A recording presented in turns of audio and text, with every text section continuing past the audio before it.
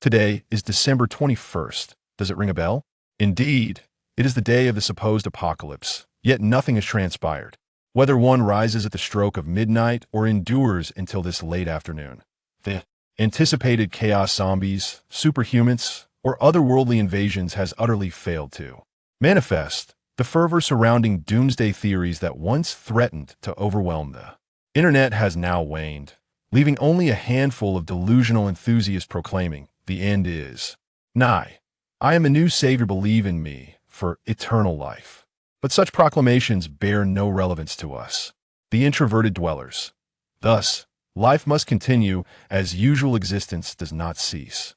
On this rare day off, having labored through a week of oppressive academia, the reclusive individual finally takes a breath of relief. As per routine, they open the internet, eager to watch Naruto. The series has recently spiraled into chaos. One character gains overwhelming power only for another to emerge even more formidable, with an endless stream of devastating attacks. Nonetheless, with roughly 100 episodes remaining, this recluse finds solace in the knowledge that they will witness the conclusion that it not said that the greatest fear in storytelling lies within the word but. No sooner had they logged on than a commotion erupted from below, the temperature in the room rising. Inexplicably, mind you, it is winter. Clad in a thick coat, the sudden shift in warmth nearly short-circuits their brain. Damn, what's happening? The recluse rushes to the window, only to find the crimson horizon, painted with a golden glow, not a picturesque scene, but rather a herald of doom. Golden flames engulf everything. The sun has exploded. Without warning, the once-stable sun promised to endure for another 5 billion years has detonated, all so unexpectedly. The sheer intensity of this catastrophic event leaves one bewildered as to how it could have descended upon Earth in a mere instant. Humanity's proud civilization is rendered utterly powerless before nature in an instant. Earth becomes mere cosmic debris, if any remnants remain. This nameless recluse, as the chaos unfolds, is left with but two words echoing in their mind. Apocalypse. Time is a blur. When consciousness returns, they find themselves in a confined, dark space. Believing they had surely perished, they inexplicably awaken.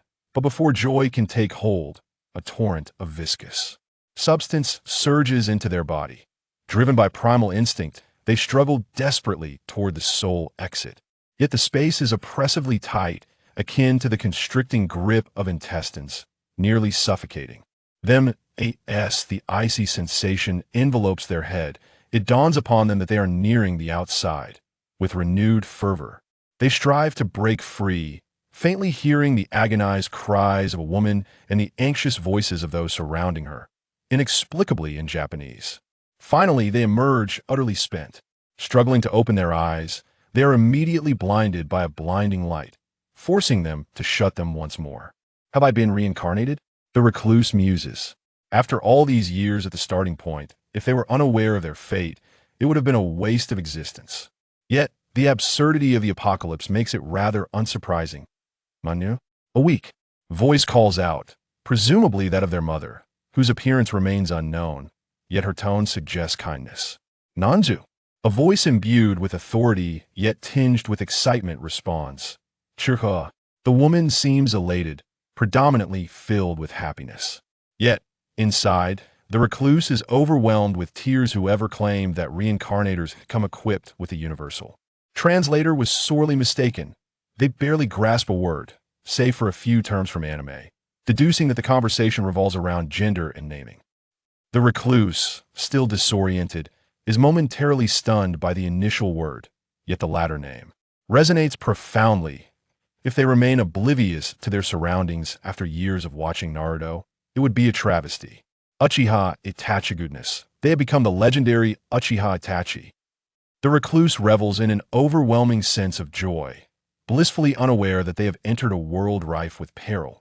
After all, Itachi embodies the pinnacle of strength within the Naruto universe.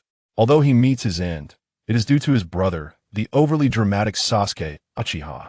This recluse, having no inclination towards such affections, certainly does not intend to indulge Sasuke. As for the formidable foes that arise later, why would they provoke trouble when Naruto, the protagonist, is present? However, this recluse evidently overlooks a crucial detail. They are not yet the Itachi of the future, possessing the strength of a shadow. They are merely an infant brimming with infinite potential, still in need of growth.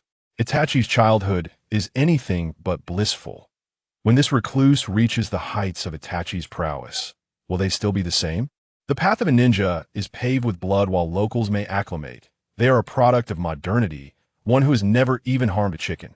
Yet, such contemplations are far from their current concerns. Their mind is still lost in daydreams of future, triumphs pummeling Obito and besting Madara, roaming the world with the 10 tails. Alas, it must be said that they are still quite naive.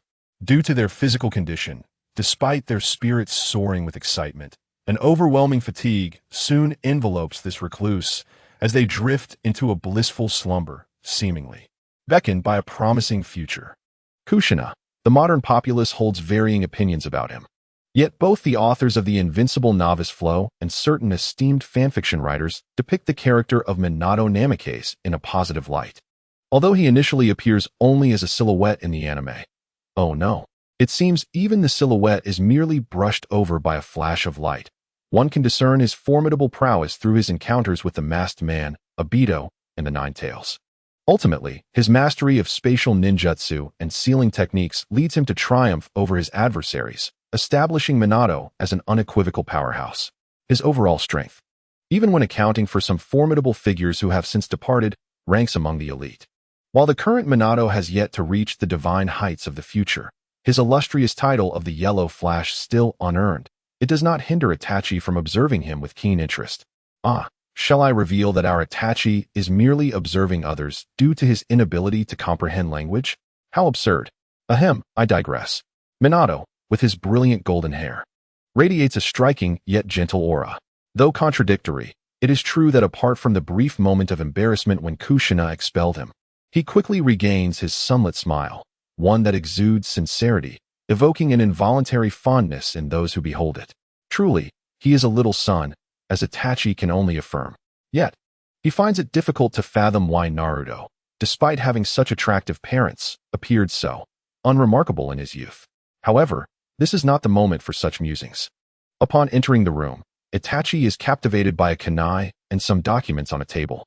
Unlike the ordinary, vexatious diamond-shaped kunai, this one boasts a wooden handle adorned with a trident blade, ensuring precision in any situation, a special kunai of the Flying Thunder God technique, unexpectedly discovered here. Yet, the absence of runes on the handle suggests it has yet to be perfected. Beside it lies a collection of ninjutsu materials, including 12 hand seals. But the desk is in disarray, with remnants of a toppled breakfast strewn across the floor. Itachi, feigning innocence, reaches for the mess, and of course, Mikoto notices the scene as well, but her attention is first drawn to the chaotic state of affairs. Kushina, what happened here? Why is it so messy? Mikoto inquires, pointing at the overturned breakfast and the battered desk. It's all Minato's doing. Whenever he thinks of ninjutsu, he loses all sense of time. And to experiment with such dangerous techniques at home, she exclaims, casting an accusatory glare at Minato. A nervous chuckle escapes Minato. He knows better than to provoke this fiery woman. Though they are friends, delving too deeply into matters of ninjutsu is ill-advised. After all, he belongs to the Uchiha clan, while her mentor is Jiraiya, one of the legendary Sannin, affiliated with the Hokage. Historically, the two factions have maintained a tenuous relationship, thus it is best not to pry. Nevertheless, Itachi begins to piece together some insights. Without delving into their conversation, it is evident from the anime that Minato's repertoire of techniques is rather limited, almost akin to a single ninjutsu that conquers all. Yet, similar to Naruto's extraordinary abilities, not a single one of his techniques falls below the A-rank classification. From the current perspective, the Rasengan should be capable of obliterating formidable foes like Pain with a single strike. However, when confronted with Obito, it merely served to shatter his mask, rendering it a rather disappointing experience for a nameless ninja. At this moment, it is evident that Minato has yet to create the technique. Nevertheless, Itachi initially sought to ascertain whether he possessed any remarkable talent for photographic memory. However, upon glancing at the documents, he found himself bewildered by the incomprehensible scrawls.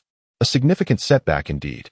As he lamented internally, He reassured himself that he had only just been born and would inevitably learn in due time. Suddenly, a flurry of hurried footsteps echoed from outside. Minato-sensei. In a rush, the energetic figure of Minato burst through the door, his windbreaker flapping open, and his signature goggles perched atop his head. Honestly, Obito, can't you remain quiet for just a moment? This is Minato-sensei's home. A soft voice emerged from behind Obito, as a short-haired girl with face paint entered. Hello, Minato-sensei. How polite indeed. Haha, Rin, I'm just excited. It was quite a feat to complete the mission. Obito scratched the back of his head, his face flushing with embarrassment. Fool. A cool, silver-haired boy wearing a mask appeared in an instant. What? You were saying something. Obito snapped, his temper flaring, especially in front of the girl he admired. Humph. Clearly unfazed, Kakashi respectfully bowed to Minato. You. As Obito prepared to confront Kakashi, Minato intervened skillfully, indicating that such altercations were not uncommon among his students. These are my pupils, Hatake Kakashi, Haruno Rin, and Uchiha Obito. Itachi observed the trio with great interest, recognizing them as legendary figures in their own right. Kakashi, aside from his notable prowess, held a heroic essence in his early days. And Obito, with his exceptional Sharingan, was regarded as immensely talented by the likes of Uchiha Madara. Even though Rin's abilities were average, her mysterious lineage and untimely demise contributed to Obito's darker inclinations, making her an essential catalyst in this narrative. However, Rin exclaimed, "Wow, how adorable." As she rushed to Itachi's side, he felt disheartened. What was so remarkable about a newly born child? Lady Mikoto. Upon seeing his clan's matriarch, Obito grew anxious. But Mikoto remained as unassuming as ever. Indeed, children are easily fatigued. The future leaders have seen all they need to, leaving little to anticipate. Consequently, Itachi resolved to heed his body's desires. Sleep beckoned him. Mikoto cast a helpless glance at Itachi, signaling him to urge Obito and the others to quiet down. After engaging in casual conversation with Minato and the others for a while, she prepared to take her leave. Under the radiant sun, the Hidden Leaf Village thrived with vitality. However, a turbulent undercurrent was surging within the ninja world, poised to erupt at the slightest provocation. How long could peace truly endure? 2 years later, due to Itachi's illiteracy and language barriers, he found himself struggling to engage in conversation. He was only somewhat at ease when in the company of his family. One must concede that the inhabitants of the Hokage world possessed remarkable physical prowess. Take Itachi, for instance. Even before he had begun his training in chakra, he relied solely on his physical strength. His daily routine of running 1,000 meters had now become as effortless as it would be in high school. Yet, he dared not don weights as characters in novels often do, for who could predict the toll such an act might take on his body? Presently, Itachi spent nearly every day engrossed in books, not out of a fervent desire for knowledge, but rather to learn to recognize characters. Thus, his pace was slow, compounded by his struggles with communication, which led outsiders to perceive him merely as a stoic, young boy. At least this solitude afforded him some peace, yet as he matured, Itachi was fast becoming a cherished pet of Kushina. Consequently, he resolved to kneel in submission. If he could evade her, he would, and if not, he might as well call her big sister, hoping that such a plea might expedite his release. As for how the original Itachi had traversed his path, one could only speculate. Was it a dark history? Of course, Itachi had not spent these years merely indulging in cuteness. He had diligently utilized his free time to practice hand seals, progressing from awkwardness to nearly achieving 5 seals per second. However, when he eagerly sought praise from his father, Fugaku Uchiha, he was met with a serious lecture instead. Itachi, you can now perform 5 seals per second, which is impressive. However, if your sole focus is on the speed of sealing, even those who begin training in the Jonin Academy can achieve that, if not faster. Do you understand why so few ninjas who seal as rapidly as you do exist? Fugaku inquired. Please enlighten me, father. Itachi replied, embodying the curiosity of a youth eager to learn. Do you know why, even in life and death situations, a ninja's sealing speed does not significantly improve? Although the body's reflexes may quicken in perilous moments, the sealing speed does not exhibit a marked change. What do you believe is the reason? Fugaku probed. I do not know, Itachi admitted, conceding defeat in his thoughts. The original Itachi's sealing speed of 6 seals per second had astounded Kakashi and his companions. Yet such rapid sealing was rarely witnessed thereafter. Initially, he assumed that all shadow-level ninja could achieve this. But the shadow-level ninjas who later appeared were mostly reliant on brute strength, with few employing technical skill, thus lacking comparison. Eventually, he ceased to delve deeper into the matter, attributing Itachi's prowess to his innate genius. This is because the chakra that a ninja must release requires hand seals to navigate the designated path. While some may simplify this process, they are exceedingly rare. In other words, if one forces an acceleration in sealing speed without mastering chakra manipulation, it could even lead to backlash. This is exceedingly perilous, Fugaku concluded, his tone grave, underscoring the significance of the lesson. It was at this moment that Itachi comprehended the truth. Indeed, executing 6 hand seals per second was a feat only achievable by prodigies. Such intricate manipulation of chakra could only be performed by those exceptionally gifted. But what of himself, the time traveler? Had he, upon traversing into the body of Itachi, also inherited his remarkable talents? In a few months, I shall commence your training in chakra cultivation. Without any forewarning, Uchiha Fugaku uttered these words. Initially in disbelief, Itachi paused for a few seconds before exclaiming in excitement, "Yes, Father." Months later, as night descended once more, within the Hokage building, several elderly men nearing their 50s and dozens of ninjas gathered in silence. No one uttered a word, the stillness enduring, and from the chakra emanating from these elite jonin, it was evident they were all formidable. At the forefront sat an elderly man, adorned with a hat emblazoned with the character for fire, his eyes occasionally glinting with a piercing brilliance.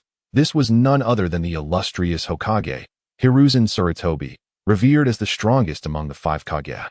It is essential to recognize that this is a tangible world, devoid of the whimsical narratives found in fan fiction where mere background characters could easily be dispatched as though they were mere jonin or aspiring Kage. In a ninja village, the term Kage signifies an absolute force of power. A ninja village devoid of a Kage lacks any semblance of authority. The longevity of a village is contingent upon its ability to sustain a Kage. Otherwise, how do you suppose Konoha survived the onslaught of the 4 great ninja villages during the Second Great Ninja War? It was due to the presence of the legendary 3 ninjas, the White Fang, and the then-peak 3rd Hokage, supported by such fearsome Kage-level warriors. If Kage-level warriors are likened to nuclear weapons, then elite jonin serve as intercontinental ballistic missiles, strategic assets that tip the scales of victory when both sides are evenly matched. To witness such a congregation of powerful figures, each a leader of prominent clans within the village, underscores the gravity of the situation. Exhaling a plume of smoke, the 3rd Hokage spoke with a resonant voice, his tone measured and rhythmic. Recently, the 3rd Kazekage of the Sand Village has gone missing. An unrest has begun to brew within Sunagakure. A collective gasp rippled through those present. Only a few clan leaders managed to maintain their composure, though the tension etched across their brows betrayed their inner turmoil. What does it mean for the Kazekage to vanish without a trace from his very own village? Especially when he is a Kage-level powerhouse. This was no trivial matter. Furthermore, the entrance to Sunagakure, a natural fortress, had been breached, allowing the most formidable Kazekage in history to be taken away unnoticed.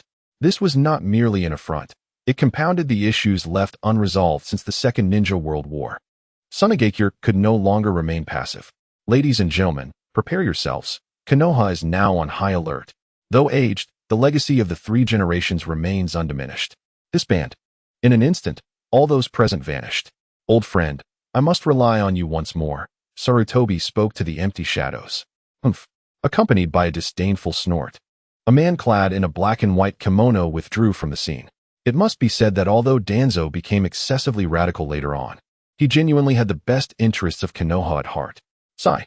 Sarutobi let out a faint sigh, his profound eyes gazing out the window, lost in thought. In the 45th year of Konoha, there remains less than a year until the first battle of the 3rd Great Ninja War, the Battle of the Orange Ridge. During this period, major ninja villages within the world are mobilizing their forces. Do not be deceived by the apparent presence of the 3 legendary Sannin and the 3rd Hokage. For as Orochimaru's ambitions gradually expand, the gaps between the Sannin have also widened. Yet, what relevance does this have to Itachi? At least, not at present. Itachi is wholly devoted to his training. Since Uchiha Fukuwa imparted the methods of chakra cultivation to him, he has taken a more hands-off approach, only seeking him out when in doubt, for the captain of the Konoha Guard is not one to be trifled with. Fire style. Great fireball technique. A fireball approximately 3 meters in diameter erupted from Itachi's mouth, soaring across the water's surface and stirring a vast cloud of mist. However, Itachi's expression remained one of dissatisfaction. Chakra, a vital energy, is generated by the fusion of the body's physical energy and spiritual energy. The physical energy derives from the myriad of cells that compose the human body, while spiritual energy is cultivated through personal experience and rigorous training. Once formed, chakra circulates throughout the body akin to blood, reaching one of the 361 release points.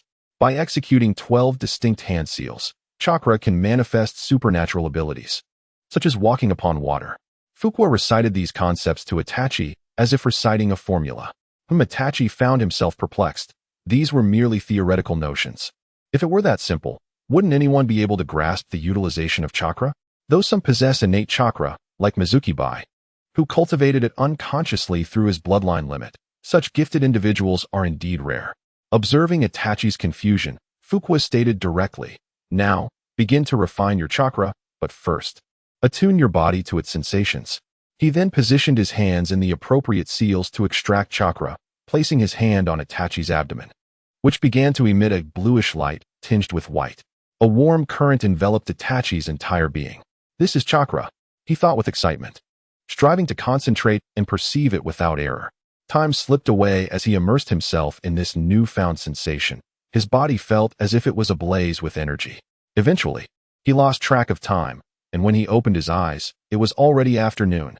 He had completely lost his sense of time during his training. Mere moments felt like an eternity. Fuqua, who had been waiting with closed eyes, opened them, though still bearing an icy demeanor. There was now a hint of approval in his voice. "Have you truly extracted chakra in just half a day, Itachi? Your talent is remarkable." Upon acquiring newfound abilities, a sense of exhilaration often envelopes all individuals, though Itachi displayed remarkable composure. "Now, let us channel your chakra into this piece of paper," Fuchu instructed, producing a sheet of white paper from his pocket. Before Itachi could inquire further, Fuchu elaborated, "This is a test for determining your chakra affinity. Typically, a ninja possesses only one affinity, while only a select few are blessed with multiple. However, possessing more affinities does not inherently denote greater strength. Each affinity boasts its own advantages, and it is often wiser to specialize than to dilute one's energies." "Indeed, I understand," Itachi responded, already aware of these principles.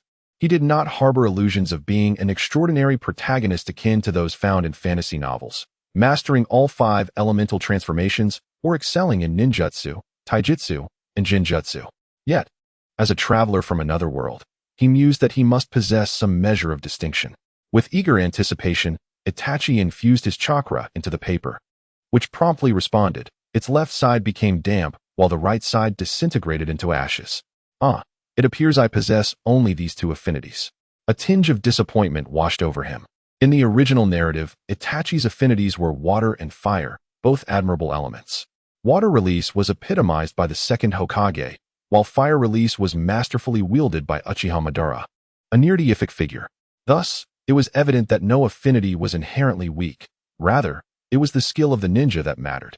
However, influenced by the tales from his previous life, Itachi found himself envious of wind and lightning.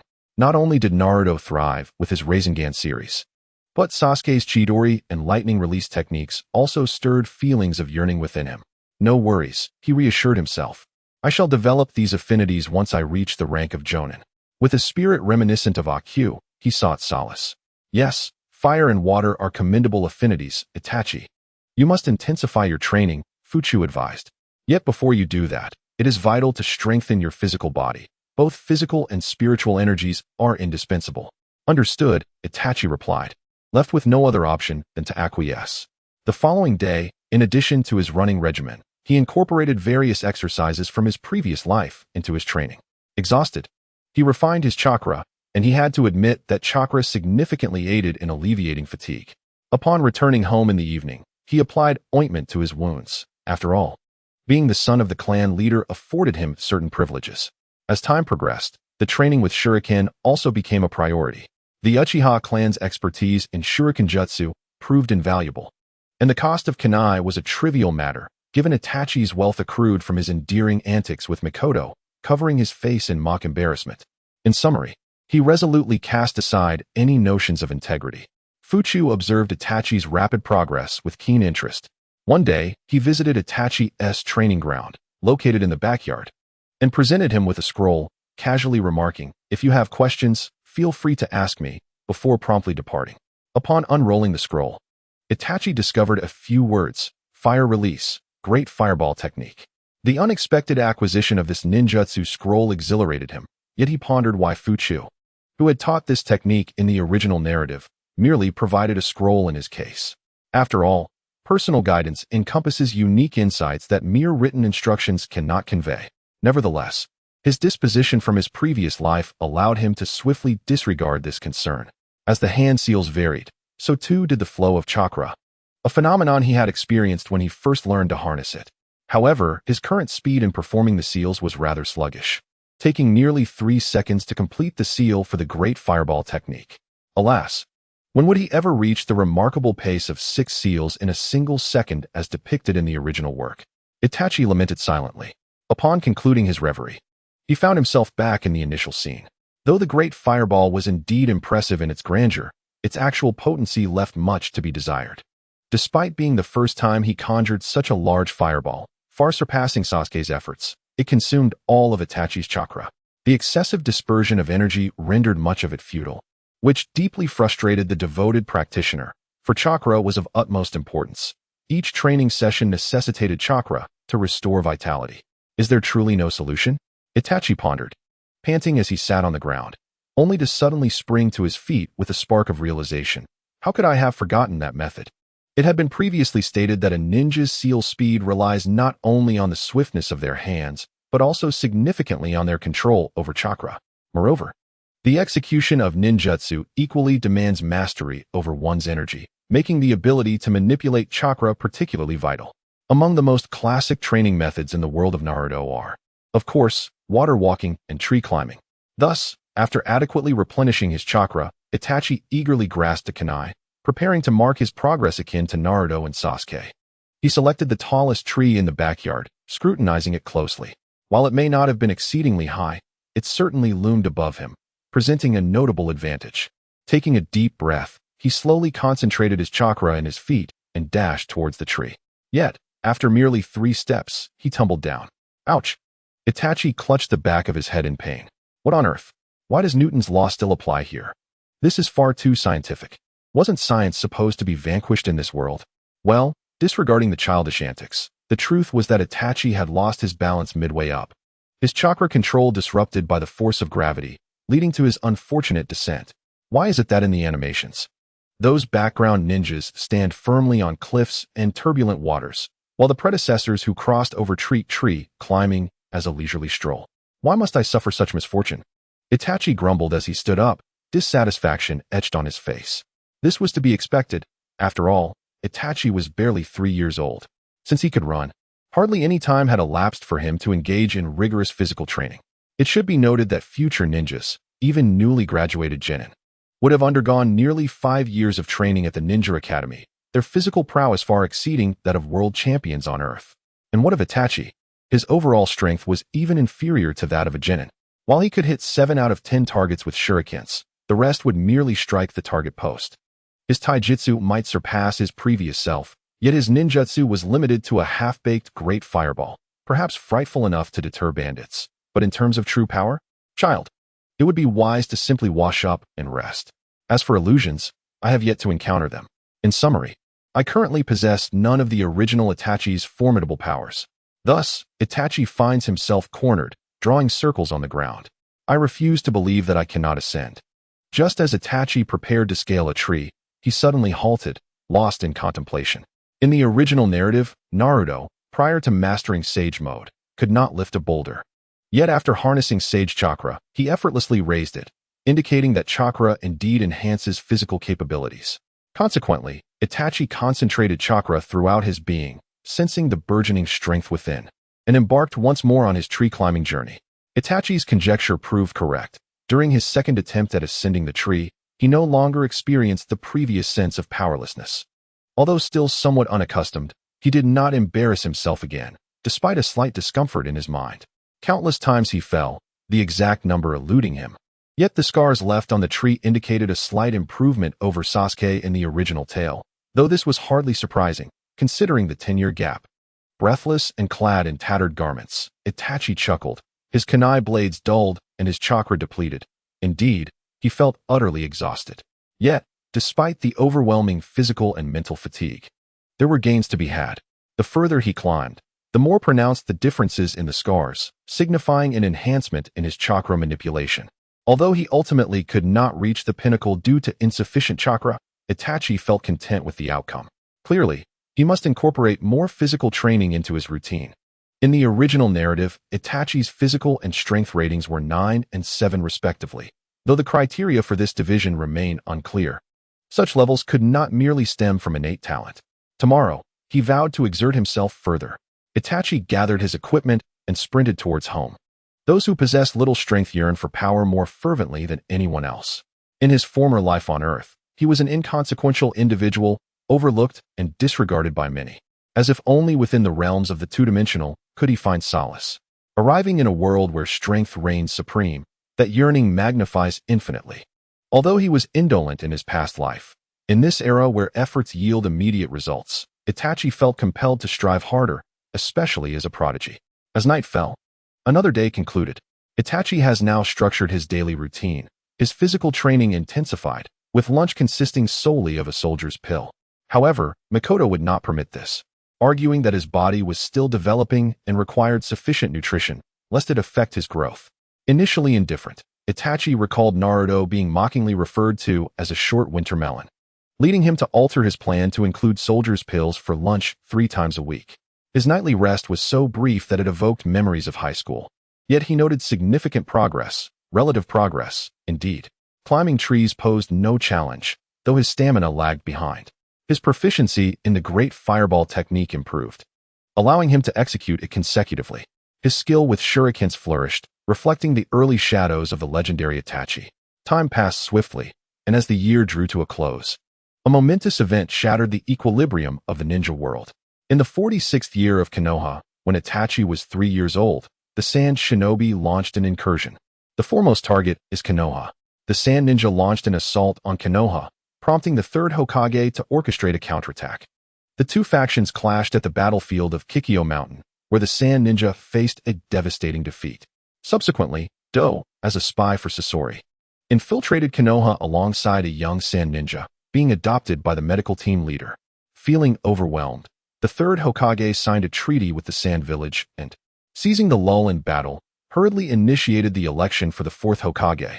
Among the candidates was the illustrious Orochimaru, a key participant in the Kikyo Mountain campaign, who, despite his notable achievements, was ultimately unable to secure the position. Discovered by his mentor, the Third Hokage, while conducting forbidden jutsu research, he defected from Konoha. Jiraiya, tasked with monitoring Orochimaru's movements, subsequently departed from the village.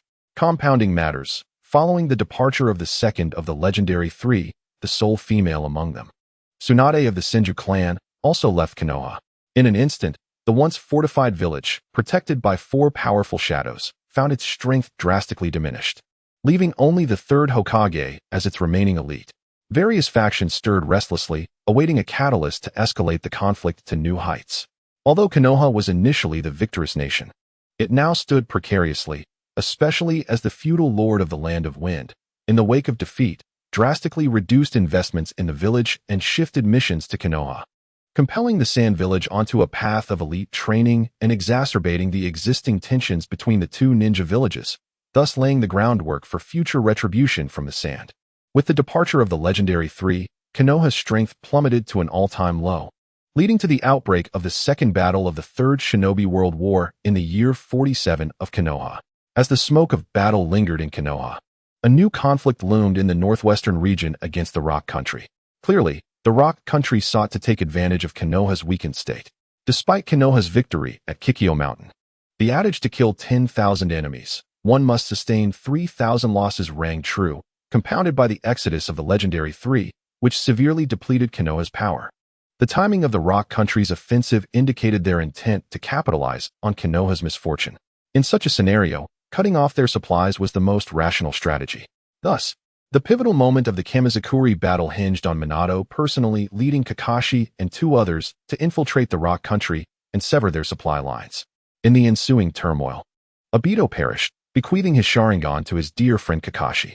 Minato, renowned as the Yellow Flash, demonstrated unparalleled mastery of space-time ninjutsu, compelling enemies to abandon missions upon encountering him, a testament to his extraordinary glory. At that time, the elders of the Uchiha clan opposed Obito's decision to gift his Sharingan to Kakashi, yet ultimately relented in light of Minato's esteemed reputation and prowess. As for Itachi, this matter held no relevance to him. He had not formed a close bond with Obito due to his training. Nevertheless, even with this detachment, his life remained largely unchanged. After Rin's death, he had adopted a nonchalant attitude towards everything. Consequently, his training progressed significantly. With increased physical conditioning, he no longer struggled with climbing trees. Being young and lightweight, he also excelled in water walking exercises. After all, if Naruto, whose chakra was disrupted by the Nine Tails, could master it within a month, Itachi undoubtedly faced no such difficulties. Due to Itachi's remarkable performance, Fugaku readily bestowed upon him the scrolls for the three-body technique and the fire release, Phoenix Fire technique. Itachi diligently practiced these skills. Subsequently, he used his pocket money to purchase balloons, not out of childish whimsy. After all, how could a youth with a mature mindset engage in such frivolities? This was, of course, an endeavor to master the Rasengan. However, one should not expect him to succeed, for the chakra required to perform the Rasengan was already beyond Itachi's current capacity. His efforts were primarily aimed at honing his control and laying the groundwork for future mastery of the technique. It is worth noting that the Rasengan is classified as an A-rank ninjutsu, a level of skill that remains far beyond Itachi's reach at this juncture. Yet, Itachi found himself somewhat troubled by the lack of resources to learn water release techniques. The Uchiha clan was renowned for their fire release prowess, leaving scant information on water release techniques. The only available materials were relics from the era of Madara concerning the second Hokage's jutsu, which were far too advanced for Itachi's current abilities. This might explain why Itachi predominantly utilized fire release in the future. Ironically, to outsiders, Itachi's persistent grip on a balloon suggested mere playfulness. Oh, the folly of mortal perception. At this point, Itachi was 4 years old and his strength could barely qualify him as a genin. After all, Kakashi had graduated from the Ninja Academy at the tender age of 5. Undoubtedly, tumultuous times give rise to exceptional talents. Now, Kakashi had matured into a 13-year-old jonin, while Naruto remained a naive genin at this stage. In truth, Itachi desired to acquire a blade, yet he hesitated, recalling that he had never wielded such a weapon before. With the impending battlefield looming, and given the significant mobilization of Leaf Village troops, the Mist Village in the Land of Water was becoming increasingly restless. Itachi also remembered that Lin had perished on the battlefield against the Mist Ninjas, an event that had catalyzed Obito's awakening of wood release and the Sharingan. Witnessing the brutalities of war was precisely what compelled Itachi to undertake the mission of extermination. On the battlefield, although Itachi had not taken a life in the original narrative, one could not dismiss the potential for a butterfly effect. Thus, lacking a solid foundation, it was prudent to refrain from handling a blade for the time being. At this moment, Itachi was gliding over the water's surface with ease, a balloon firmly in hand, which had begun to change shape irregularly, resembling the undulating waves of the sea. Then, with a sudden pop, it burst. Ah, how exhausting. Multitasking is truly no simple feat, he mused. Fortunately, traversing the water had become instinctual, no longer a burden. He recalled the numerous times he had fallen in before, but now he finally saw the fruits of his labor. Upon witnessing the balloon's explosion, Itachi ceased his training and made his way to the shore. Creating a water balloon had proven quite taxing, primarily due to insufficient chakra, compounded by his recent whimsical decision to conduct his physical training on the water's surface, which continuously drained his chakra reserves. Nevertheless, each session of depletion resulted in a slight increase in his chakra capacity. At that moment, Fugaku approached Itachi, conveying, "The situation in the Mist Village has escalated. The Leaf Village's combat forces are dwindling. We, the prominent clans, are needed to deploy." Itachi was taken aback by the simplicity of Fugaku's words. Had so many years truly passed? It had been 4 years since his arrival in this world, yet his rigorous training had dulled his sense of time. Even with the onset of the Third Great Ninja War, he had not felt its impact directly. leaving him largely untouched by its severity. "Do you need members of the Konoha Guard?" Itachi inquired with a cooperative demeanor. "Well, recently, I wish to seek your opinion. Do you aspire to enter the battlefield?" Fugaku felt a sense of pride for his son. At such a tender age, Itachi had demonstrated autonomy in his training, achieving the standard of a typical genin at merely 4 years old, surpassing Fugaku's own abilities at that age. As a clan leader, he hoped his heir would experience the trials of war, for only through such adversity could one grow. Yet, as a father, he dreaded the thought of his child facing death in battle. A genin on the battlefield is but cannon fodder, irrespective of their lineage. After all, even Senju Tobarama had perished in battle. "Yes, father." After a moment's contemplation, Itachi agreed. There was no other reason. Only through war could rapid advancement be attained. Although perilous, opportunity and reward often walked hand in hand. Furthermore, didn't the original Itachi emerge unscathed? Of course, that was perhaps the primary motive behind his decision. Then, Fugaku inhaled deeply. "Tomorrow morning, here, using what you have learned, defeat one of my shadow clones at the genin level. Prove to me that you possess this capability. This is a request from a father," Fugaku stated calmly, observing the astonished expression on Itachi's face. "Nanny?" The following day, upon arriving at the backyard, Fugaku first wore a mysterious smile, then positioned his hands in a cross to perform the shadow clone technique.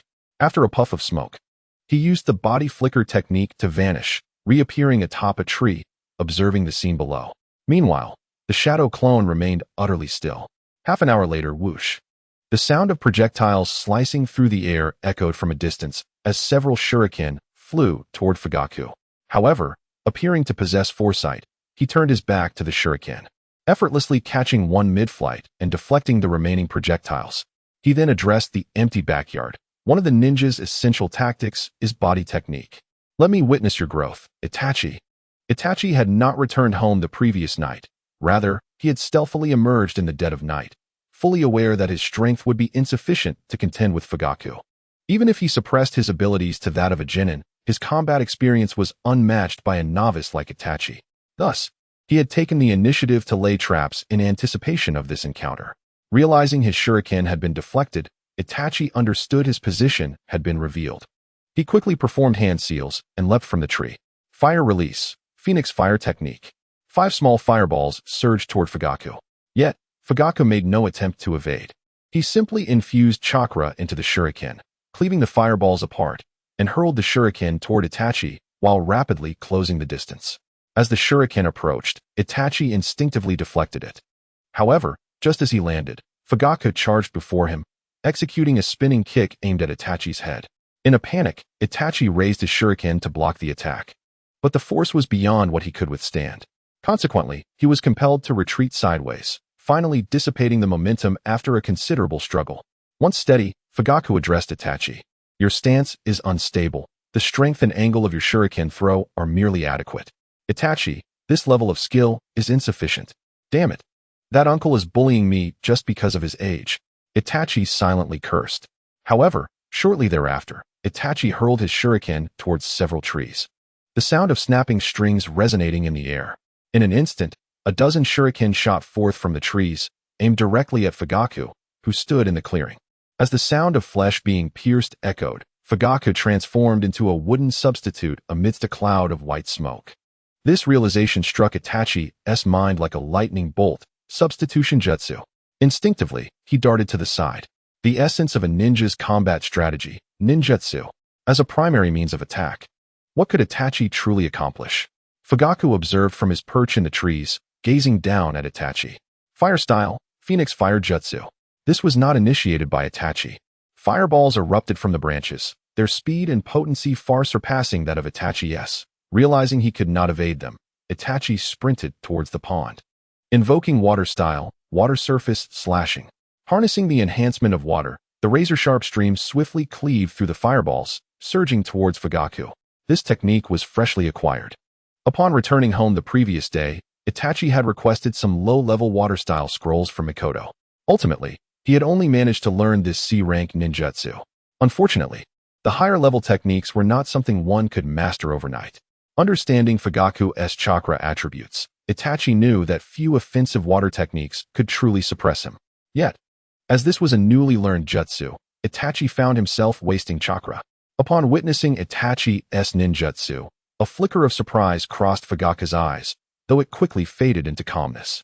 Fire style, Great Fireball Jutsu.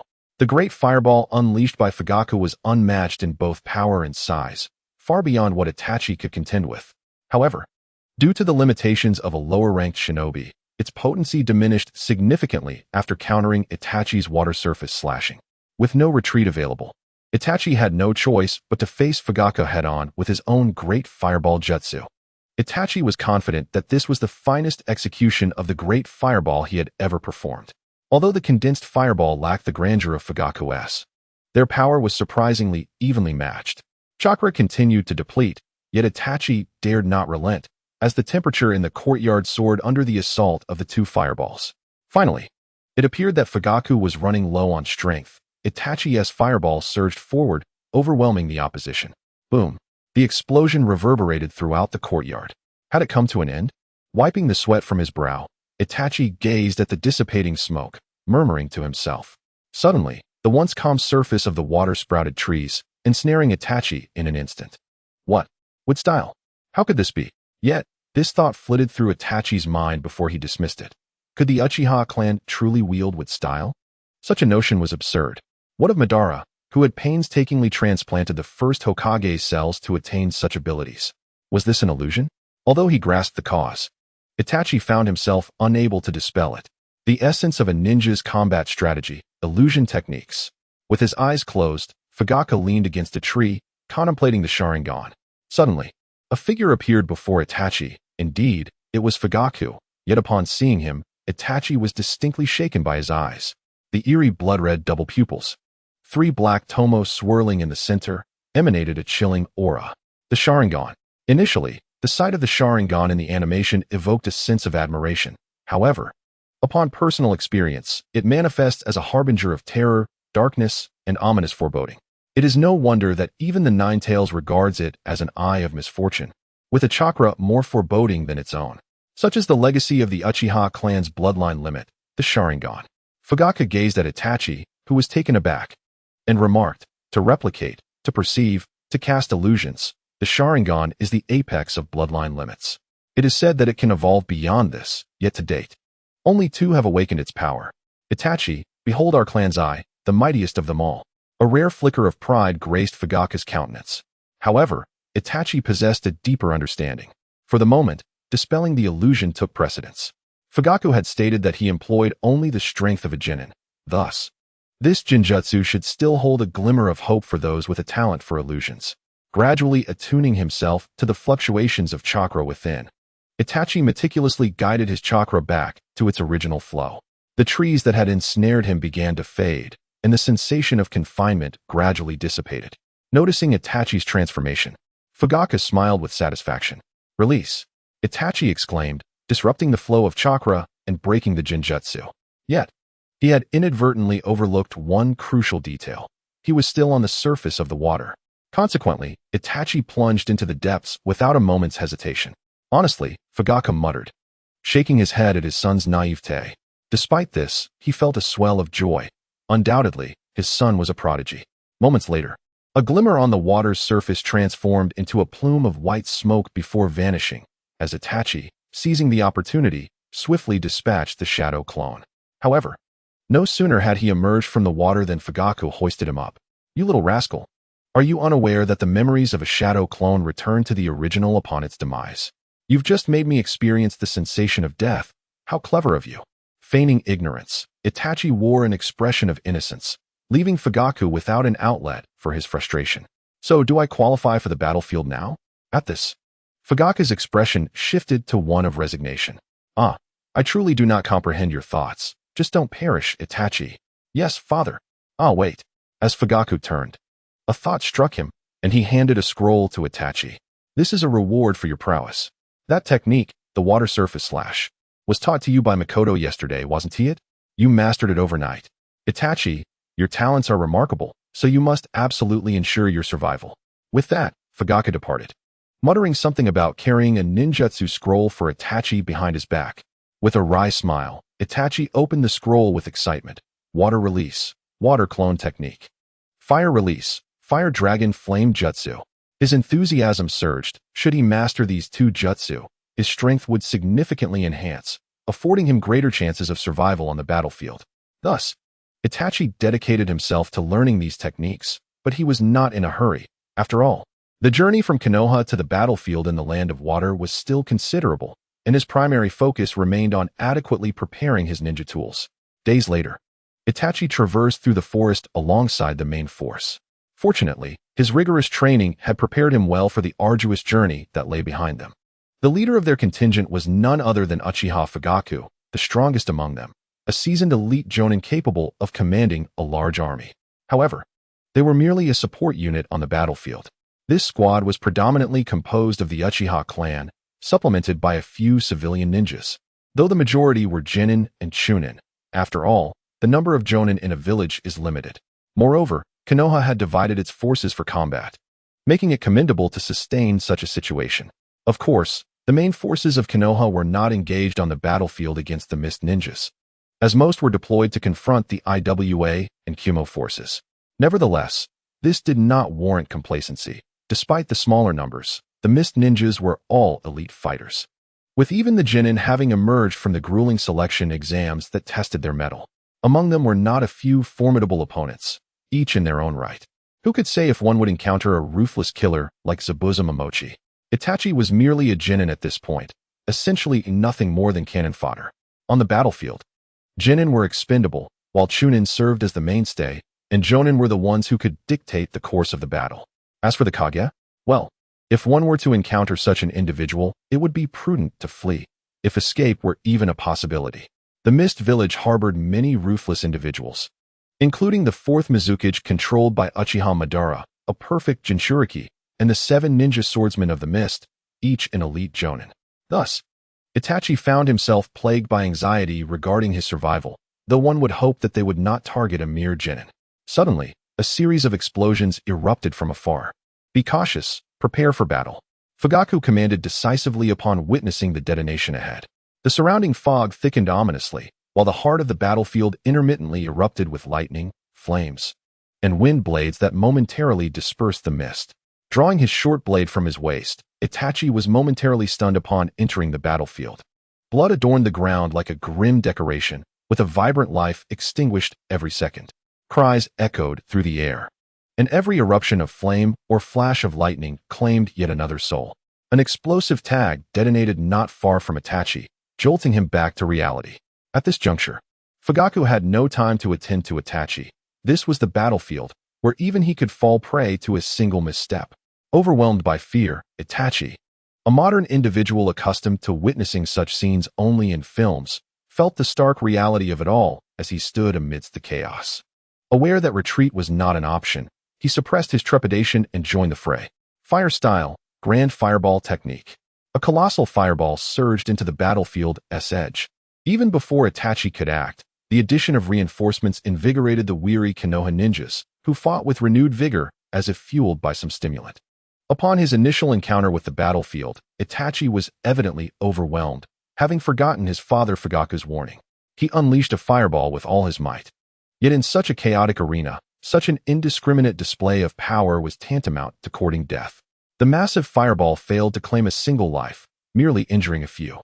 Lacking the vigor of youth and yet to gather new strength, Itachi was still in a daze when an enemy from the mist approached with lethal intent. As the adversary drew near, Itachi's mind went blank. Am I to perish? Is this how my life concludes? In a state of panic, he closed his eyes, resigned to the impending embrace of death. Suddenly, the sound of a blade slicing through the air reached his ears, instead of the anticipated agony.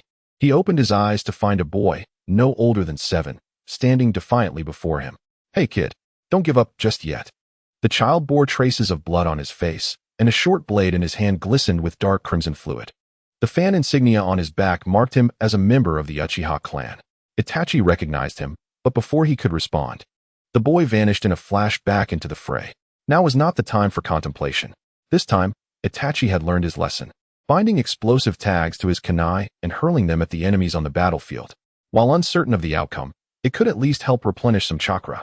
Just then, the Mist Ninja retreated, likely due to the arrival of reinforcements, especially with a formidable presence like Fugaku among them.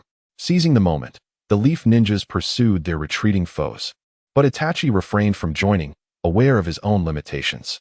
War, wherever it manifests, is a relentless grinder of souls.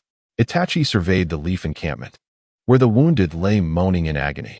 Tattered bandages stained with darkening blood littered the ground, and with each passing moment, another casualty succumbed. Medical personnel rushed about, but the sheer number of injured made their efforts seem futile. It was no wonder that Tsunade, one of the legendary Sannin, sought to form a medical team. As Itachi silently traversed the camp, a hand rested on his shoulder. "Hey kid, fancy seeing you again." It was the boy from earlier. "Ah, thank you for saving me back there. May I ask your name?" Itachi, grateful for the boy's intervention, felt a surge of admiration. "Not much to it. We're from the same clan, and for someone so young to be on the battlefield, you must be quite the prodigy." Itachi could only manage a wry smile. What kind of genius was he, having nearly met his end so soon?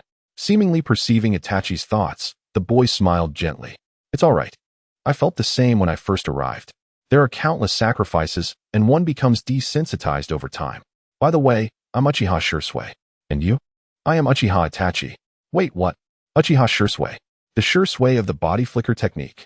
Itachi's astonishment was palpable. "What's with that expression?" Shursui regarded Itachi's bewilderment with mild irritation. "Ah, haha, nothing at all." Itachi chuckled, shifting the topic. "By the way, how does the current situation on the battlefield appear?" "The situation is rather dire.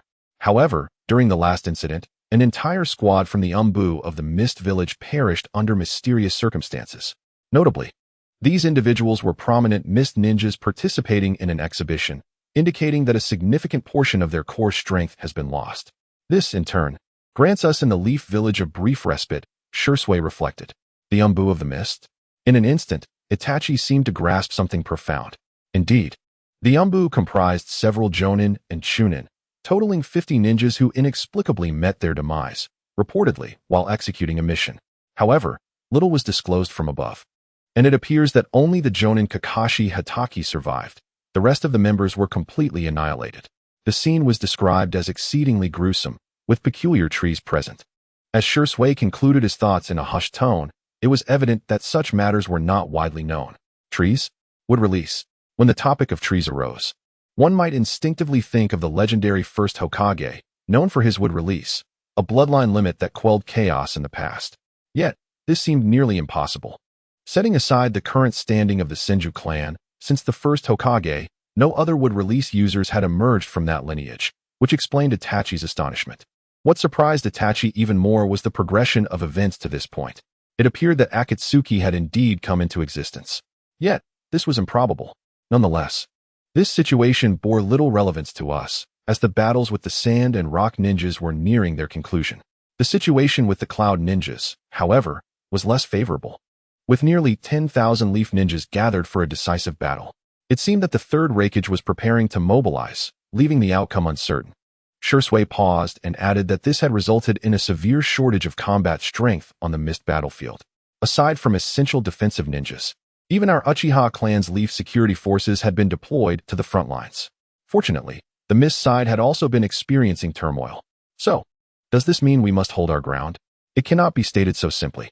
As we face a scarcity of supplies, we must devise a solution to this predicament.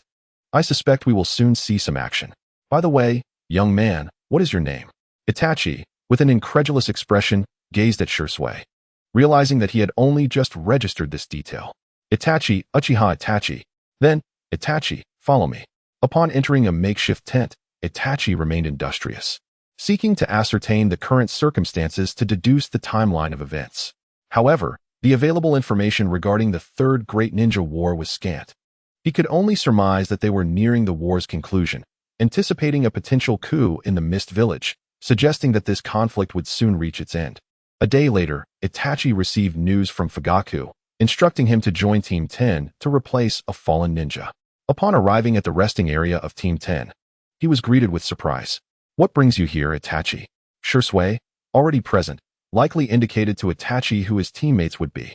I am the new member of Team 10. You? Well, do take care. Team 10 is responsible for combat, and no one will be looking out for you on the battlefield." Shursui initially appeared taken aback, then sighed, as if resigned. "Well, I now possess the strength of a genin," Itachi asserted, adjusting the forehead protector he had just received that morning. Never mind, do as you wish. But do exercise caution on the battlefield, especially since you hail from the esteemed Uchiha clan. Shursui cast a meaningful glance at the Uchiha emblem behind Itachi. Come, let us introduce ourselves. Oh, by the way, our teacher is a distinguished, elite jonin. Following Shursui into the tent, Itachi observed a middle-aged man with white hair, sitting quietly. His eyes closed. Yet, Itachi could hardly sense his presence. It felt as though his very gaze would fade into oblivion. Undoubtedly, he was an elite jonin. The other notable figure was not distinguished by his prowess, but by his striking white eyes, Byakugan. Furthermore, he bore no symbols on his forehead, indicating he belonged to the Hyuga clan's main family. Itachi couldn't help but feel astonished. The individuals present were predominantly from prominent clans, and to have a member of the Hyuga main family here was significant.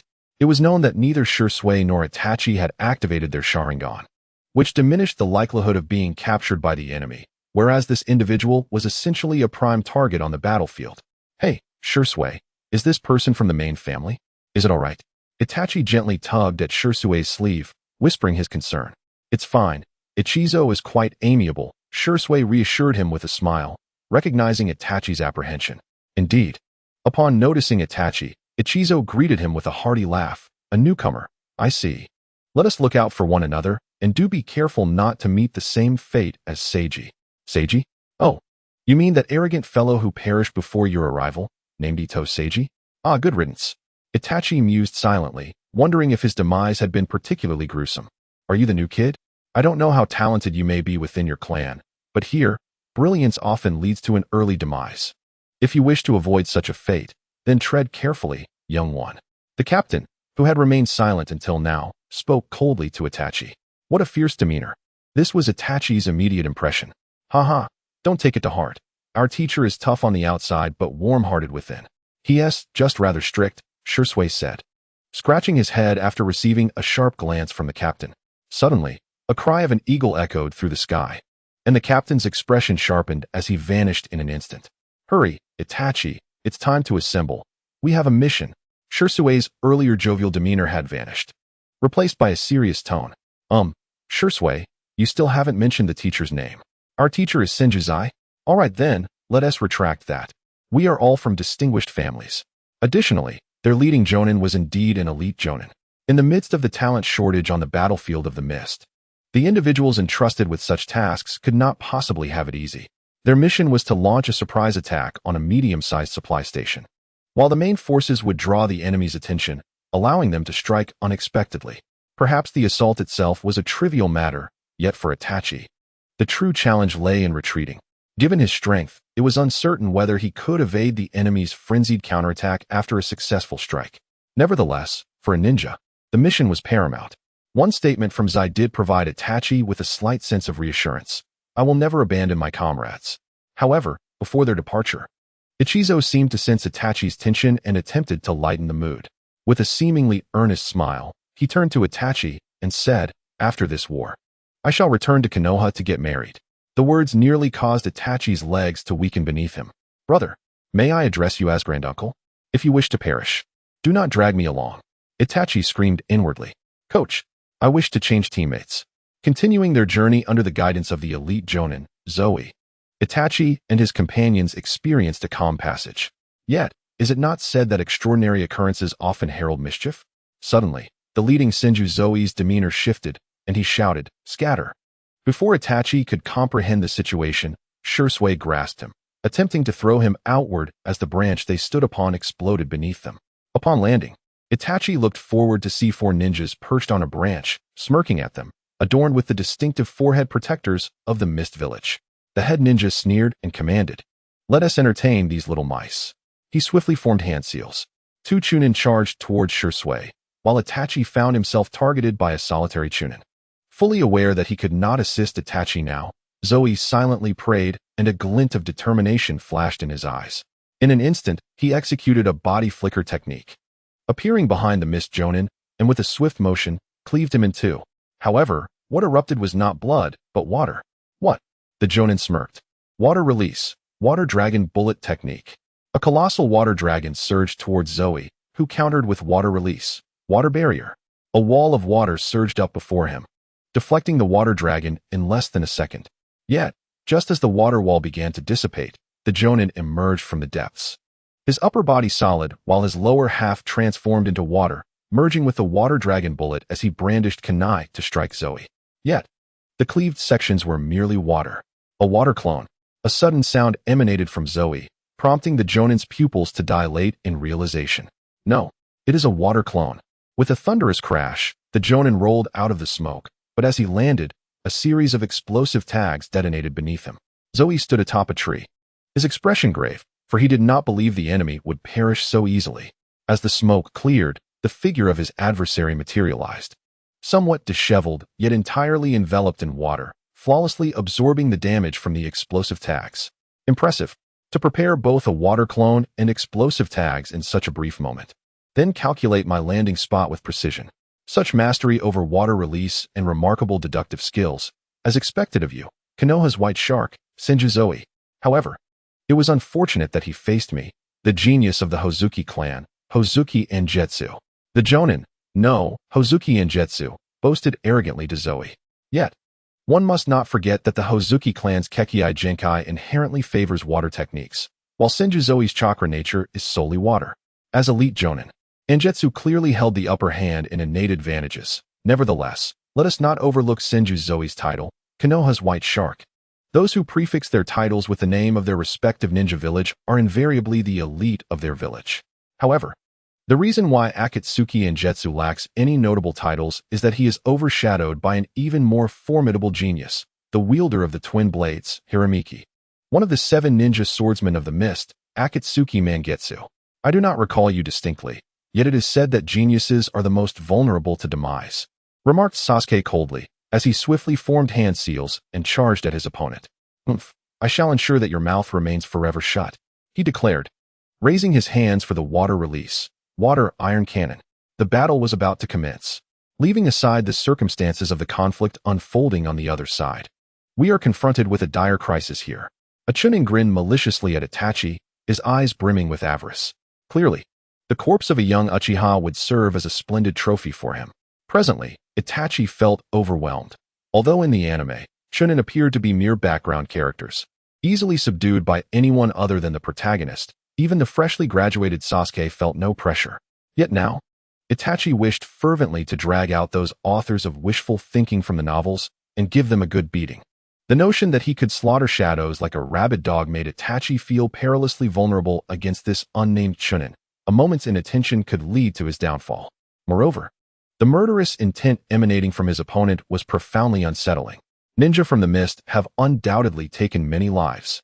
Had it not been for his previous experience of the horrors of war, the sheer force of the opponent's killing intent might have stifled Itachi's prowess. How fortunate! A mere Uchiha brat, your corpse will surely be exquisite, he exclaimed, licking his lips. Itachi swallowed hard and, gritting his teeth, hurled a kunai at his adversary. The Chunin exhibited no sign of alarm, effortlessly deflecting Itachi's kunai and charging forward with his armored arms raised. Itachi unsheathed the short blade from his waist and braced himself for the confrontation. The clash of their weapons created sparks, with the Chunin appearing utterly at ease while Itachi gritted his teeth. Itachi had infused chakra into his arms to enhance his strength, yet it seemed his opponent relied solely on sheer physical power to suppress him. Realizing he could not match his adversary, Itachi executed a spinning kick. But the Chunin appeared prepared, effortlessly sending Itachi flying. Itachi collided with a large tree, his fragile body overwhelmed by the impact, causing him to taste blood in his mouth. Ah, my delightful little prey, do grant me more amusement. With a savage grin, the Chunin remained rooted in place. At this moment, Itachi comprehended the vast gulf that separated him from his opponent, not just in age, strength, experience, and chakra. This was the chasm between a Chunin forged on the battlefield and a newly qualified genin. Itachi steadied his trembling heart, his grip on the blade tightening. There must be an opportunity. There has to be a chance. Itachi shouted internally, unwilling to accept a quiet exit. His journey should not end here. Fire release, great fireball technique. Kneeling with his sword planted in the ground, Itachi formed hand seals with both hands. Though his speed surpassed that of an ordinary genin, it was still insufficient for the Chunin. For one such as you, it is quite commendable, yet still rather inexperienced. Water release, Water blade. In the face of the roaring fireball, the Chunin smirked contemptuously, and the liquid on the ground transformed into a blade of water, cleaving the fireball in two. With unyielding momentum, it surged toward Itachi. What? Although aware that water extinguishes fire, Itachi could scarcely accept that his formidable fireball was snuffed out by such a trivial amount of water, which then propelled toward him.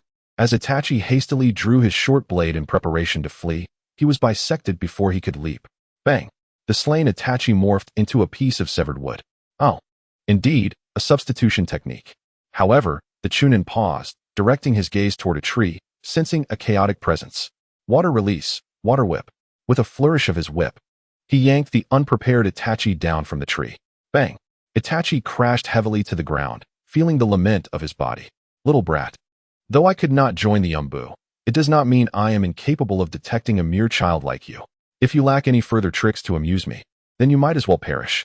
He laughed boisterously, perhaps to alleviate the tension of the battlefield, or perhaps for some other reason, but undeniably. Itachi posed no threat to him. Curse it, must I face death? No, I absolutely cannot concede. Itachi glared defiantly at the Chunin before him, resolute that he would not die at the hands of such a minor adversary. In that moment, a fierce determination flashed in Itachi's eyes. He would risk everything. His hands extended outward into claw-like shapes. He closed his eyes, envisioning the flow of the wind, akin to a typhoon's movement. Chakra. A small azure orb formed in Itachi's palm, and the previously immobilized water began to converge toward the orb as if drawn by an unseen force. Oh, what technique is this?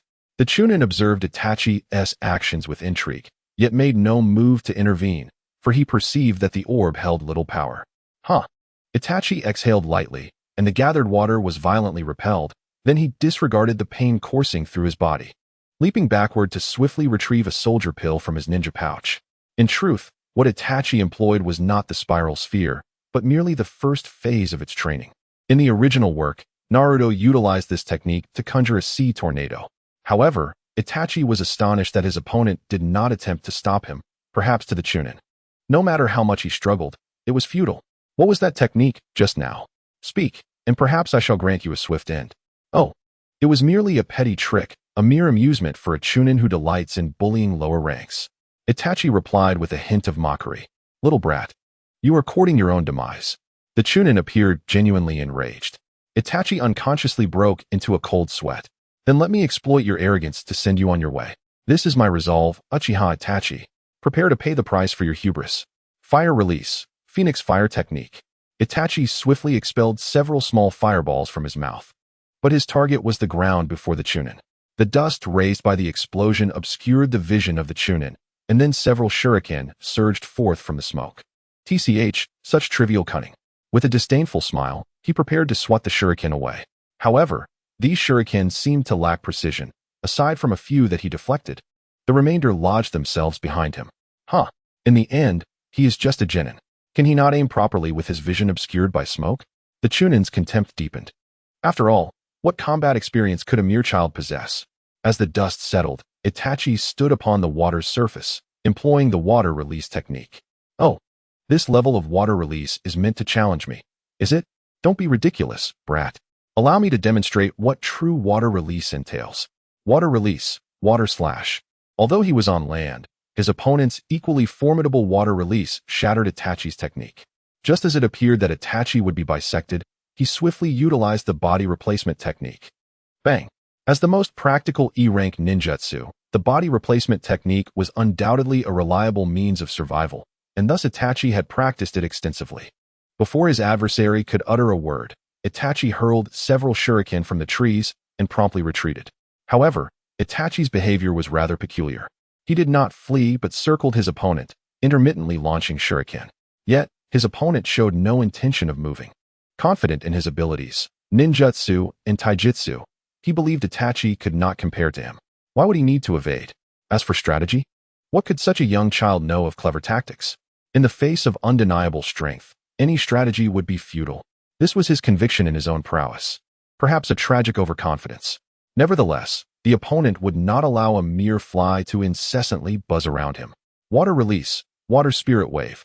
Just as the Chunin intended to unleash his ninjutsu, he was suddenly assaulted by shuriken, which notably bore explosive tags. Realizing the danger, he quickly dodged to the side, only to turn and find Itachi gazing intently at him. A water clone. You little brat. Water release. Water Fong bullet. A powerful jet of water erupted from the pond behind Itachi, instantly shattering his clone. Itachi had not anticipated the speed of his opponent's jutsu. The memories of the shattered clone returned to him, and the sensation of dying caused Itachi's body to momentarily falter as he fled. How could his adversary fail to seize this opportunity? An even thicker column of water surged toward Itachi, with no place to gain leverage in midair.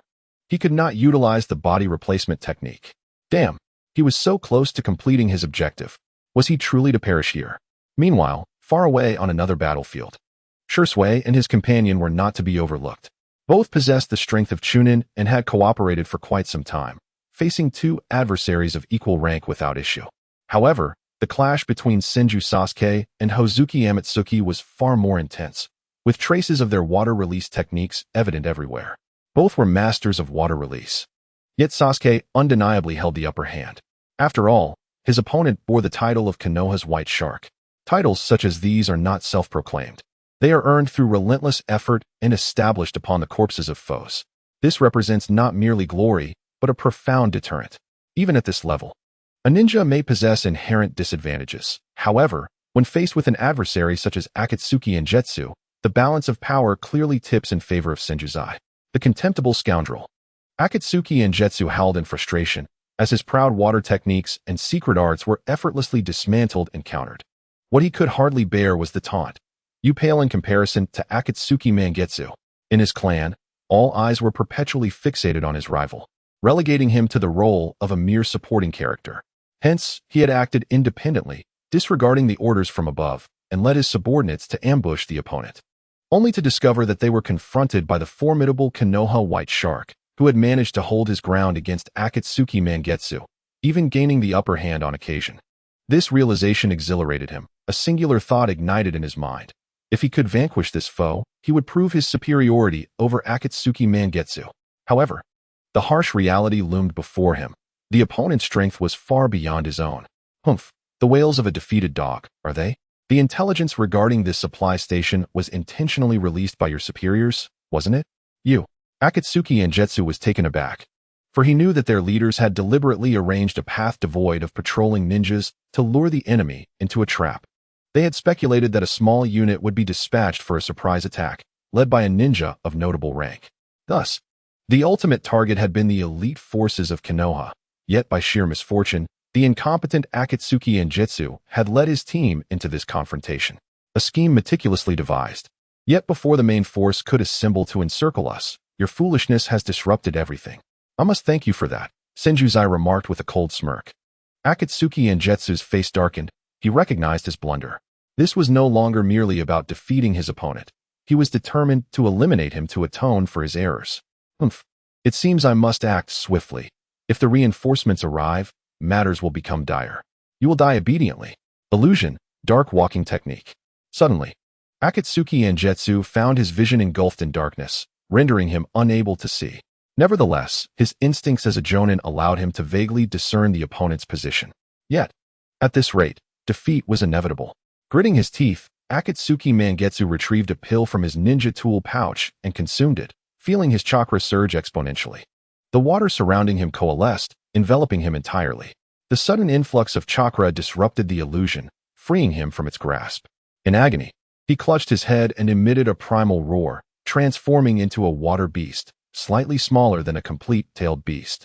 While he became liquid at the core of this monstrous form, charging furiously towards Senjuzai. Senjuzai's pupils constricted, and a bead of cold sweat trickled down his brow. This was troubling. For Itachi, who had yet to step onto the battlefield, the concept of death seemed distant. He had always envisioned himself standing atop the ninja world as a shadow-level powerhouse, yet now he understood that death was, in fact, not far from his grasp. As the torrent of water surged towards him, Itachi's mind sharpened with clarity. He fervently gathered chakra into his hands, compressing it relentlessly. Not enough. Still insufficient. He yearned for more, for greater density. In his heart, he screamed, acutely aware that failure to intercept this assault would mean his demise. A spiral sphere, more radiant than before, materialized in Itachi's grasp, yet he alone understood that it was not a fully formed Rasengan. merely a manifestation of its second stage's potency. Unbeknownst to him, he had completed the second stage of the Rasengan. In the past, such an achievement would have filled him with excitement, but now, he scarcely had the time for such thoughts, consumed by frustration at his inability to reach the third stage. Yet, contemplation was a luxury he could not afford. With a roar, he hurled the Rasengan towards the oncoming water column. The clash of the Rasengan against the water column sent ripples of force surging outward. Yet Itachi felt his arms on the verge of collapse, the tremendous impact rendering him nearly oblivious to his own limbs. Nevertheless, he persisted, channeling chakra to sustain the Rasengan. At last, whether due to surprise on the enemy's part or some other factor, the water column dissipated. He fell to the ground, tumbling briefly before regaining his balance.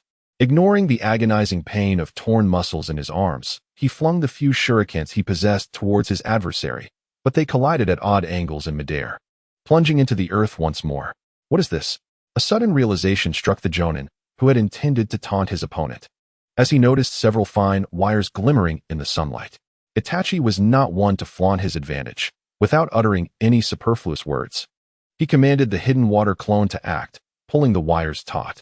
At his count, the wires shot up from beneath the opponent's feet, ensnaring him, while the other ends were connected to the shurikens scattered across the ground. It turned out that Itachi had meticulously planned this from the outset, employing wires specially treated by the Uchiha clan, thus eluding the enemy's notice. It is over. Fire style, dragon fire technique. Swiftly forming hand seals. Itachi drew the wires to his mouth, disregarding the pain as they sliced through his fingers, and unleashed his most formidable fire technique. Flames raced along the wires, engulfing the enemy in a torrent of fire, leaving behind only a gaze filled with malice and regret, followed by anguished cries that ceased only when the smoke cleared. Itachi dashed forward, plunging a shuriken into the heart of his foe. He had not forgotten to deliver the finishing blow, perhaps due to the effects of the fire technique. The opponent bled minimally, leaving only a charred corpse in its wake. In the 47th year of Konoha, on the battlefield of Mist, the low-ranking Uchiha Itachi secured the first drop of blood. Originally, with the assistance of a Byakugan, Itachi and his comrades should have encountered no enemies. But fate dealt them a cruel hand, as the opposing side possessed a sensory-type ninja, an enemy genin. Under the guidance of their superior, they swiftly encircled Itachi and his team. Well done, Ao. I never anticipated that our adversaries would include a member of the Hyuga clan's main house and 2 Uchiha clan members. What a bountiful catch. The commanding Jonin sneered, completely dismissing Itachi and his companions, for he was backed by numerous subordinates and was himself a Jonin. It is well known that while a skilled genin can occasionally surpass expectations and eliminate a chunin, 3 chunins, unless endowed with extraordinary abilities, would find it exceedingly difficult to vanquish even a particularly adept Jonin, let alone a bona fide Jonin such as himself. I shall accept your Byakugan, he proclaimed. Onward. At his command, his surrounding ninja surged forth, save for the sensory ninja Ao, for in a Kimichi Ken's eyes, if these subordinates could not handle 2 chunins and a genin, then they were unworthy of survival. Perhaps it was the hubris of the powerful mocking the weak, having secured an undeniable advantage. A Kimichi Ken formed a hand sign and unleashed the hidden mist technique. Gradually, the already fog-laden battlefield of the mist ninja became even denser. Yet, having lived in such conditions for years, the enemy had developed certain skills to discern the positions of their foes. Observing the battlefield where visibility had diminished to less than 2 meters, Itachi and his companions instinctively retreated a step, pressing their bodies against one another, as if seeking a modicum of reassurance. 8 vital points: the throat, spine, lungs, liver, carotid artery, subclavian artery, kidneys, and heart. Which critical point do you wish for me to strike? The chilling and arrogant laughter echoed through the mist, yet Itachi and his companions were oblivious to the speaker's location. The voice reverberated around them like an echo, and the palpable murderous intent relentlessly pricked at Itachi's nerves, instilling within him a sensation of losing control over his own life. Itachi, remain calm, Shursui whispered, sensing Itachi's unease. Yet, was this not also a reminder to himself? They faced a Jonin and were outnumbered, without a doubt. Their demise was imminent. Itachi uttered, acknowledging that succumbing to panic would only hasten their end. He focused his mind, observing everything around him. Though all he could see was white, he resolved to persevere. I never expected the one responsible for the ambush to be you. They truly spared no expense. Even deploying someone of your caliber from the front lines, one of the 7 ninja swordsmen of the mist, the wielder of the decapitating sword, Uchiha Itachi. Senju inhaled deeply, speaking with composure. Humph, aren't you the same? As a primary combatant, you arrived with only a handful of younglings. Yet, they have likely already fallen to a Kimichi Ken. Ueda laughed heartily, though his attention remained fixated on Senju. Senju took a deep breath, surveying the 6 chunins. 1 jonin, and the elite jonin Ueda, alongside the deceased Hozuki Amatsuki and the 3 chunins. It seems they initially anticipated our numbers to be several times greater than what we are now. So, do you believe these individuals can confine me? Faced with an elite jonin fleeing at full speed, Senju retorted with a cold smile, preparing to escape via a route distinct from that of Itachi and his companions. Instead, it was the direction of the diversionary force from Konoha. As long as he encountered a large contingent, he held the hope of annihilating the enemy. Humph. Do you think I came unprepared? Release the barrier. The 6 chunin immediately pressed their hands to the ground, countless runes encircling the area. Senju felt an invisible wall before him. To forcefully break through would require time he did not possess, and the opposing force would surely not allow him that opportunity. Reluctantly, Senju had no choice but to engage in battle, yet upon seeing the 2 adversaries before him, he sensed that his chances of survival were slim. Silence enveloped the surroundings, an ominous stillness. Humanity's greatest fear lies not in known enemies, but in the unknown. Can you not see them? Itachi inquired of Shursui. No. Their speed is beyond our reach. Without Byakugan, we cannot ascertain their positions. Damn it, must we simply wait for death? Shursui said resentfully. We cannot afford to wait. Shursui, Itachi. It's an explosive tag. Retreat quickly. No sooner had he spoken than Shursui and the others leapt away. But the aftermath of the explosion still sent them flying in all directions, and the mist seemed to dissipate somewhat. Upon being propelled away by the blast, Itachi shouted in alarm, as he currently lacked his Sharingan and could not detect the enemy. Moreover, the opponent was a chunin. He did not believe he could unleash his full power again, especially with a jonin nearby. Itachi swiftly grasped his short sword, his senses sharpened as he scanned the vicinity. But to his dismay, he found nothing, while Shursui and the others appeared to have already engaged in combat. Suddenly, Itachi was overwhelmed by a peculiar sense of danger, an instinct that urged him to dodge left or face death. He had no time to ponder this feeling, and trusting his 6th sense, Itachi leaped aside, narrowly avoiding several sunbon that had silently embedded themselves in the ground where he had just stood. That was close. What was that feeling just now? But Itachi had no time to dwell on it. Fire release, Phoenix fire technique. He opened his mouth and unleashed a barrage of flames toward the previous location of the sunbon, yet he failed to strike his foe. At present, even Itachi was bewildered. He could sense the direction and position of the enemy, but as soon as his focus wavered, that sensation vanished. It was an inexplicable feeling, one that he could not comprehend, yet he had no choice but to trust his instincts. This time to the right. He drew several shuriken and hurled them toward the opponent, eliciting a sound of surprise from the air, as the enemy clearly did not anticipate Itachi's awareness. However, just as Itachi reveled in his ability to detect the enemy, an enraged roar erupted from Shursui. Ichiro. Uncertainty loomed, but the individual in question, Hinata Ichiro, lay on the ground, his right eye mysteriously absent, while Shursui collapsed nearby. As the playback mode commenced, Shursui found himself in a dire predicament, burdened by the responsibilities of 2 chunin. Already challenged in discerning the enemy's position, he was now caught between foes. His comrade, who was slightly less skilled, was engaged with another chunin when a sudden intrusion occurred. An unsuspecting genin charged into the fray, targeting Shursui for a stealth attack. Although a sensor-type ninja, Shursui's combat prowess was unremarkable. However, his assassination and reconnaissance capabilities were formidable. Armed with a kunai, the genin rushed towards Shursui, who was besieged by 2 chunin. Just as it seemed Shursui would meet his demise, his comrade selflessly abandoned his own opponent, forcefully pushing Shursui aside. Tragically, he was struck in the heart and lungs by the kunai, rendering him incapable of further combat. The assailant, initially taken aback by this unforeseen turn, quickly regained composure and ruthlessly plucked out the comrade's right eye before retreating. Witnessing the death of his ally, Shursui silently closed his eyes, only to snap them open in a moment of fury, unleashing a murderous aura. His once ebony pupils transformed into a deep crimson reminiscent of blood, with a swirling black tomo at the center. The loss of his comrade awakened the cursed power of his Sharingan. A primal scream echoed, drawing the attention of all present. Before the enemies surrounding him could react, Shisui employed a silent body flicker technique, materializing before one of them. Even as a Chunin, the opponent could barely raise a defensive posture, but it was futile. Too slow. Shisui scoffed inwardly as he sliced the kunai across the adversary's throat.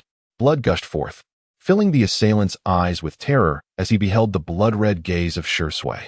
Was the enemy truly slow? No, Shisui had simply perceived the truth. Then, shall you be next?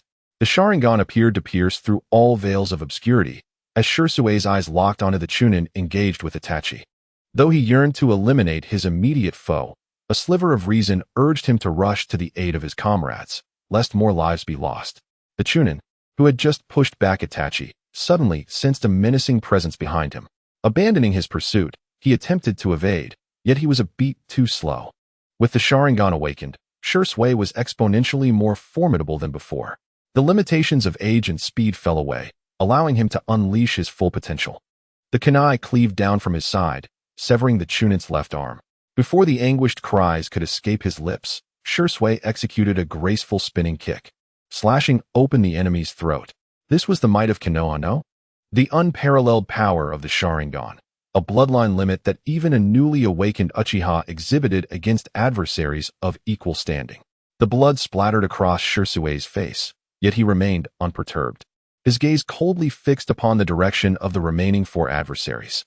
Regardless of the presence of a Jounin among them, he was determined to send them to join his fallen comrade in death. The mist gradually began to dissipate, revealing the silhouettes of his enemies. Even though I cannot discern the eyes of my opponent at this moment, the 2 Chunin exude an unsettling aura. However, the realization that they are now bolstered by 2 Chunin emboldens me, as I prepare to advance toward Shisui. Just then, Akagi Ken unexpectedly interjects, commanding, "Step back.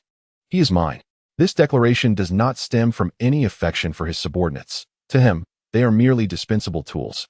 Yet now that Shisui has activated his Sharingan, and with the corpse of a Hyuga clan member lying nearby, albeit reduced to a single Byakugan, this represents a convergence of Konoha's 2 most formidable bloodlines, and one that can be seized.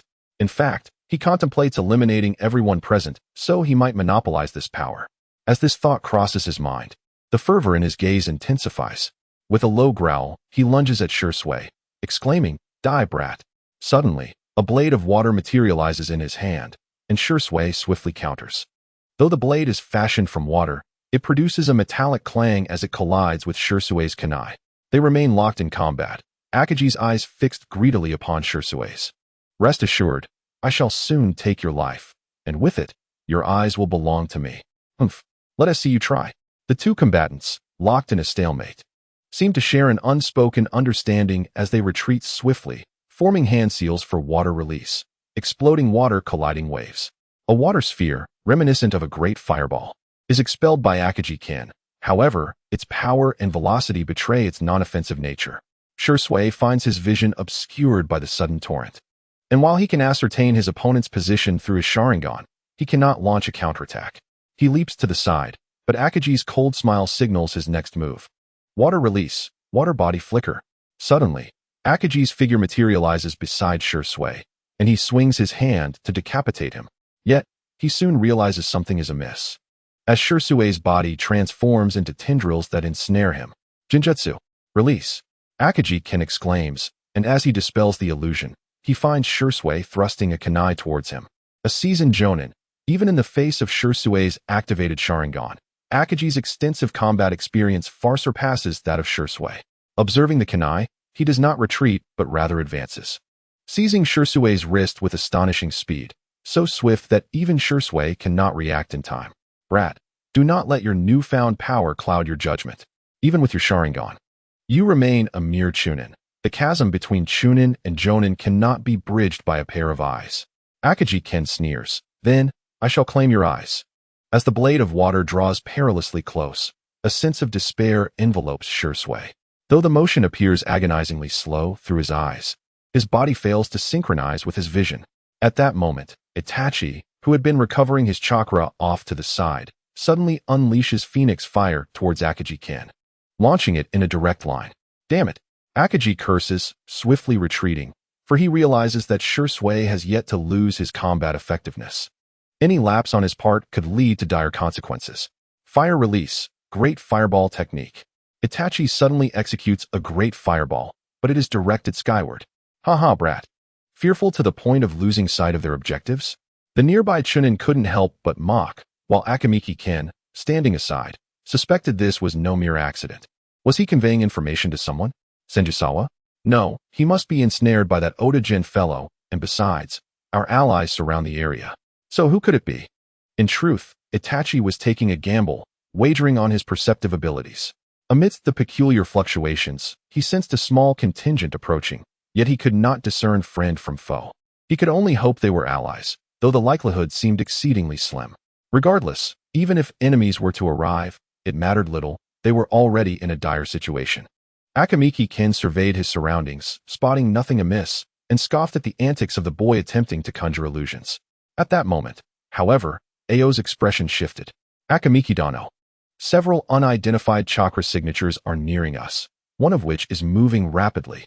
It's coming from the outskirts of the battlefield. A sound reminiscent of a flock of birds filled the air as a flash of blue light erupted within the thicket, surging towards Akimiki Ken amidst the astonished gazes of onlookers.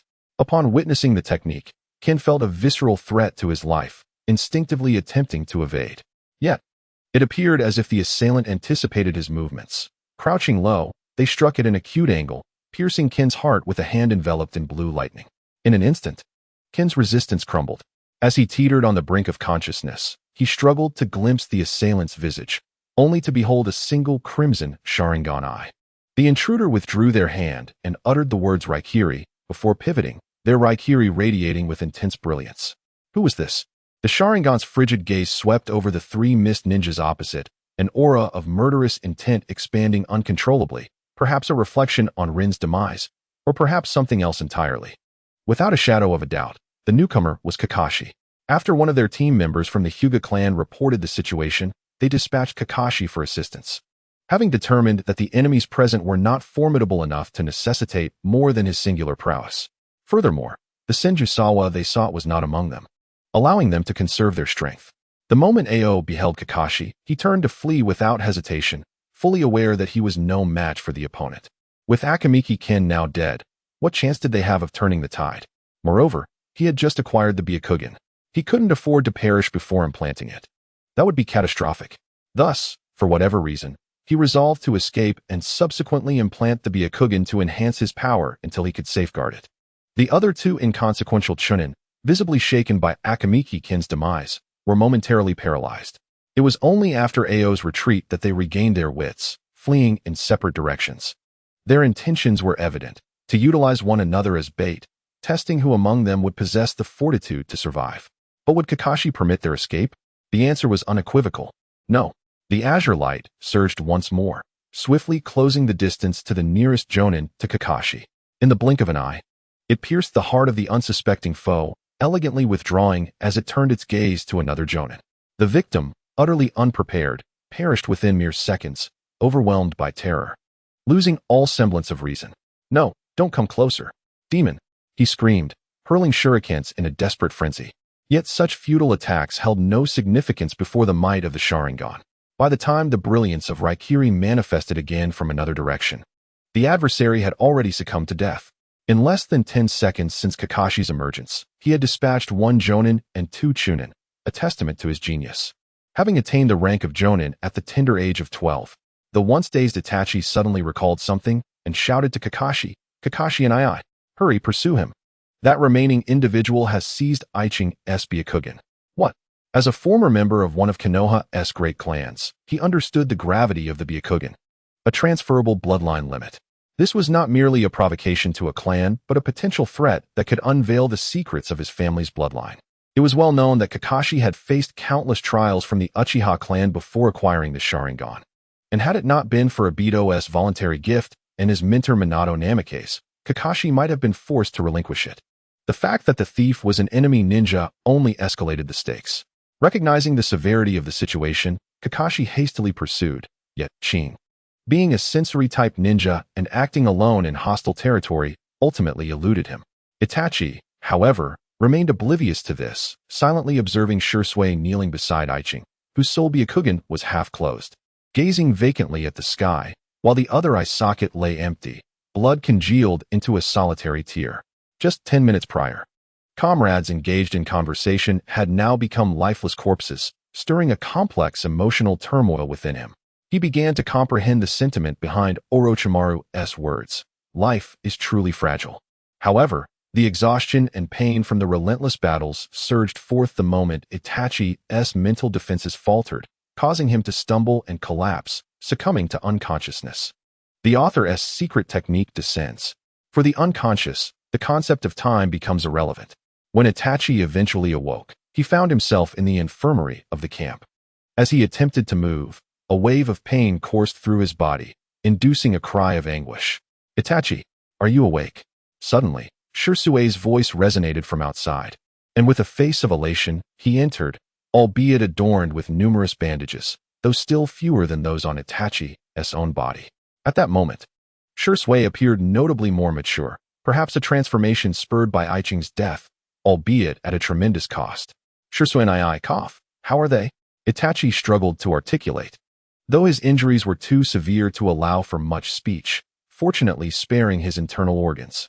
"Itachi, please remain still. You have been unconscious for an entire day." However, the expression of his mentor, Shisui, darkened at the thought. Itachi sensed a foreboding feeling. Is he dead? No, but nearly so, his left arm severed. Internal organs suffering from extensive hemorrhage, and though he is yet to awaken, he is no longer capable of combat. Shisui spoke in a despondent tone, clearly overwhelmed by the weight of such a loss. The death of a comrade and the grievous injury of a mentor had dealt him a severe emotional blow. Itachi fell into silence, pondering who could have inflicted such devastation upon their leader. It was none other than the master of the decapitating blade, one of the 7 ninja swordsmen of the mist, Oda Jin, who had already met his demise at the hands of his mentor, with another jonin also having been slain by reinforcements. A cold glint flickered in Shisui's eyes. "Itachi, are you all right?" A figure swiftly approached, revealing himself to be Itachi's father. "Uchiha Fugaku. I am fine, father, merely a bit fatigued." However, Itachi's tone belied his words, suggesting more than mere exhaustion. Fugaku furrowed his brow tightly and said, "Itachi, in a few days, you should return home." "What?" Itachi exclaimed in shock. It was not that he wished to return. After witnessing the fragility of life, he yearned to grow stronger. Although the battlefield was fraught with peril, opportunity often accompanied danger. "Itachi, I am acutely aware of your physical condition. If you push yourself too hard, it will hinder your future development." Itachi fell silent, fully aware of his current frailty. Should he allow himself to fall ill now, he would have no one to turn to for solace. Moreover, the Itachi of the original narrative eventually succumbed to a terminal illness. While he could not predict his fate, succumbing to illness due to his present circumstances would truly be tragic. Seeing Itachi's silence, Fugaku decided that in a few days, a new batch of injured would return to Konoha, and at that time, he should also return. Without regard for Itachi's response, Fugaku turned to leave, pausing at the door to say, "To have the strength to slay a chunin at your current level, Itachi, you truly are my son." As Itachi gazed out at the ever-changing scenery beyond the carriage, the mist had dissipated, replaced by bright sunlight. However, this weather was not particularly favorable for them, given that they were still amidst wartime, despite being in the land of fire. How many days had he been away from the land of fire? Perhaps just a few. Yet the events of these days had transformed Itachi profoundly, from a naive homebody to a seasoned ninja. He had experienced the battlefield for the first time, witnessed the death of comrades, slain a chunin, and found himself in dire straits. In summary, the occurrences of these days had left a more profound impact on Itachi than all of his previous life combined. Nevertheless, deep within, he harbored a strong aversion to combat, for it invariably signified that someone would perish. Reflecting on his initial thoughts of striking Obito and kicking Madara upon his arrival, he now recognized how unrealistic such aspirations were. Just one chunin had nearly claimed his life. Honestly, that chunin's strength surpassed his own. Had it not been for a series of fortunate coincidences and the opponent's hubris, Itachi would have perished long ago. Snapping back to reality, Itachi observed the silently brooding Senjusawa and felt the atmosphere grow heavy. He turned to him and inquired, "Captain, are you all right?" Senju Sasuke glanced at Itachi, then shook his head in self-deprecation. Do I appear as if everything is fine? Itachi felt a wave of embarrassment wash over him, wishing he could slap himself for unnecessarily bringing attention to Sasuke's plight. However, Senju Sasuke continued, seemingly in a fit of venting. Originally, I should have departed with my clan. The Senju clan has been in decline since the loss of Wood Release. In our generation, the number of elite jonin is dwindling, and now even Princess Tsunade has left Konoha. Without strong backing, it is impossible for the Senju clan to monopolize such resources any longer. I hope to elevate our status through military achievements, yet perhaps I should have heeded the elder's advice. I was too stubborn. Captain, I apologize. It matters not. After this battle, the Senju clan should withdraw from Konoha. As for your Uchiha clan, it is inconsequential. Suddenly recalling something, Senju Sasuke fell silent, choosing not to speak further. Itachi, recognizing the futility and self-reproach, began to understand why the once glorious Senju clan appeared on the battlefield, akin to defying fate. However, he was still an elite jonin, and without a Kage-level powerhouse to support them. Even the once mighty Senju had to retreat into seclusion to preserve their strength. Yet, was the Uchiha clan any different? They remained immersed in the pride of their so-called warrior lineage, blind to their shortcomings. Without the awakening of the Mangekyo Sharingan and devoid of a Kage-level guardian, the Uchiha clan had also fallen from grace, though they had yet to realize it. During the Second Great Ninja War, the most dazzling figures were the legendary Sannin, not the Uchiha. Thus, this elucidates why Itachi succeeded in the eradication of his clan in the original narrative. Of course, some individuals aided him intentionally, but it cannot be denied that the Uchiha clan was no longer the unassailable noble house it once was. At present, however, Itachi's mind was occupied with other matters.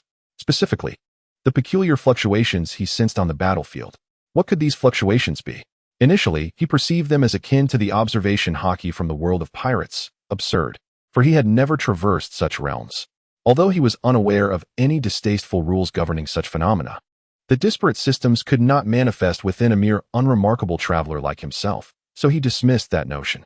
What then? Newly awakened sensory abilities? That seemed ludicrous. He had detected the approach of rescuers far earlier than his companion had. Was it plausible for someone untrained to outshine those who had undergone rigorous training? Itachi was aware of his limitations. Inheriting Itachi's body certainly granted him its potential, and with the leapfrogging thought processes associated with being a traveler, perhaps his future achievements would surpass those of Itachi. Yet, in terms of mindset, he might not reach the heights that Itachi had. Ultimately, each possessed their own strengths and weaknesses. As time slipped away during Itachi's tumultuous thoughts, he and his companions arrived at their homeland, Konoha, standing before the grand gates. Itachi's emotions were decidedly complex. After enduring the trials of war, returning home often evokes a profound sense of having survived a cataclysm. Observing the familiar streets, he noted a significant reduction in the number of people, most of whom were enveloped in sorrow, although some were joyously celebrating the return of their loved ones. Yet, without exception, the aftermath of war had inflicted upon the populace largely suffering and torment.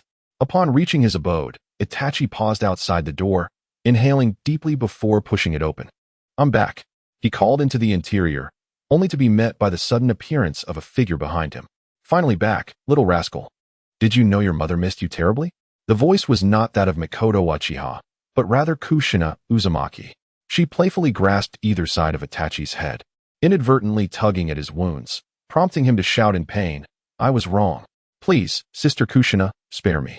Mikoto, arriving a moment later, observed the playful antics of the two with a resigned expression. "Kushina, let go of little Itachi. He is still injured. Come on, Mikoto. Isn't your medical ninjutsu quite remarkable? Just heal him up."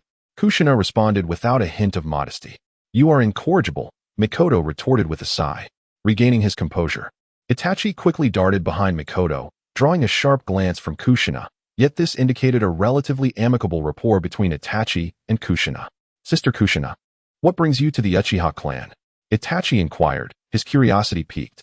Logically, given her status as the Nine-Tails Jinchuriki, one would expect limited interaction with someone of his lineage.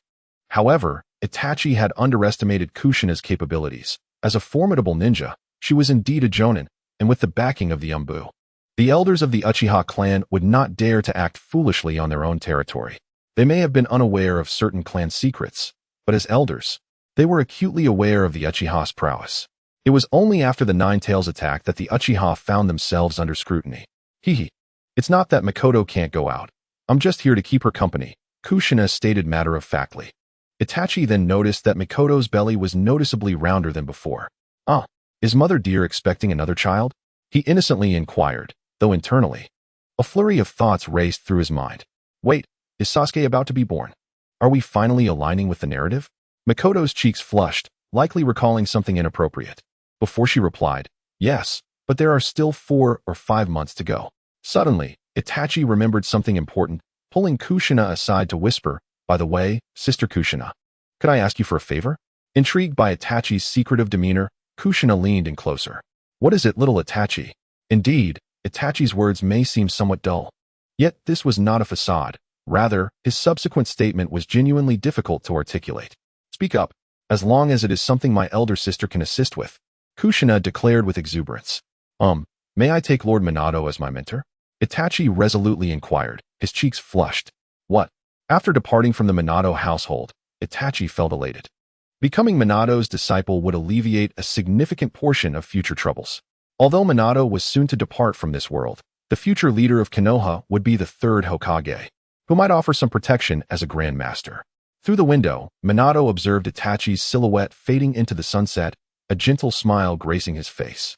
Is it not true that one does not gain recognition merely by becoming Hokage, but rather, only those who earn the respect of others may ascend to that role? What an intriguing answer, Itachi. Surely, you will inherit the will of fire. Receiving such a response elevated Minato's regard for Itachi, and perhaps through him, the relationship between the Hokage lineage and the Uchiha clan could be improved. If Itachi were to become the leader of the Uchiha, this mentor-disciple bond might alter the internal conflicts within Konoha, thereby enhancing its strength. In summary, Minato was genuinely pleased to have Itachi as his apprentice, both personally and professionally.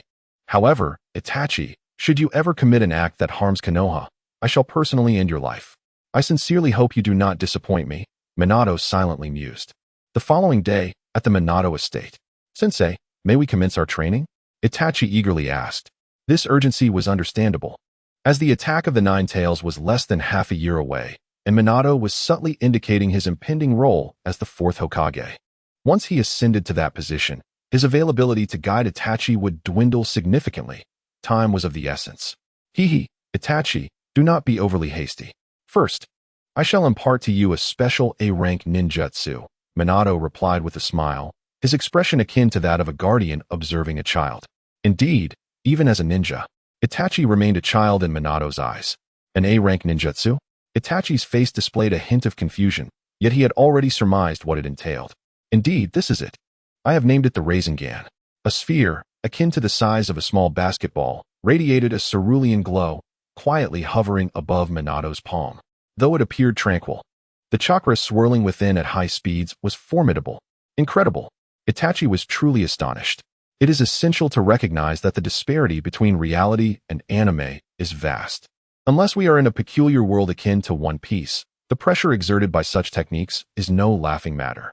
For instance, fire-style ninjutsu in this reality equates to incinerating an opponent, not merely producing smoke as depicted in animation. Upon witnessing the authentic Rasengan, Itachi comprehended just how far removed his imitation was from the genuine article. The density of chakra alone was beyond his capabilities, and as for its power, well, that was a topic best left unspoken. The spiral sphere of the Fourth Hokage, Minato, is notably larger than Naruto's. While Naruto relies on both hands to perform the jutsu, Minato's spiral sphere embodies the true essence of the ninjutsu, without hand seals. One must ponder, why does the invention of such ninjutsu instill fear in countless individuals? The answer lies in the unpredictable nature of the technique. For instance, during a physical confrontation, if an opponent suddenly unleashes a spiral sphere while one charges forward, it would indeed lead to disaster. In contrast, Naruto's spiral sphere requires preparatory movements, allowing opponents to anticipate and defend against it, thus diminishing its element of surprise. Observing Itachi's astonished expression, Minato felt a sense of satisfaction. What do you think, Itachi? Can you master it? It's possible, but why must we start with this technique? Sensei? Itachi, you must understand that space-time ninjutsu demands exceptional control over chakra, and practicing the spiral sphere will enhance your chakra manipulation. Moreover, My space-time ninjutsu is supplementary. Hence the spiral sphere can be considered an offensive technique I wish to impart to you. Of course, it took me 3 years to develop this technique. So there is no need to rush. We have ample time ahead. However, Itachi was not entirely in agreement with Minato's perspective. With the Nine Tails soon to emerge, Itachi felt the urgency of time pressing upon him, setting himself a deadline of 1 week to master the 3rd phase of the spiral sphere. And he resolved to accomplish it with one hand. Raising his hand high, Itachi conjured a spiral sphere, albeit with a chakra density that was not particularly robust, merely taking shape. You are truly a genius, Itachi. Yet, this spiral sphere has merely reached its preliminary form. You have yet to grasp its profound secrets. So do not let your guard down. Minato lauded Itachi generously, unaware that Itachi had already made prior connections. Thus his delight was genuine. It's nothing much. I simply cannot maintain more chakra at the moment, Itachi humbly replied. That is to be expected. Your current body cannot handle a large amount of chakra. But with diligent practice, mastery is achievable. Indeed, tomorrow, procure some water balloons to practice the spiral sphere. This method just came to mind, inspired by you. Me? How so? Because you mentioned earlier that you struggle to control a larger amount of chakra, yet you can maintain a smaller quantity. Therefore, attempt to incorporate more chakra into your control, and you shall learn the spiral sphere. However, do not overexert yourself, or you may injure your tendons. Minato concluded with a serious admonition to Itachi. His reminder brought to Itachi's mind the potential harm to his tendons, as he had previously only thought of Naruto performing the technique daily without issue, ultimately executing wind release, spiral shuriken, as if unaffected. It was only through Minato's caution that he recalled the side effects of the spiral sphere, leading to a sudden chill of apprehension. Lingering consequences could be detrimental. Thankfully, he recognized this in time. Thank you, Minato-sensei. Itachi expressed his gratitude earnestly. Let us not stand on ceremony, for you are my student. Henceforth, let us slowly delve into the art of the Flying Thunder God technique, treating it as a respite during our practice of the Rasengan. Minato continues to wear a smile, as warm as the sun. Very well, Master Minato, Itachi responds, embodying the demeanor of a dutiful pupil. Hey, Minato, little Itachi, come over for lunch. Kushina, her belly subtly rounded, calls to them from beside the corridor in the backyard. After toiling for a considerable time, Itachi finds himself utterly drained of chakra from the Rasengan technique. Gazing at the sky with a look of resignation, he muses, do I truly lack the protagonist's halo? In truth, Itachi's sentiments are somewhat distorted by the influence of certain fan interpretations. Few in the entire ninja world can achieve such heights at his age. Alright, Itachi, let us take a break. This afternoon, we shall commence the explanation of the Flying Thunder God technique. Minato is exceedingly pleased with his apprentice, who not only lacks the notorious temper of the Uchiha clan, but is also eager to learn, showcasing remarkable talent that only fuels Minato's determination to nurture him further. Struggling to rise from the ground, Itachi drags his weary body to follow. After their respite, he joins Minato in studying the theoretical aspects of the Flying Thunder God technique, including the intricate art of its runes. Although Itachi's physical strength has somewhat recovered, Minato has wisely decided to suspend physical training for the sake of his health.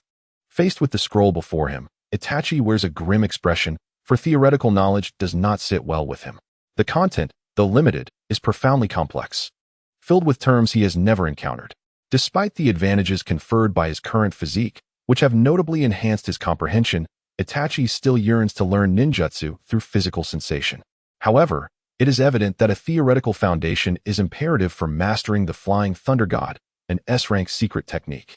Itachi does not expect to master this technique within the brief span of 6 months. He acknowledges his own limitations in learning capacity.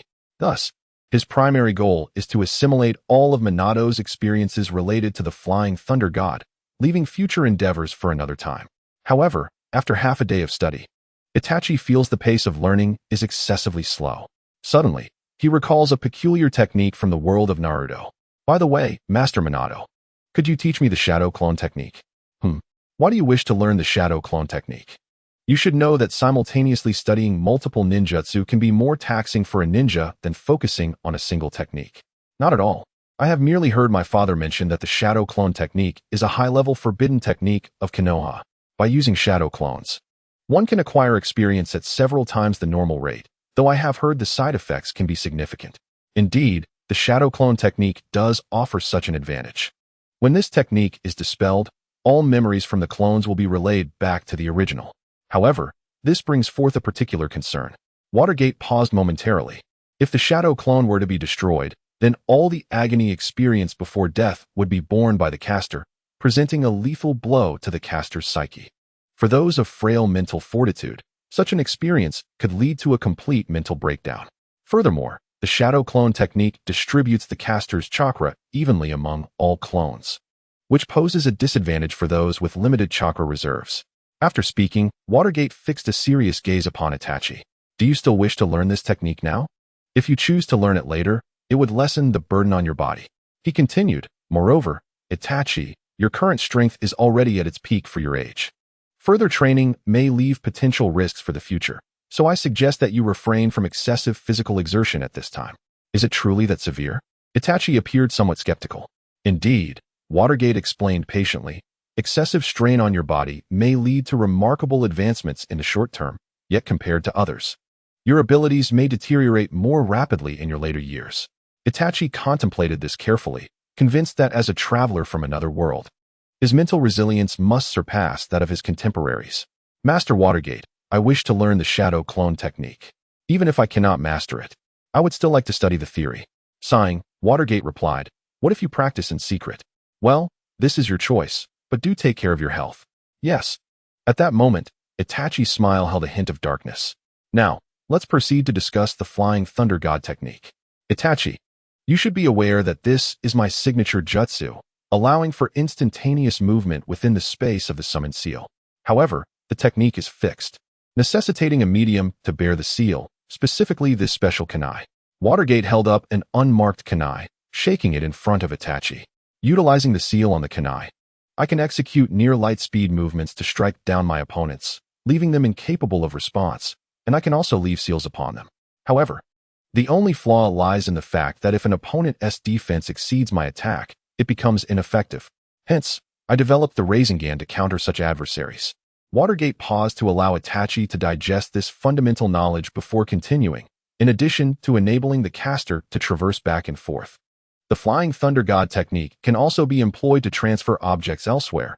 Even the attacks of formidable-tailed beasts can be redirected. Now that you have awakened your spatial awareness, what you must do is actively seize this sensation, reaching a level where you can touch the very fabric of space. Only then will you be able to perceive and manipulate the seal on the kunai. This phase of training will be quite arduous, so persevere. Watergate poured his heart into teaching Itachi, documenting all his insights on the Flying Thunder God technique in a scroll for Itachi to study. He harbored no concerns about the Uchiha clan researching the technique, for despite understanding the principles, without the innate talent for space-time ninjutsu, they would find it impossible to master. It was unlikely that the elder members of the Uchiha clan would jeopardize their relationship with Minato Namikaze over such matters. Time passes steadily, and Itachi has been receiving guidance from Minato for nearly a month now. However, during this period, Konoha has been rife with undercurrents. The call for Minato to become Hokage has gained momentum, bolstered by the unintentional support of the third Hokage, the assistance of his mentor Jiraiya, and the deepening of his reputation, which has overshadowed prominent clan leaders such as Uchiha Fugaku and Hyuga Hayashi, hinting at his imminent ascension as the fourth Hokage.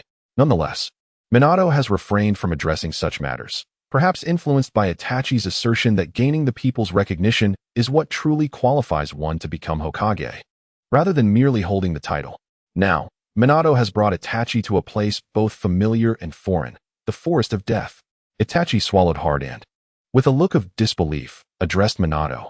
Sensei, do you truly wish for me to enter this Forest of Death alone? This is a place where even a standard three-man team of genin struggles to return unscathed. What purpose could this serve for someone like me, a mere pseudo-genin? Despite having participated in the Third Great Ninja War and even defeating a Chunin, Itachi still lacked the proof of a genin headband. While he deemed such insignia trivial, the fact that his headband had been confiscated upon his return left him somewhat disgruntled. Ah, young Itachi, I am well aware of your capabilities. Being able to single-handedly confront a Chunin is quite impressive. As long as you remain vigilant, the dangers within the Forest of Death are manageable. Besides, you'll only be there for a day, and I will provide you with protection during that time. Itachi felt increasingly at ease with Minato and his family. Every time Mikoto visited, she would chide him for not returning home, steeling himself as he gazed at the rusted iron gate before him. Itachi took a deep breath and leaped into the forest of death. Minato, his smile fading, turned to Kakashi who stood behind him. Kakashi, Itachi's safety is entrusted to you. Ensure you protect him well. Yes. Kakashi, clad in his Umbu attire, appeared less serious than usual, his demeanor vaguely reminiscent of Obito Uchiha. Minato turned away, contemplating that tomorrow marked the final period for the Hokage appointment.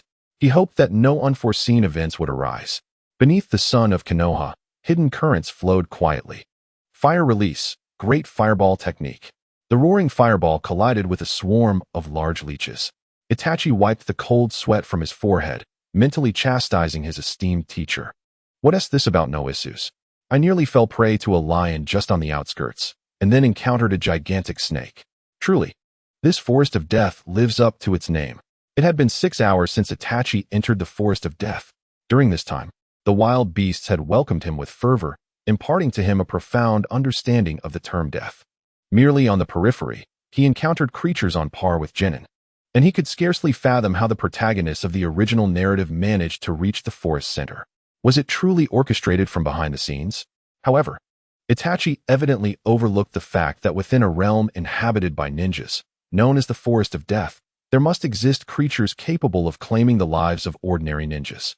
The reason Minato believed Itachi was safe was that the area Itachi had entered was relatively secure within the Forest of Death, coupled with Kakashi's protection, ensuring no immediate danger. Moreover, Minato intended to hone Itachi's ability to react to erroneous information. Upon entering this perilous forest, Itachi encountered a flock of vultures. While it is unnecessary to question the presence of vultures here, it suffices to say that upon spotting Itachi, they immediately swooped down. Fire style, Phoenix fire technique. One by one, the vultures were struck and fell to the ground, reinforcing Itachi's conviction that the area was indeed not overly perilous. However, as Itachi continued on his path, his keen spatial awareness alerted him to an unusual presence lingering nearby. Focusing intently, he quickly pinpointed the source of the aura. Upon turning, he was met with the sight of a lion of considerable size, comparable to that of an African elephant, charging towards him. Though startled by the lion's approach, Itachi's years of training bestowed upon him the clarity of judgment in an instant. He leapt aside and hurled several shuriken at the lion. Yet, the lion exhibited an agility inconsistent with its massive form, leaping effortlessly towards Itachi. With a sharp glint in his eyes, Itachi swiftly formed hand seals. Jinjutsu, demonic illusion, hell viewing technique. The once ferocious gaze of the lion dulled, its taut body relaxing. Seizing the opportune moment, Itachi plunged his short sword into the lion's skull, crimson blood gushing forth and splattering across his face. The exhilaration that had initially surged within Itachi quickly waned, his face turning pale as nausea churned in his stomach. He felt as if the contents of his breakfast were on the verge of expulsion, stumbling into the woods to retch. Gastric acid and remnants of digested food spilled onto the ground, leaving him in considerable discomfort. Most unbearable, however, was the gruesome sight of the bloodied scene. Despite having taken a life, the sensation had not been so intense before. After all, it had been achieved through fire techniques, and the blood had long since congealed. Yet now, the sight of the enormous lion's lifeless body left Itachi feeling utterly drained, his legs weak. At that moment, his only desire was to flee from the corpse and swiftly find a river to cleanse himself of the stains. Watching Itachi stumble away, Kakashi, concealed in the shadows, shook his head. Is he still too inexperienced? Though, it was a natural response. He then cautiously followed behind. However, life is often fraught with misfortune. Just as Itachi hurriedly sought a river, a large snake suddenly emerged from beneath his feet, causing him to lose his balance and be thrown into the air, tumbling several times before regaining his footing. Damn it, I still need to clean up the remnants. And you vile creature, dare to obstruct my path? You are courting death. Itachi's anger flared. Disrupted in his mission, he was determined to unleash his ire upon someone, though, regrettably, the target was merely a serpent. Thus, the snake successfully drew Itachi's wrath, yet Itachi evidently overlooked one crucial detail. His body had yet to recover from the earlier ordeal. The colossal serpent charged towards Itachi like a relentless steamroller. Itachi, who had intended to evade the attack, lamentably discovered that his feet had yet to fully recover. His pallid visage revealed his weakened state, rendering him unable to muster his full strength. In his despair, Itachi resorted to the water clone technique. A remarkably practical ninjutsu he had learned from both his mentor and Minato. Unsurprisingly, his body transformed into water upon the serpent's impact, and once the beast passed, Itachi swiftly returned to his original form.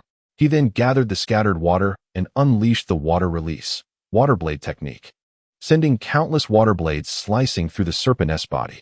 Although the inflicted damage was minimal, the sheer number of blades transformed quality into quantity, leaving the once smooth serpent's body drenched in blood. The sight caused Itachi to feel a wave of nausea wash over him. Unable to endure it any longer, he decided to unleash a fireball jutsu, roasting the serpent to a crisp. Alas, Itachi found himself devoid of any appetite. He ambled to the riverbank, cleaned himself, and sat down on the riverbed to rest.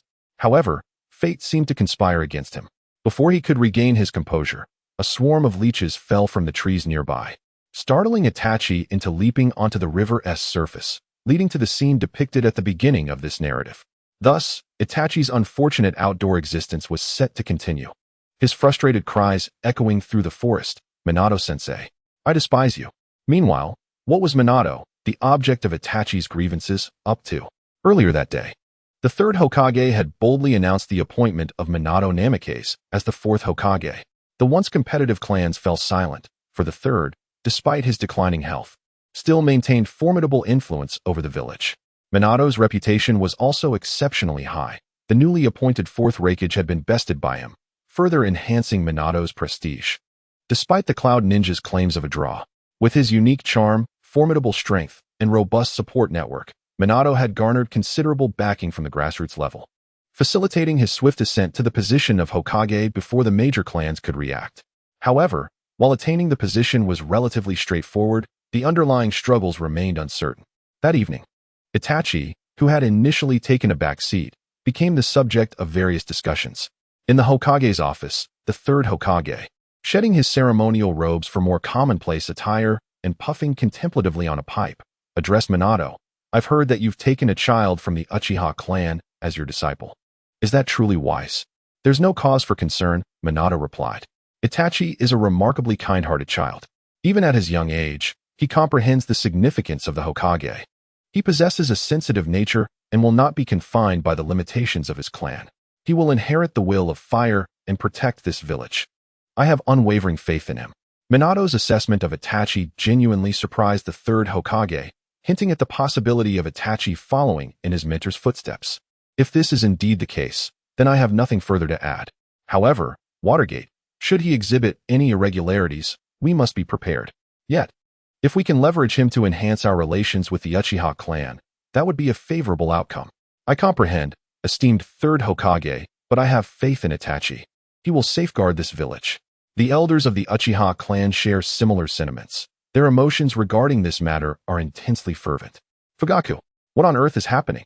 Why is our Uchiha genius being entrusted to the Hokage lineage for training? A middle-aged man glared angrily at Fugaku. "Seventh elder, please be mindful. You are questioning our clan leader." An elder seated in the front row cast a hostile glance at the seventh elder, clearly indicating his habitual arrogance. "Humph. And what of it? It is our clan leader's son who has been taken as a disciple by the Hokage lineage. What future ramifications could this entail? Must I spell it out?" The seventh elder did not relent. Instead, he wore a mocking smile as he regarded the elder. At this moment, no one dared to counter him. After all, it was understood that Uchiha Itachi was likely to be the future head of the clan, and having such an individual become a disciple of the Hokage lineage was far from advantageous for the Uchiha clan. The clan's combat prowess was likely to be subsumed by the opposing side. However, one might argue that if Uchiha Itachi could acquire greater authority, we could then position our own members within the Umbu, or even within the Council of Elders. An elder opened his murky eyes, his cold Sharingan sweeping over the assembly. They were all acutely aware that the so-called foremost clan of Konoha wielded almost no power, entirely excluded from the core of authority. Even the Umbu had very few Uchiha members. Should Itachi ascend to the role of Umbu captain, or even higher, the Uchiha clan would be much closer to the center of power. But what if he does not cooperate? Suddenly, someone raised an objection to this concern. "We have ample time. I shall take responsibility for this matter." Calm words flowed from the lips of the individual who had remained silent until now. Uchiha Fugaku. Beneath Konoha's tranquil facade, turbulent undercurrents were surging, gradually turning the wheels of history that would shape the future. Itachi raised the blade in his hand, striking against Watergate's kunai, yet the force of the counterattack from above caused his palm to ache, nearly causing him to lose grip. In contrast, Watergate effortlessly deflected Itachi's strength. Nearly half a year had elapsed since their last training in the Death Forest, and the mundane days had nearly caused Itachi to forget the impending crisis, until recently, when Mikoto had begun to exhibit subtle signs of impending childbirth, prompting him to realize the urgency of time. One can only lament how swiftly time passes. Since Watergate assumed the role of Hokage, he has devoted himself to the lower classes, his reforms inciting dissatisfaction among the prominent clans. Yet, bolstered by a formidable backing and strength, he has managed to implement them relatively smoothly. On the surface, Konoha appears harmonious, while beneath, minor frictions persist incessantly. As for Itachi, during the last conversation with Fugaku, although no sensitive topics were broached, some underlying tones left Itachi feeling somewhat uncomfortable. He disdained the thoughts of those individuals and had no desire to conform to their expectations. Fortunately, the relationship between Minato and the Uchiha clan had not deteriorated to a point of hostility, allowing Itachi to avoid further troubles. Now, whenever he had a moment, he would seize the opportunity to encroach upon Minato's rest, seeking his guidance in ninjutsu. Itachi had acquired a wealth of practical techniques, yet some were not suitable for his current stage of development, leaving him to merely memorize the theoretical aspects for the time being. In an effort to compensate for the physical limitations of his youth, Itachi opted to study the art of swordsmanship. Although Minato's sword techniques were not as extraordinary as those of the legendary Kakashi, his experience as a shadow-level ninja provided Itachi with a solid foundation for his initiation into the sword arts.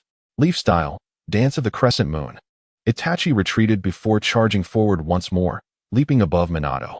His once solid form began to dissolve into an ethereal state, splitting into 3 shadow clones, each striking from different angles toward Minato. This was the advantage of having Minato as a mentor. Certain techniques recorded within the hidden archives of Konoha were now accessible to him. The Dance of the Crescent Moon, a practical ninjutsu created by the second Hokage, was well within Itachi's grasp, even if he had only begun to hone its nuances. However, true mastery of such techniques could not be attained in a fleeting moment. Upon witnessing Itachi's 3 clones charging at him, Minato remained unfazed, effortlessly delivering a kick that sent Itachi sprawling. The Minato guiding Itachi was merely a shadow clone, not his true self, yet it was clear that even at partial strength, the impact was merely a superficial injury. Honestly, Teacher Minato, you always bully me. Itachi groaned as he rubbed his abdomen, acutely aware of the height disparity that rendered him no match for Minato. Furthermore, the imprecision of his execution in the Dance of the Crescent Moon made it evident where his true form resided, revealing a stark disparity in their abilities. Well, I am but a shadow clone with only the strength of a genin. Logically, you should be able to best me, Minato stated matter-of-factly. Hey, that's cheating. I don't possess your level of combat experience. Itachi protested, discontent evident in his voice. This has little to do with combat experience. You currently possess abilities akin to those of an elite genin, and given that I am but a shadow clone, you hold a significant advantage, Minato remarked, observing his disgruntled student. Despite Itachi's penchant for complaints, his prodigious talent was undeniable. Achieving near elite genin status at such a young age was commendable, especially considering Itachi had yet to reach the age of 5. Indeed, Itachi was now nearly 5 years old, and his notorious younger brother was soon to be born. Under Minato's tutelage, Itachi's skills had progressed by leaps and bounds. Although still a novice, his growth surpassed that of Minato at a similar age. Fire style, Phoenix Fire Technique. A burst of flames erupted from Itachi's mouth, though it did not immediately surge toward Minato. Instead, Itachi deftly retrieved a shuriken from his pocket, launching it into the fiery inferno, the weapon cloaked in flames as it spiraled toward Minato at a precarious angle. Yet, would Minato be intimidated by such a tactic? Clearly, he would not be. Watergate deftly used a kunai to deflect the shuriken, scattering both the projectiles and the smoke.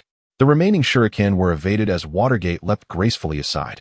However, Itachi was not one to let such an opportunity slip by.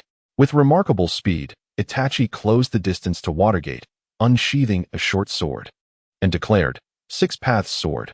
One thought without measure. What? Watergate, taken aback, gazed at Itachi in astonishment. Yet, in the next instant, as his shadow clone was obliterated, he realized he had been outsmarted. With a mix of amusement and exasperation, Watergate approached Itachi and playfully rapped him on the head, exclaiming, "Well done, you little rascal. Deceiving me with a feint." Itachi smiled sheepishly. The technique was inspired by the character Yomu Kampaku from the Toho project, which he had encountered before his transmigration. Although the character was well received, the technique held considerable weight in the world of Naruto. Setting aside any critiques of the extraordinary powers in that realm, Itachi shared his thoughts on the technique with Watergate. Subsequently, Watergate, with some leisure time, collaborated with his mentor Jiraiya and the Third Hokage to explore the concepts behind such techniques.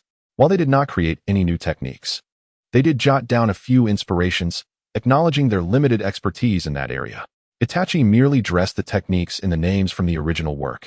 Although they had not been fully realized, the future was still long, and one could never tell if an opportunity to create them might arise. At least it was a thought to hold on to, wasn't it? In this way, he had essentially inflated a technique. Yet it was fortunate that Watergate's clone was merely of Chunin level, thus easily dispatched by Itachi. By the way, Watergate-sensei, how is the jutsu I asked Kushina to prepare coming along? Itachi suddenly recalled his previous request to Kushina. Oh, you mean the Yin seal? Look here, Watergate replied, rolling up his sleeve to reveal a symbol of the Leaf Village on his shoulder, clearly indicating the Yin seal. After realizing his chakra was insufficient, Itachi had solicited Kushina's assistance in creating a Yin seal. However, it was not the same as Tsunade's. It could only be considered a half-finished product, capable of storing chakra but lacking the ability to heal the body like Tsunade's technique, let alone the 3 transformations associated with it. Come on, inscribe it quickly, Itachi urged impatiently. Honestly, why the rush? It's hard to believe a child like you possesses such creativity, Watergate chuckled, shaking his head as he led Itachi to the inner room. Itachi could only smile foolishly in response, knowing he couldn't reveal that he was a transmigrator. After inscribing a hexagram on Itachi's arm, he returned home, reasoning that disturbing others' romantic moments was bound to invite trouble. A few days later, within the confines of a hospital room, Itachi felt increasingly irritable as he listened to the anguished cries echoing from the ward. The reason? Uchiha Sasuke was about to be born. How could Itachi not be irritated? The thought of that psychologically twisted brother complex sent a shiver down his spine. I must ensure Sasuke meets his demise. First, let him awaken his eyes, then I shall take them, Itachi darkly mused, fully aware that any onlooker would recognize this as a descent into darkness. With the sound of a child's wail, the doors to the ward swung open. A nurse emerged, addressing Fugaku. Congratulations, Lord Fugaku, both mother and daughter are safe. Fugaku appeared momentarily stunned, mumbling something about not having prepared a name for the girl. Upon hearing the news, Itachi was momentarily taken aback, his jaw slightly agape, clearly astonished by the revelation. Wait, are you saying mother and daughter? The nurse patiently replied, Indeed, young one. Dazed by the news, Itachi paid little attention to the ambiguity of the statement, his mind consumed with thoughts of sister. The nurse, unfazed by Itachi's stupor, inquired, May I ask, Lord Fugaku, what name shall be given to the child? Let her be named Uchiha Sora. Yes, Uchiha Sora, Itachi suddenly exclaimed. Fugaku, surprised by Itachi's enthusiasm, remained oblivious to his son's ulterior motives, which had not been influenced by the world of homebodies. Uchiha Sora? Very well, we shall name her Uchiha Sora. Itachi, be sure to treat your sister kindly. At a loss for a better name, Fugaku chose not to question further and walked inside to see his wife and daughter, leaving Itachi behind, grinning foolishly with a look of pure happiness. Gazing at the sleeping infant before him, Itachi, initially thrilled, soon felt the stirrings of an unyielding brotherly affection. After a moment of reflection, he lamented the realization that the distinction between male and female might not matter in the end. Animosity would still prevail. Would Itachi yield to this fate? Clearly not. The transformation from brother to sister signified a divergence in character from the outset. As long as he could foster a bond during her formative years, even a marriage with a sisterly figure would ultimately be within his grasp. Clearing his throat, Itachi's decision to name the baby girl Sora was rooted in a mischievous intent, as he reveled in the prospect of having a capable sister. Thus, a plan for the cultivation of Uchiha Sora began to take shape in Itachi's mind, aimed at nurturing her into a gentle yet formidable presence. However, one must wonder, could a soft sister truly embody the fiery and tempestuous nature of Chakra? How delightful! Yet, Itachi, having regained his composure, began to contemplate other matters. According to the timeline, the enigmatic Akatsuki would soon make their appearance, marking the tragic demise of the Fourth Hokage, Minato Namikaze, and setting the stage for the unfolding narrative of the Hokage. This meant that Itachi was about to enter a period of trial, necessitating the elevation of his strength to that of a Hokage-level ninja, both for his own sake and for Sora's future. As the saying goes, a brotherly bond can save the world, a notion epitomized by the likes of Lelouch. Following Itachi's previous request to Fugaku to take care of Sora, Fugaku, concerned for Makoto's health, entrusted Sora's care to Itachi, although Makoto would still manage the daily meals. In the days that followed, Itachi dedicated any free moment to be with Sora. Of course, the infant had yet to acquire any verbal skills. But Itachi's training regimen remained unimpeded. Perhaps due to the differences in this world, the newborn appeared far more charming than in his previous life, looking exceedingly adorable. After teasing her gently, Itachi proceeded to practice his ninjutsu. In the backyard, he drew the symbol of Konoha on his palm, concentrating deeply. A chakra sphere, tinted with a bluish hue, began to materialize in his previously empty hand. As the chakra intensified, the sphere swelled, becoming increasingly agitated, its surface marked by irregular protrusions. While Itachi's expression morphed into one of fierce determination. With a resounding roar, Itachi stabilized the previously chaotic sphere. Drawing upon the chakra of the Yin seal, he harnessed his formidable mental strength to successfully execute the Rasengan for the first time. Breathing heavily, Itachi sat on the ground. Reflecting on the past 6 months of rigorous training, the Rasengan had finally taken shape. Had it not been for Minato's restrictions on his practice, he would have achieved this mastery even sooner, though such haste could have jeopardized his health. Gazing at the Rasengan in his hand, Itachi was overwhelmed with excitement. For this would become one of his trump cards in the future. Rasengan! Itachi exclaimed as he sprang to his feet and hurled the technique at a nearby tree. The tree bore a perfectly symmetrical hole before collapsing with a resounding crash. As he stepped outside, Itachi prepared to visit the blacksmith to collect his weapons. Ever since he began learning the art of the blade, he had commissioned the crafting of 2 swords, a long one and a short one. Indeed, Itachi aspired to master the dual-wielding technique, yet the distinction between aspiration and achievement required significantly more dedication and effort. "Boss, are the swords I requested ready?" Itachi inquired upon entering the blacksmith shop. "Oh, it's you, little Itachi. Just a moment, I'll retrieve them for you. By the way, your master asked me to give you these, can I? Just a moment." Itachi had become quite the regular at this establishment, as he typically acquired his shinobi tools here. The reason for not procuring them from the Uchiha clan was clear. Any action he took, including the intensity of his training, would be scrutinized by the insufferable elder council of the Uchiha, which was exceedingly vexing for him.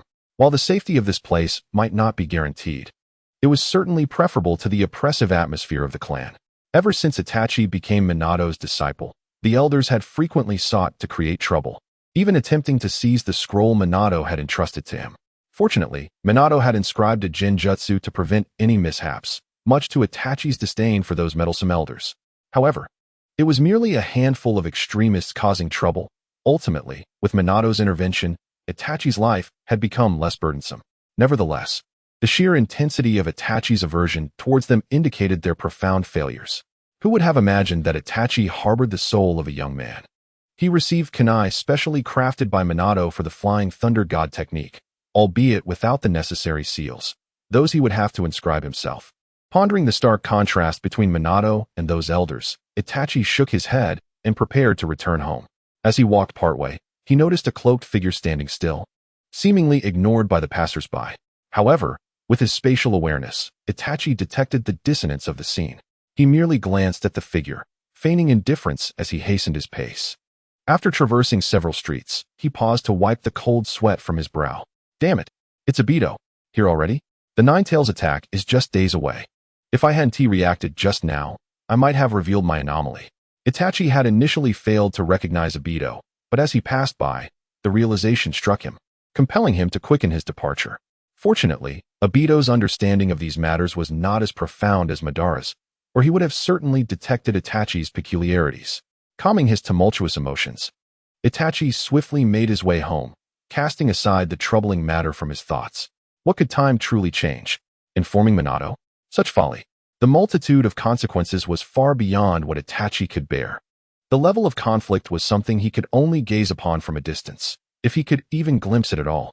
On his path home, he encountered Kushina. Itachi chose not to greet her. Instead, he observed from afar.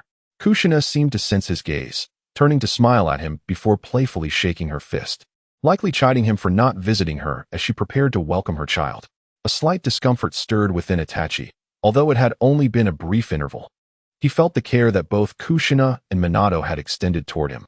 An ache formed in his heart. Strength. A small ember was ignited within Itachi. A mere thought at present, yet it was destined to erupt one day. As night descended, the previously dark shroud was illuminated by a fiery glow. Though the light emanated a sense of volatility, anger, foreboding, and malevolence, every negative emotion flooded the outskirts of the Hidden Leaf Village.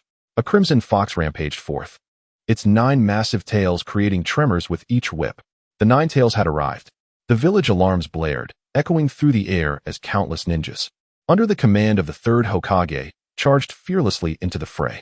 However, the 9 tails unleashed a colossal sphere of chaotic chakra, a tailed beast bomb that barreled through the gates of Konoha, threatening to unleash devastation, yet it vanished before detonation. Itachi, possessing spatial awareness, sensed the abnormality in that moment. Instinctively glancing toward the Hokage rock, the Fourth Hokage, Minato Namikaze, clad in a white cloak, regarded the 9 tails with a grave expression before vanishing in a flash of the Flying Thunder God technique. Itachi, quickly take Shun to the back mountains for safety. Mikoto frantically sought out Itachi, thrusting Shun into his arms with urgency. Yes, but mother, are we not to fight? Why is no one else engaging? Itachi's voice carried a hint of anger. Unbeknownst to him, his disposition had shifted. In his past life, he had felt little concern for the Uchiha clan's indifference to others' plight. Yet in this life, as Minato's disciple, he instinctively wished for Minato's survival, even as he rationalized that Minato's death would disrupt future events. Sigh. Itachi, it's best if you do not involve yourself in this, and I lack the means to handle it, Mikoto replied, her face etched with worry. Though she too feared for her friends, her allegiance to the Uchiha clan was paramount, an unfortunate reality, as some matters could not be altered by mere impulse. This was the sorrow of a great clan. When one could not change the decisions of the powerful, one must change oneself. Damn it! Itachi's face reflected his unwillingness as he fled toward the back mountains with Shun in tow. As he entered the refuge, he turned back to gaze at the blood-red sky, the tremors of his soul deepening his gravity of expression. The heart of a budding warrior continued to grow. Obito, no Uchiha Obito. One day, I shall avenge my grievances against Master Minato. Itachi cast a final, lingering glance before stepping into the sanctuary. He attended Minato's memorial service, where the presence of the Uchiha clan was notably sparse. Only a few amicable individuals, such as Mikoto, had come.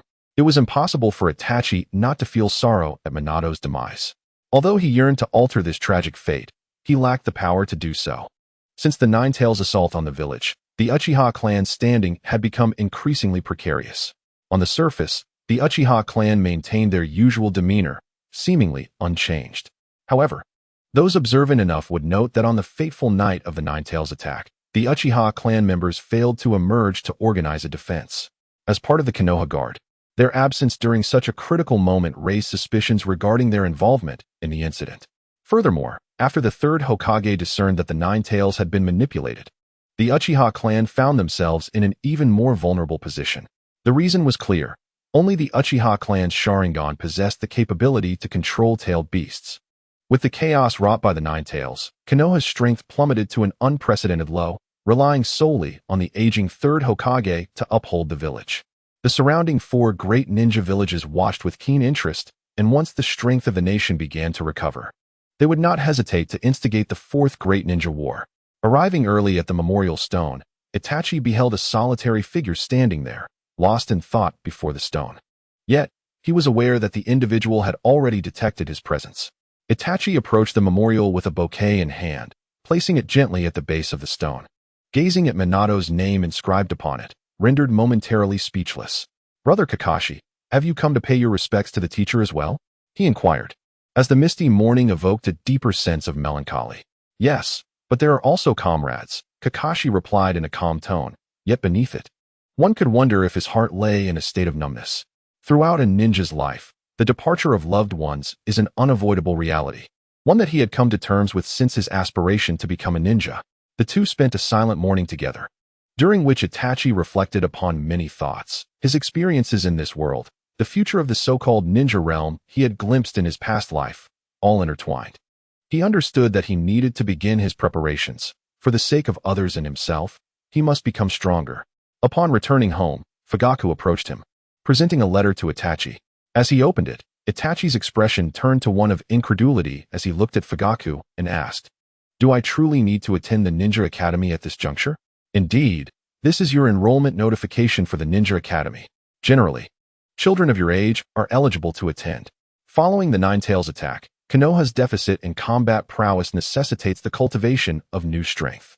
However, Itachi felt a tinge of embarrassment, realizing he was no longer the untested Itachi from the original narrative who had not taken a life during the Third War. Now, he was capable of single-handedly defeating a Chunin and had been trained by Minato. There seemed little need for him to attend the academy. Moreover, the current curriculum at the academy bore similarities to the future he had known, requiring students to first engage in theoretical study, a prospect that did not excite Itachi in the least. Nonetheless, it is a necessary process, and you must also bolster your foundational knowledge. If you prove to be exceptional, you may have the opportunity to graduate early. Fugaku was well aware of Itachi's thoughts. However, this was a necessary process. Yet, if one possesses sufficient talent, even a single day could suffice, provided one can pass those tests. With a resigned sigh, Itachi pressed his forehead and resolved to attend the Ninja Academy to study those things that Kushina had insisted he memorize. The mere thought of Kushina cast a shadow over Itachi's mood. "How did I become so sentimental? I am not an old man," he mused, chuckling at his own self-deprecation. Nonetheless, it felt as if something was obstructing his heart, and in a state of agitation, he found himself in the training woods. Who would have thought I would resort to such a method of venting? Itachi gazed at the targets in the forest and shook his head. With a low growl, he hurled several kunai at various angles, striking all the targets after colliding midair. Yet, he scoffed, "Did I miss the bullseye? Not good enough." Gritting his teeth, he flung another kunai toward the target. In the darkness, the sound of a boy's labored breathing reverberated. Exhausted, Itachi collapsed to the ground, staring vacantly at the flying thunder god kunai in his hand. He felt a sense of disconnection, as if he were in a place unfamiliar to him.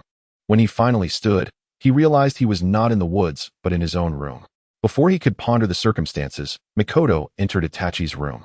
"Itachi, you must not harm your body in the name of training," she admonished sternly. Had she not discovered yesterday that he had not returned to his room? He would likely be ill by now. "Yes, mother," he replied, recognizing her concern. "Oh, by the way, you must hurry, or you will miss the registration time at the Ninja Academy. You wouldn't want to be the subject of ridicule on your first day, would you?" Mikoto added teasingly. In a panic, Itachi squeaked and hurriedly got up. Ever since he became a ninja, certain daily tasks had become simpler. Grabbing a piece of bread from the dining table and placing it in his mouth, he dashed out. "Ah, this is just an old habit from my previous life." A fear of tardiness. As he moved swiftly, he declared, "Report." Itachi flung the door open, and perhaps due to his anxious state, his breathing became labored. "Are you Uchiha Itachi? Hurry up, you're the last one." The Chunin instructor was not one to mince words. Had he been a commoner-esque child, he likely would have faced punishment. The hierarchy in Konoha was still very much in place. "Yes," he replied promptly to the Chunin and took a seat at the back of the room. Although the desks in Konoha were staggered, it mattered little. The teacher would always be able to see him. The Chunin cast a glance at Itachi before resuming his lecture on chakra. Itachi, nearly succumbing to slumber, found himself inexplicably inheriting the trait of drowsiness that had plagued him in his previous life during classes. Unable to resist the overwhelming lethargy, he discreetly retrieved a balloon from his pocket and began to inflate it, simultaneously practicing the Rasengan. Although he had already mastered the technique, his proficiency remained somewhat lacking. He required ample time to execute it flawlessly. In the heat of battle, it was unlikely that any adversary would afford him the luxury of preparation. Unlike the scenarios depicted in animation, in a certain sense, one could argue that the ultimate antagonist in those animated tales embodied the most honorable knight. However, as is often the case, unforeseen circumstances arose. While lost in thought during his practice, Itachi inadvertently lost control of his chakra, causing the balloon to explode abruptly. Uchiha Itachi, step outside. The Chunin instructor finally erupted. Yes, Itachi responded absently, having already mastered the material being taught. Despite appearing to be a mere genin, he was acutely aware of the vast chasm that separated him from those children who had yet to embark on their paths as shinobi. To him, these aspiring ninjas were hardly more than inept individuals, even inferior to ordinary adults, and he was disinterested in their company. Standing in the corridor, Itachi gazed vacantly at the balloon in his hand, dismissing the teacher's reprimand entirely. In fact, he had never truly regarded the instructor as a teacher. His only mentor was the illustrious Minato Namikaze. As he pondered how to expedite his graduation from the Ninja Academy, he remained oblivious to the fact that every movement he made was being closely observed. Uchiha Itachi, is it? I hope you are correct, Minato. That child possesses the ability to undertake such a task, though I sincerely wish that task will never be assigned, sighed the aged third Hokage, addressing the empty room. Kisame, please summon Uchiha Itachi. Yes, Lord Third. A shadow silently vanished, leaving behind only a faint echo of a sigh. The sharp sound of shuriken striking a wooden stump resonated, accompanied by the gasps of surrounding children. Itachi surveyed his surroundings with a hint of pride, though he maintained a composed demeanor. Yet, a dark figure flickered in his mind, prompting him to slap his face. No, he chastised himself. How could he be so easily satisfied? His ambitions were aimed at the enigmatic figure in the shadows. The sting brought his focus back to the present. But at that moment, a figure approached him, disregarding the astonished expressions of the nearby students. In a calm voice, he addressed Itachi. Uchiha Itachi, the third Hokage requests your presence. Clad in a silver umbu uniform, adorned with the emblem of Konohagakure on his arm, and wearing a cat-faced mask, he carried a short blade slung over his shoulder, an unmistakable representation of the leaf umbu. The visitor arrived swiftly and departed just as quickly, leaving Itachi no time to react before he vanished. The surrounding children were left in awe, murmuring about the remarkable prowess that warranted an audience with the third Hokage. Indeed, he was the prodigy of the Uchiha clan. Nevertheless, Itachi had no time to dwell on their admiration. His emotions were a tangled web of complexity. Indeed, the third Hokage, as a positive figure in the original narrative, exudes a warm and approachable demeanor. Even when his disciple Orochimaru first betrayed him, he hoped for the latter's return without resorting to his full strength. However, the current summons to Itachi is rather nuanced.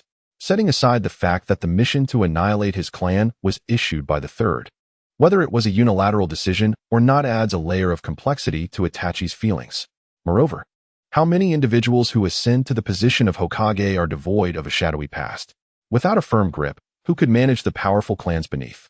This meeting occurs after the death of Minato, placing the Uchiha clan in a precarious position, a decision that warrants deep contemplation. Yet, alas, he is the third Hokage, while Itachi is merely a reserve ninja, yet to prove himself as a genin. With a heart full of trepidation, Itachi approached the towering Hokage building, marveling at its grandeur before standing before the door of the third's office. After a moment of hesitation, he steeled himself and gently rapped on the door. Come in, child. A gentle voice beckoned from beyond. However, the tone of the third left Itachi feeling somewhat disoriented. Upon entering, he was met with the image of an elderly man emanating a serene aura, a pipe clutched between his teeth. But should one mistake him for a harmless old grandfather, they would soon find themselves on a one-way trip to the river Styx. Yes, Lord Third, Itachi responded with a respectful demeanor. Ah, there is no need for such formality. The third replied, his tone growing even more affable. After all, you are Minato's disciple, which makes me your ancestor in a sense. This warmth only served to quicken Itachi's heartbeat. Something felt amiss. Nevertheless, Itachi resolved to align with the third's sentiments, believing it would ease the tension. Yes, revered ancestor. Haha. The third's laughter grew gentler still, yet Itachi couldn't shake the feeling that something was off, even if he could not pinpoint what it was. Itachi, would you like to graduate early? It's all right. I wish to hear your honest answer. Itachi cast a cautious glance at the third, carefully responding that the knowledge imparted in school had already been conveyed to him by his teachers, Minato and Kushina. He refrained from answering whether he wished to graduate early, though he personally would have welcomed the opportunity. The third paid no mind to Itachi's subtle hesitations. Then you shall graduate early. Huh? Itachi exclaimed. It's nothing. Since you believe you have learned everything, you may graduate early, but it will be contingent upon a test. The third did not afford Itachi the chance to seek clarification. Turning to the figure standing in the corner, then let Shursui assess whether Uchiha Itachi is qualified to become a ninja. Itachi found it curious that the third had notably emphasized the word ninja. Yes, Lord Third. Shursui responded in a voice that felt almost mechanical. Yet, the most perplexing aspect remained the examiner. It seemed illogical for the current Umbu to oversee the assessment, particularly for someone seeking to advance ahead of their peers. Prepare for 10 minutes. The examination will take place at Training Ground 7. Do you agree, Itachi? The third inquired gently. Yet, why did Itachi perceive his words as a command? In his heart, Itachi was fervently voicing his frustrations. Indeed, gazing at the figure before him, he found himself in a state of uncertainty. Thus far, his adversaries had either been formidable shadow clones or ordinary chunin. But now he faced a member of the Umbu from Konohagakure. The mention of the Umbu evokes in the minds of Naruto enthusiasts not much more than a tragic history that has become mere background noise, a tale of misfortune. Whenever the Umbu appears, they are often depicted as tragic figures, destined to meet their end at the first sign of light. Whether in mundane missions or in confrontations with the dark undercurrents of the Hokage. In essence, the Umbu embodies tragedy. Yet, is that truly the case? At this moment, Itachi dared not entertain any other thoughts as he confronted this Umbu, as the palpable threat emanating from the figure left him no room for distraction.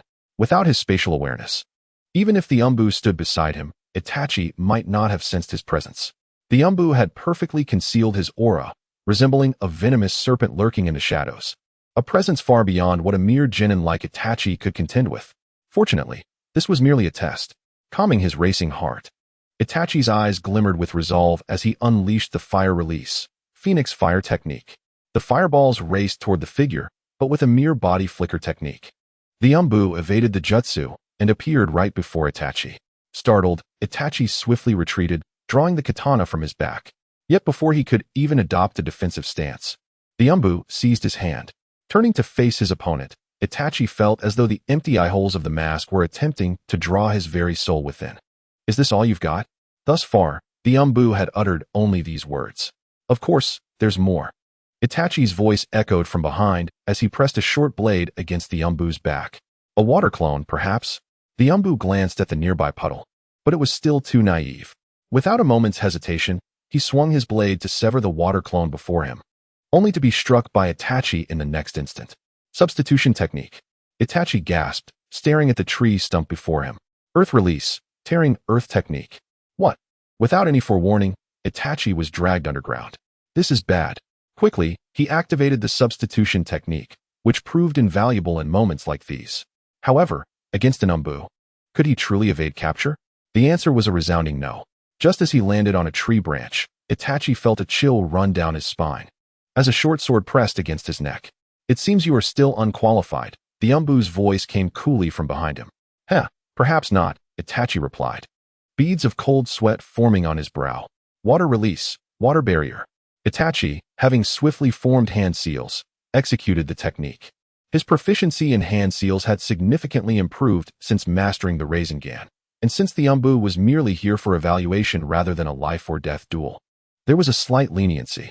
A massive curtain of water separated Itachi and the Umbu. Seizing the opportunity, Itachi quickly leaped away and then turned to unleash water release, water-severing wave. Before the untamed water could descend to the ground, it was controlled by Itachi, morphing into a blade of water that slashed towards Shiro. Yet, Shiro remained unfazed. As a member of the Umbu, he was accustomed to facing life-threatening challenges daily.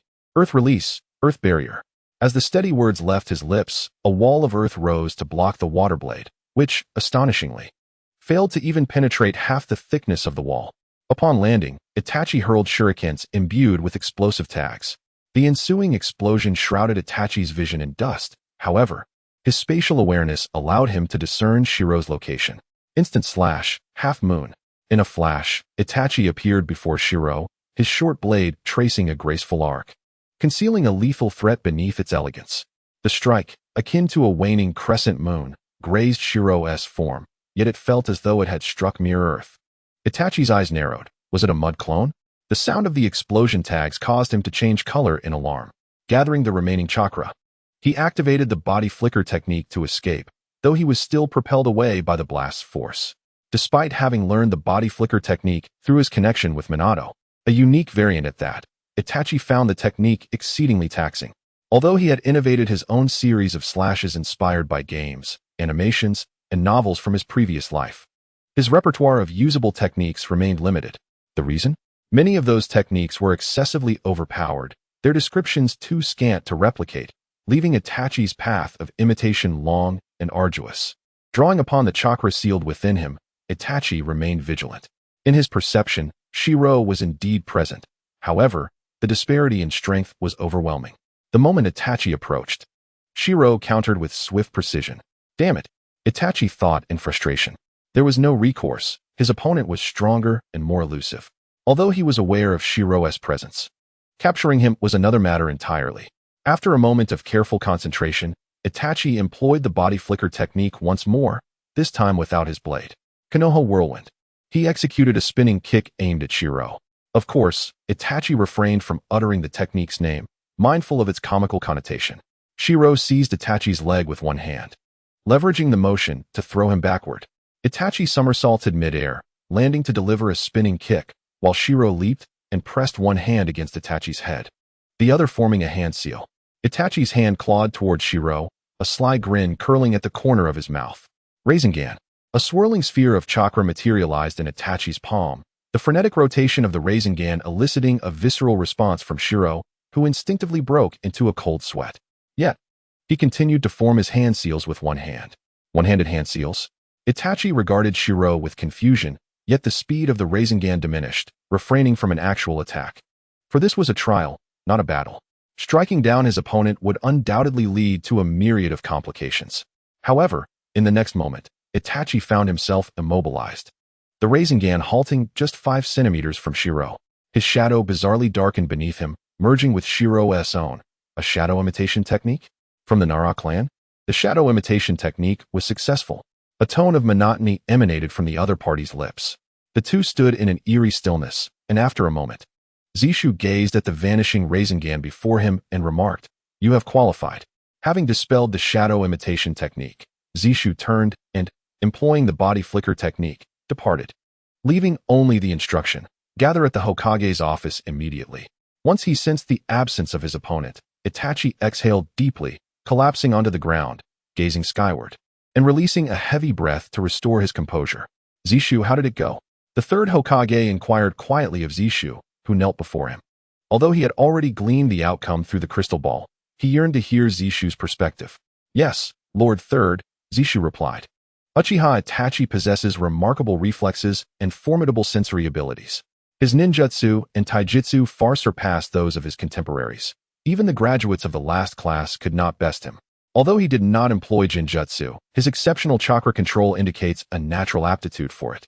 Particularly noteworthy was his final technique, which showcased a comprehensive strength rivaling that of a typical chunin. He is undoubtedly a prodigy.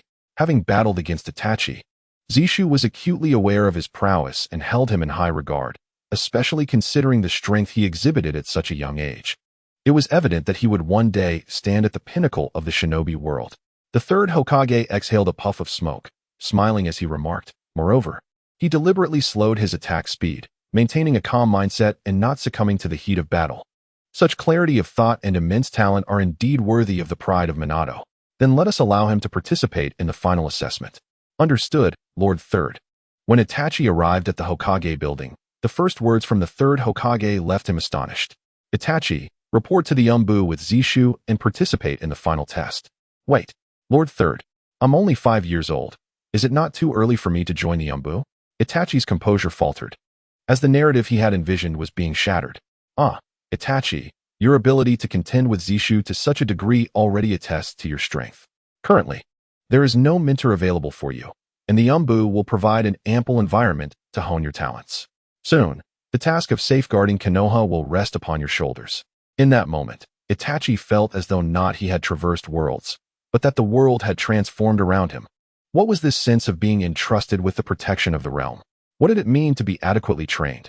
Did the Umbu not mean what he thought it did? Yet, as he attempted to resist, he found it futile.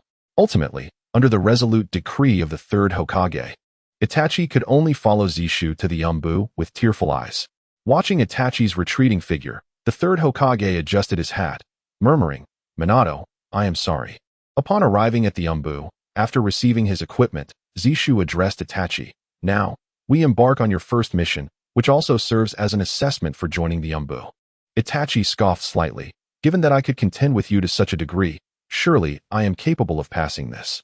The young mouse cast a glance at Itachi, indifferent to his expression, and playfully stated, "The task at hand is to eliminate a total of 128 individuals, including the elderly, women, and children, residing in a bandit stronghold situated 3 kilometers southwest of the Hidden Leaf Village, all under my supervision." Unfazed by Itachi's reaction, he enunciated each word with emphasis. "All of them." Upon the towering mountain, blood and fire reigned supreme. The crimson earth bore witness to the valiant souls who had perished. A solitary figure stood atop the summit, resembling both a sage and a sinner, his blood-red eyes gazing into the distance. The black windmill turned silently, and suddenly, countless hands emerged from the ground, seizing the man. His expression revealed neither joy nor sorrow as he looked down upon the earth, his eyes swirling with a windmill-like pattern of madness. The man exhaled a few words, suddenly. Itachi, jolted awake from his slumber, wiped the cold sweat from his brow, questioning whether it had all been a dream. How unsettling. He glanced at his sweat-drenched hands, recalling the events of the previous night. After the massacre, he had been utterly at a loss as to how to return. Yet the haunting images of the slaughter remained vividly etched in his memory. What have I done? A self-deprecating smile crossed Itachi's face as he resolved to cast the matter aside. After all, it was not a pleasant memory. After finishing breakfast, Itachi arrived at the Umbu headquarters, where the young mouse had been waiting for him. "Did you sleep well last night?" The mouse inquired with a teasing tone. Itachi shot him a silent glare, the murderous intent that had begun to take form within him from the previous night's carnage surging forth without restraint. But would the mouse even be bothered by such a hint of bloodlust? With a dismissive wave, he remarked, "Honestly, are you still sulking like a child? Come on, Joie." Upon entering a reception room of the Umbu, a group of individuals were either sharpening their blades, organizing shinobi tools, or reviewing intelligence reports. A middle-aged Umbu member, noticing the arrival of the young mouse, greeted him warmly. "Ah, it's you, Joie, and this must be the newcomer? At such a tender age, a prodigy, no doubt. But be cautious. The Umbu is a place where death is all too common." "You talk too much, ugly ox," the mouse retorted with a sarcastic tone. "It's ugly ox, not ugly cow. How many times must I tell you?" The man, codenamed Ugly Ox, exclaimed in exasperation, shattering Itachi's preconceived notion that the Umbu was composed solely of cold, emotionless men. Yet, this was to be expected, considering Kakashi and Yamato. Perhaps they only became ruthless while on missions. With a sense of resignation, Itachi observed the two exchanging banter, his expression remaining one of aloofness. "Enough. Maintain your composure," a woman interjected, tapping the heads of the young mouse and Ugly Ox. She then turned to Itachi with a smile, asking, "What is your name, little brother?" "Little brother?" Itachi thought, his mind racing as he scrutinized the woman with purple hair. Was she of the Yue clan? "I am you." Before he could finish, she interrupted him. "Wait. Not your real name. I mean your code name." "You may call me me. That is my code name." "Oh, code name Joie." Itachi understood that the Umbu required anonymity regarding true identities. Revealing one's real name could lead to complications. His previous line of thought had led him astray. "Very well. Now choose a mask. By the way, beneath the mask, we have prepared a welcome gift for newcomers. Your fortune will determine how much you receive." Miyu led Itachi to the pedestal adorned with masks, where several members of the Umbu immediately ceased their activities, gathering to observe. Itachi gazed at the row of masks before him. His eyes settled on an unremarkable fox mask, which evoked memories of the previous night. Perhaps, the only way to survive was to adeptly employ the fox's guise, he mused as a youth. He picked up the mask and opened the cabinet beneath the table, retrieving a short blade, black and emblazoned with the emblem of Konoha. "Surprisingly, you chose the best one," a member lamented, noting that he had intentionally placed several high-quality masks alongside a lowly one, only to find that Itachi had overlooked them. "So, you are engaging in psychological warfare?" Itachi thought to himself helplessly. "That is a chakra short blade, crafted from rare chakra conductors. Such a fortunate young lad you are," Miyu remarked with a tone of admiration. "By the way, your appearance is rather uncle-like, quite deceptive. With the short blade in hand, Itachi was escorted by Rat to the Hokage Tower. "Welcome to the Umbu, Itachi. You will be joining Rat's squad. In 3 days, there is a C-rank mission for the Umbu. Just report there when the time comes." "Yes, Lord Hokage." As Itachi departed, the third Hokage retrieved a scroll, which contained a detailed account of Itachi's performance during the mission the previous day. At the bottom, a striking line read, "Uchiha Itachi. Age 5, awakened the bloodline limit, Sharingan, during the Umbu assessment mission. Truly a prodigy," the third Hokage mused as he took a silent puff from his pipe. Gazing at the infant in the cradle, Itachi looked down at his own hands, recalling the blood that had stained them the previous day. Gently, he caressed the forehead of the sleeping child, his hand trembling involuntarily, perhaps haunted by the memories of that night. The recollections loomed like a nightmare, and the words uttered by the youth might very well become a curse that would follow him throughout his life. However, this was not the moment for such thoughts. "Oh, why can't you speak yet, Aki?" Itachi lamented, perhaps believing that only by expressing his frustrations could he begin to forget the past. Habitually, he wandered to the backyard, silently activating his Sharingan. Everything around him seemed to slow. The patterns on the flowers and trees became vividly clear. Itachi felt an immense leap in his abilities. The activation of the Sharingan endowed him with the strength to contend with a Chunin without succumbing to exhaustion. Drawing his short blade and katana, he abstained from using the chakra blade, as it would waste chakra he could ill afford to squander. "Swift moon slash," he declared, instantly appearing before a wooden post, severing a section of it, then kicking the severed piece into the air. Itachi leapt upward, focusing intently on the airborne wood. "Swift moon slash."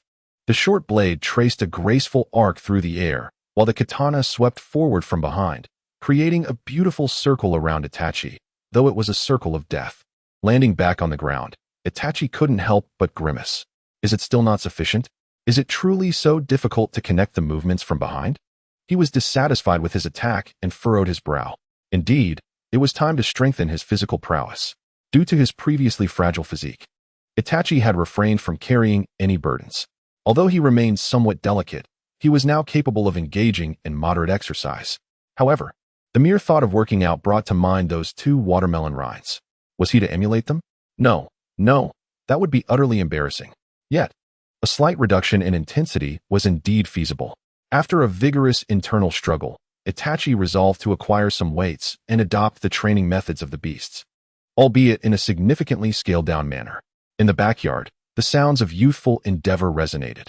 "Well then, let us return," Zishu remarked, gazing at Itachi. Thank you," Itachi replied, somewhat bashfully. Was this a manifestation of tsundere behavior? "It's nothing. Now, let's south incinerate this place. You have no objections, I trust?" Zishu gestured for Itachi to proceed with the destruction, eager to see if he had relinquished his baseless prejudices. "All right." Itachi stepped forward and unleashed a small fire technique, reducing the area to ashes before he and Zishu reported to the Umbu. "Here is your reward for this mission. Be sure to keep it safe." A ninja handed Itachi a sum of money. Weighing it in his hands, Itachi realized that despite the inherent dangers of the Umbu, the compensation was commendable, vastly superior to the meager rewards afforded to those undertaking D-rank missions. "I never anticipated the Umbu's rewards would be so substantial. It seems my future weaponry is secured," Itachi mused to himself, contemplating the creation of a weapon, though his current funds were too scant and the materials too elusive. It appeared he would need to ascend to Jonin rank before seeking such resources, prompting a chilling chuckle from him as he envisioned the future. "What has got you in such high spirits?" A familiar voice drifted from behind. Shursui," Itachi exclaimed, observing Shursui approach with a broad smile. "You should address me as Big Brother." Shursui teased with mock exasperation. "Shursui, how did you sustain those injuries?" Itachi inquired, puzzled, given Shursui's caliber. Completing those missions should have posed little challenge, especially since he was nominally a Genin yet possessed the prowess of a Chunin. Surely, his current tasks wouldn't involve confronting other ninjas. "It's nothing, just a miscommunication regarding intel," Shursui replied, but as he attempted to move his arm, the pain from his wound caused him to gasp. "What? You mean to say that during the mission, rogue ninjas unexpectedly appeared? I had no idea that a bandit suppression mission would involve ninjas. Fortunately, I managed to hold my own, and I did acquire something valuable. Look." Shursui activated his Sharingan, showcasing the 2 spinning tomo within his eyes. Your Sharingan has advanced. Itachi expressed surprise, as such progress typically required significant provocation. Clearly, this mission had proven more complex than Shui had suggested. Speak frankly, what truly transpired during this mission? Itachi's expression turned serious as he scrutinized Shui. It's nothing, just a few ordinary rogue ninjas. Really, it's nothing of concern. Shui faltered under Itachi's gaze, but had no intention of revealing the full truth. Very well, should you come to your senses, feel free to seek me out. Oh, by the way, Itachi, exasperated, rubbed his forehead before a mischievous idea struck him, eliciting a wicked smile directed at Shui. What are you plotting? Shui felt a chill run down his spine from Itachi's gaze. Big brother Shui, Itachi sweetly addressed him, sending Shui into a fit of goosebumps. Stop. What is it? Nothing much. I merely wish to inquire if you possess any advanced illusions or could accompany me for practice for a while. Do you think advanced illusions are as commonplace as cabbage? I have yet to master a handful of techniques, and given my current injuries, how can you even consider me for practice? Shui exclaimed in exasperation. Humph. Then teach me a few illusions, Itachi conceded reluctantly. Even during his battle with Itu, Itachi realized that his offensive capabilities were still lacking. Due to his age, both ninjutsu and taijutsu presented significant limitations, yet illusions were a different matter altogether. His innate, formidable mental strength allowed him to manifest illusions that surpassed what one might expect from someone of his age. When discussing illusions, the most formidable technique that came to mind was the legendary Kotoame Tsukumi, and it was reasonable to assume that its wielder, Uchiha Shui, possessed considerable expertise in illusions. Thus, this scene unfolded. Naturally, Shui, with their deep friendship, would not refuse. After all, the illusions he had learned were not esoteric secrets. With a bit of time, Itachi could acquire them, so there was nothing to fret over. Sigh, then follow me. In the shadows, a man wearing a fox mask whispered to the figure seated in contemplation, I apologize, clan leader, the mission has failed. However, the splintered armrest beneath the man's grip betrayed the fury within. Releasing his hand, he allowed the wood shavings to cascade to the floor, opening his eyes, which glinted with a chilling intensity. Is that so? Prepare for the next attempt. Unless my clan is annihilated, nothing will hinder my revenge. Yes. In the darkness, the voice gradually faded, punctuated by intermittent declarations from the man, the Uchiha will surely kill you. Therefore, are you a monster? Shui regarded Itachi with a look of incredulity. It's nothing. These illusions are truly not difficult. And, no more fighting. Are you seeking personal vengeance? Itachi retorted while parrying Shui's kunai. Since Shui began teaching Itachi illusions, he had imparted nearly all his techniques, yet Itachi mastered them in a mere matter of moments. Though only 3 or 4 techniques. This was a bitter pill for someone who practiced illusions daily to swallow. Thus, Shui resorted to personal retribution, leveraging his physical maturity to impose taijutsu and ninjutsu upon Itachi, whose Sharingan was rendered ineffective against Shui's Tutomo. Itachi could only barely defend against Shui's onslaught with his dual blades. Shui, you leave me no choice. Illusionary fox technique. The incantation momentarily distracted Shui, and seizing this opportunity, Itachi swiftly positioned himself before Shui, pressing his blade against his neck. Yet, Shui's mastery of illusions far surpassed that of Itachi, who was still a novice. With the aid of his Sharingan, Shui regained his composure just as Itachi placed the knife at his throat. Glancing at the blade, Shui smiled and remarked, Tell me, Itachi, you haven't forgotten my title, have you? Shunshin no Shui. Itachi barely processed this before Shui pressed a kunai against the back of Itachi's heart. A miscalculation, but...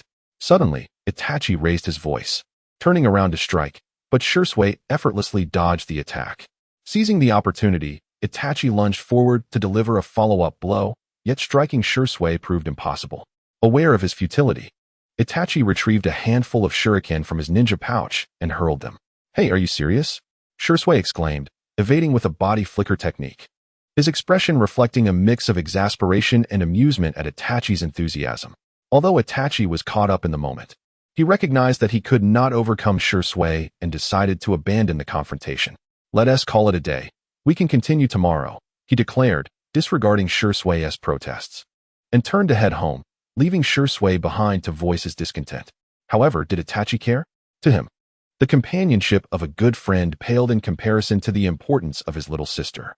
He seemed to have awakened something remarkable within himself, though he hoped it was merely an illusion. It had been a year since he joined the Umbu, during which Itachi undertook numerous covert missions. Yet, even Umbu members were entitled to leave, although the nature of such vacations left much to be desired.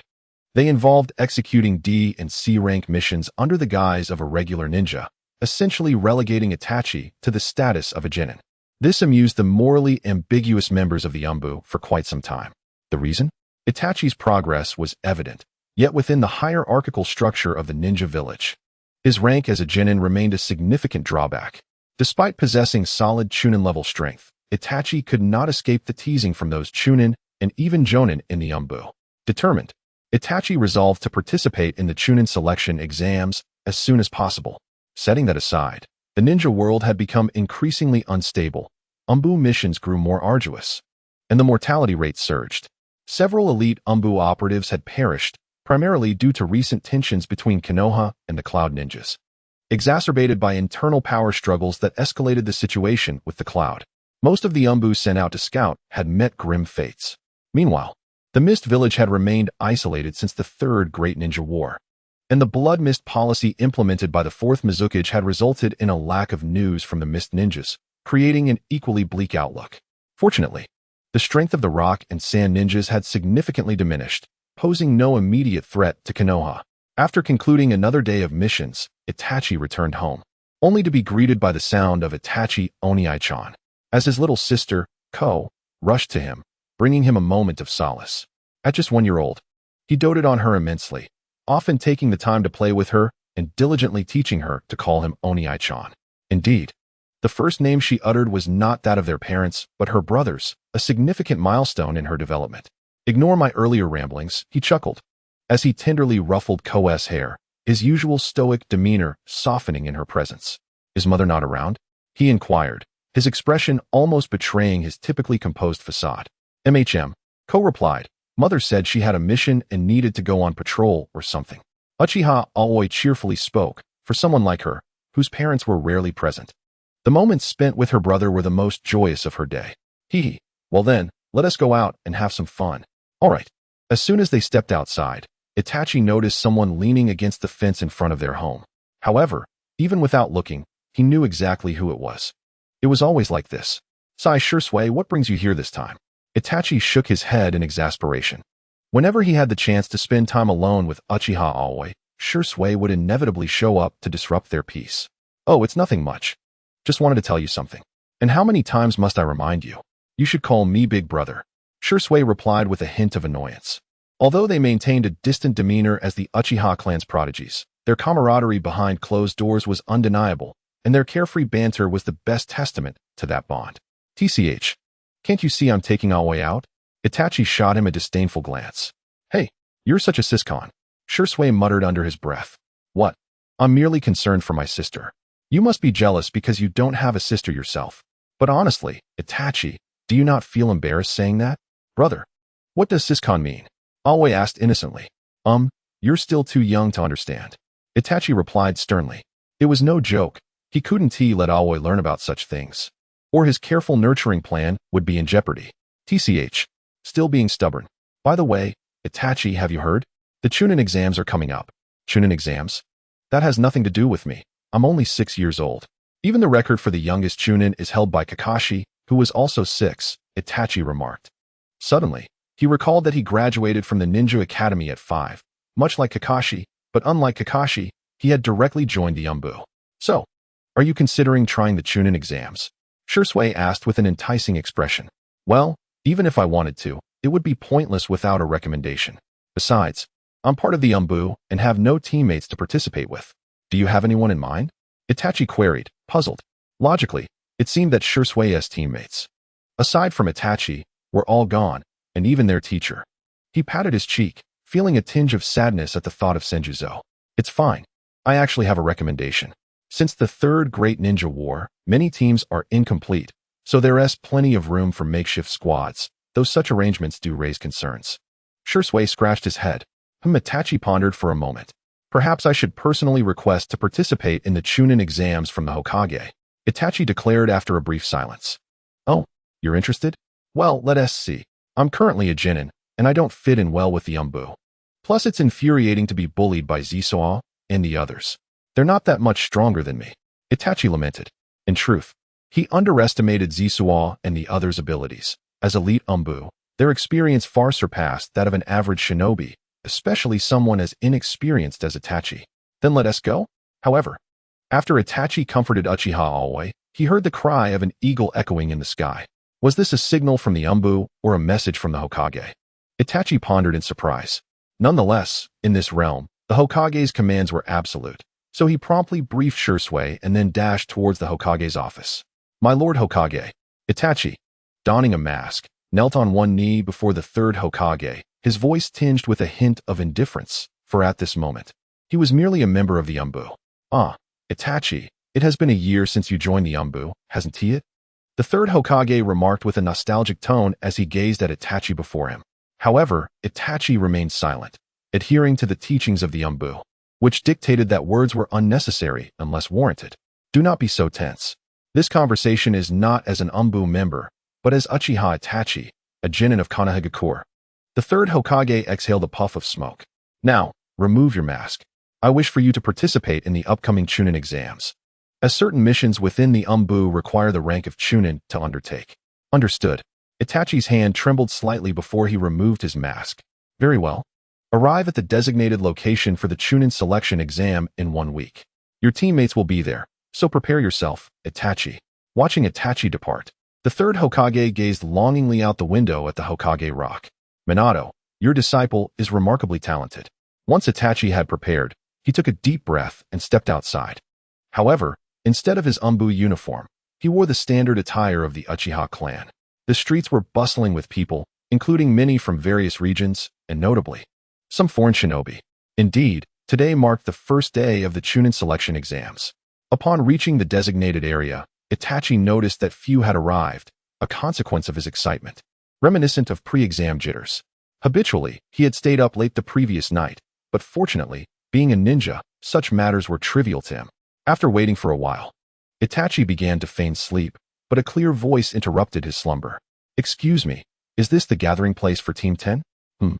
Itachi opened his eyes to see a striking figure before him, a girl with long, light blue hair clad in refreshing female shinobi attire, a short blade strapped to her calf, and her sleeves slightly bulging, seemingly concealing some tools. Her amber eyes bore no emotional expression. She appeared to be a girl devoid of any distinguishing traits. May I ask who you are? I am a member of Team 10, following the instructions to come here. Oh, I am also a member of this team. I look forward to working with you. However, Itachi internally exclaimed that this was quite improbable, for the girl's age seemed so young that he almost believed she was younger than himself. Yet, Itachi refrained from voicing such thoughts, as that would be impolite. And it seemed that girls like her were not particularly inclined to engage in conversation anyway. By the way, I am Uchiha Itachi, since we are soon to be teammates. May I ask your name?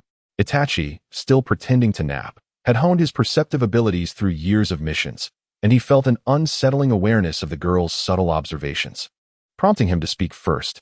Kana, Kato Kana, the girl replied, her voice light and melodic. Itachi felt a slight surprise. While the name Kato might not be particularly renowned in Konoha, the most famous bearer of that name was none other than the boyfriend of Tsunade, one of the legendary Sannin, Kato Dan. Could it be that Kanade is from the Kato clan? Never mind, it's of no concern to me. However, as Itachi pondered these thoughts, a rather irritating voice broke through his reverie. Oh, I didn't expect my teammate to be you, Itachi. I was just fretting over who my partner would be. Indeed, the speaker was Shisui.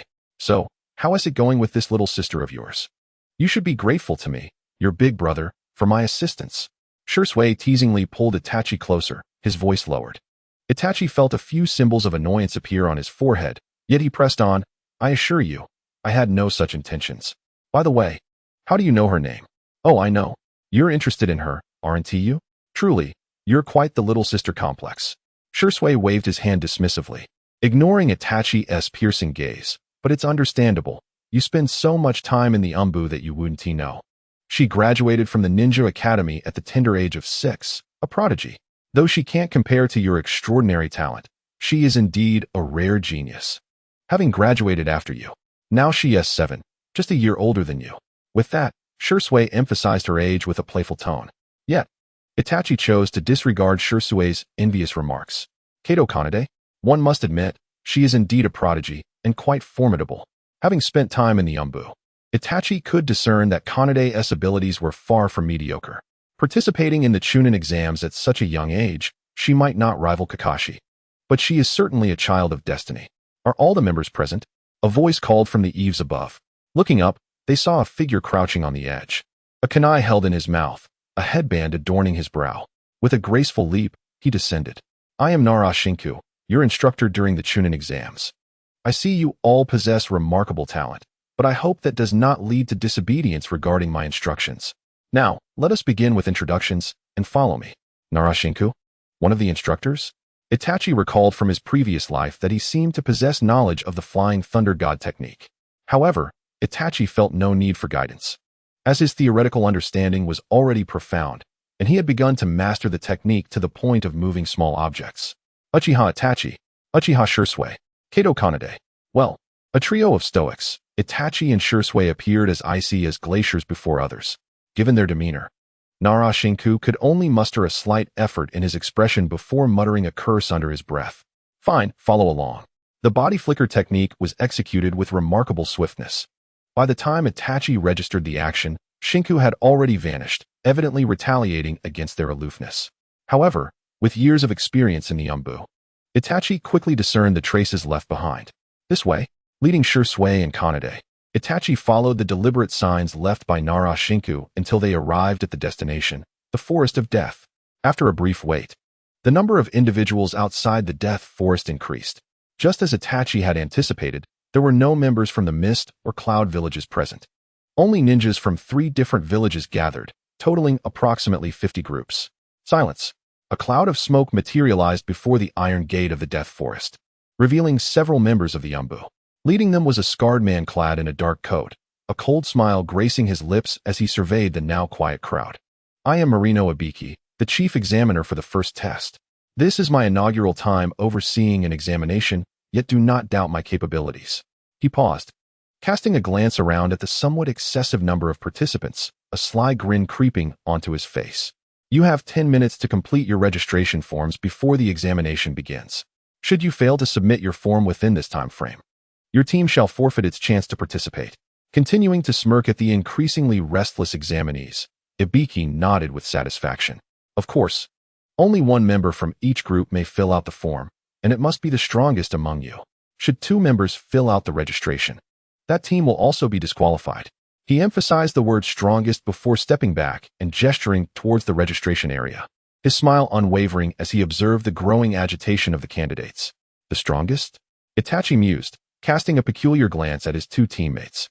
Since Ibiki's arrival, he had remained vigilant, as the conditions set forth were undeniably strange, laden with time constraints and additional stipulations.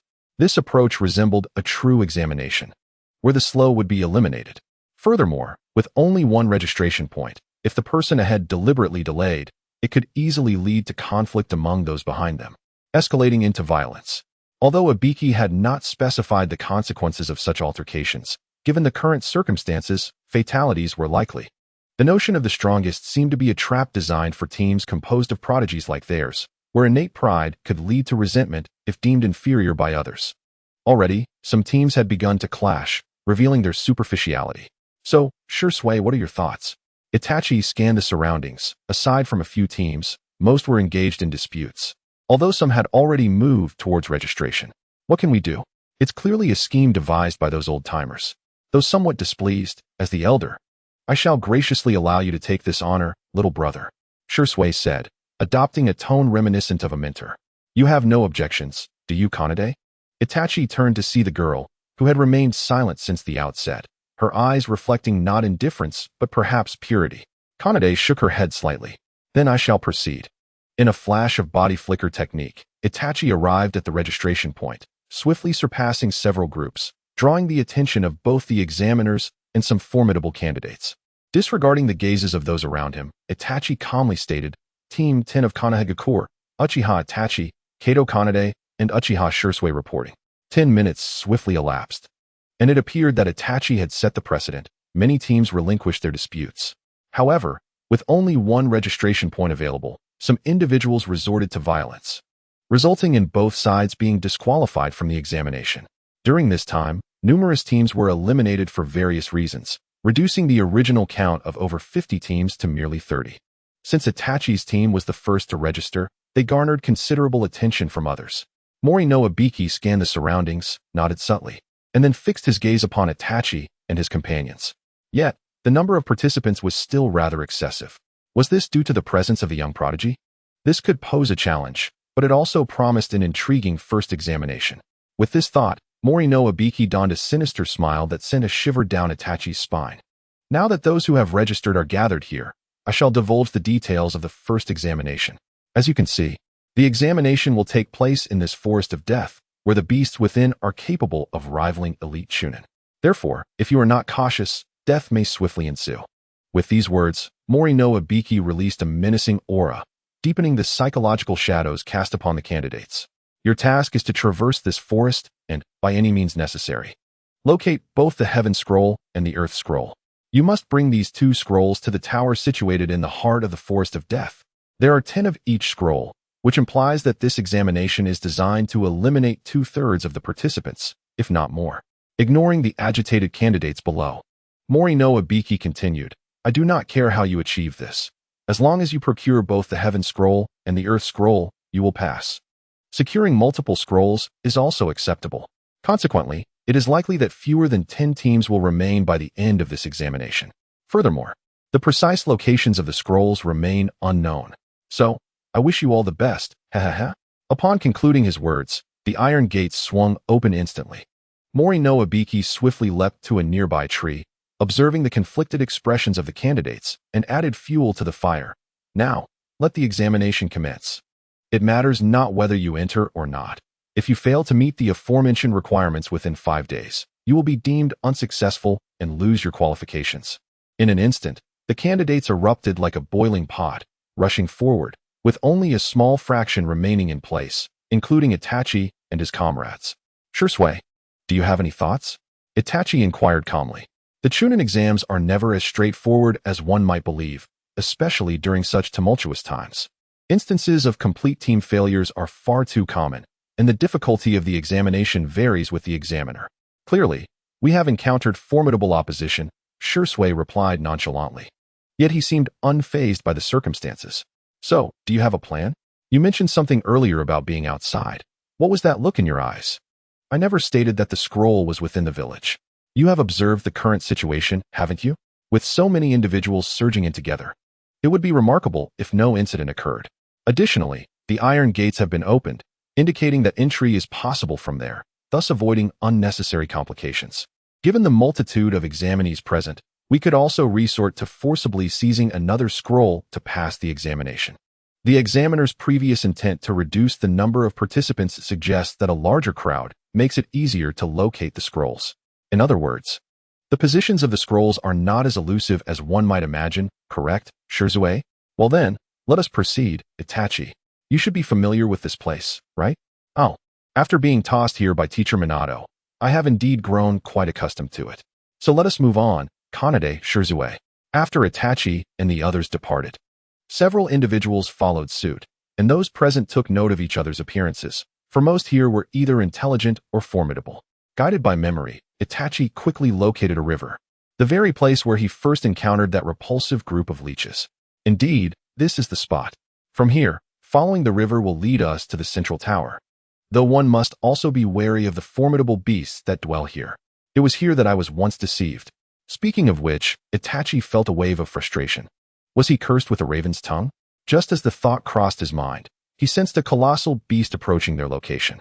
Let us take cover, he urged, as a massive creature made its way toward them. Reluctantly, Itachi signaled for Shursui and the others to hide, for confronting the creature head-on would only create a commotion, attracting other beasts or enemies. No way. After concealing themselves, Itachi and the others watched as the beast ambled past them. But what astonished them was not merely the creature itself, but the fact that a scroll of the heavens was dangling from its neck. What sort of mockery is this? Itachi gazed at Shursui with a look of dismay. I don't know, Shursui replied. Though, let us refrain from passing judgment. Shouldn't we attempt to seize that scroll? Without waiting for Itachi's response, he drew his short blade from his back and, using a body flicker technique, appeared beneath the lioness' neck, effortlessly severing the rope and retrieving the scroll in mere seconds. How swift! Truly, Shirzue is remarkable. Itachi observed Shirzue's actions and couldn't help but acknowledge that in the realm of body flicker techniques, Shirzue was nearly on par with him. Thanks to Minato's unique body flicker and years of training and combat, Itachi had surpassed the majority, yet Shirzue, with his innate talent, was able to contend with Itachi's prowess, an undeniable genius. As for Kanade, despite her usual indifferent demeanor, there was a hint of shock in her gaze.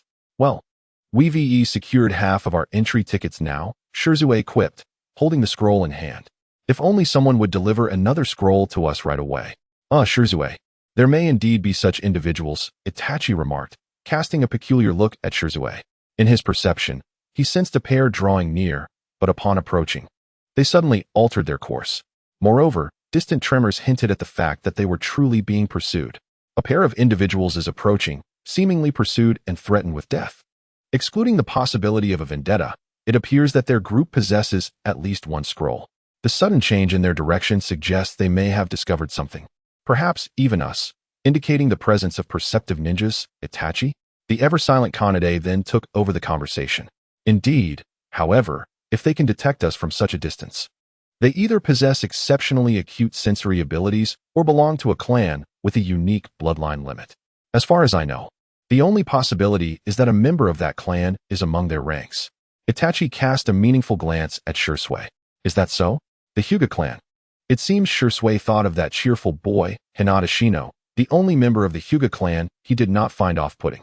Well, if that is the case, it is easily explained. With their Byakugan, locating the scrolls is indeed straightforward, and judging by the scrolls' placement, although not densely clustered, they are quite conspicuous. As he spoke, Itachi rose and gazed in a particular direction, a faint smile gracing his lips. Thus, it implies that the opposing party may possess more than one scroll. Of course, even if there is only one, it is of no consequence. Is it, Itachi? Shirzue also stood, and the smiles on their faces revealed that they were on the same wavelength. Kanade looked at Itachi and Shirzue in puzzlement, her head slightly tilted, which elicited an endearing feeling in Itachi. However, his years of stoicism prevented him from showing much emotion, and he subtly turned his head away. So, shall we proceed? She inquired of the two. Certainly, replied Shirzue. What? Asked Kanade. Naturally, we shall take advantage of the situation and seize the opportunity, Itachi quipped, setting aside Itachi's nefarious scheme. The Hyuga clan member found himself in a rather unfortunate predicament. Upon entering, he, relying on his Byakugan, quickly began searching, only to be dismayed by the sheer insult to his intelligence. 3 groups of scrolls were brazenly placed on the trees directly behind the entrance. While it would require some effort for the average person to locate them, they were ninjas, after all. With a little diligence, these scrolls could easily be spotted. Although some rushed past the scroll's location, a few attentive individuals did manage to notice them. However, one must not forget that the striking visibility of the Hyuga clan's Byakugan attracted the attention of those with ulterior motives, who had intended to follow closely behind them from the outset. The unfortunate outcome of this situation is evident. What do you think, Itachi? Shirzue inquired. Knowing that Itachi possessed the finest sensory abilities here and that the opponent was a Byakugan wielder, making it impossible for them to remain undetected, they could only proceed with caution, fortunate that the enemy's attention was largely focused on those pursuing them from behind. They seem to have slowed down. Perhaps their chakra is depleting. Although the Byakugan does not consume much chakra, the mental strain of such relentless pursuit takes its toll. Will they be able to catch up? Absolutely, Itachi replied with a confident smile. Ha ha ha. Hyuga Sojin gasped, staring at the scroll in his arms, feeling furious at the examiners who had set this test. Were they mocking us? Indeed, for those high-ranking ninjas, the Chunin exams were merely a game. How are you holding up?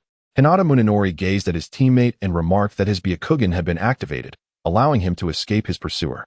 He felt a sense of safety. However, before he could truly relax, a shuriken pierced through his throat. What?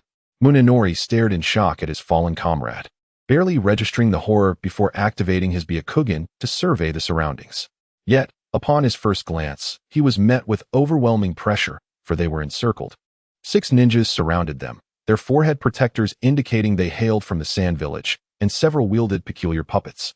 No wonder they evaded my reconnaissance, manipulating puppets from the shadows. In my current state, I cannot discern the chakra threads. Is he from the Hyuga clan? If he belongs to the main family, then judging by his sinister smile. The answer is evident. Shotaro, we have just signed a treaty with Konoha. This is not a time for war, declared a figure who clearly assumed the role of captain. Yet whether his words held truth was beyond anyone's knowledge. TCH, then yield the scroll, or face death. His chilling gaze pierced through Munenori like a specter. How infuriating. Munenori glared defiantly at his adversary. With only 2 on his side and 6 opposing them, escape seemed impossible. It appears an intriguing scene is about to unfold. Itachi murmured to Sasuke and Shursui.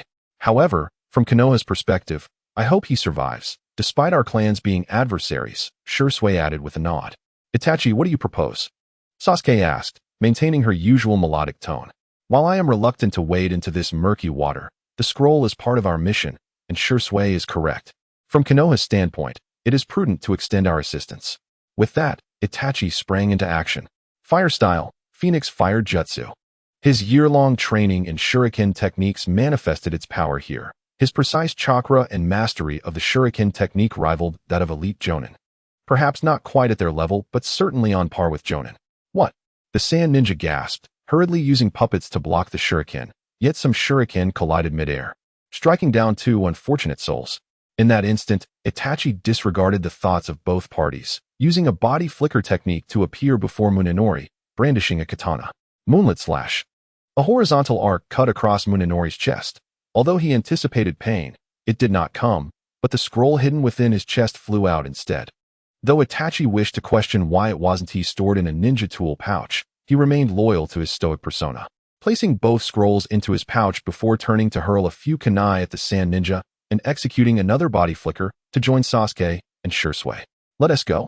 After issuing the command, Itachi swiftly pulled Shursui and Sasuke away from the scene. Art is an explosion. Itachi mused flamboyantly in his mind. Boom. Accompanied by the enraged cries of the sand ninja and the sound of explosions, a smile crept upon Itachi's lips. You truly excelled, Itachi. Shursui remarked with a wry smile once they had paused. Oh, it was nothing, Itachi replied with a modest grin. Enough. I hope we do not encounter them again. You must have sensed their strength, Shursui remarked with a serious expression. Indeed, it was when they thwarted Fengxian's fiery claws, Itachi replied. His demeanor now devoid of its previous lightness, gravely stating, no, it appears to be a squad, are all of Chunin rank. That is absurd. While most participants in the exam are indeed elite Genin or even Chunin level, having an entire squad composed solely of Chunin is quite extraordinary.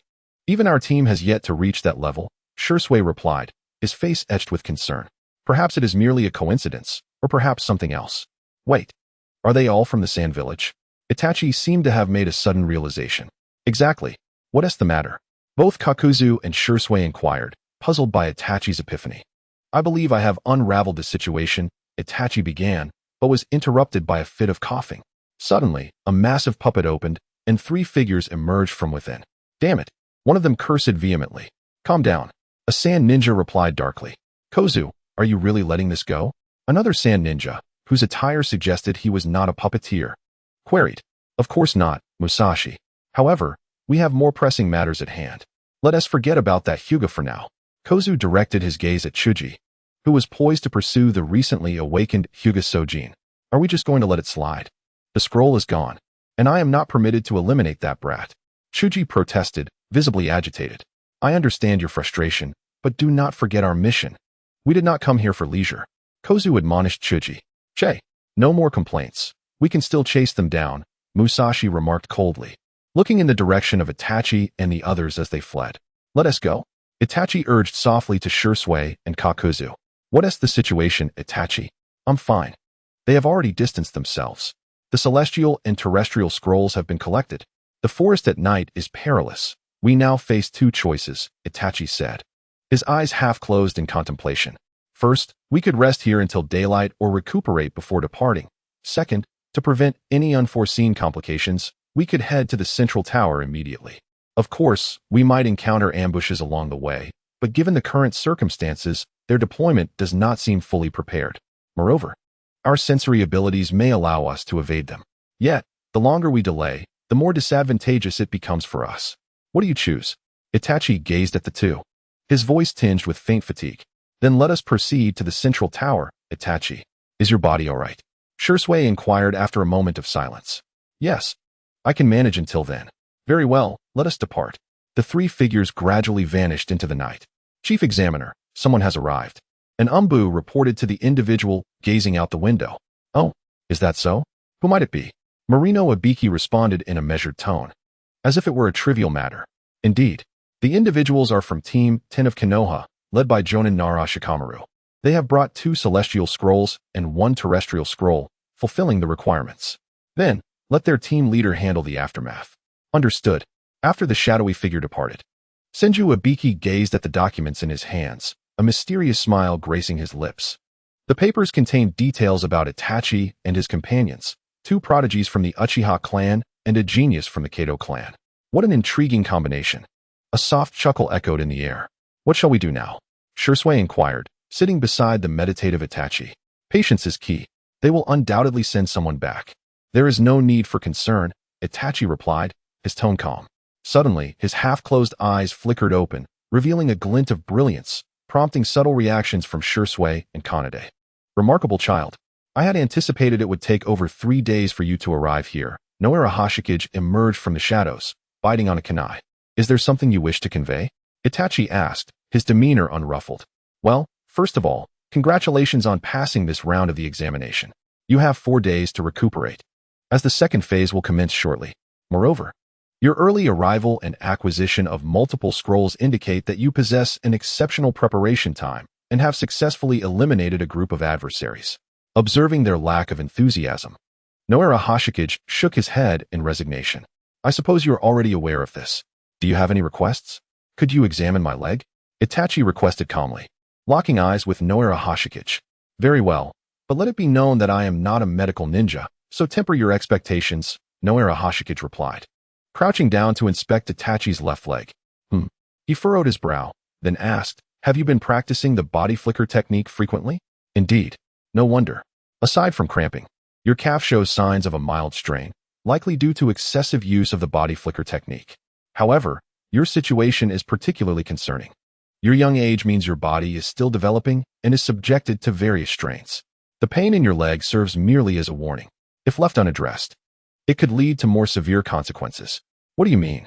It implies that your body cannot adapt to the side effects of the body flicker technique. If you were older, these burdens would be manageable, but at your current developmental stage, the issue is exacerbated.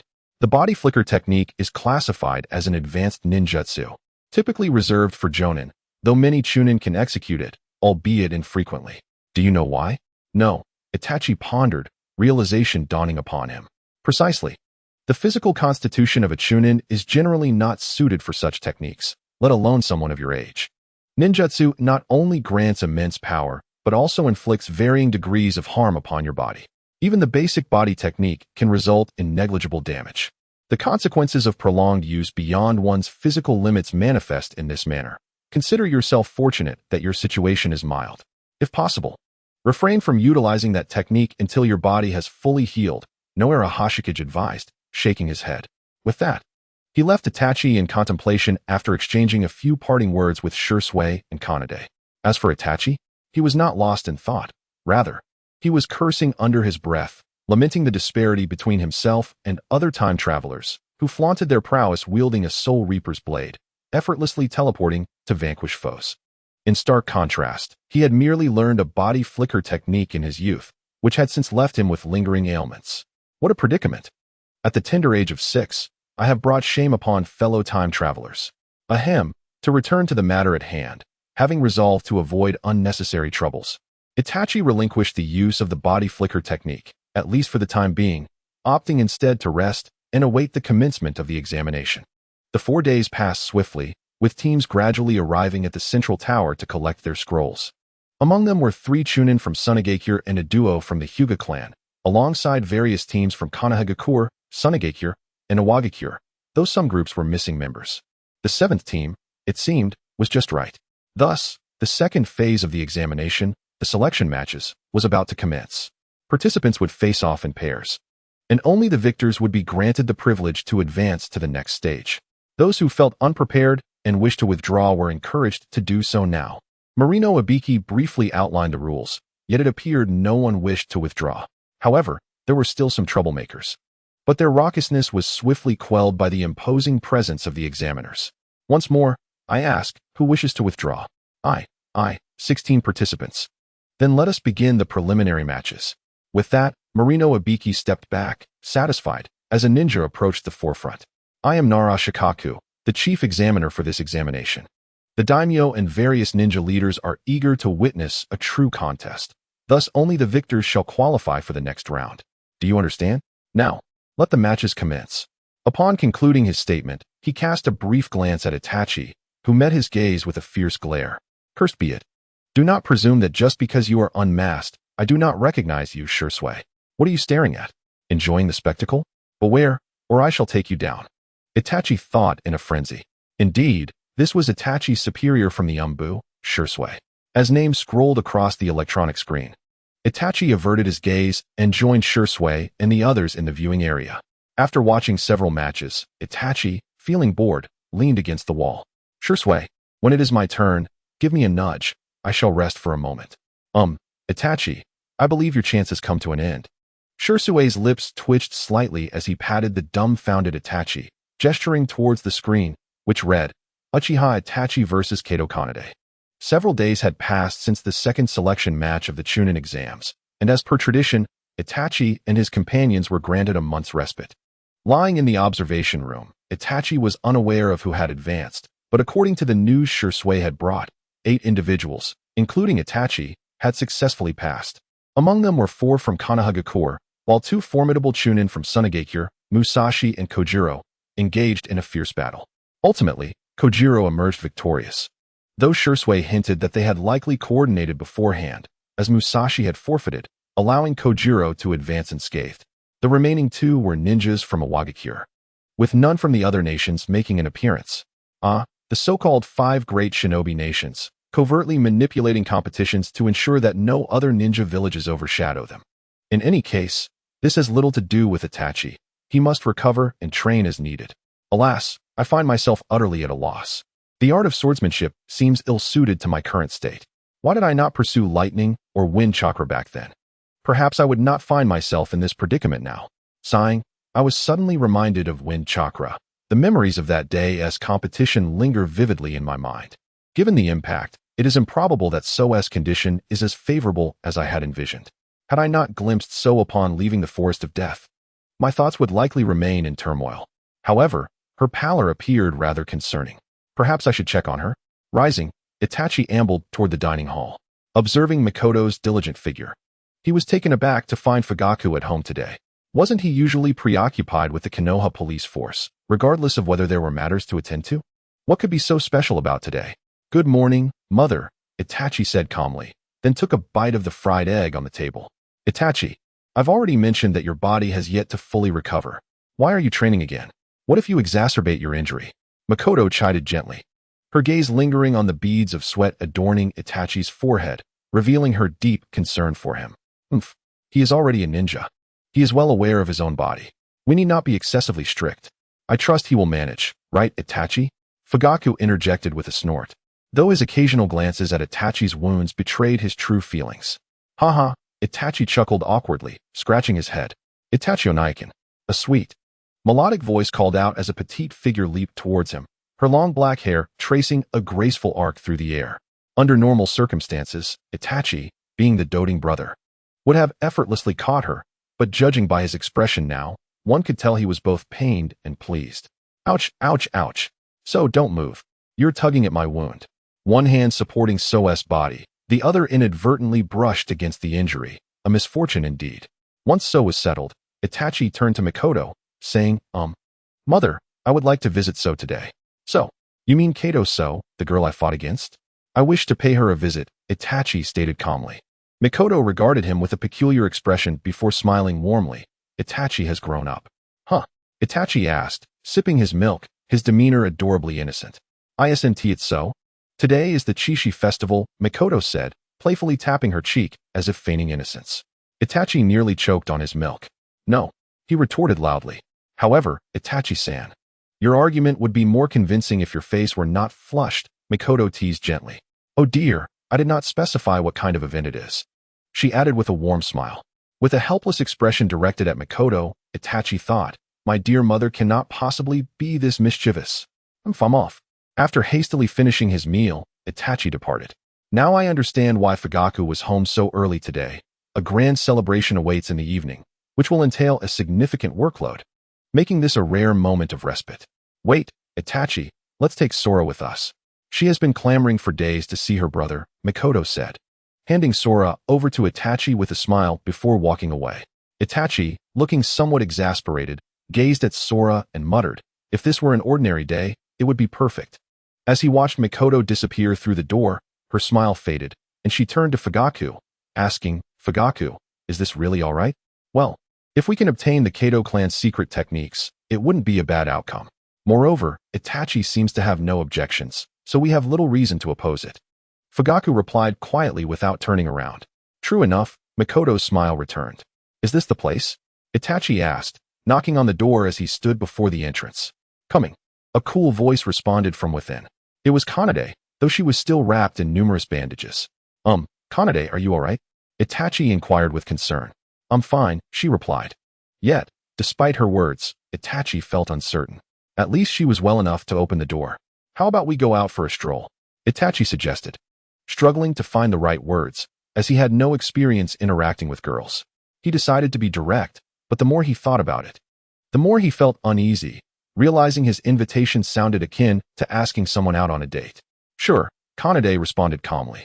Then let us go. By the way, is everything all right with your family? Itachi turned back to ask. Everything's fine.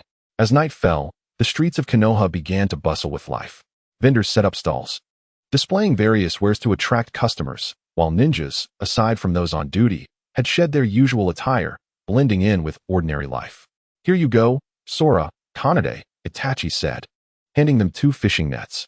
Earlier that afternoon, they had been leisurely wandering, and now he had brought them to a place to play a rather tricky game of goldfish scooping. Itachi felt his gentlemanly demeanor suddenly elevate. Oh no! The net broke again. Kanade exclaimed softly, as a faint blue ripple appeared in the water. Wait, Kanade, look over there. Itachi quickly stopped her, pointing to a sign that red ninja are prohibited from using chakra. Violators will be fined. He sighed, knowing that the money he had saved from his Umbu missions was at stake. Ever since joining the Umbu, his regular allowance had vanished. Meanwhile, Sora, the little girl, was blissfully scooping goldfish without a care for money. Oh, dear sister, spare my wallet. I beg you. Itachi could only silently lament his plight. All right. Let us go eat, he said, noticing their eager expressions. He discreetly drew a V with his fingers, successfully changing the subject. How about we go to Ichiraku Ramen? After some thought, Itachi decided they should visit the famous Ichiraku Ramen, which he had never tried despite living there for so many years. Upon arriving at Ichiraku Ramen, he ordered his favorite flavor from his past life and waited alongside Kanade and Sora. As he gazed at the bowl of noodles before him, he couldn't help but admire its appearance. It was visually appealing. However, the next scene almost left him in shock. Zo poured chili directly into the bowl, and in an instant, everyone around set down their chopsticks, gazing at the crimson noodles before him. Itachi could assert that just a single bite would unleash a fiery inferno. Observing Zo calmly savoring this unknown dish, taking delicate bites as if indulging in cherries, one might wonder at such pretense. Why did Zo's face remain untouched by sweat? Surely, he could withstand my fire techniques by now. Finishing the last mouthful, Zo nonchalantly dabbed his lips and tilted his head towards Itachi, inquiring, haven't you finished yet? No, I've had enough, it's nothing. Itachi replied with a hint of resignation, adhering to the principle that taking things too seriously would lead to defeat. This ramen is delightful. Thank you for your hospitality. After the meal, Itachi spoke mysteriously to Zo. Wait a moment, I will take Sora home first. Please wait for me. Upon seeing Zo's acknowledging expression, Itachi hurried home. Here we are, he said, leading Zo to an open area above the Hokage rock in Konoha. It's beautiful, Zo remarked, observing the village under the night sky. It was indeed a rare honor to receive such praise from him. I only recently discovered this place. It offers a view of Konoha and this thriving world. He paused, lying back to gaze at the stars, feeling the insignificance of his existence.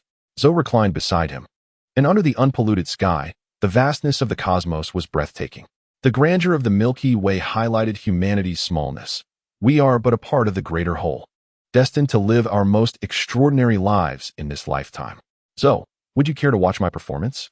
Itachi softly asked. Hee. Watch closely, he said, rising to his feet. Fire style, fireflies. Without warning, glowing orbs resembling fireflies appeared around them, exuding a warm aura, yet upon closer inspection, one would realize they were made of fire chakra. Dreams are born from such phenomena. Beneath the night sky, atop Hokage Rock, the scene sparkled like the galaxy, as the youth transformed into an eternal moment. The victor, Uchiha Itachi. A fervent cheer erupted from the crowd, eliciting memories of ancient Roman arenas in Itachi's mind. Despite the psychological influence of such an atmosphere, he found little enjoyment in it. The vanquished would face humiliation, and as the victor, he felt that for those of higher ranks, his triumph might not hold much weight. Perhaps they would merely muse about his talent. But this world is never short of prodigies. Furrowing his brow slightly, Itachi glanced at his calf, suspecting he would soon face reprimand. After all, this was not a time of safety, and he felt a peculiar sensation in his leg, albeit faint. He had been warned against using body flicker techniques before the match. Amidst the lively discussions surrounding him, Itachi made his way to the designated viewing area for participants, where the nearby Kojiro appeared as if his face were darkening with ink. Yet Itachi elegantly chose to disregard him. Well then, Shursui, it's your turn for the match next, and your bout with him is the highlight for those ninja leaders, Itachi said with a teasing tone, occasionally glancing at the individual in question. With flowing black locks and signature pure white eyes. There is no doubt that this is Hinata Sojin, a noble of great repute, renowned alongside the Uchiha clan in Konoha, possessing the Byakugan, one of the three great ocular techniques, alongside the Sharingan and the legendary Rinnegan. To be frank, those familiar with Naruto understand that the comparison of these three pairs of eyes is not merely a matter of power, in terms of combat prowess. The Sharingan may have its limitations, yet even a single Manjikyu Sharingan can easily dominate an opponent across several streets, not to mention the ultimate Rinnegan. It is likely that the troublesome activation rate is a contributing factor. It appears that within the Hyuga clan, both the main and branch families rarely lack for those who possess the Byakugan. Itachi once maliciously speculated that perhaps there were no other eye techniques, which led to the so-called three great ocular techniques. Of course, the Byakugan is not without its unique merits. Its enhanced immunity to Genjutsu and its nearly 360-degree field of vision are remarkable, making it difficult for anyone, save for a few exceptional individuals, to discern its shortcomings at a glance. The techniques of the Hyuga clan are primarily developed to compensate for these deficiencies. How troublesome, he mused, though he was determined not to yield. A confident smile graced Shursui's face. As the second match commenced, with Uchiha Shursui facing Hinata Sojin, Nara Shikaku announced the bout with a peculiar smile, awaiting their arrival. Indeed, an unusual atmosphere enveloped the arena following the announcement. The common ninja whispered amongst themselves, while the leaders of the ninja clans remained silent, their eyes occasionally glinting with anticipation. Itachi, watching Shursui depart, made his way to the spectator stands. The attention of the crowd was captivated by the impending match, leaving little interest for Itachi. Even if someone did notice him, it was of little consequence, as it was not his turn to participate. Upon settling into a seat, he turned to the girl beside him and said, Kanade, I apologize for this, ahaha. Itachi scratched his head, realizing that he had seen Kanade prior to the match, yet now was the first moment he had to engage with her. However, Kanade seemed unfazed, merely gazing at him, which made Itachi feel somewhat pressured. Setting aside their conversation, the battle below had already commenced. Water release, water surface slash. Shursui initiated with a swift water technique, seemingly banking on the assumption that his opponent would not employ ninjutsu, opting for a ranged attack. The Hyuga clan possesses a peculiar trait. Despite their formidable strength, few utilize elemental ninjutsu, primarily resorting to a handful of taijutsu techniques. While they have abilities like the 8 trigrams empty palm, techniques such as fire release, fireball jutsu, and wind release, great breakthrough are seldom witnessed, at least not by Itachi. As the torrent of water surged toward him, Hinata Sojin charged forward with astonishing speed, so rapid that even Shursui could only perceive a fleeting silhouette. What? Before Shursui could react, Sojin struck him with a palm, causing Shursui to feel a sudden halt in the flow of his chakra throughout his body. Reacting instinctively, he swiftly retreated. Gasping for breath, Shursui wiped the sweat from his brow. Just moments ago, He had nearly fallen victim to the unique acupoint techniques of the Hyuga clan. No, to be precise, he had already been struck. The chakra flow in one of his chakra points had diminished significantly. If the attack had landed on his left arm, it would likely have been rendered useless. Accelerating the flow of chakra, he periodically surged against the affected point. Fortunately, it was merely a minor chakra point. Had it been one of the larger ones, he would have surely collapsed. After moving his slightly numb arm, Shirzue silently sheathed his short blade, resolutely deciding against engaging in close combat. It was truly astonishing how, at such remarkable speed, Itachi had managed to seize the scroll. Was he truly an explosive-type ninja? Amidst his frustration, Shirzue suddenly noticed that his opponent's chakra flow was no longer as rapid as before, and the amount of chakra coursing through his veins had diminished as well. Although the other was concealing it well, there was an undeniable pallor to his complexion. Indeed. Then let us exhaust you to your demise. Launching a shuriken, Shirzue swiftly formed the hand seals for the Genjutsu Naruto. An instant of distraction could afford him a significant advantage, and now was that moment. Success. A gleeful expression blossomed on Shirzue's face as he had learned the art of taking advantage of a misstep through his prolonged encounters with Itachi. Drawing his short blade once more, he utilized the body flicker technique to appear before his opponent, ready to strike. As the clarity returned to his opponent's gaze, he found a short blade descending upon him. This is bad. In a state of alarm, Hyuga Sojin promptly unleashed his ultimate technique. Hack, Kaiten. A tremendous whirlwind materialized from thin air.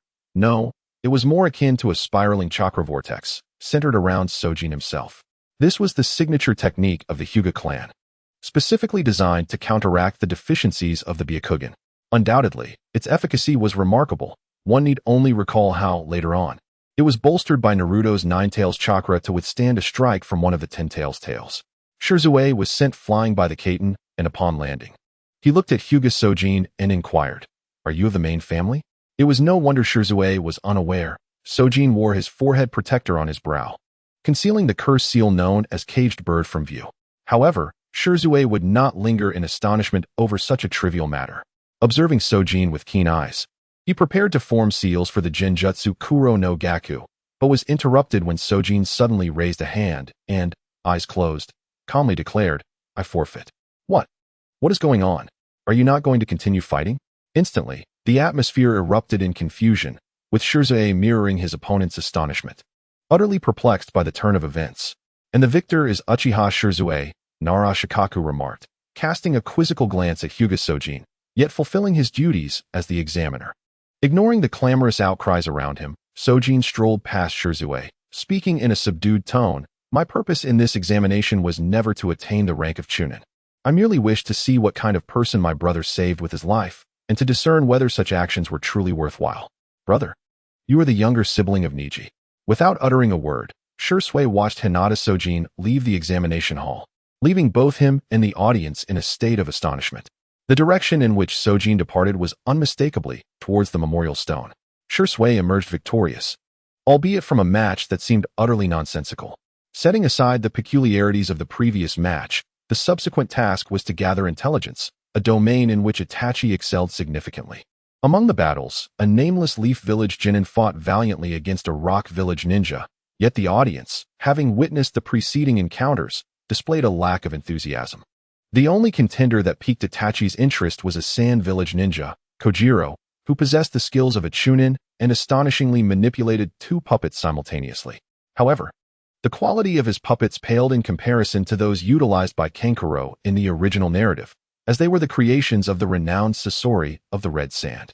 Even if Sasori deemed those puppets as flawed, they were still far superior to the makeshift creations of a common puppeteer. Of course, Kankuro enjoyed the privileges of being a bureaucrat's offspring, shielded by the influence of the Fourth Hokage. The outcome of the matches was predictable, with Uchiha Itachi, Uchiha Shirzue, Miyamoto Kojiro, and another rock ninja successfully advancing to the next round. This Chunin exam lacked any exceptions. The competition continued unabated, with only a brief intermission of 30 minutes before the next round commenced. Itachi was again slated to compete first, facing Kojiro. One might wonder if even members of the Uchiha clan would shy away from battling their own kin in such a setting. Was this truly a conspiracy? The second round commenced. Uchiha Itachi versus Miyamoto Kojiro. "Begin," announced Nara Shikaku. Without a word, Kojiro swiftly retrieved a scroll from his back and pressed his hand upon it. In a puff of smoke, 3 puppets materialized before him, forming a protective formation, with the puppets damaged and the forest of death now restored. Indeed, he exhibited considerable skill. Though perhaps he overestimated my abilities, Itachi mused, aware that he could not afford to be distracted during the duel. Fire style, fireball technique. Itachi launched a rapid offensive. The searing heat of the fireball rushed toward him. Yet, Kojiro remained unfazed, as a puppet quickly interposed itself, its arms splitting apart to unleash a torrent of high-pressure water, effectively nullifying the fireball and producing a substantial cloud of steam. The steam obscured all visibility. However, for Itachi, endowed with the Sharingan, this posed no challenge. Instead, he contemplated a more ingenious approach. A sly smile crept across Itachi's lips. Water style, hidden mist technique. This signature jutsu of the Umbu Black Ops was a skill possessed by nearly every member, easily learned, and of low rank. Konoha's Umbu maintained documentation on it, which Itachi had exchanged his Umbu points to acquire. In Konoha, as long as a technique was not forbidden or a secret art, there were designated places for learning ordinary jutsu. Generally, ninjas would exchange points earned from completing missions for advanced techniques. Though having influential connections or an excellent mentor certainly facilitated the process, the hidden mist technique was among the jutsu Itachi had mastered, and now he was poised to innovate a novel application for it. As the arena gradually succumbed to the enveloping mist, numerous spectators began to voice their discontent. However, for the formidable warriors, this mere fog was insufficient to thwart their resolve. After forming several hand seals, multiple water clones materialized beside Itachi, engaging in brief communication before he vanished, concealing his true form. Concurrently, as Itachi deployed the mist concealment technique, his opponent heightened their vigilance. Being a puppeteer, he was incapable of preventing Itachi from executing his ninjutsu. Initially, he believed he could secure victory with his puppets, yet he clearly underestimated Itachi's speed in forming seals. Illusion, Dark Pursuit. The water clones positioned themselves in a square formation, slowly employing Jinjutsu to disrupt the opponent. Jinjutsu functions by disturbing the opponent's chakra. But as a technique relying on chakra as its energy source, if it cannot reach the opponent's body, it fails to disrupt their chakra. Of course, this refers to conventional Jinjutsu, yet it was apparent that the opponent had not transcended the influence of such an illusion. Thus, the mist generated by the mist concealment technique became the ideal conduit, as Itachi's Jinjutsu chakra gradually infiltrated the opponent. The pace was so slow that it seemed devoid of practicality. However, this method resembled the proverbial boiling of a frog, as the adversary would unwittingly fall prey to it. Rooted deeply in their psyche, although the effects of Dark Pursuit were conspicuous, one would immediately recognize being ensnared in an illusion upon experiencing darkness. The opponent was a puppeteer adept at chakra manipulation. Yet, one must not forget that Itachi was also a master of chakra control. After mastering the Rasengan, his chakra manipulation prowess eclipsed that of the majority of shinobi in the ninja world. The requirements for that technique were no trivial matter. Only eccentric individuals like Naruto and Konohamaru would resort to such shortcuts. The original intent behind the Rasengan was to conserve time, yet it appeared they had completely missed the point. Let us digress from them. Miyamoto Kojiro had completely succumbed to Dark Pursuit, his vision swallowed by darkness. Realizing he had fallen under the illusion and finding his attempts to dispel it futile, he promptly reduced the defensive radius of his puppets. Suddenly, numerous chakra threads sprouted from each puppet, dispersing to maintain vigilance. Should Itachi comment on this pirated infrared system? While it was inevitable that such tactics would eventually wear down his opponent, this outcome was not what Itachi desired. He understood that passing the Chunin exam was not merely about winning. If the battle became overly tedious, it would hinder his final assessment. Moreover, the opponent would certainly not acquiesce easily to their objectives. Gradually, one of Itachi's water clones ceased the Dark Pursuit technique, replacing it with a Jinjutsu of his own creation, aptly named Jinjutsu, Wave of Killing Intent. Although the title bore a resemblance to a certain dubious product, its efficacy was far from trivial. This technique infused Itachi's killing intent into the Jinjutsu, applying psychological pressure on his adversary. Furthermore, this was a progressive illusion. The stronger Itachi's killing intent became, the more potent the technique would grow. Although it may appear somewhat trivial at first glance, one must consider that during the confrontation between Zabuza and Kakashi, it was merely killing intent that drove Sasuke to the brink of despair, while Orochimaru used his own killing intent to firmly immobilize his opponent. In the realm of skilled combat, a single flaw can determine the victor. How much more so when one wields a technique capable of continuously exuding power? Who would dare to perceive murderous intent as mere illusion? Thus, it is evident that attention to detail can indeed dictate the outcome of a confrontation. A shroud of lethal intent enveloped Minato Kojiro. Having undergone years of rigorous ninja training, he should have been unfazed by the murderous aura of an adversary of equal caliber, such as Itachi. However, the crux of the matter lay in the fact that he was ensnared within the grasp of the dark arts. In the depths of darkness, one's fears can amplify infinitely. At that moment, Itachi's murderous intent became the proverbial straw that broke the camel's back. The tension already taut within Kojiro was exacerbated by the sudden influx of lethal energy, unearthing a plethora of unsettling memories, unquestionably, none of which were pleasant. Die, die, die, die, die, die. Within the realm of illusion, countless specters clamored for his life, while a multitude of corpses clung to him. Under such extreme terror, even a seasoned chunin could not withstand the onslaught. Ah, help! Stay away! Help! The previously composed Kojiro was utterly shattered by Itachi, who possessed a keen understanding of modern psychology. Helplessly, he flailed his puppet, producing anguished cries that echoed like wails of the damned. Seeing the opportune moment, Itachi smirked from atop the towering wall of the examination grounds. Oh dear, it seems I've gone too far. How shall I conclude this? Suddenly, a memory of a game from his previous life sparked within him, reigniting the long-dormant essence of his inner otaku. However, this time, the outcome would be a feast of blood. In the grand tapestry of existence, all is but a mirage. Leaning forward, he felt the wind whispering past his ears. In a state of utter surrender, he brought his legs together and spread his arms wide, diving down like a majestic eagle. I shall soar beyond death through faith. Leap of faith. His Sharingan whirled with fervor, fixated solely on the now frantic ninja before him. A short blade materialized in Itachi's hand, plunging fiercely into the mist before anyone could react, followed by a resounding crash. As the fog gradually dissipated, the scene revealed a young boy crouching atop a lifeless body. Blood still adorned the boy's face, and the slight curl of his lips imbued him with an air of sinister charm. The blade in his hand bore traces of crimson, and the warmth lingering in the corpse spoke volumes of the outcome. The victor, Uchiha Itachi. At this juncture, Itachi had unequivocally demonstrated his prowess at the Chunin level. His mastery of taijutsu, jinjutsu, and ninjutsu exceeded expectations, surpassing that of the average Chunin. The two fallen sand ninjas served as prime examples, leaving one to ponder the extraordinary feats of a mere 6-year-old child. Yet in this world, where strength reigns supreme, such prodigies are not uncommon. Reminiscent of Kakashi and the extraordinary individuals from before the founding of the ninja villages. Ahem, I digress.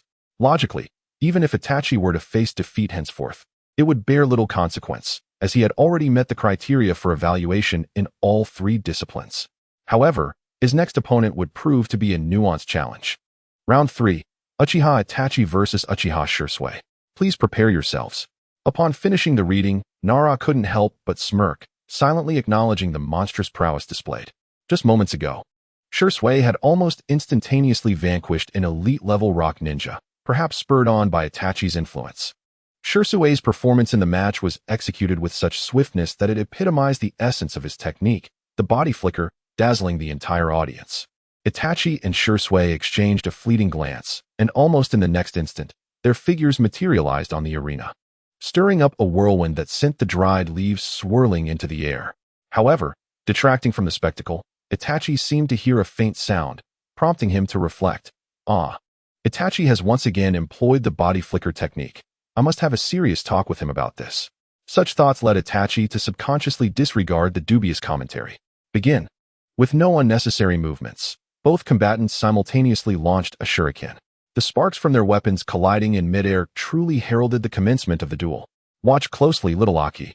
This represents the pinnacle of our Uchiha clan's younger generation in battle, and it is also your brother's final contest for promotion to Chunin, Uchiha Fugaku remarked to Aki, who was seated upon Makoto's lap.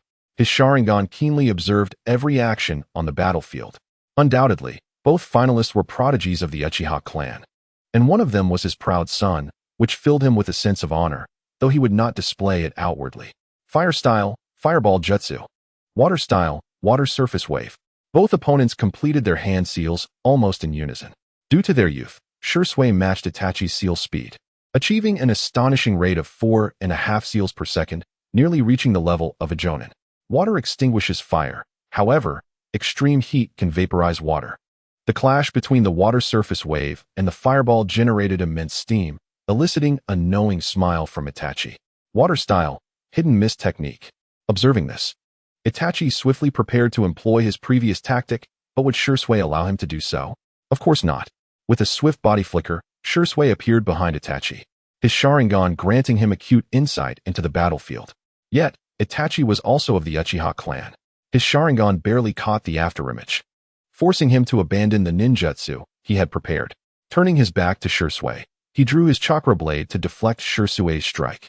The sound of metal clashing reverberated throughout the arena, as small whirlwinds formed at the points of contact, showcasing the intensity of their confrontation. Hey, are you trying to kill me, Shursui? If I can't catch that blade, I'm done for.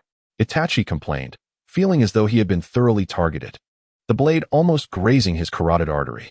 Well, did you not catch it?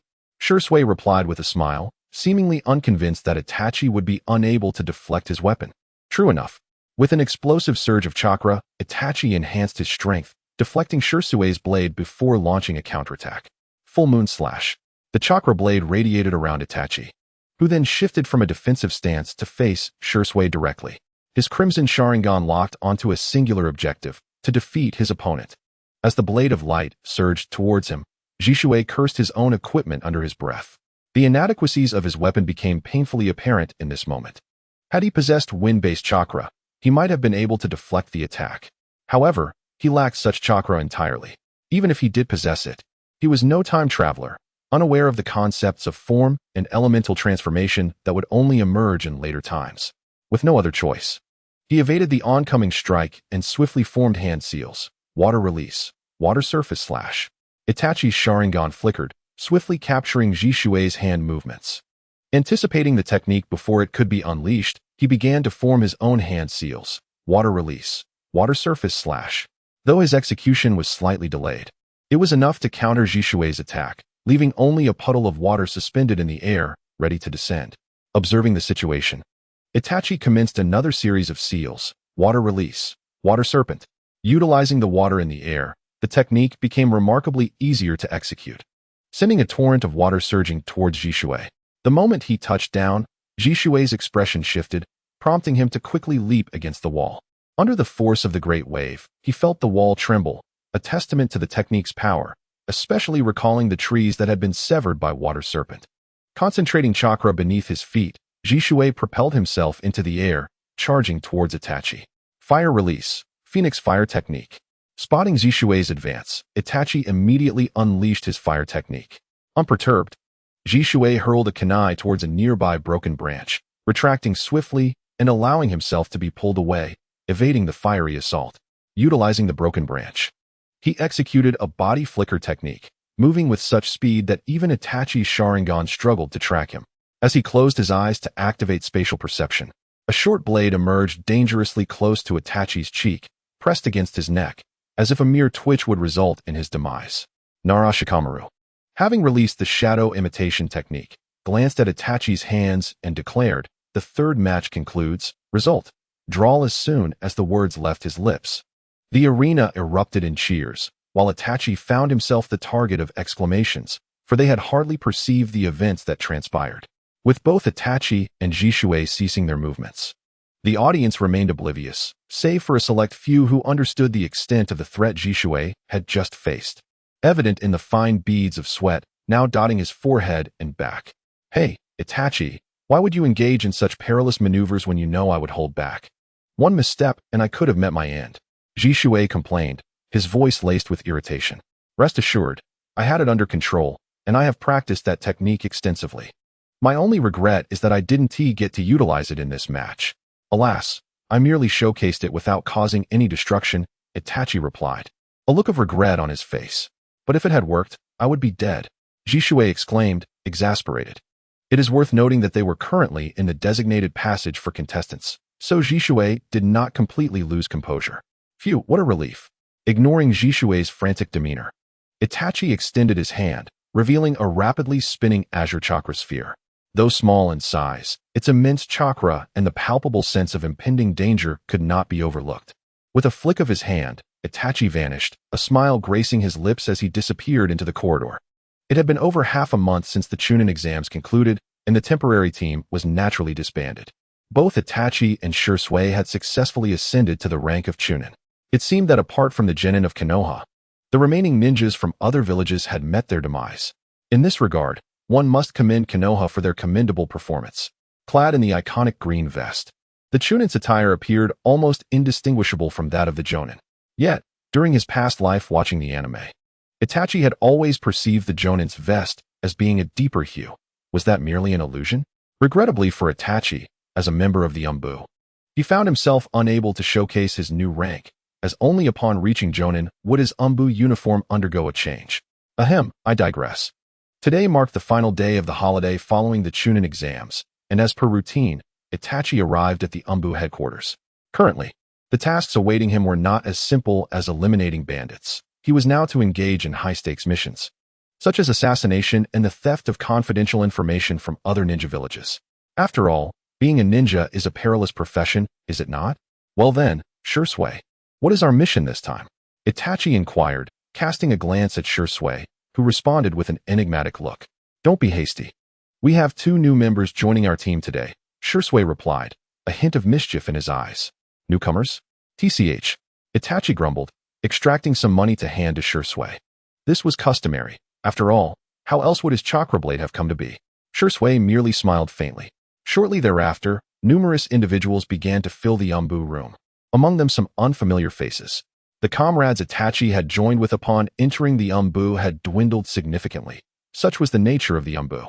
All right, everyone is here, Shisui remarked, while Itachi gazed in surprise at the 2 newcomers. Ah, what a coincidence. It's good to see you again. One of the newcomers slapped Itachi heartily on the back. Cough. Easy there, Shisui. What brings you here? And you too, Kanade? Have the Umbu lowered their standards? Itachi exclaimed, astonished to see his former teammates from the Chunin exams, Uchiha Shisui and Kato Kanade. Well, I'm a Chunin now, and the Umbu has no restrictions against members of the Uchiha clan joining, Shisui replied, clearly irked by Itachi's comment. As for Kanade, it was best to ignore his presence. Cough. All right, I concede, Itachi said, opting not to dwell on the matter further. By the way, why didn't I see you during the assessments? Isn't there an entrance examination for the Umbu? Itachi turned back to Shisui with a question. Firstly, I witnessed Uchiha Shisui's prowess with my own eyes. And being a Chunin, he posed no issue. As for Kato Kanade, I officiated your battle, did I not? You were his proxy during the test, were you not? Shisui looked at Itachi with an expression that suggested, are you quite foolish? Very well, then what are your code names? Blade. By Shisui. Sound. By Kanade. All right, choose a mask. Shisui interjected, steering them away from idle chatter and directly into the next phase. One wondered if Shisui and Kanade would share Itachi's fortune. During this period, Shizashi attempted to cheat using the Sharingan, but with so many ninjas around, his efforts proved futile. Ultimately, he foolishly chose a subpar mask, earning only a meager sum. In contrast, Kanade found the task considerably simpler. She casually selected a mask and fortuitously acquired a standard-issue ninja tool kit, which, by the way, was fully stocked with tools and medicinal scrolls. As for this mission, after the assignments were distributed, Itachi addressed Nezumi. Although he had ascended to the rank of Chunin, Nezumi remained his superior in the Umbu, with Shizashi and Kanade also incorporated into his team. You aren't neglecting the conflict with the Cloud Shinobi due to the Chunin exams, are you? Nezumi retorted. Of course not. I've heard that the situation there is rather delicate, with both sides at a stalemate, Itachi replied, momentarily taken aback before adopting a serious tone. Given this news, our mission is undoubtedly linked to the conflict, and the battlefield has historically been a meat grinder, fraught with peril. Indeed, since the departure of the legendary 3, our overall strength has significantly deteriorated.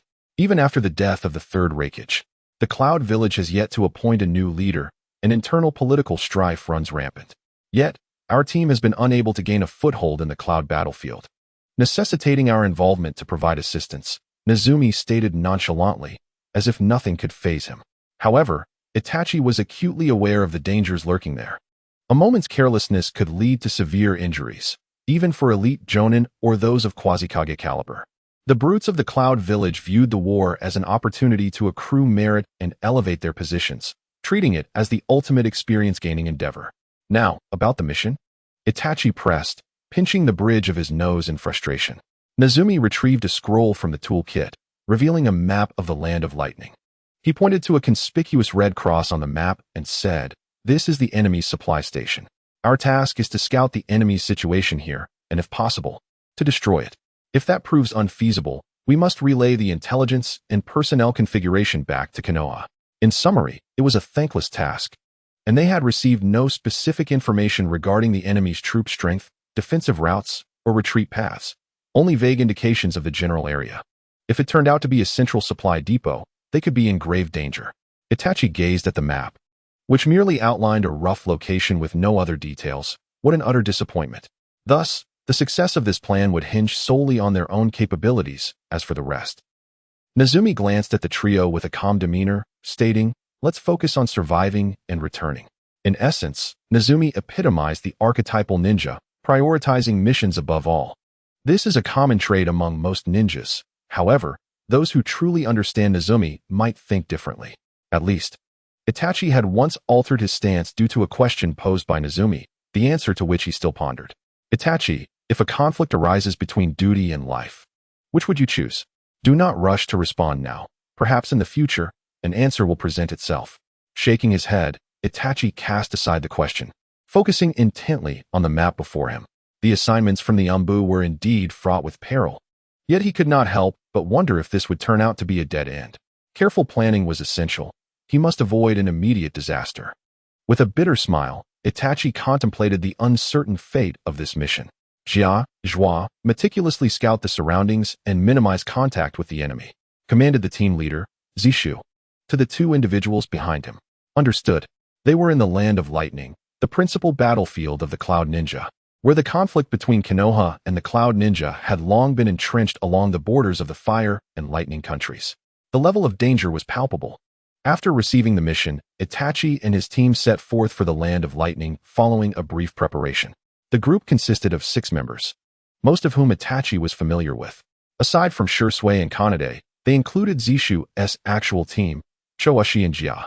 The team comprised 3 Jonin, 2 Chunin, and 1 elite genin, not to mention they were all members of the Umbu. However, this was a relative advantage. They were on enemy territory and could not afford to be arrogant. They relied heavily on Itachi and Jia's reconnaissance skills to evade the enemy. For Umbu, missions were not trifles, and the nature of their tasks was undeniably treacherous. Nevertheless, after enduring numerous missions, Itachi had grown accustomed to it. After evading several enemy scouts, they arrived at the location indicated on the map, or rather, its approximate vicinity. "What is the situation, Jia?" Zishu inquired first, naturally turning to his longtime comrade. "I'm uncertain, but I sense several powerful presences, definitely Jonin. I cannot ascertain their exact number, but it seems to be a medium-sized supply station," Jia replied, frowning with uncertainty. "Is that so?" A hint of doubt laced Zishu's words. Logically, a medium-sized supply station would not warrant the Umbu's uncertain intelligence. They would likely destroy it swiftly upon detecting any signs of activity. After all, no weak ninja could reach this point, and escape should not pose a problem, making the Umbu's involvement here quite perplexing. "No, Zishu. I also perceive some scattered presences over there, widely dispersed, which require further confirmation," Itachi interjected, furrowing his brows. "Are you confident, Joie?" Zishu remained uncertain about the presence of sensory-type ninjas in that direction. If they drew too close, their group might risk exposure. "I have some confidence. Advancing approximately 60 meters should allow for a clearer assessment," Joie stated. "Then let us proceed a bit further." Zishu calculated the distance and made his decision. As they drew closer, Itachi's spatial awareness detected an increasing number of presences within his range. The scattered energies coalesced, resembling a cluster of supply stations centered around one main hub. Sweat beaded on Itachi's face beneath his mask as he steadied his somewhat erratic breathing and spoke in a low, serious tone. "Zishu, we've struck gold. This may not be merely a medium-sized supply station, but one of the peripheral supply stations of a central hub, with enemy numbers likely exceeding 100. "What?" The members of the squad were taken aback. Not to mention Shursui and Kanade, who had just joined the Umbu. Even seasoned elites like Cho Nyo and me were astonished. What compounded the situation was our ignorance of how many Jonin were present. A rough estimation of the discernible chakra signatures indicated no fewer than 20 Jonin. Itachi, with a bitter smile, remarked that such a display was only witnessed previously on the battlefield of the Mist, back when he was part of the intelligence team. Send this information out, Zaku, and please confirm that this intelligence is accurate, Zissou finally inquired. Itachi placed his fingers on the ground, closing his eyes to sense the presence within the supply station, which grew increasingly distinct. There is absolutely no mistake. This scale far exceeds that of any medium or even large supply station. Itachi gritted his teeth as the gravity of the situation chilled him, repeatedly cursing the intelligence department of the Umbu in his mind. Then let us retreat and disseminate this information, Zissou decisively commanded. However, there is a saying, every protagonist, while endowed with the protagonist's halo, also bears the misfortune of a calamity. Of course, I refer to the typical novels. Although Itachi hardly believed he possessed any protagonist's halo. After all, this body belongs to the prodigious Uchiha. It was undeniable that he had never doubted his own unfortunate fate. Just as he entered the fray during the Mist Ninja War, he encountered Chunin, only to be pursued by Jonin. And now? Oh God, no. It seems like the Sage of Six Paths is playing a joke on him. Just as Itachi and his team prepared to flee, a signal flare soared into the sky, its long trailing smoke seemingly mocking their naivety. Instantly, Itachi sensed dozens of ninjas rushing toward them. Damn it, have we been discovered? Was it our noise just now? Itachi lamented, and at that very moment, the speed of their squad surged collectively as a singular thought formed in their minds. We've gone too far. Run. Zissou muttered under his breath. Then they arranged themselves into a single file and took off. Chakra surged wildly, each member placing a soldier pill beneath their tongues for emergencies. However, they clearly underestimated their opponent's strength, or rather, the speed of the Jonin from the Cloud Village. Lightning-based chakra possesses tremendous explosive power. In fanfiction about Hokage, anyone can manipulate this attribute in various ways. Yet, every protagonist shares a common strategy, to use lightning chakra to enhance their speed. But what about the real ninja world? With Kakashi's Raikiri as a precedent, how could the Cloud Village, renowned for its lightning techniques, lack masters in this domain? Suddenly, dark lightning surged toward them from all directions. As Cho Nyo beheld the lethal bolts, he swiftly formed hand seals and turned to unleash his ninjutsu. Earth Release, Earth Barrier. A towering earthen wall perfectly blocked the lightning. However, this delay was significant. By the time they escaped the wall, 3 middle-aged men with dark skin stood before them, their expressions cold and devoid of warmth. The flickering lightning chakra swirling around their bodies and the overwhelming pressure they exuded made it clear to all. They were elite Jonin from the Cloud Village. Umbu of Konoha. Are you? Unexpectedly, arriving here, was it the mouse that escaped last time that informed you? You actually came to meet your demise. The tone was as indifferent as one observing the deceased. Spare no words. Quickly eliminate them. One of the Jonin on the left unsheathed his katana, swirling it with a flourish. The ninja on the right said nothing, yet his keen eyes revealed that his hands were already forming seals with remarkable speed. Shaku. Quickly flee with Rin and Odo. At that moment, a voice echoed in Itachi's mind. He paused, then sensed Mia behind him shaking her finger. Telepathic communication? Itachi was taken aback. It seemed only the Yamanaka clan could achieve such a feat. Zissou belonged to the Nara clan. Could that ugly bull belong to the Akimichi clan? Shaku, Zissou's voice came softly. I once asked you what was more important, the mission or life, but that was an incomplete question. The true dilemma lies in which is more significant, the mission, the lives of comrades, or one's own ninja way. At that time, I chose the mission. As he spoke, the ugly bull slightly opened a gap in the earthen barrier he had created, and Zissou narrowed his eyes. The shadow imitation technique was unleashed in an instant, too swift for even the lightning adept opponent to react. Now, I find myself in a predicament. In this scenario, I can choose between two, the mission and the lives of my comrades. However, Shaku, no, Itachi, that is not correct. So, Itachi, I leave this question to you. Now, flee. In the end, Zissou even called Itachi by his true name and instantly activated the shadow stitching technique. Countless shadows pierced through the enemy. And then Mia and the ugly bull also executed the mind confusion technique and partial multiplication technique to eliminate the foes. This demonstrated the formidable strength of the trio known as the boar, deer, and butterfly, even if they were not as powerful as the progenitors of the later generations. Together they could still vanquish foes stronger than themselves. However, they were about to confront the frenzied Cloud Ninja. Flee, then relay the message. Zisuo felt no thrill in defeating the elite Jonin. The three turned to face the approaching Cloud Ninja. But Itachi could not accept witnessing his friends perish once more. This is an order. I repeat, members of the Umbu, Shaku, Rin, Odo. This is an order. Execute immediately. Zisuo watched as the figures of the Cloud Ninja came into view. They had gone mad upon seeing the corpses of the three elite Jonin. Yes, stifling his tears. Itachi turned to leave, knowing this was Zisuo's will, or rather, the will of the three of them. He could not, nor was he qualified to change it. His eyes brimmed with tears, yet Itachi would not weep again. In one eye, the shape of a Tomo re-emerged, the two Tomo Sharingan activated. Now, are you ready? My friends, for the final frenzy? The young mouse spoke softly, then removed his mask, revealing a resolute countenance. Since we've decided to stay, how could we possibly be unprepared? Mia and Chonyo simultaneously took off their masks, smiling defiantly at the adversary. Together now. Farewell, Itachi. Flee, as far as you can. This was the singular thought echoing in the minds of the three. The fluctuations of chakra emanating from behind them intensified, and ultimately, the trio understood that they could not possibly thwart every foe. Some would undoubtedly slip through their defenses. However, none would match the strength of a seasoned Jonin. Even if a Jonin were to arrive, Itachi and his companions would not emerge unscathed. Thus, their only recourse was to escape. Moreover, Itachi had discerned the precise combat capabilities of the young mouse, an elite Jonin.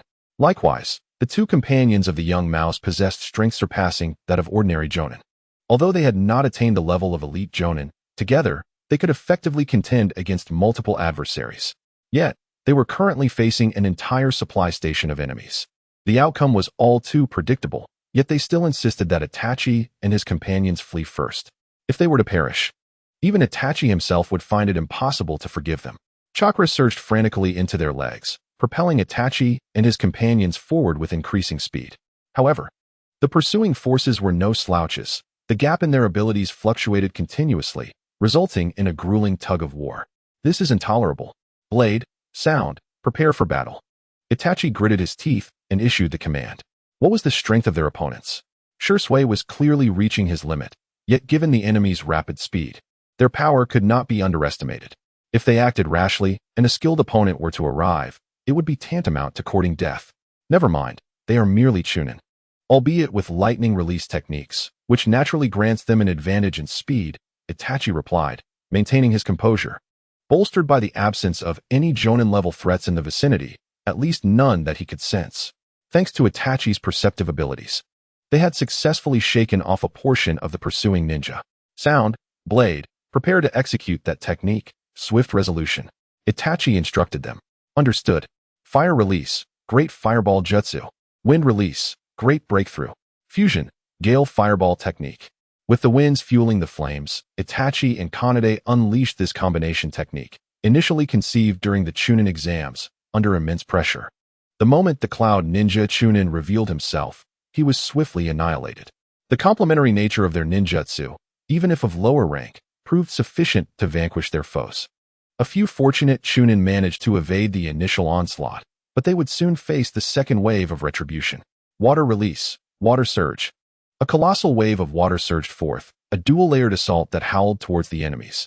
Even though lightning release techniques counter water, in this scenario, what could it accomplish? Let us go. A chakra presence at the Jonin level approaches. Itachi declared after dispatching the pursuing Chunin. Yet, no matter how talented they were still just Chunin. And the approaching presence was far from an ordinary Jonin. Storm release, laser ring. As the laser pierced through the forest, it almost transcended space, reaching the location of Itachi and his companions in an instant. Lacking any formidable Earth-style shinobi, they were utterly unprepared to withstand such a powerful A-rank ninjutsu.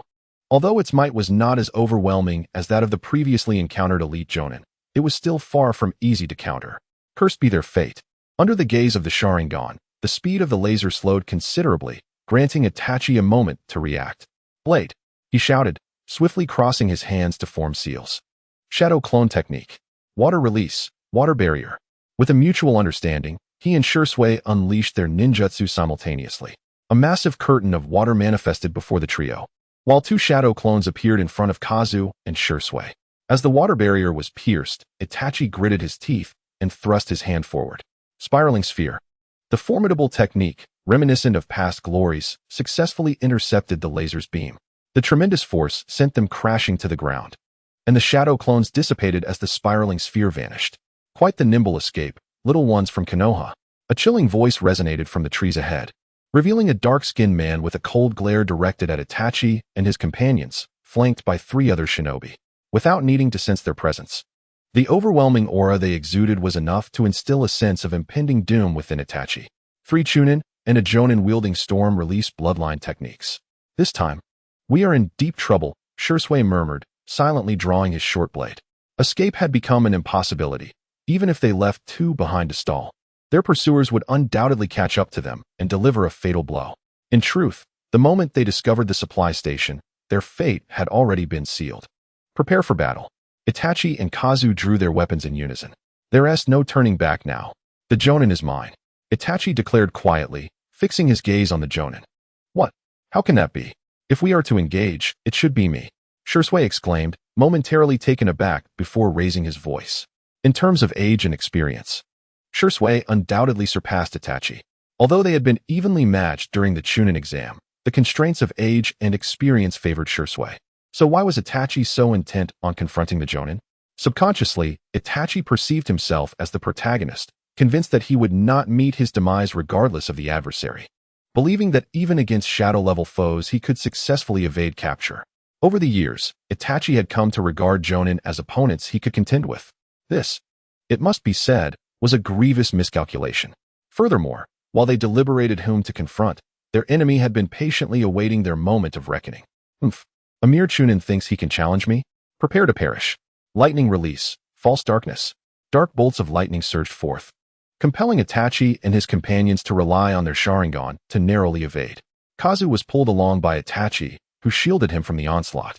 The Cloud Shinobi Jonin observed the faint red glow emanating from beneath their masks. The Sharingan, is it? A fine prize indeed. Fall back. Storm release, laser circus. A blinding flash overwhelmed Itachi and his companions, rendering their Sharingan temporarily ineffective. What was once their unparalleled insight had now become a liability. What? The piercing pain in Itachi's eyes nearly drove him to madness. However, years of ninja training prevented him from collapsing at the moment of impending blindness.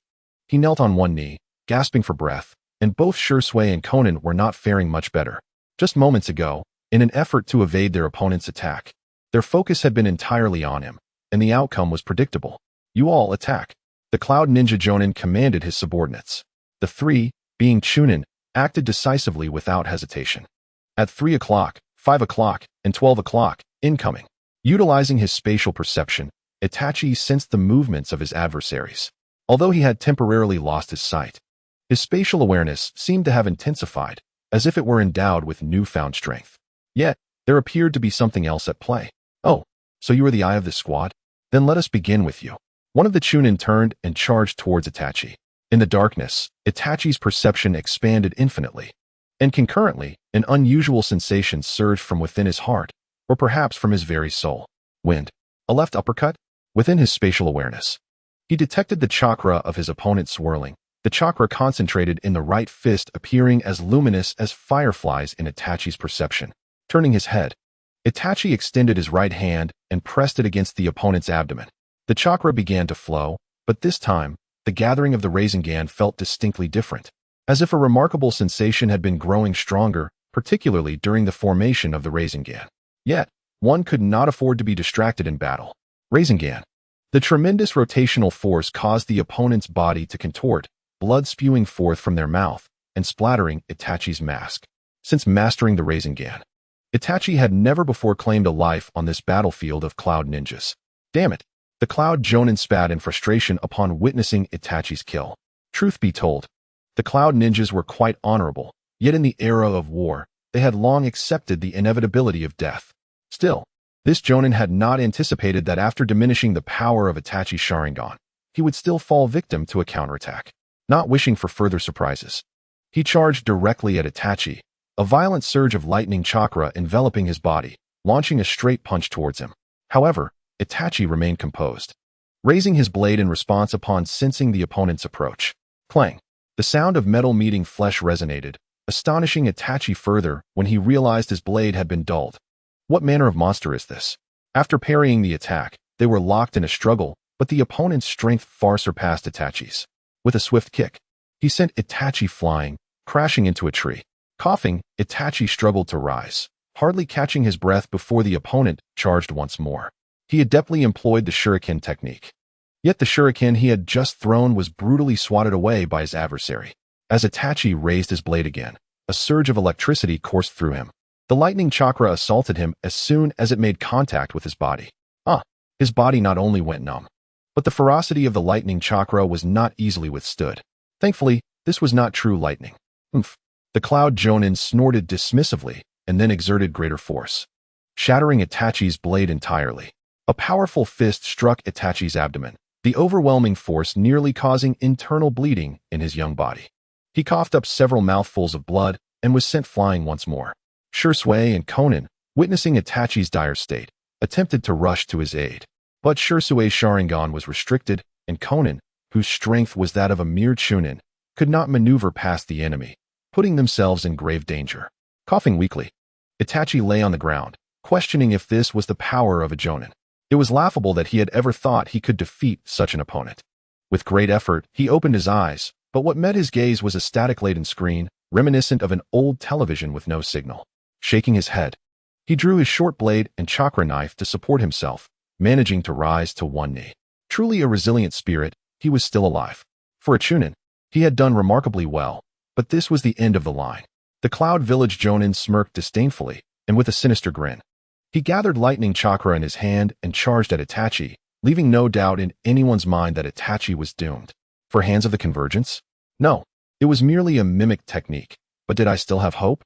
Gritting his teeth, Itachi summoned the chakra from his sealing technique. Swallowing the food pill hidden beneath his tongue, the chakra surged through his body, invisible yet palpable. Jinjutsu, Dark Illusion Technique. Itachi swiftly cast a high-level illusion toward his opponent. Yet, against a Jonin, it felt futile. However, it would buy him enough time. The adversary momentarily froze upon being ensnared in the illusion, then, in a panic, charged forward in a straight line, knowing Itachi could not move far. The raging chakra soon shattered the illusion, and he accelerated toward Itachi. Rasengan. Prepared. Itachi clashed with a Rasengan of his own, powerful spirals swirling around them. The Cloud Jonin, relying on his superior strength, engaged in a contest of techniques. Knowing that while wind counters lightning, the Rasengan was not a wind-based technique. Just as they were locked in a stalemate, the Jonin suddenly formed 3 fingers with his free hand and thrust toward Itachi's lower abdomen. Alarmed, Itachi hastily blocked with his chakra knife. Although the chakra knife should not conduct electricity, this was a world where science was often defied by ninjutsu, and a powerful current caused Itachi's muscles to twitch uncontrollably. Once again, his acute spatial awareness saved his life. In a moment of crisis, Itachi sidestepped, his body half suspended to evade the dual assault. Yet, with no support beneath him, a hand struck out from the opponent, and Itachi immediately utilized the substitution technique to dodge the blow, leaving behind a wooden log cleaved in two. However, Itachi was not unscathed. His dark attire was slashed open, and he bore a 15-centimeter wound across his chest. Was there truly no way out? Itachi murmured, lowering his head. His hands clawed at the earth, his nails sinking deep into the soil, reflecting his unwillingness to surrender. "I'm sorry, little mouse. Perhaps I will disappoint your expectations." Itachi released his grip, a look of a desperate gambler in his eyes. Since escape was no longer an option, he resolved to fight recklessly. A remarkable gaze. Though an adversary, one must concede that you are an extraordinary genius. The esteemed Jonin of the Cloud Village exclaimed in admiration. Yet, it is imperative that I bring your life to an end here. Enveloped in a torrent of lightning-infused chakra, the Jonin's speed surged to an unprecedented level, exuding an overwhelming sense of pressure unlike any prior encounter. Ignoring the exclamations of Shursui and Kanade, Itachi's focus remained solely on his opponent. His singular objective was to incapacitate his foe, thereby allowing Shursui and the others to escape. With a swift motion, he sheathed his short blade, grasping the chakra blade with both hands. The luminous chakra coursing through the blade deepened in intensity, and through his partially restored vision, he could faintly discern the silhouette of his adversary, augmented by his spatial awareness and an instinctive intuition that resonated from his very soul. he confronted the Jonin head-on. He launched a direct assault, evading with a subtle sidestep, the blade carving a graceful arc through the air, a crescent slash. The Jonin, sensing an unfamiliar potency in this strike, unexpectedly refrained from meeting it head-on. It was not the strength of the blow that deterred him, rather, it was the emergence of an intent so sharp it seemed capable of cleaving through anything. The blade's essence spun, its sharpness surpassing all known thresholds. A call from the wind that stirred the very core of his being. Itachi felt this sensation intensify, purging his mind of all distractions, leaving only the resolve to fight to the death. The wind gradually began to coalesce, initially so faint it was nearly imperceptible, until the Jonin sensed an ominous shift. Was the opponent's blade becoming sharper? How could this be? Gaining strength? The Jonin resolved to conclude the battle swiftly, aware that his adversary's body had reached its limits, sustained solely by the belief in his comrade's escape. Meanwhile, his allies, too, were stifling their own strength under the weight of that same conviction. You are truly remarkable. Allow me to conclude this with my incomplete ninjutsu, he declared. The second-hand Kwanban, pseudo, technique unleashed a torrent of chakra, the blade now marred with cracks, its light dimming as Itachi struggled to maintain his grip. Was this the end? A sense of reluctance washed over him. Why was he so composed? How could he find peace when so much remained undone? Would the heavens mourn his passing? Who would accomplish the task of vengeance? Shursui? As death approached, Itachi appeared serene, pondering if his brief journey would culminate here. He felt a profound shame for not eliminating an enemy of such caliber as a traveler. Thus, the final strike. Raising the chakra blade once more, the light returned, albeit diminished compared to its initial brilliance. Do you feel it? The wind that belongs to you. The passage of time seemed to stretch into eternity for Itachi. Then, a tempest abruptly manifested upon the chakra blade. No, it was the ferocious wind chakra that surged forth, causing the previously lackluster blade to radiate an intensity nearly double its former self. The colossal chakra blade nearly manifested as an immense blade of wind, with powerful wind attribute chakra surging throughout Itachi's entire being. The sudden emergence of this wind chakra unexpectedly activated the opening and resting gates within his body. His already strained form was clearly unable to withstand such devastation, resulting in the chakra blade being utilized as an outlet for his pent-up energy. What? The Cloud Ninja Jounin barely had time to react as he beheld the blade descending upon him. The chakra blade, which was on the verge of shattering, ultimately fulfilled its purpose in that final moment, for it had reached the back of the Cloud Ninja Jounin, and his body abruptly split in two. What a razor-sharp blade! As he gazed at the crimson line blossoming across his chest, the Cloud Ninja Jounin was left devoid of any trace of life. Captain! The two Cloud Ninja Chunin gasped in shock, stunned that a mere Chunin could slay their superior, plunging the situation into chaos. Would Kanade and Shurzue allow this opportunity to slip away? They unleashed their chakra in an instant, ruthlessly plunging the blade in their hands into the opponent's body, blood scattering in all directions. However, they had no time to dwell on this. Itachi, are you all right? Shurzue hurried to Itachi's side, yet refrained from acting hastily, for Itachi's condition made him appear lifeless, were it not for the relentless surging of chakra and the faint sound of his weakening breaths. Itachi's state could easily be deemed a death sentence. Itachi's soul was in a constant cycle of destruction and restoration. Kanade, typically reticent, spoke with an uncharacteristic urgency. What? I can sense the power of Itachi's soul ravaging his body, simultaneously mending and tormenting it. Kanade placed her finger upon Itachi's brow, intently perceiving the situation. Her delicate features creased with concern. What should we do? Shurzue, lacking understanding of the soul, could only wait for Kanade's response. I don't know. Is there no way? Shurzue spoke with reluctance. We must escape. Itachi uttered through gritted teeth. Moments ago, he had been awakened by pain, yet even so, it did not hinder his perception. A throng of individuals had been drawn to their conflict. Itachi, are you awake? Shurzue asked with excitement. We must escape. Itachi emphasized, his teeth clenched. All right. Let us go. Shurzue, understanding the imminent danger, acted without hesitation. After administering a pill to Itachi, Shurzue and Kanade carefully lifted him, making their escape. For a long while, they had not encountered such a ruckus. Oh dear, such a commotion over there. It's settled then. Let's go investigate, for that chakra is rather intriguing. A figure clad in a red ceremonial robe spoke with a voice that oscillated between lewdness and seriousness, leisurely strolling through the area. Yet, the bizarre aspect was that this was the domain of the Cloud Ninjas. He seemed to disregard the occasional cloud ninja passing by, and indeed, those who noticed him were already dead. Without scruples, he commanded, "Quick, pursue them. Do not let them escape." Countless voices echoed behind them, forcing Itachi and his companions to exert every ounce of strength to flee.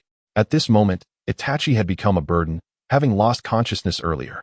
The trio's pace had noticeably diminished. Initially, they relied on Itachi's perceptive abilities to escape, but now they found themselves at a distinct disadvantage. Unbeknownst to them, they had already entered the enemy's encirclement. "Damn it, we finally found you." A figure appeared atop a tree ahead of them. The forehead protectors they wore unmistakably indicating their identity as Cloud Shinobi. "Curse it," Shursui muttered under his breath, preparing to turn back, only to find the rear completely occupied by enemy ninjas. Is this the end? Shursui despaired, realizing it was no longer a matter of whether they could fight back, but rather how he would meet his end in the next moment. The adversaries not only outnumbered them, but also included 3 or 4 jonin. Die. Lightning release, false darkness. Wind release, laser sphere. An onslaught of high-level ninjutsu surged towards Itachi and his companions. Yet, does not a hero make their entrance at the last moment? Earth release, earth barrier. A robust voice interjected, cutting through the chaos. Though there was only one, the resonance of his voice overshadowed everyone present. A thick earthen barrier rose beside Itachi, perfectly shielding them from all attacks, which astonishingly failed to breach even a single layer of the wall. Who is this? How dare they deliver such a grandiose line? Oh dear. Bullying my Konoha youngsters together, you've really grown bold, Cloud Shinobi. A red figure appeared atop the earthen wall, facing away from everyone. As for me, the newcomer balanced on one leg, leaping lightly while accompanied by an air of suspicious background music, striking a pose they deemed impressive. With a toss of their hair and swift hand seals, they pressed against the earthen barrier, and amidst a puff of smoke, a toad materialized at their feet. It was the toad sage of Mount Mayaboku, the legendary Jiraiya, one of the 3 legendary ninjas, with an exaggerated expression and a drawling voice. If Itachi had been conscious at that moment, he would undoubtedly have made a sarcastic remark. However, the enemies had no time for such antics. Regardless of how ridiculous the situation appeared, they felt nothing but fear and despair. Jiraiya, why is one of the 3 ninjas here? There was no room for doubt. A sense of injustice washed over them as they questioned the heavens for allowing this harbinger of death to appear before them. They longed for this to be an illusion, but every detail confirmed its reality. Jiraiya's fearsome visage from his encounters with the Cloud Shinobi was etched deeply in their memories. And the name of the 3 ninjas alone was enough to instill terror in anyone beneath the level of a Kage. Run. In the face of imminent peril. Would they dare to flee? Oh dear, if I let you escape, I would lose a great deal of face. Earth release, Yellow Spring Swamp. A vast expanse of marshland materialized beneath the feet of the Cloud Ninja, and the majority of them were unable to restrain themselves. Perhaps only the elite shinobi managed to escape, but even they merely evaded a single strike. Earth style, Earth Dragon Bullet Technique. Fire style, Fire Dragon Bullet Technique. These 2 ninjutsu were effortlessly fused by Jiraiya, and before the adversary could muster a response, they were struck down, leaving a gaping hole in their chest. The ease with which he annihilated an elite shinobi showcased the prowess of a shadow-level powerhouse. Now, let us turn our attention to our young ones. After swiftly eliminating the subdued Cloud Ninja, Jiraiya descended to the ground and dismantled the earthen barrier. Whoa. Danger. Just as Jiraiya prepared to greet them, he was met with a kunai. Truly, what a lack of gratitude. You little brats. Wait, is this the flying thunder god kunai? Jiraiya exclaimed, clutching the kunai as he shouted at Itachi, but upon recognizing the weapon, he lost his composure. Kid, what is your connection to Minato? My apologies. Realizing Itachi's predicament, Jiraiya halted. Itachi had just regained consciousness and was still disoriented. Upon seeing Jiraiya, he instinctively hurled the kunai, intending to catch him off guard. However, upon noticing that the Cloud Ninja were not clad in red garments, he understood that he could not activate the Flying Thunder God technique. Otherwise, Jiraiya might have faced a tragic fate. All right, young one, you may speak now. After administering some rudimentary medical aid to Itachi, Jiraiya observed the subtle flush returning to his face and remarked, cough. Thank you, Lord Jiraiya. Enough with the formalities. Answer my questions. Wait, the Sharingan. And this hexagram seal, are you a disciple of Minato? Jiraiya scrutinized Itachi closely, then suddenly realized the truth. Indeed, Lord Jiraiya. Oh, by the way, please save Captain Shursui. They are currently ensnared by the Cloud Ninja and unable to extricate themselves. And that location is the Cloud's main supply station. Itachi suddenly recalled his captain. Even if there was but a glimmer of hope, he could not bear the thought of Shursui perishing, especially in the presence of such a formidable ally. The main supply station? With just your small group? I truly do not understand how the Third Hokage assigns missions. How could such a handful of individuals possibly investigate such an unknown location? Jiraiya expressed his discontent after grasping the situation. This is the defense map of our Konoha headquarters. Follow this route, and you will encounter our forces, who will then lead their shinobi to besiege the supply station. As for your captain, I cannot guarantee his survival. With that, Jiraiya set off towards the enemy's main supply station. Itachi exchanged glances with Konan and Shursui before unfolding the map. Let us go? Yes, that will suffice. From now on, you will engage in rehabilitation training daily, and within a month, you should be fit to undertake some missions. The medic, Yashikich, closed his notebook and smiled at Itachi. Thank you, doctor. Itachi propped himself up with a cane and prepared to depart. Ah, indeed, this is medicine. Although the Uchiha clan may possess miraculous remedies, I would find it quite disconcerting if I were not provided with it. Kabuto, the pharmacist, Tenshin, addressed the youth beside him. Yes, the boy named Kabuto responded, handing the medicine to Itachi.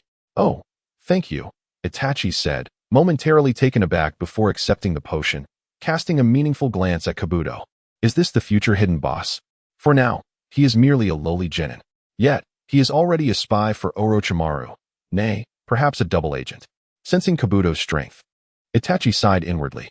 However, he found himself unable to take any action at this moment, thus chose to disregard Kabuto. Leaning on his cane, he descended the stairs slowly. His body, having rested for a month, felt somewhat rusty.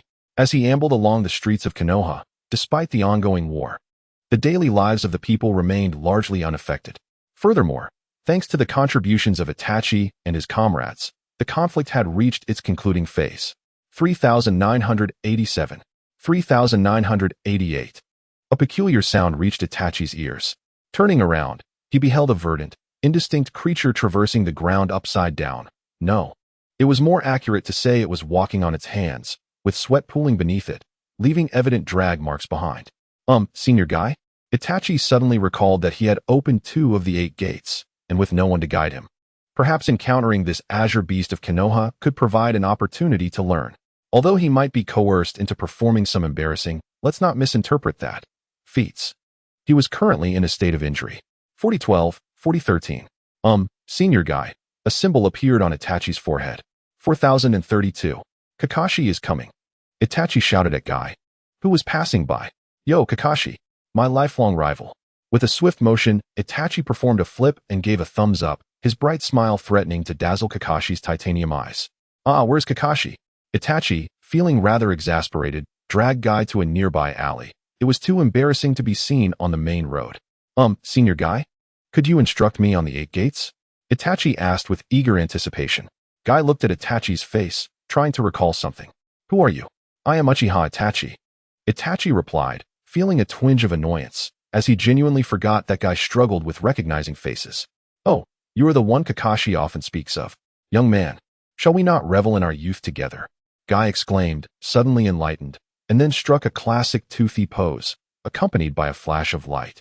No, Senior Guy. I'm currently injured, perhaps another time. By the way, during this mission, I activated the 8 gates and would like to inquire about the proper techniques. In Konoha, learning another's ninjutsu and skills is generally frowned upon unless one is an acquaintance. However, from his past experiences, Itachi sensed that Guy seemed indifferent to such conventions, as long as it suited his taste. The 8 gates. I am familiar with that technique, but it inflicts significant damage on the body. And without a profound passion for taijutsu, it cannot be mastered. By the end of his statement, Guy was once again ablaze with enthusiasm. That's all right. I will diligently study the 8 gates. As long as Senior Guy guides me during your training, I shall be content. Itachi seized the opportunity to press his case. As soon as your injuries have healed, let us embark on our training journey together. Who would have thought that a member of the Uchiha clan could possess such fervor? Now, let us once more sweat youthfully. Oh. With that, Guy resumed his spirited run. Truly, this is progressing remarkably well. Itachi observed Guy's receding figure with a furrowed brow. having intended to prepare a whole host of arguments to persuade him. Have you succeeded? A hand unexpectedly clapped onto Itachi's shoulder from behind. Startled, he swiftly grasped the outstretched hand, instinctively reaching for his kunai, only to recall in that instant that he had forgotten his ninja tool pouch. Ah, it is merely Kakashi. I was nearly frightened to death. With the recognition of Kakashi, Itachi released his tension. The Umbu training had instilled in him a deeply ingrained habit of remaining vigilant against unknown presences behind him. Is this how you express your gratitude to your benefactor? Kakashi remarked with his characteristic deadpan expression. Itachi was left in a state of confusion. Do you truly think it was mere coincidence that you so effortlessly gained Guy's guidance? Kakashi sighed. It was you. I had heard from Lady 1010 that 2 of your 8 gates had been opened. Considering you might seek guidance, I requested Guy's assistance. Never imagining you would find him first. Kakashi concluded with a note of incredulity, for while Guy was renowned for his taijutsu, few were aware of his mastery of the 8 gates. Haha, I had previously heard that Guy Senpai was a master of taijutsu, so I thought I might give it a try. Thank you, Kakashi. Ah, I see. However, it is nothing. You are a disciple of the teacher. Teacher Itachi's tone fell to a somber note. Well then, I shall take my leave, Kakashi said, sensing the heavy atmosphere and departing first. As Kakashi walked away, Itachi felt a stirring within and made his way to the 7th training ground. Is this the place? Itachi sat on the ground, his hand brushing against the memorial stone, which bore many newly inscribed names, the most striking among them perhaps being those of Nara Shikaku, Akimichi Choji, and Yamanaka Ino. The mere sight of those names caused Itachi's hand to tremble. Do the departed linger on within the memorial stone, leaving behind only hope? Perhaps alongside it there remains an array of unanswered questions and profound sorrow. Once, it was Nara Shikaku who guided Itachi along the path of the ninja. It was not meant to be the way of the Umbu. The hatred of yesteryears faded away with maturity. I never expected you would evoke such nostalgia in me. Little mouse, when shall I cease to harbor hatred for you? Who knows? Silent tears began to well up again, as he brushed away a solitary droplet. Oh, today's wind is indeed quite strong. Farewell for now. I shall return to visit you. Rising to his feet, Itachi slowly departed from that place. However, at the entrance of the 7th training ground, he encountered a familiar stranger. Are you Uchiha Itachi? This is for you. The stranger handed him a completely black blade. This is a token from my relative, Nara Shikaku, along with this letter. Farewell. Without waiting for Itachi's response, the stranger turned and left. Narashika. What brings him here, and what of this blade? Open the letter. Perhaps by the time you read this missive, I may have already departed from this world. Is it not peculiar to possess knowledge of one's own demise? The clandestine life is inherently fraught with peril. So, I must inquire, are you now a chunin? Or perhaps a jonin? Or do you still hold the rank of a genin? This letter bears a blade that shall be bestowed upon you after my passing. Do not question the reason. Perchance, it is merely that I see a reflection of my youthful self in you, compelled to take lives. Forced to engage in actions against your will, fearing the act of killing, yet fearing death even more, whether it be one's own or that of others. Let this blade serve as a token of my legacy. The name of the blade remains undecided. I leave that to you. Now, do you still harbor resentment towards me? As your guide, I have not been particularly adept, have I? Thus, I bid you farewell, Itachi. Nara Shikaku. How could I harbor resentment? As an elite jonin. Do you not perceive the truth? Placing the letter into his pocket, he withdrew the blade. The unsealed edge reflected Itachi's visage, though still unopened. It was undoubtedly a fine weapon. With a mere thought, he released his chakra, and the once obsidian blade glimmered with a radiant chakra light. Indeed. Is it forged from chakra-infused metal, Shursui? Henceforth, your name shall be Kajigetsu. Black Blade Kajigetsu. Uncle, has the blade been sharpened? Itachi, now engaged in rigorous rehabilitation, found himself with a considerable amount of leisure. After acquiring Kajigetsu, he had entrusted it to the Uchiha clan's blacksmith for refinement. It must be said, the craftsmanship of the Uchiha blacksmiths is exceptional, and the clan members receive preferential treatment, not to mention the proximity to home. Ah, Itachi, the blade is ready. However, I must confess, it is indeed a remarkable weapon. It took considerable effort to hone it to perfection. Here you go. The speaker was a middle-aged man, also of the Uchiha clan, who treated his kin with the utmost courtesy. Even those who were typically proud and aloof outside the clan would temper their demeanor. It is, without a doubt, a rather peculiar perspective. Thank you. Drawing forth the blade, the obsidian edge captivated the eye, exuding an aura reminiscent of celestial weaponry. though that was merely fanciful talk. Celestial weaponry is more akin to a Tang sword, whereas this is simply Itachi. After all, in this day and age, few don armor, and the presence of chakra negates the need for such designs. Upon returning home, a sweet voice echoed through the air. "Brother." A figure dashed towards him. "Wait." A hand gently halted the approaching child's head, followed by a sigh. "Little Ko, your brother is currently unwell. Did mother not caution you about this? But, I truly miss you." Ko flailed her arms in the air, her cheeks flushed, evoking both affection and concern. "I said nothing." "Understood." "Sai, you wish to learn ninjutsu, do you not? After all, father has yet to grant his approval." With a resigned sigh, Itachi, as the elder brother, was well aware of his sister's aspirations. He had also been introduced to chakra at a similar age. However, with the war nearing its end, it was indeed premature to delve into the study of ninjutsu. "Wa?" Ko emitted a plaintive sound akin to that of a small creature. "Understood, follow me. By the way, you must absolutely refrain from informing mother and father." With a finger playfully waving in front of Sora, Itachi could scarcely fathom the repercussions of Misaki discovering this secret. Undoubtedly, his medication would soon be augmented with some peculiar additives, given that Misaki was a medical ninja. Why did I even add the word again? Unbeknownst to Itachi, Sora pounced once more. "Sigh, truly." Lifting Sora, Itachi displayed a resigned smile as he made his way to the small hill behind the backyard. "Well, let me see. Ah, good, there's still some left. Here, take this, the chakra should be refined by now." Itachi produced a piece of chakra paper from the folds of his clothing. As for its origin, those who concern themselves with details are quite amusing.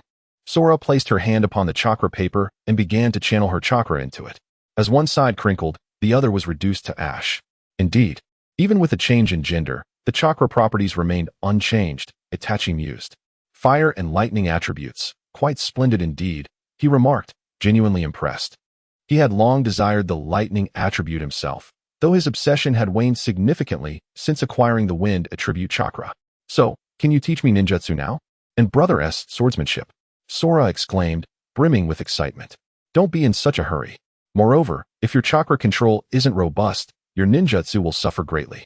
"And why do you wish to learn my swordsmanship?" Itachi inquired, curiosity etched on his face. It is well known that the Uchiha clan boasts many swordsmanship masters, with the legendary Uchiha Madara being an exceptional swordsman. The Uchiha clan could be deemed versatile, yet they possess more swordsmanship experts than other noble families in Konoha.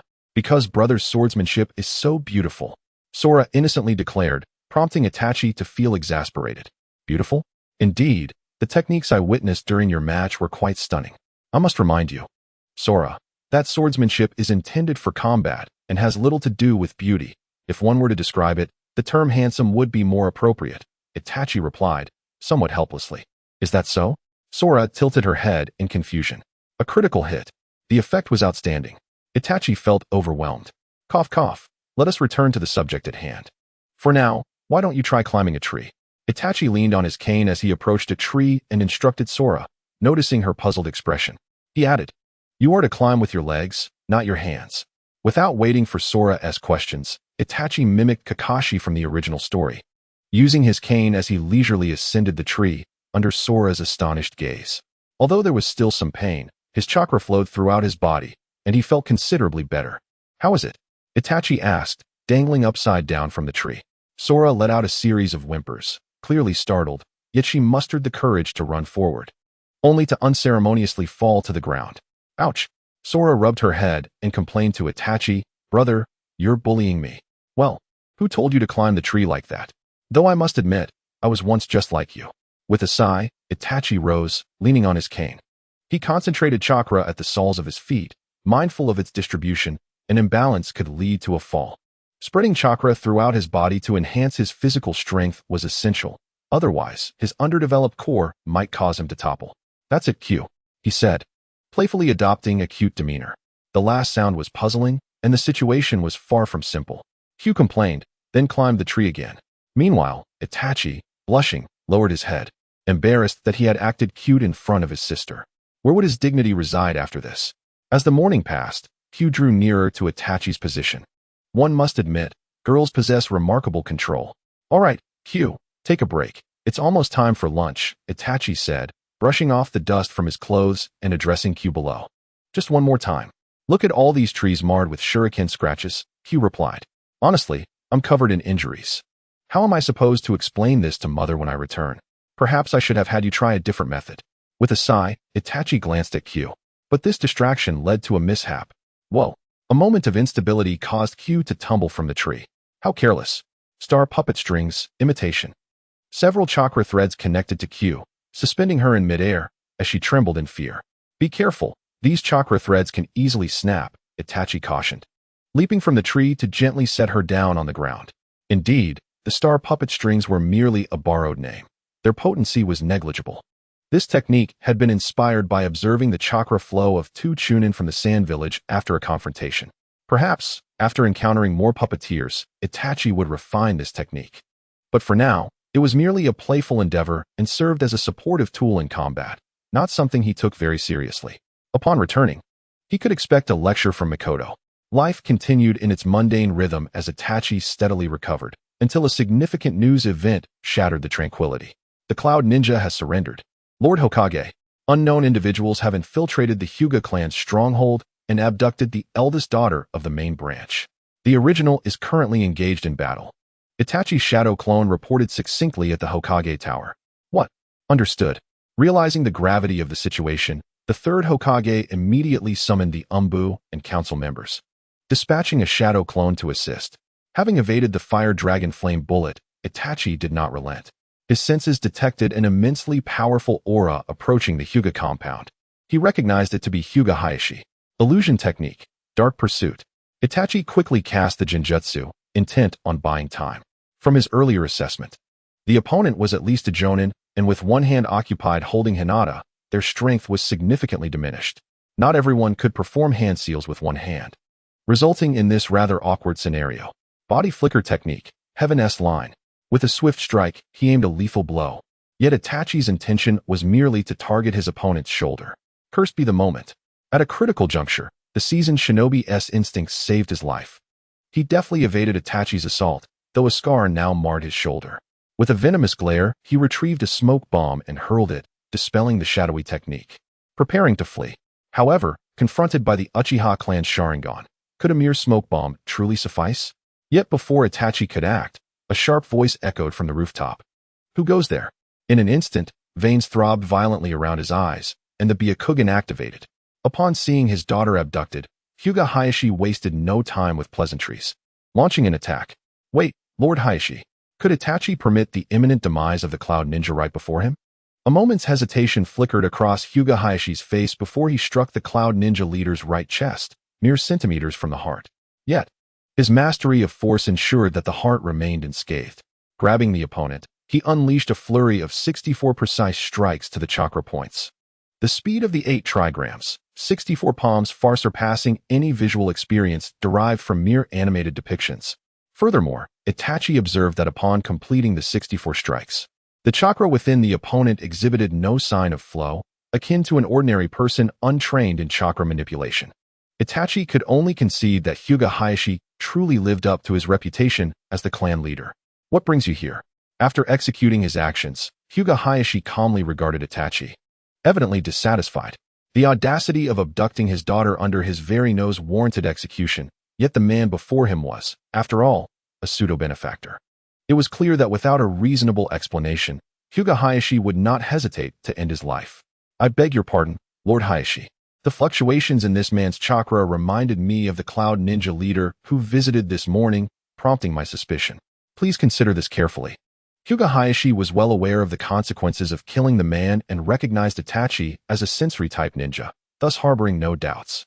Itachi then removed the black cloth concealing the opponent's face, revealing indeed the Cloud Ninja leader from that morning, who now glared at Itachi and Hyuga Hayashi with a visage full of resentment, a sinister smirk playing upon his lips.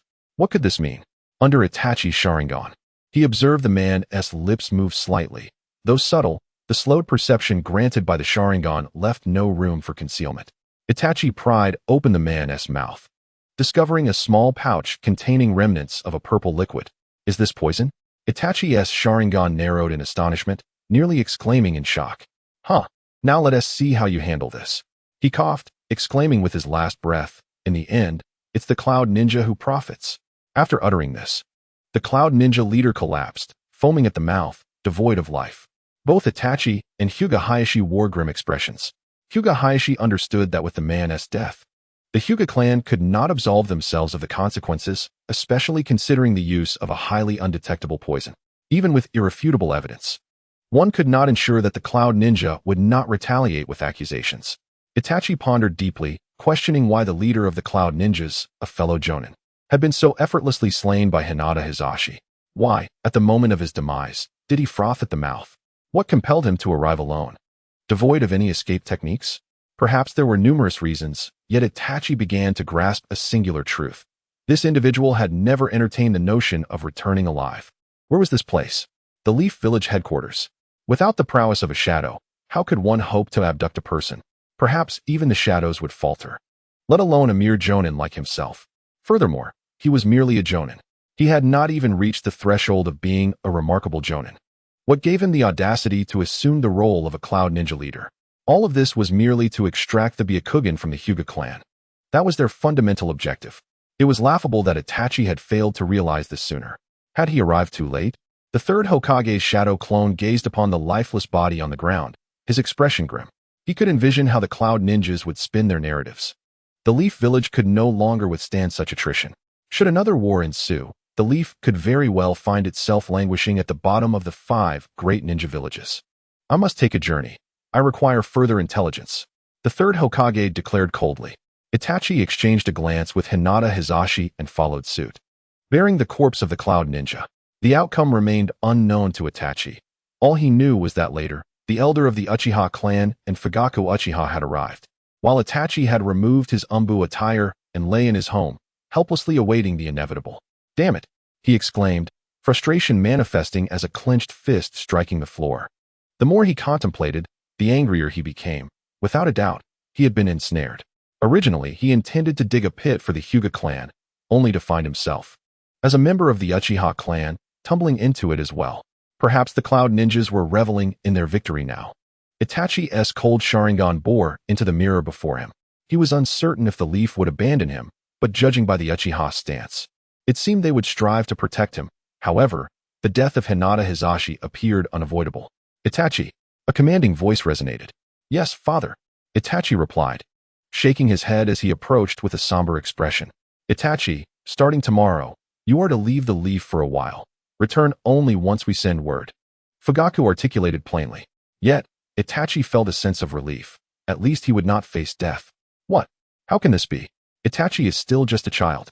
The first to object was Mikoto Uchiha, his mother, who had also examined the body of the Cloud Ninja the previous day, fully aware that he had committed suicide by poison. I am aware of the circumstances, but the Cloud Ninjas insist that Itachi and the Hyuga clan were responsible. Fugaku interrupted Mikoto's inquiries with impatience. Moreover, it was only through the combined efforts of the third Hokage and ourselves that Itachi was preserved. Otherwise, more complications would have arisen. But enough of this. Father, mother, I will leave tomorrow. Itachi forced a smile. This was the world of the Hokage. Lacking strength relegated one to the status of a pawn in another's political game. He, Itachi Uchiha, must grow stronger. Shall we dispatch several ninjas to protect you, Itachi? Fugaku inquired solemnly.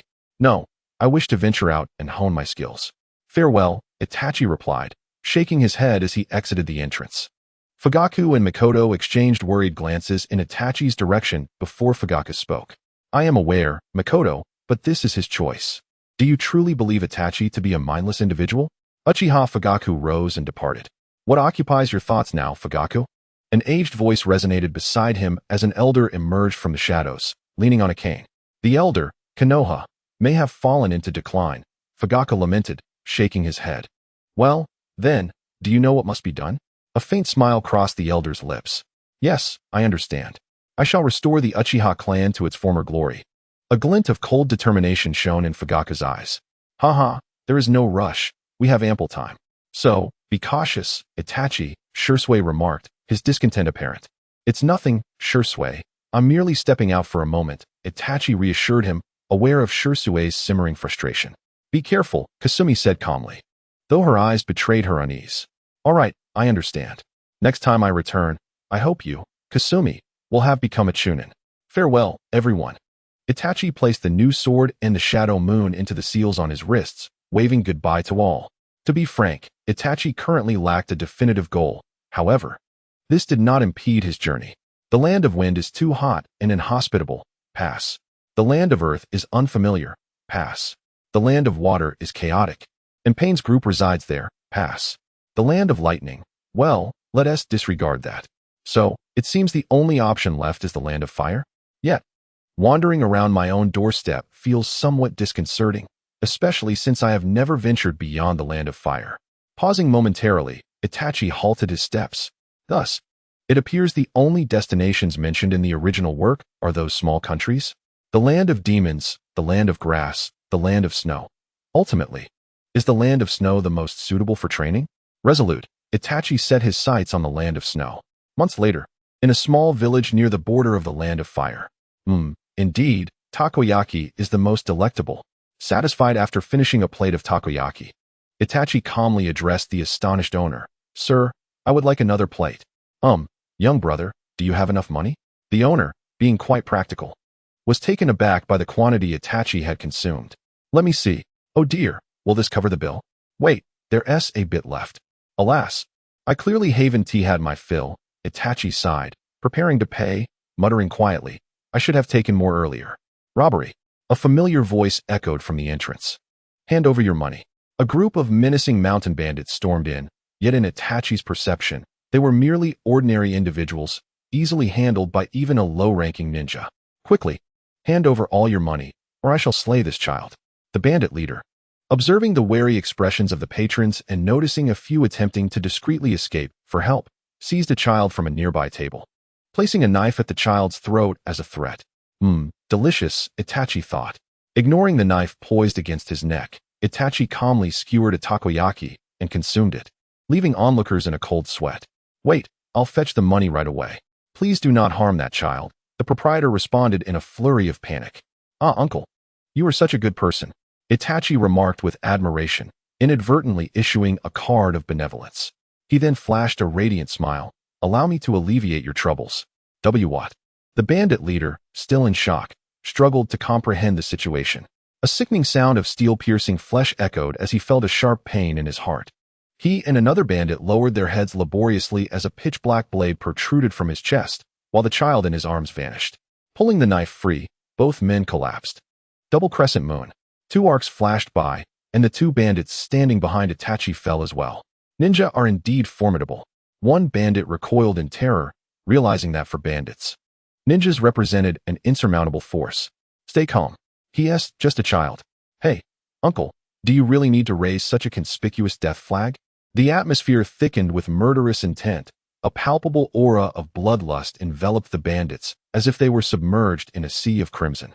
Each bandit trembled under Itachi's malevolence. He had spent the past months steeped in bloodshed, uprooting bandit dens along his path.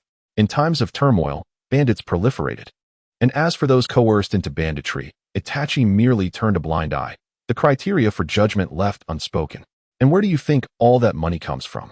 Just a fleeting moment. A bloodthirsty smile graced Itachi's lips. Your demise awaits. Shunshin no jutsu. In an instant, Itachi performed a body flicker technique, landing gracefully as numerous heads soared into the sky, blood cascading down like rain. Calming his emotions, Itachi mused, it seems my training has not been sufficient of late. Too much slaughter has made me crave bloodshed. I must exercise restraint. He shook his head, steadying his racing heart. Now then, uncle, these individuals' wealth is entrusted to you. Let us settle this debt. Itachi smiled at the proprietor, who perceived it as a devilish grin but nonetheless nodded dumbly, relieved to see this harbinger of death depart. Farewell, uncle. Oh, and if there are any remaining funds, treat me to a meal next time. Itachi turned back suddenly, then vanished from sight. Thus, his training must resume. Now, he would officially set out for the land of snow. Moreover, his mental state required fortification. Excessive slaughter could lead to losing oneself. This upcoming journey to the land of snow would serve as an opportunity for self-cultivation. During this period, Itachi had been employing various methods to adjust his mindset. His playful demeanor was merely a pastime.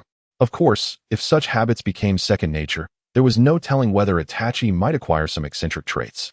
The young man moved onward, his destination set, the land of snow. The land of snow, a diminutive nation situated to the southeast of the Hidden Leaf Village. Lacks the presence of any ninja villages and suffers from perpetual cold, rendering it rather unremarkable. Fortunately, the feudal lord is a benevolent individual. Achoo!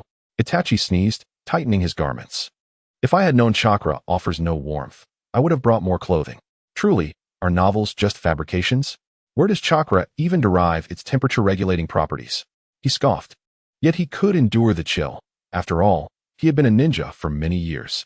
Though his attire was somewhat sparse, he was relieved he wasn't clad in the typical garb of the Land of Fire. During covert missions, he often wore a form-fitting armor made of iron wire underneath.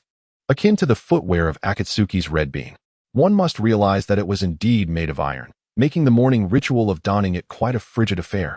Nevertheless, this environment was exceptionally conducive for practicing wind and water chakra.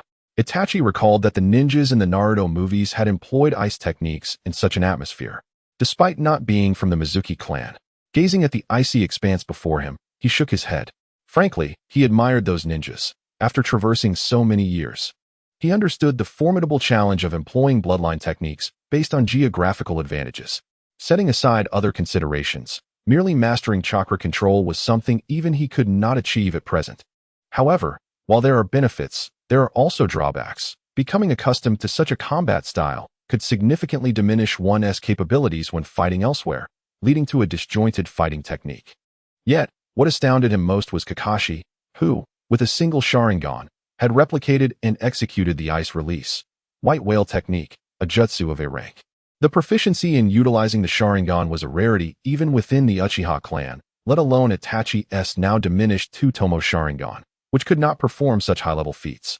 Water release, water clean wave, he called out, directing it at a massive ice block. However, as soon as the technique was unleashed, Itachi sensed something amiss. The water clean wave felt excessively heavy. No, that wasn't quite right. Rather, the water he had controlled with chakra had become increasingly difficult to manage. In the absence of water, the water clean wave was manageable, as it consisted of his own chakra-formed water. Yet, with readily available water, the potency would surge. But what would happen if the water transformed into ice? This was the predicament Itachi now faced. Even ordinary water techniques exhibited signs of freezing in such weather. So one could only imagine the outcome of incorporating wind chakra. Yet, to reiterate, if executing ice release were that simple, the Mizuki clan would not be so unique. The underlying principles of this matter were beyond Itachi's current comprehension. Even as a hypothetical analogy, would you dare consume a potion with an unknown concoction? Ah, forget it. Let us experiment with wind chakra first, Itachi murmured. As he summoned the new power within him, he felt the flow of the wind, a force from his very soul manifesting once more. Wind release, great breakthrough. A powerful gust wreaked havoc upon all before him, shattering countless ice fragments. While the waves were violently disrupted, only to surge back in reverse. Ah, indeed, the advantage of the terrain makes a significant difference. What was ostensibly a technique of the same caliber as the great fireball resulted in devastation several times greater. With his chin resting on his hand, Itachi pondered, perhaps I should practice that move. With that thought, Itachi closed his eyes, attuning himself to the direction of the wind, then extended his left hand, invoking the spiraling sphere. The azure orb emerged as if it were on the verge of bursting and vanished into thin air almost instantly. With a resigned sigh, he lowered his hand. Indeed, executing the spiraling sphere against the airflow proved exceedingly difficult. Although Itachi had attained the ability to proficiently perform the technique with one hand, such mastery came at the cost of coordination. Having become accustomed to using his right hand, employing his left would invariably lead to the earlier mishap. While he could still conjure it in other contexts, the current environment made it all the more challenging, and distractions were plentiful. Taking a deep breath, he calmed his mind, focusing on the flow of chakra. The essence of reverse rotation and the wind's countercurrent lies in cutting. The spiraling sphere embodies infinite potential, yet it remains, at its core, a jutsu of rotation coupled with the wind's reverse spin. The sphere in his hand began to whirl faster, the once erratic movements settling into a tranquil rhythm. The pale blue orb steadily approached the azure hue, as the increasingly dense chakra almost reached the caliber of his right hand. Success! Itachi gazed in delight at the spiraling sphere before him. Although he continued to control it, this did not hinder his observation. For Itachi, every small advancement would serve as future capital. According to the original narrative, the 13-year-old Itachi, wielding the Mangekyo Sharingan, ascended to the level of a Kage. While the specifics of how he unlocked the Mangekyo remain a mystery, even that Itachi harbored trepidation toward Obito in later encounters. Numerous factors contributed to their dynamic. Yet it must be acknowledged that as the overt primary antagonist, Uchiha Obito indeed surpassed Itachi. As for Itachi himself, surpassing his own legendary persona proved to be a daunting endeavor. Although he had already surpassed the original Itachi in many respects, having awakened his eyes at 5 or 6 years of age compared to 8, one must remember that Itachi achieved Kage status in merely 5 years. Such extraordinary talent would place him among the protagonists even in fanfiction. Ahem, I digress. However, Itachi, momentarily inspired, continually channeled chakra into the spiraling sphere. The orb, initially measuring merely a dozen centimeters in diameter, swelled further, yet due to being executed with his left hand, its internal stability waned. Realizing the precariousness of the situation, Itachi struck the adjacent wall in frustration. Great Ball Spiraling Sphere. Pseudo. The mighty Great Ball Spiraling Sphere, having not been fully developed, inflicted damage that was decidedly inferior to the authentic spiraling sphere. The wall shattered into fragments, and a cascade of ice tumbled down, leaving an uneven gash where a properly executed spiraling sphere would have created a perfectly circular pit. Wait, why does the snow country have walls? It's all glaciers, thought Itachi, beads of sweat forming on his forehead. Embarrassed, he lifted his gaze as the ice chunks began to plummet more frequently below. It seemed things had gone awry. He had to run. With chakra surging beneath his feet, he sprinted away, swiftly stepping onto the water's surface, preparing to escape into the distance. At that moment, a faint voice echoed from afar, barely discernible beneath the roar of the avalanche. Although such a subtle sound was almost inaudible to even Itachi, his senses detected someone in the path of the snowslide. That person appeared to be crouched on the ground in fear, and judging by their stature, they seemed to be underage. Damn it! Clenching his teeth, Itachi recognized that this predicament was due to his actions, and he would never act against his conscience. Doing what he believed to be right was his path as a shinobi. He quickly created a water clone. Dividing their efforts, his true self charged toward the individual while the clone prepared to withstand the avalanche. Even though formidable forces would inevitably succumb to nature's might, buying a few seconds was still achievable. He swiftly reached the individual, a girl with black hair who seemed only slightly older than the young girl he was rescuing. Her attire suggested she was not a commoner, and she looked somewhat familiar, though Itachi had no time to ponder her identity. He scooped her up, and amidst her startled cries, he scrambled up the rocky wall, ascending towards safety. Fire style, Fire Dragon Flame Bomb. In the distance, Itachi's water clone unleashed a fire jutsu, but the melting snow barely held for 2 seconds before it was engulfed. Indeed, the forces of nature were formidable. He had been arrogant to think he could buy time. Thankfully, he hadn't used the shadow clone technique, or it would have ended in tragedy. Receiving the sensations from his water clone in its final moments, Itachi felt a wave of nausea wash over him. Fortunately, the feedback from the water clone was not as vivid as that from a shadow clone, which explained why the multi-shadow clone technique was deemed forbidden by the second Hokage. Little sister, it's quite perilous to be alone here. Where are your family? Itachi smiled gently at the girl in his arms. I lost them, she stammered, still gripped by fear. I see. Then please stay put, and do not wander off. With that, Itachi retrieved a signal flare from his ninja pouch and shot it into the sky. Farewell, dear little sister, he said with a smile, then departed, leaving the young girl momentarily stunned, gazing after him as he vanished into the distance. It suddenly dawned on her that she hadn't asked for his name.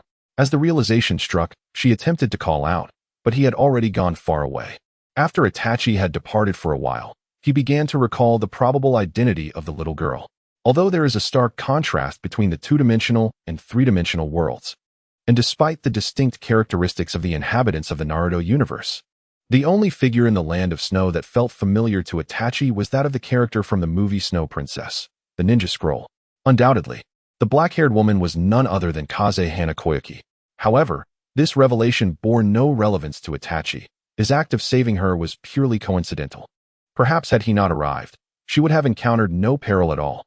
Furthermore, while the land of snow was not entirely tranquil, it had yet to descend into the blatant power struggles of later eras. Itachi's primary objective during this journey was to hone his skills. Thus, there was no necessity for him to intervene.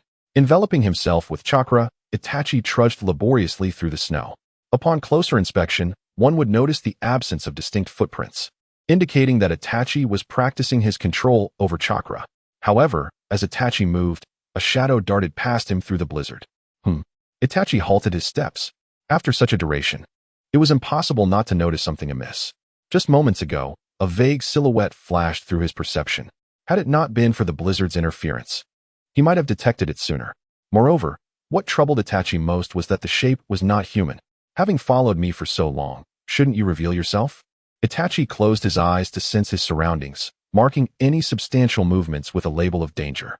The entity moved with remarkable speed, vanishing almost instantaneously as Itachi sensed its presence. No, rather, it was moving so swiftly that it evaded Itachi's perception without even attempting to conceal itself.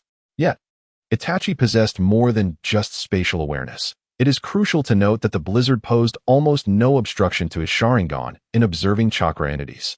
Water release, water wall. The formidable water technique, combined with the blizzard's might, began to trend towards an icy form. Fortunately, Itachi's practice in chakra control yielded promising results, allowing him to maneuver through the air and charge directly at the shadow. Upon witnessing Itachi's assault, the figure ceased its movement and turned around, unfurling its wings. Indeed, Itachi's perception had been entirely accurate. The entity had unleashed a wind technique resembling a great breakthrough. However, this was merely an appearance, for Itachi discerned no chakra flow from it. This indicated that the entity was relying solely on its physical prowess. What manner of creature is this? Itachi muttered, astounded that such power could exist amidst a blizzard, rendering even the most adept wind users envious. With a swift leap, Itachi's body swayed midair due to the winds. Fire release, great fireball technique. Faced with the shadow rapidly approaching him, Itachi, in a moment of urgency, resorted to his most familiar fire technique. Fortunately, the wind was at his back. Otherwise, the outcome would have been dire. With the wind's assistance, the potency of the great fireball surged. Wind release, great breakthrough. The shadow unexpectedly spoke, employing a wind technique. If it could wield such strength without chakra, what would its wind technique be like when enhanced by chakra? Itachi was uncertain of the true strength of shadow-level warriors. Yet after witnessing the formidable technique employed by the shadow, he became convinced that, even if the opponent was not of shadow caliber, they were at least close to it.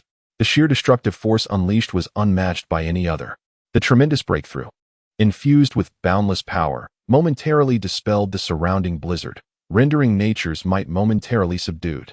No words could encapsulate Itachi's current state of mind. For a fleeting moment, he found himself unable to execute even the most basic defensive maneuvers. In fact, even if he could, it would be a futile effort. Far more powerless than when he had faced the Cloud Ninja alone. At least then, he had possessed the awareness to resist. Suddenly, a black figure materialized before Itachi, moving with such swiftness that even the Sharingan could not catch a glimpse of its afterimage. Stop! A voice laced with a hint of anger commanded, as the shadow forcefully flapped its wings, countering the breakthrough. In that moment of bewilderment, Itachi found himself grasped by the figure from behind. Sunlight filtered through the dissipating clouds, allowing Itachi to finally discern the appearance of his rescuer. Intermingled with black feathers were flecks of white. However, it was perhaps more accurate to describe it as a shade of deep blue, for it was not pure black. The towering figure measured 5 to 6 meters in height. With wings that stretched an impressive 30 to 40 meters, its form reminiscent of the nine-tailed beasts. What is this? Itachi was momentarily taken aback by the scene before him, for the creature that had attacked him was a bird of the same kind, albeit smaller in stature. Yet, he had experienced the might of this creature before, having been utterly defeated without contest. TCH, what brings you here, Black Feather? The agitated large bird clearly did not appreciate the interruption, yet it seemed that this creature named Black Feather instilled a palpable fear in the larger bird, which avoided direct eye contact. Have you forgotten what I told you this morning, Black Feather? The latter responded with a serious expression, suggesting a cordial relationship between the two avian beings, one that appeared to have been established over many similar encounters. Let me think. You mentioned that the elder said the prophesied one would arrive. You cannot be referring to him, can you? As he pondered, the larger bird, you, suddenly broke into a sweat, as if a revelation struck him. How can you still speak? How many times have you caused me concern? You never remember what others say. If I had come any later, he might have been killed because of you. Black Feather admonished. their expression growing increasingly animated with each word. Stop, brother, this young lad is still waiting. Overwhelmed, Yu resorted to using Itachi as a shield. Well then, young brother. I apologize for startling you. What is your name? Black Feather, now momentarily halting its lecture, inquired with a hint of lingering curiosity. My name is Uchiha Itachi. Are you certain that this prophesied individual refers to me? Though such absurd situations often befall those who traverse worlds, it was prudent to clarify. If it turned out he was not the one, he might end up in dire peril. Indeed, the boy with the crimson cursed eyes, it is undoubtedly you. Black Feather remarked, gazing intently at Itachi's scarlet Sharingan, laden with significance. By the way, why did he attack me earlier? The ability to swiftly accept circumstances is the greatest strength of a traveler, for resistance is futile. Thus, one must embrace these configurations with sincerity. Oh, I initially mistook you for an invader, as beyond this point lies the dwelling of our kin, Yu remarked with a smile that did not reach his eyes. Itachi's brow twitched at the implication. Did this mean that if Kurohane were to arrive just a moment later, his life would be forfeit? Do not dwell on it. Little Itachi, upon our return, I shall settle matters with him. For now, let us embark. I will elucidate your uncertainties along the way. Come.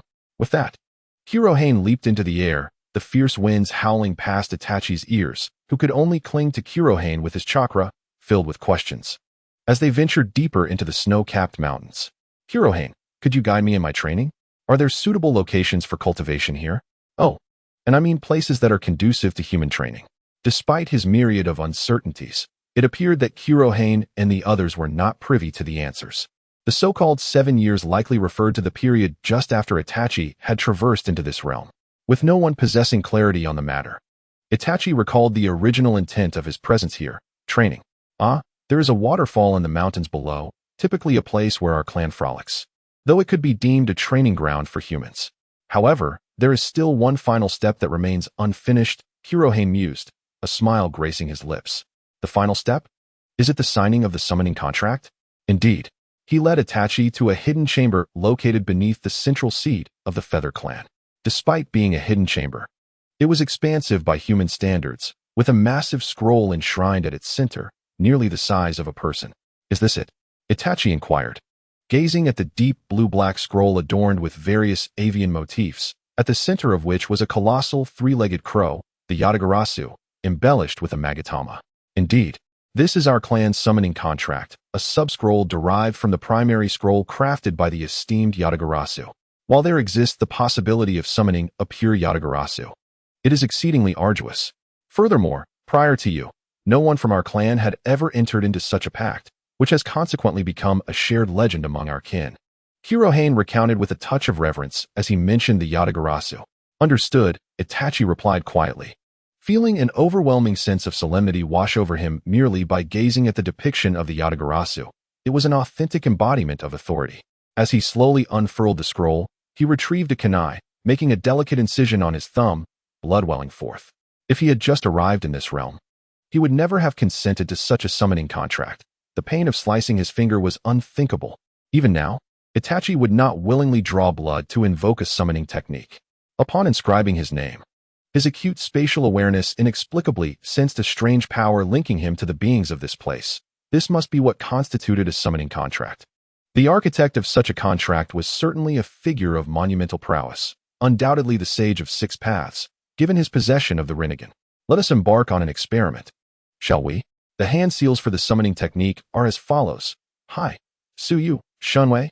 Heiyu observed as Itachi completed the seals, intrigued to witness the so-called summoning technique, for no one had ever summoned them before. Hi. Su. You. Shun. Wei, the summoning technique. In less than a second and a half, Itachi finished the hand seals, marking his inaugural attempt at this art. Placing his hand on the ground, a colossal summoning rune materialized, and after a cloud of smoke dissipated, a bird adorned with blue-black feathers emerged before the crowd, albeit minuscule in comparison to Heiyu. Well, if it isn't you, old fellow. The bird paused momentarily, then, upon recognizing Heiyu, squawked in a peculiar manner. You impudent brat. How dare you speak so disrespectfully? Address me as master. Upon seeing the bird, Heiyu initially froze, but upon hearing the term old fellow, his expression darkened. The little bird screeched. flapping its wings in an attempt to flee. But could it possibly outrun Heiyu? Even in this constrained space, the influence on Heiyu's abilities was evident. However, one must not forget the advantage of size. With a gentle flap of his wings, he effortlessly reeled the bird back in. Shall I? Have you completed the task I assigned to you?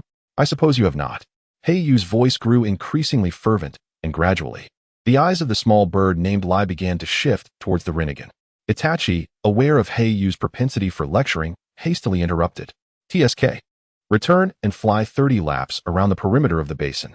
Ignoring Lai's lamentations, he unceremoniously cast the bird aside, reasoning that, after all, it was merely a bird and couldn't be harmed. Now, where were we? Heiyu turned to Itachi and inquired. Heiyu, how did my summoning go? Ah, Itachi. Your strength is at the Chunin level, is it not? Heiyu asked, scrutinizing Itachi. Indeed, what of it? Precisely. Although my clan has never before entered into a summoning contract, by comparing your strength with that of Xiao Lai, one can deduce the level of summoning beast you are capable of calling forth. To put it differently, the quality of your chakra determines the caliber of summoning beast you can command in battle. What do you mean? In other words, even if you wish to summon beings as formidable as us, you would exhaust your chakra in the process, and that is a conservative estimate. However, discussing this further serves no purpose now. Let us commence with your training and strive to enhance your abilities, little Itachi. I am eager to explore the outside world. With that, Heiyu spread his wings, generating a tempest within the confines of the small space, yet causing no destruction whatsoever. Understood, then lead me forth. Itachi leaped onto Heiyu's back, and with a powerful thrust of his wings, they burst forth from the hidden chamber, soaring into the distance. Whoa, Heiyu, slow down, came a faint, panicked cry from the sky. Whoosh. Heiyu, our affairs are far from settled. Itachi, pale-faced, glared at Heiyu, who merely chuckled mischievously. Is this the waterfall you described as a place for water play? Itachi gazed at the towering waterfall before him, nearly cursing aloud. Good heavens. This is a location for recreation? Very well, I concede. It was my folly to measure you by human standards. Oh, I understand that it may pose some danger for you humans. However, my demands are not exorbitant. As he spoke, Heiyu seamlessly transitioned into a teaching mode. By the way, the intense energy that Lai displayed earlier was indeed his tutelage, wasn't he it? It seems that Heiyu harbors a latent penchant for sadism. You wield a blade, do you not? Heiyu confirmed one last time. Indeed. Itachi silently drew forth his dual blades. Then, with your sword, cleave this waterfall. There is no time limit. Whether it takes a year or a decade, if you can split this waterfall, then you shall be prepared to accept my subsequent training. Heiyu's words were astonishing. What? Itachi found it hard to believe his ears. If you can cleave this waterfall, then I will guide you in your further cultivation. Heiyu reiterated with grave seriousness. But that requires at least the prowess of an elite jonin, if not a quasi-kage. Itachi glanced uncertainly at the waterfall, which loomed before him like a mountain, majestic and imposing. Indeed, that is precisely why there is no time restriction. Moreover, Itachi, who do you believe your ultimate adversary will be? Or rather, do you think the might of the so-called world-destroying beasts can be matched by mere Kage-level strength? Heiyu narrowed his eyes as he regarded Itachi. Itachi fell silent, gazing intently at the waterfall. Indeed, whether it be in the future against Obito, Madara, or the Ten Tails, they possessed the power to obliterate worlds, far beyond what a Kage could contend with. Initially, Itachi had not set his sights too far, as doing so could hinder his training. Aiming too high is a grave folly. However, Heiyu and his companions did not share such a perspective. Their meeting was a result of prophecy, indicating that their starting points diverged. Itachi aimed to reach Kage level as his present objective, or rather, as his goal before turning 13. In contrast, Heiyu and his companions established a lifelong ambition to vanquish the Ten Tails. They regarded Itachi as the prophesied child, not from belief, but from compulsion. For it was foretold. Regardless of their sentiments, both parties could be succinctly summarized in one aspiration, to grow stronger. With a fierce cry, the crescent moon blade in his right hand struck the waterfall like a bolt of black lightning. Yet, after barely half a minute, Itachi was forced to retreat. Truly, such immense gravitational potential is utterly unfair. Heaven knows how Heiyu achieved this. Itachi rubbed his wrist, which had become sore and swollen from practice, and smiled wryly. Previously, to provide Itachi with a rough understanding, Heiyu personally demonstrated. His colossal figure emanated an oppressive aura, making him appear as an insurmountable mountain. roaring as he spread his wings, using them as blades to cleave the waterfall in two. Most astonishingly, the rock structure of the waterfall remained entirely intact, and instead of collapsing immediately, it appeared to naturally part to either side. Such a phenomenon was perfectly ordinary in Heiyu's eyes. Furthermore, he insisted to Itachi that if he truly wished to master the sword technique, relying on the enhancement of the body flicker technique would eventually become a weakness. He could either abandon the sword techniques he had previously learned or cultivate at an extraordinarily rapid pace.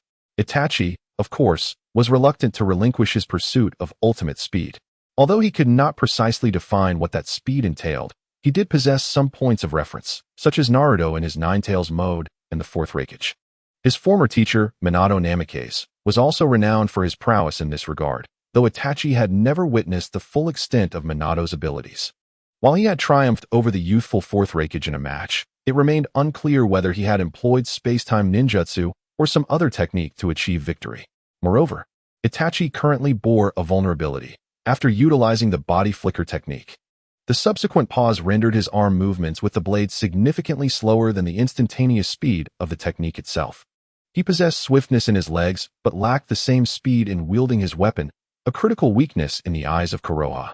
Yet, Itachi's current actions were poised to serve a dual purpose.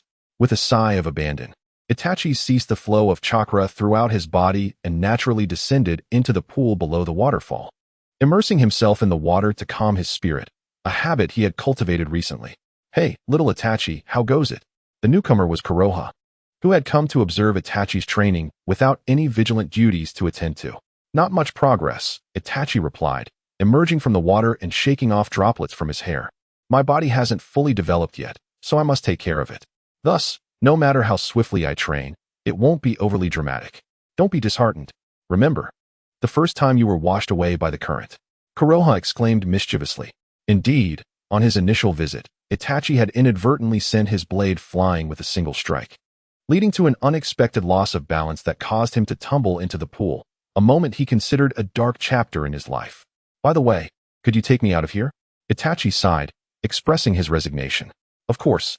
Kuroha eagerly agreed before realizing the implication. "Don't be so excited. Tell Kuroha that the clan has summoned me back," Itachi replied, covering his ears with a nonchalant tone. "Wait, how did you know?" "Reverse summoning technique.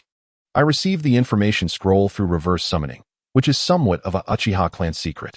However, I have yet to learn it myself," Itachi remarked calmly, wishing he could linger a while longer, for training here was remarkably effective.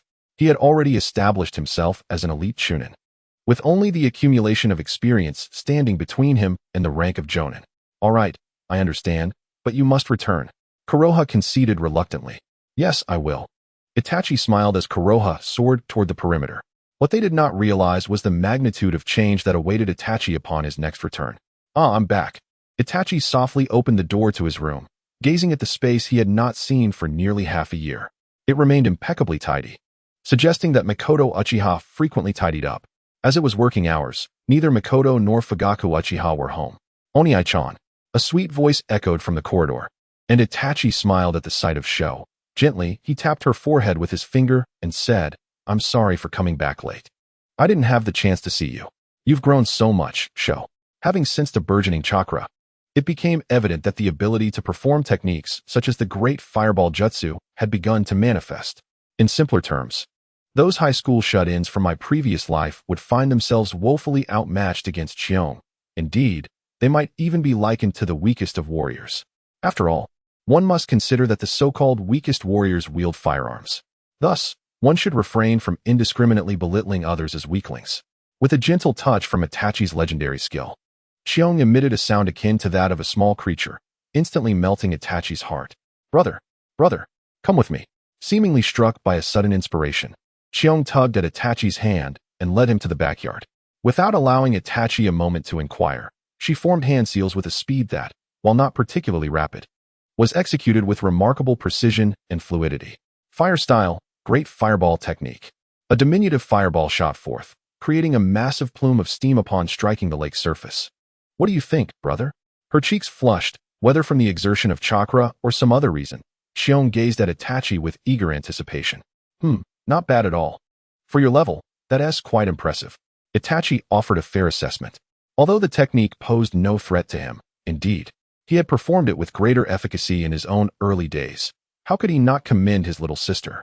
Then, brother, you must reward me. A glint of mischief flickered in Xiong's youthful eyes. Itachi's nonchalant tone, which seemed to dismiss her efforts, left her somewhat discontented. Then next time, you must take me along on your mission. Wait, what? No way. Itachi interjected, his mind racing. Should anything happen to Xiong, he doubted that even Mikoto would forgive him. No, you promised. Xiong insisted, determined not to let this opportunity slip away. In the world of Naruto, a 4-year-old child is remarkably precocious. Fine, I suppose. Reluctantly, Itachi acquiesced. Although he contemplated requesting a standard D-rank mission from the Third Hokage. Wait here, I'll go accept a mission. Seizing the moment, Itachi headed toward the Hokage's office. Grumbling to himself about how he had only just returned from the Hokage's presence and hoped that the D-rank missions had not been entirely claimed. Lord Hokage, I'd like to take on a D-rank mission. If that is not possible, perhaps a safer C-rank will do, but D-rank would be preferable, Itachi stated wearily. What is the matter, little Itachi? The Third Hokage inquired with curiosity. After a brief explanation, the Third Hokage chuckled silently, casually unrolling a D-rank mission scroll. Very well. Let us go with this one. With you involved, there will be no danger, and it will also fulfill the little girl's wishes. This mission is somewhat more challenging than the usual D-rank. What is the mission? I'll take it. D-rank was D-rank, and no task posed any real difficulty for Itachi at this stage, so he accepted without hesitation. The mission entails hunting down wild boars causing havoc in a small village adjacent to the Hidden Leaf. While it may not be particularly challenging, it does carry some level of risk. Oh right, I should go to the Umbu for a set of clothing.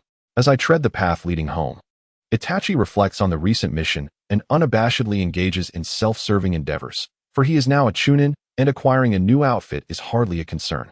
Hey Sora, catch this, he calls, tossing a sizable garment towards her. The clothing envelopes Sora entirely, leaving him with no choice, as there are no smaller sizes available in the Umbu. However, Itachi feels a twinge of disappointment at not having seen Kanade or Shursui during his time in the Umbu. It seems Kanade has recently ascended to the rank of chunin. But, brother, I want to wield a blade. Sora protests, having obediently brought a quiver of arrows, yet still expressing dissatisfaction. Do not even think about it. I absolutely will not allow you to handle a weapon until you become a genin, and you must not mention this to mother, or I shall be in grave trouble. Itachi imparts his final admonition. Truth be told, boys and girls are inherently different. Sora has captured the affection of Uchiha Mikoto, her doting evident in a manner surpassing what was observed with Uchiha Sasuke in a past life. Brother, where are the wild boars? As they leave the village, Itachi's spatial awareness scans the surroundings, his lips twitching as he gazes at Sora, releasing a resigned sigh. We are almost there. Oh, wait, they have arrived, right over there. He points towards the wild boar rampaging in the fields. Though referred to as a wild boar, its size is comparable to that of a small hut. While he has encountered the likes of Kurohane's summoned beasts, at least they could communicate. What is the explanation for this creature's size? Coach, this defies logic, Sora exclaims, tightening her grip on the bow. All right, remain still and do not wander off. I will draw its attention, and you can take your shot. How does that sound? Itachi leaps from the rooftop, catching the wild boar's attention. Be careful, Sora. Aim for a non-vital area. The owner of the barbecue shop does not want his food to spoil. Indeed, before their departure, the barbecue shop owner had specifically tasked them with capturing a live specimen, believing it would yield a more delectable meal. The previous order for slaughter stemmed from concerns that ordinary genin might struggle with the task, but upon realizing Itachi was involved, it became a different story. Now, Itachi certainly does not wish for his quarry to perish beneath his sister's hands. Sora pulls back the bowstring, and Itachi muses on the remarkable maturity of the children in the Hokage world. Few from his previous life could manage to draw this bow. It seems he has drawn yet another comparison between the two worlds. With a swift motion, Itachi conjures several shurikens, each adorned with explosive tags, and embeds them beside the wild boar's limbs. Art is an explosion. He growls, and the detonations erupt around the creature, which, in its confusion, remains rooted to the spot. Now, Sora, he urges. Enough with the noise. It has taken long enough. She retorts, and an arrow is loosed, its target, the ground. While I did say to avoid vital areas, that seems a tad too far from the mark, don't you think, Sora? The weasel gazed, somewhat amused yet exasperated, at the girl named Xiong, who was burying her head like an ostrich, her cheeks flushed as she uttered in a voice akin to that of a mosquito, "I am sorry." Witnessing such treatment, the porcupine's temper flared, scraping the ground with its hooves and exhaling white mist from its nostrils, charging frantically towards the weasel, its closest target. "Oh dear, must I intervene personally?" The weasel scratched its head, observing the approaching porcupine. In a swift motion, a jet-black katana materialized in its hand, cloaked in ethereal smoke. "Very well, let's see if you can withstand my new technique." Crouching slightly, the weasel addressed Xiong, "Pay close attention. This will occur in but a fleeting moment. Behold the fruits of my training." With a declaration reminiscent of a foolish older brother, it exclaimed, "Human technique. Worldly slash." In an instant, the weasel vanished from the sight of all present. Only the porcupine seemed to perceive a glimmer of light. Was it an illusion? Then came the sound of a blade being sheathed, and a young boy appeared behind the porcupine. The dark blade bore no blood, save for a few drops clinging to the spine. With a splatter, blood sprayed forth, and the porcupine collapsed, powerless. "Ah, brother, were we not meant to spare it?" The weasel, slightly taken aback, retorted, "Is that your concern? Shouldn't you be more focused on the technique I just executed?" "Rest assured, it was merely a glancing blow." "It lives," the weasel replied with a hint of irritation. "Oh, how composed." Characters appeared on the weasel's forehead, yet it refrained from reprimanding the child, reflecting on the absence of any skilled observers to admire its swordsmanship. This was not mere vanity. Rather, it was a shadow cast by the rigorous training under Kuroha, where praise was a rarity. By the way, this instant slash was an advanced version of its training results. Furthermore, this technique entirely abandoned the initiation of the instantaneous movement, relying solely on the principles of Minato's teleportation and physical strength, albeit at the cost of physical strain. Now, let us return. The weasel sealed the porcupine into a portable storage. As the young duo moved, the weasel smiled, handing over the scroll to the proprietor. "Here you go, boss." "Oh, it's little Itachi." The task was executed splendidly. The proprietor extracted the rewards from the scroll, presenting several discount coupons and a bonus to the weasel. Such tasks are typically submitted directly to the issuer. "Brother, where shall we go now?" "Well, since Mother and the others have yet to return, let us indulge in some Ichiraku ramen. It's on me." With newfound confidence from the reward, the weasel hoisted Xiong onto its back, their silhouettes elongated by the setting sun. As they strolled along the river, surrounded by children, their chatter caught the attention of the weasel. "Is that monster still around?" "Monster? Haha, why don't you just die? You freak. Monster?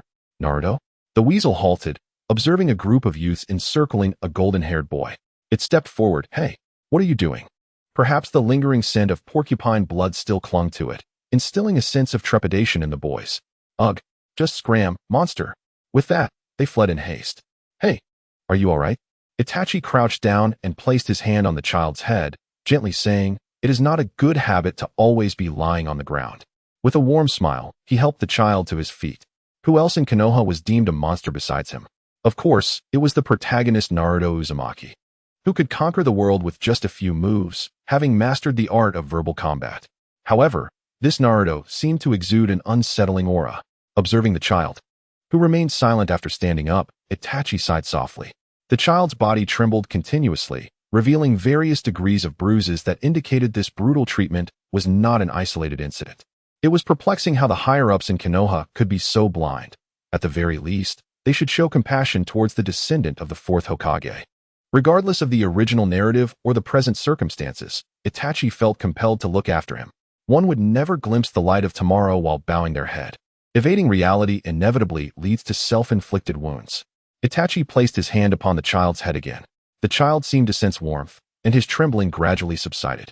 In truth, Itachi was employing medical ninjutsu to mend the child's injuries, yet an eerie chakra flowed through him, reminiscent of something Itachi could never forget. Although he had only experienced it once, the catastrophic chakra leaking from the seal was enough to evoke memories of the Nine-Tails chakra. Itachi pondered silently. To be fair, had he not known that this child was Minato's son, he would not have remained so composed.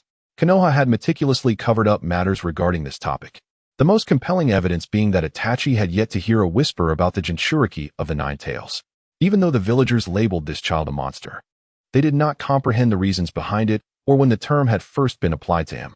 The child lifted his gaze, his azure eyes still reflecting a hint of fear, though it was less pronounced now. After all, he was merely a child, with thoughts still pure and untainted.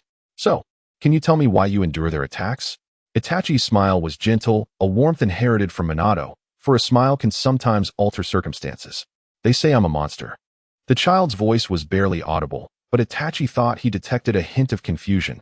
Perhaps it was merely an illusion, as children's vocal cords are still developing. So, you are unable to retaliate? Itachi continued, then why do they still beat you? Are children these days so unbearable? They show no consideration for the vulnerable. Unable to contain himself, Itachi offered a final quip. They say I'm a monster, the child repeated, on the verge of tears. The long-suppressed emotions, now with an ear willing to listen, became exceedingly unstable, and tears welled up in his eyes once more. Sighing, Itachi reflected on the shadows that childhood can cast. Many children with mental health issues in his past life bore scars from their formative years. It seemed as if the people of Konoha had never studied or understood psychology, allowing the Jinchuriki to suffer in silence. What would happen if, in the end, the Jinchuriki harbored resentment towards the village? Even if you possess the ability to tame tailed beasts, who shall bear the losses incurred? The oppression and discrimination experienced in earlier years, had the opposing party not been shrouded in the aura of XX, might have escalated into a rampage by the tailed beast, devastating the village. It is crucial to recognize that individuals like Naruto and Killer Bee are rare, let alone those akin to Gaara, whose circumstances are comparatively lighter. Gently cradling the child's form, tenderly stroking their back, one whispers, "Do not grieve. Pain is not eternal. Merely evading or enduring such anguish is unbearable for both body and spirit. Therefore, seek to prove your existence to the people. You are not a monster. You are human. You comprehend suffering. You understand sorrow. You yearn for companionship. You desire acceptance. Everything can change, provided you hold hope. A path will unfurl before you. For now, release your burdens and weep freely. It will bring you solace." Itachi, uncertain of how to console another's heart, recalls the moment he lost his comrades, feeling an equal pang of sorrow. In the solitude of an uninhabited corner, he weeps, while the world knows only the prodigious Uchiha Itachi, oblivious to the pain that shadows the youth named Itachi. Crying does not signify weakness. A repressed heart must be liberated to foster growth. The wails of a child signify the release of pin-up pressure, and Itachi remains silently by their side. Is that enough? Itachi inquires with a smile, observing the child's flushed cheeks. The child weeps profusely, evoking a profound sense of injustice within Itachi. This child, burdened with such grievances, is the son of the Fourth Hokage, a hero of Konoha, a most ironic twist of fate. Thank you. Oh, are you Naruto? Xiong, curious after noticing Itachi's prolonged presence, approaches and asks, "What is your name?" Itachi smiles, though his lips twitch as he attempts to filter out Xiong's earlier words. "My name is Uzumaki Naruto," the boy stammers. Indeed, that is a splendid name. Itachi silently weeps within, pondering if true friendship can endure a lifetime. He recalls teasing Kushina upon Xiong's birth, suggesting that should she have a daughter, she ought to be named Naruko, though Kushina evidently did not heed Itachi's jest. "What about you, big brother? What is your name?" Naruto inquires anxiously, fearing that the individual who had just offered her hope would distance themselves upon learning her monstrous name. "Well, I am Uchiha Itachi. And as for her, you should be familiar with her." Itachi strives to maintain his smile, albeit faltering, as he pulls Xiong closer. "Yes, she is the strongest in our class," Naruto asserts confidently. "Is that so? Xiong, are you truly that formidable?" Itachi gazes at Xiong, astonished. "I achieved perfect scores in all subjects." "What is that expression on your face, brother?" Xiong retorts, her temper flaring upon hearing Itachi's tone. "Who was it that failed to hit even the largest hedgehog earlier?" Itachi responds nonchalantly. "Urusai. Then, you shall be friends from this day forth." Itachi declares earnestly to Naruto, ignoring Xiong's indignant expression. "Really? Can I?" The anxious Mingin inquired, acutely aware that the other was a paragon of grace, a stark contrast to her own peculiar existence. Yet, she reassured, "Of course, I am also your friend." Itachi affirmed with a nod. "Hey, brother," Xiong protested, not out of disdain for Mingin, but rather due to her irritation over Itachi's earlier teasing. Simply put, it was a minor quarrel. "What? Do you disagree?" Itachi looked at Xiong with a puzzled expression. "No, your compensation," Xiong asserted with an air of entitlement. "Oh, and what might that be? It seems I haven't wronged you." "My little princess," Itachi replied, still bewildered. "Urusai? Urusai? All right, let's go enjoy some Ichiraku ramen then." Itachi sensed that the teasing had reached its peak, and Xiong was on the verge of displaying her tsundere nature, so he decided to relent. Mingyin, you should come along as well. Without waiting for their responses, he took their hands and led the way. Am I allowed? Mingyin asked nervously. Of course. Are we not friends? Itachi smiled warmly. Yes, friends. She tightened her grip on Itachi's hand, feeling the warmth emanate from him. Recently, another book has been pirated, and this time it's by the esteemed Taoist. The vile Feilu and the despicable pirates. Though we may claim to be shameless, we still bow to their depravity. To say they are shameless is to flatter them, for they do not even deserve that title. In a foul mood, the boss commanded 3 bowls of Ichiraku ramen. Itachi pulled aside the curtain, bringing Xiong and Mingyin into the ramen shop. To be honest, the owner of Ichiraku was quite generous. After all, did not Naruto devour countless bowls and still return for more? Aside from handing out discount tickets, the prices hovered around the average in Konoha. Otherwise, with Naruto's financial means, how could he afford such indulgence? However, for Itachi, if it were merely a matter of footing the bill, it would not be an issue, provided he did not have to spend his own money, as most of Itachi's expenses were devoted to ninja tools. Mingyin, you should not remain so reserved. Being a bit more cheerful will make you more approachable, Itachi sighed, rubbing his forehead. It was evident that Mingyin's demeanor bore no resemblance to Naruto's in the future. Indeed, had her gender influenced her personality? Such a shy Mingyin seemed implausible. Yet, Itachi was somewhat mistaken, for she was merely adjusting to her new circumstances. After all, thriving in such an environment required a resilient spirit. Delicious. Once the ramen arrived, Mingyin was utterly captivated by Ichiraku's offerings, her astonished expression rendering her quite adorable. Strangely, perhaps due to her feminine nature, the 6 signature whisker marks on her face were absent. Maybe they would appear later, but who could tell? Initially, Itachi pondered whether Naruto had indeed become more feminine, but ultimately he dismissed the notion. He had never heard Xiong mention it, and upon reflection, he ceased to dwell on the absence of those whisker marks. After all, Kushina was a quintessential beauty, and she too lacked those whiskers. While Minato was the epitome of a handsome and affluent man, genetically speaking, there was no contest. Perhaps the original storyline had altered them to accentuate the protagonist's uniqueness. Slow down, and Xiong. Let go of my grilled sausage. The cheerful atmosphere enveloped everyone. In a moment of levity, Itachi suddenly paused, a slight frown creasing his brow, before resuming his meal with feigned ignorance. Within his perception, several distinct presences enveloped a small noodle shop, yet he paid little heed. After all, he was all too familiar with the auras of the Umbu members. Among them, several concealed energies reached the level of the elite Jonin. And with his burgeoning understanding of such strength, coupled with an uncanny spatial awareness, Itachi could easily discern their existence.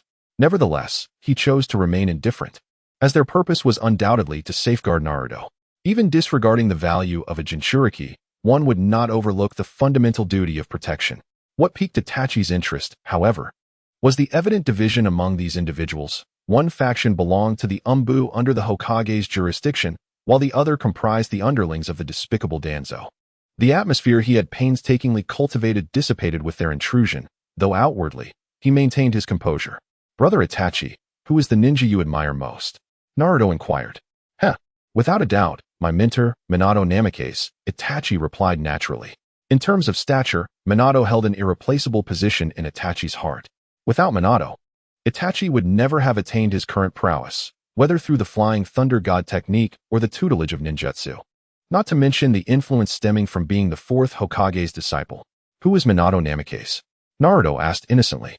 He is the Fourth Hokage, Itachi responded, momentarily taken aback, his expression tinged with an inexplicable conflict. While it was one thing for the girl to be unaware of her father's name, it was unfathomable that she did not recognize the name of Konoha's hero, although given her circumstances, the likelihood of her encountering such knowledge was indeed minimal. Well then, shall we go? I will escort you home, Itachi suggested as he led Q and Naruto along the path. After all, it was late, and returning home would surely invite scolding. A little delay would be inconsequential, and perhaps he could concoct an excuse about bringing the young girl. He meant the child, home. Is this your home, Naruto?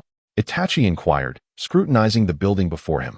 Simple and unkempt, the sight left a strong impression on Itachi, reminiscent of the scenes from his previous life's animation, albeit slightly tidier, as one might expect from a girl's residence.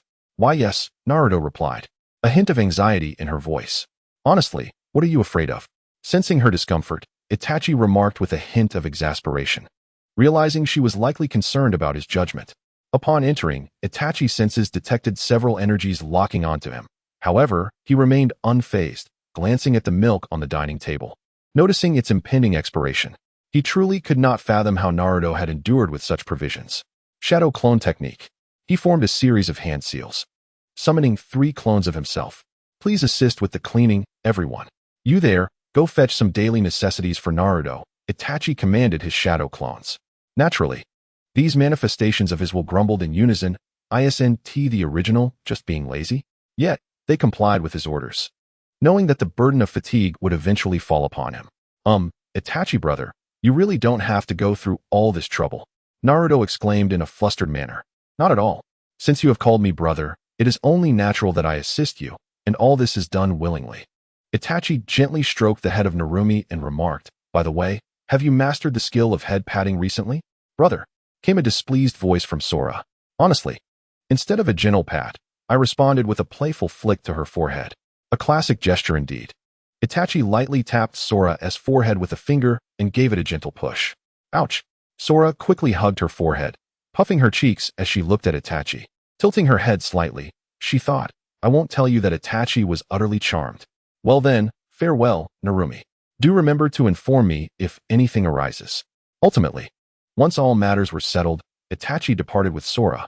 Goodbye, brother Itachi. Truly, it has been a joyous evening. Now what is the task at hand, Lord Third? Itachi inquired of the elderly man before him, beside whom stood the long-unseen Kanade. As for Shursui, his whereabouts were uncertain. After all, members of the Umbu must maintain secrecy even from their closest companions. Presently, Itachi and Sora were merely here to accept a mission as Chunin. A B-rank mission. Eliminate several rogue ninjas in the Land of Snow. They are not particularly formidable. Initially, I intended for Kakashi to undertake this task, but it seems he has his own mission now. The third Hokage casually flipped through some documents before handing a scroll to Itachi, who was to lead this operation. Is there no Jonin assigned? Itachi asked, recalling his previous visit to the Land of Snow, assuring, I have no concerns regarding it, Lord Third. Indeed, but caution is paramount. The Land of Snow is adjacent to the Land of Lightning, and our relations with them are rather strained at present. Understood. After securing the scroll, Itachi and Kanade exited the office. Before departing, Itachi paused momentarily, then turned back to ask, pardon my boldness, Lord Third, but is Narumi Uzumaki the daughter of your student? Is that so? I see, farewell. Itachi departed, yet a tinge of sorrow lingered in his voice. Even as a traveler from another world aware of such matters, he felt a pang of melancholy in that moment. What significance did the third silence hold?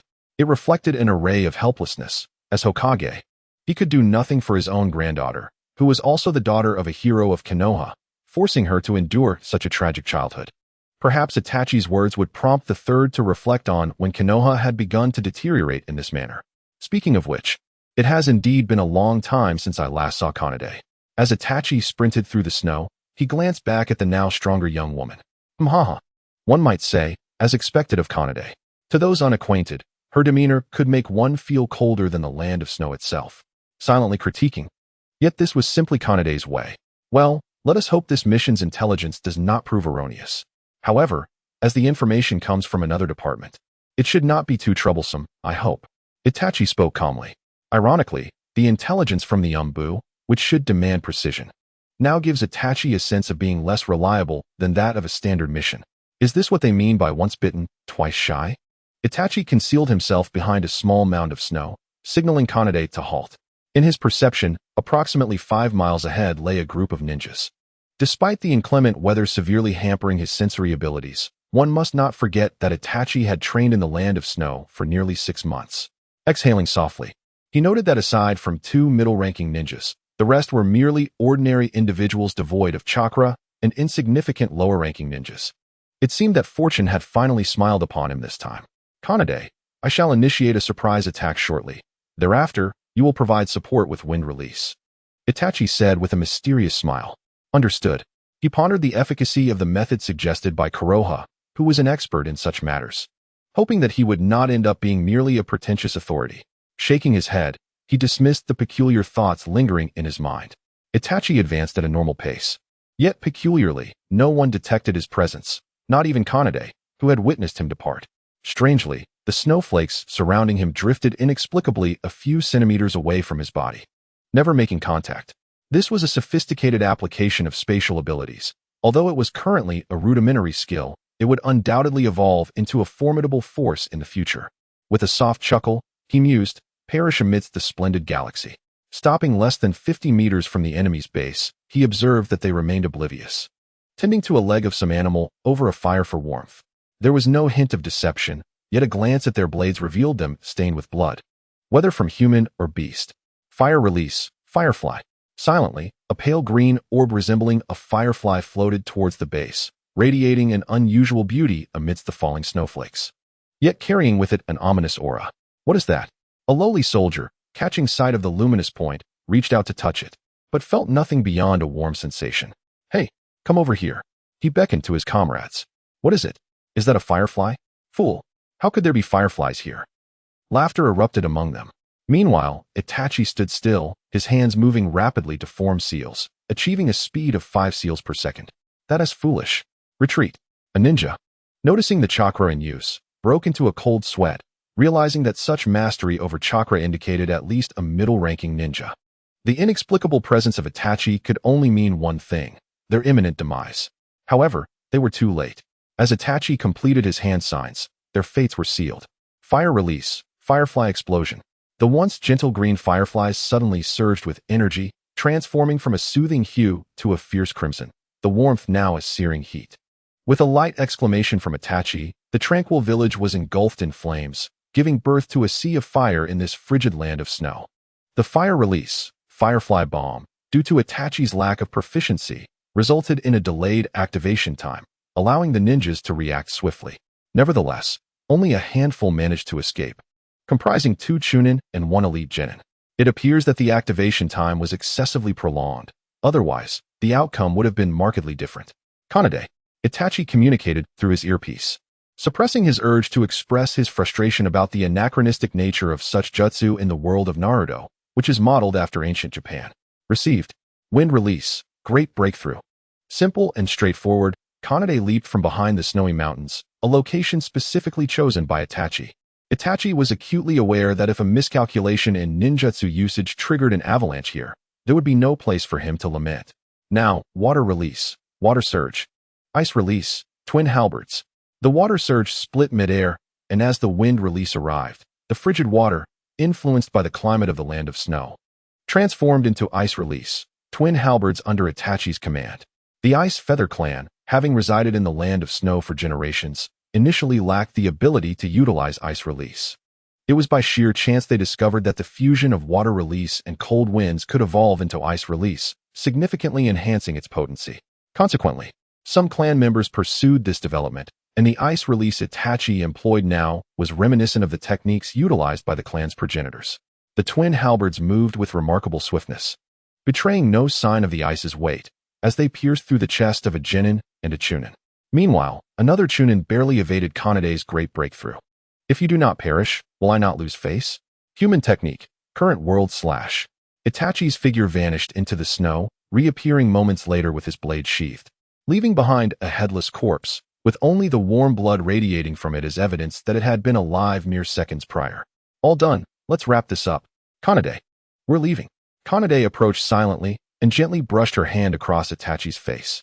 The sudden contact caused Itachi to blush slightly, prompting him to step back. Blood.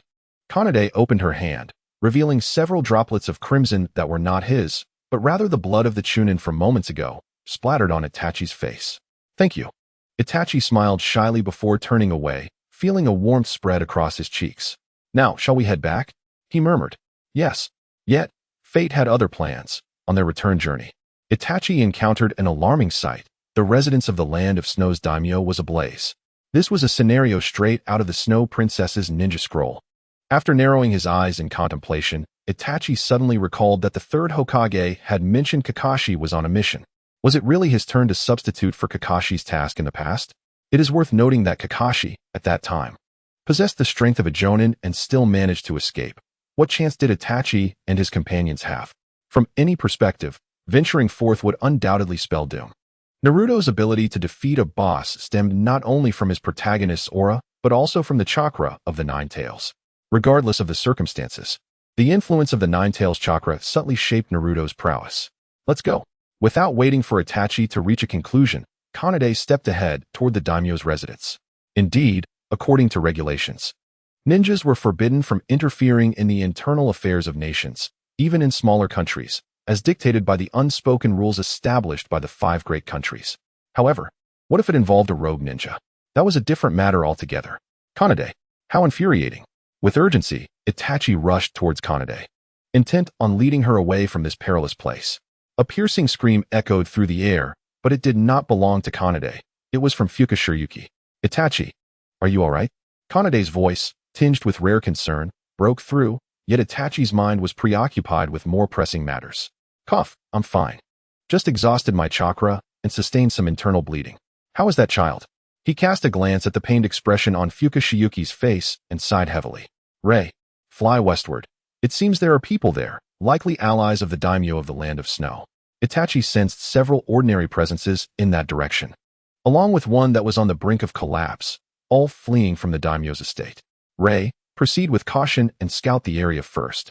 Though we are a distance away from the daimyo's estate, we must remember that ninjas cannot be judged by common sense.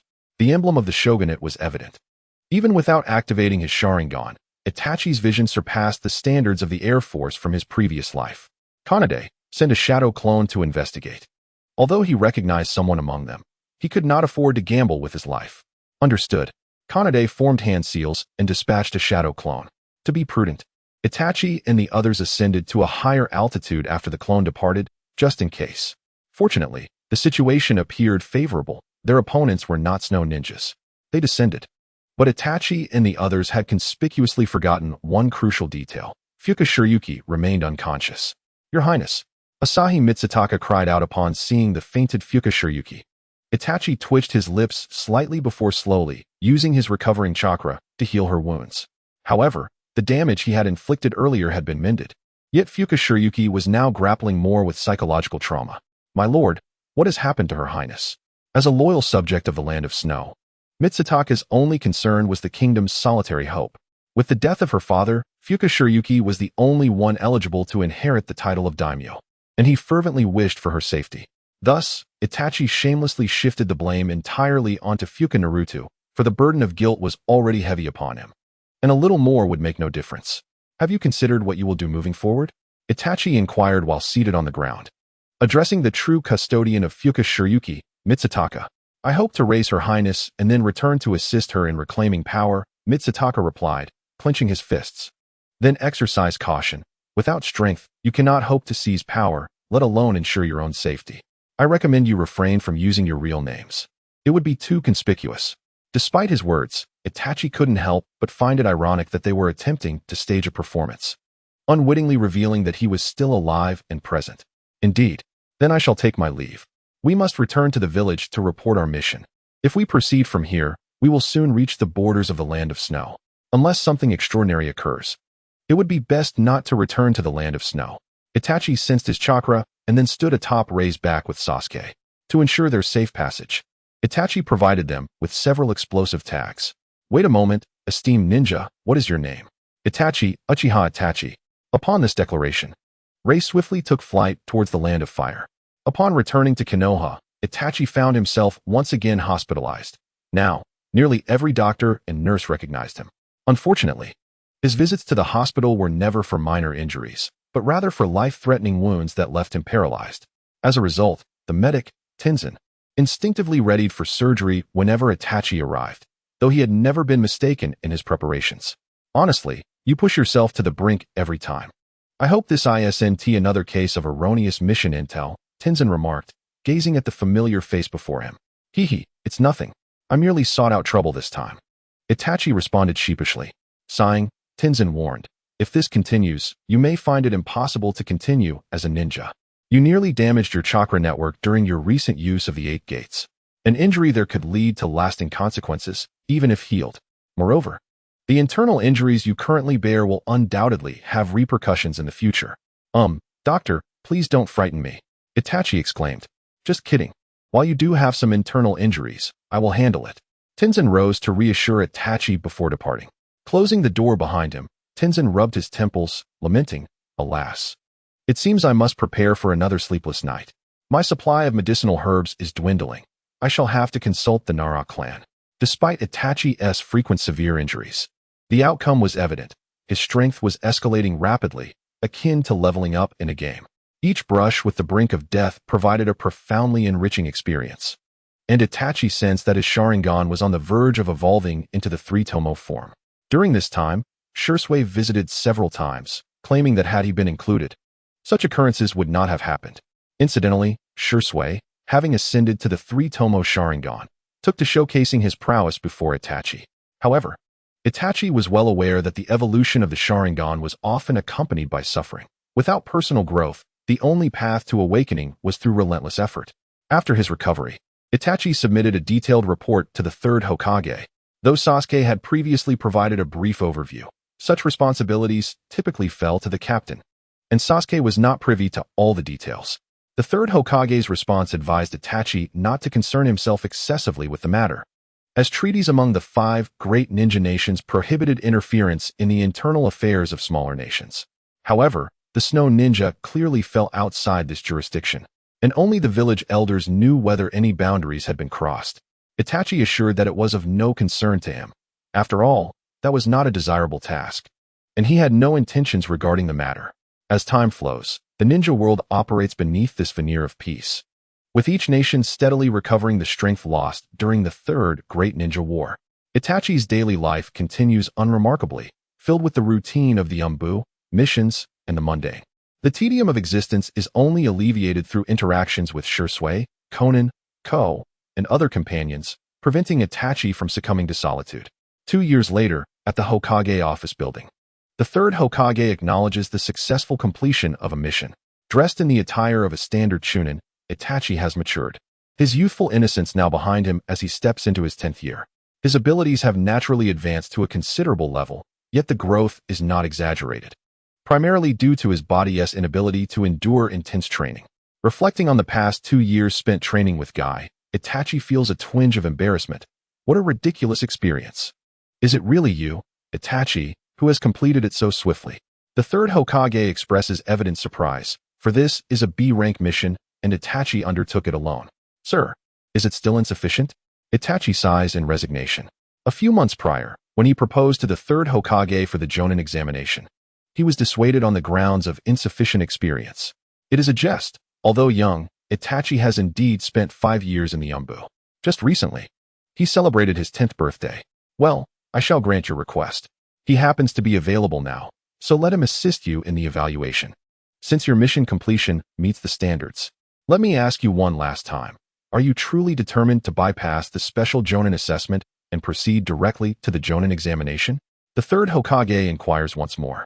For should Itachi succeed in the assessment, the corresponding missions would soon follow, and he is reluctant for Itachi to engage with such tasks prematurely. Yes, I am resolved.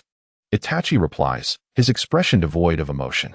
Then, Kakashi shall be your examiner, if that is agreeable to you, the third Hokage states. Yo, Kakashi, with his deadpan gaze, regards Itachi before nodding at the third Hokage. Thus, Kakashi will serve as your evaluative opponent. Is that acceptable, Itachi? Though phrased as a question, the authority behind it is unmistakable. Indeed, Itachi responds coolly.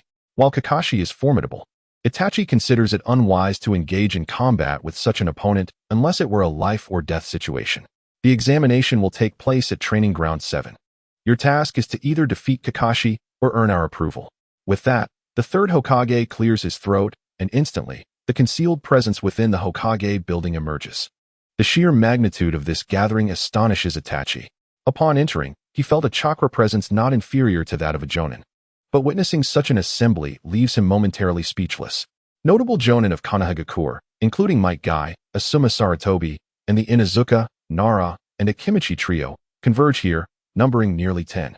After a while, 2 more individuals arrive, instilling in Itachi a profound sense of trepidation. Uchiha Fugaku, Hyuga Hizashi, what is the meaning of this? Are you prepared, Uchiha Itachi? The third Hokage inquires, a hint of amusement in his gaze, though Itachi perceives a sense of schadenfreude. Let us commence, he declares. The third Hokage and the numerous elite shinobi withdrew to the sidelines. It was the first time such a gathering had taken place in their village for the purpose of assessing the elite shinobi. There were many reasons for this, but the primary one was undoubtedly Itachi's unique identity and his youth. As a disciple of the Hokage lineage and a member of the Uchiha clan, his exceptional age made him stand out.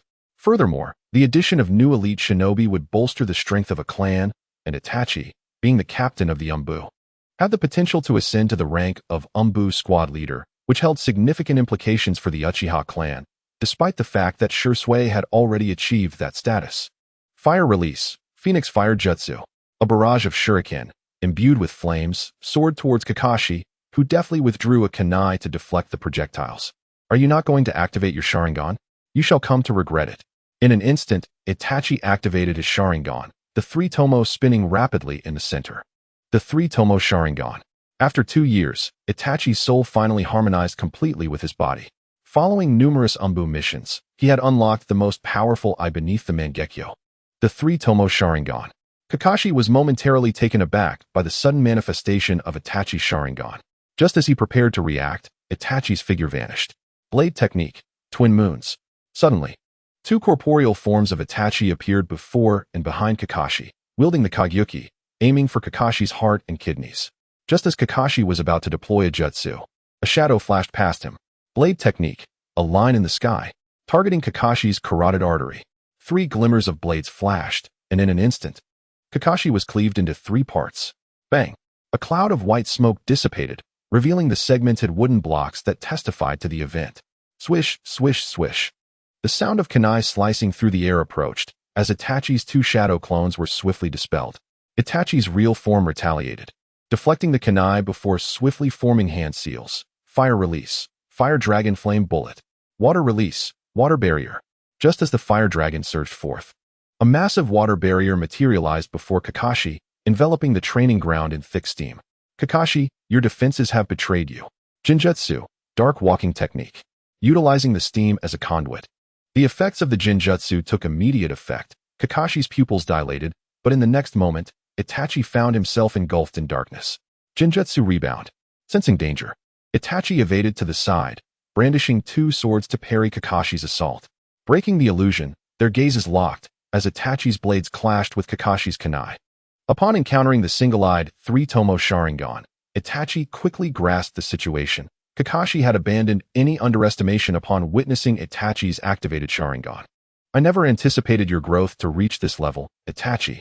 However, I have completed those techniques. Itachi's heart raced, with the insight granted by the Sharingan.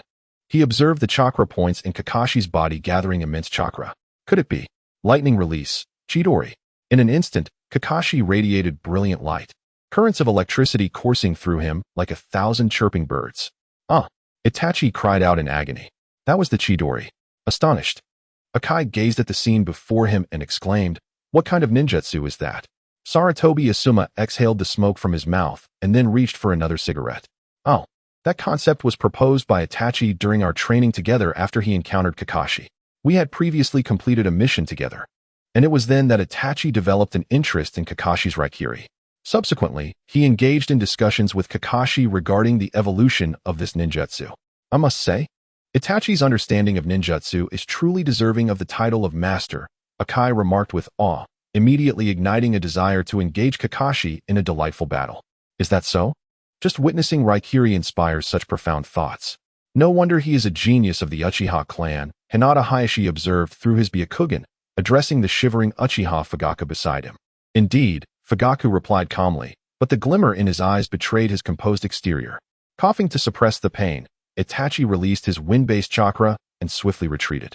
However, the numbness in his body prevented him from escaping too far. Yet, no one noticed as Itachi brushed lightly against Kakashi's left hand.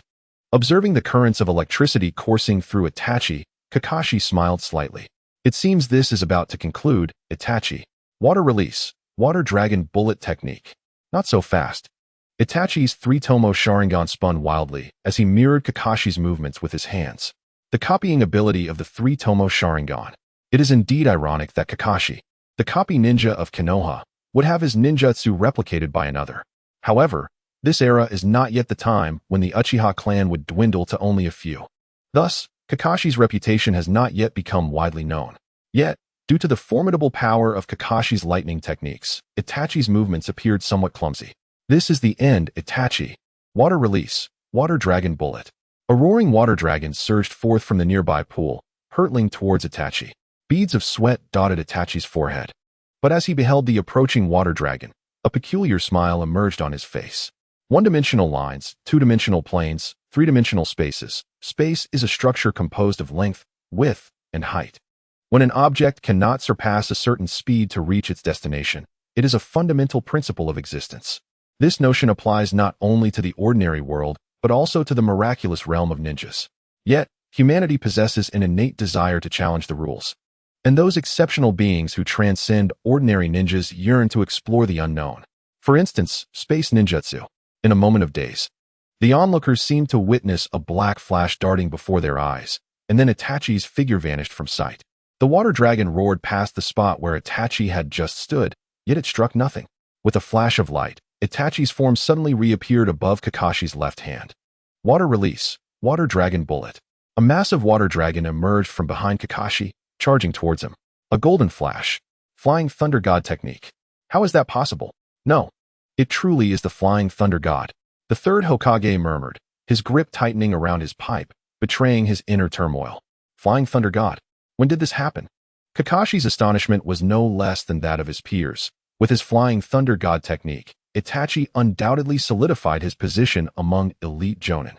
In an instant, the extraordinary insight provided by the Sharingan, coupled with Kakashi's elite jonin reflexes, allowed him to react swiftly. The body flicker technique was promptly activated.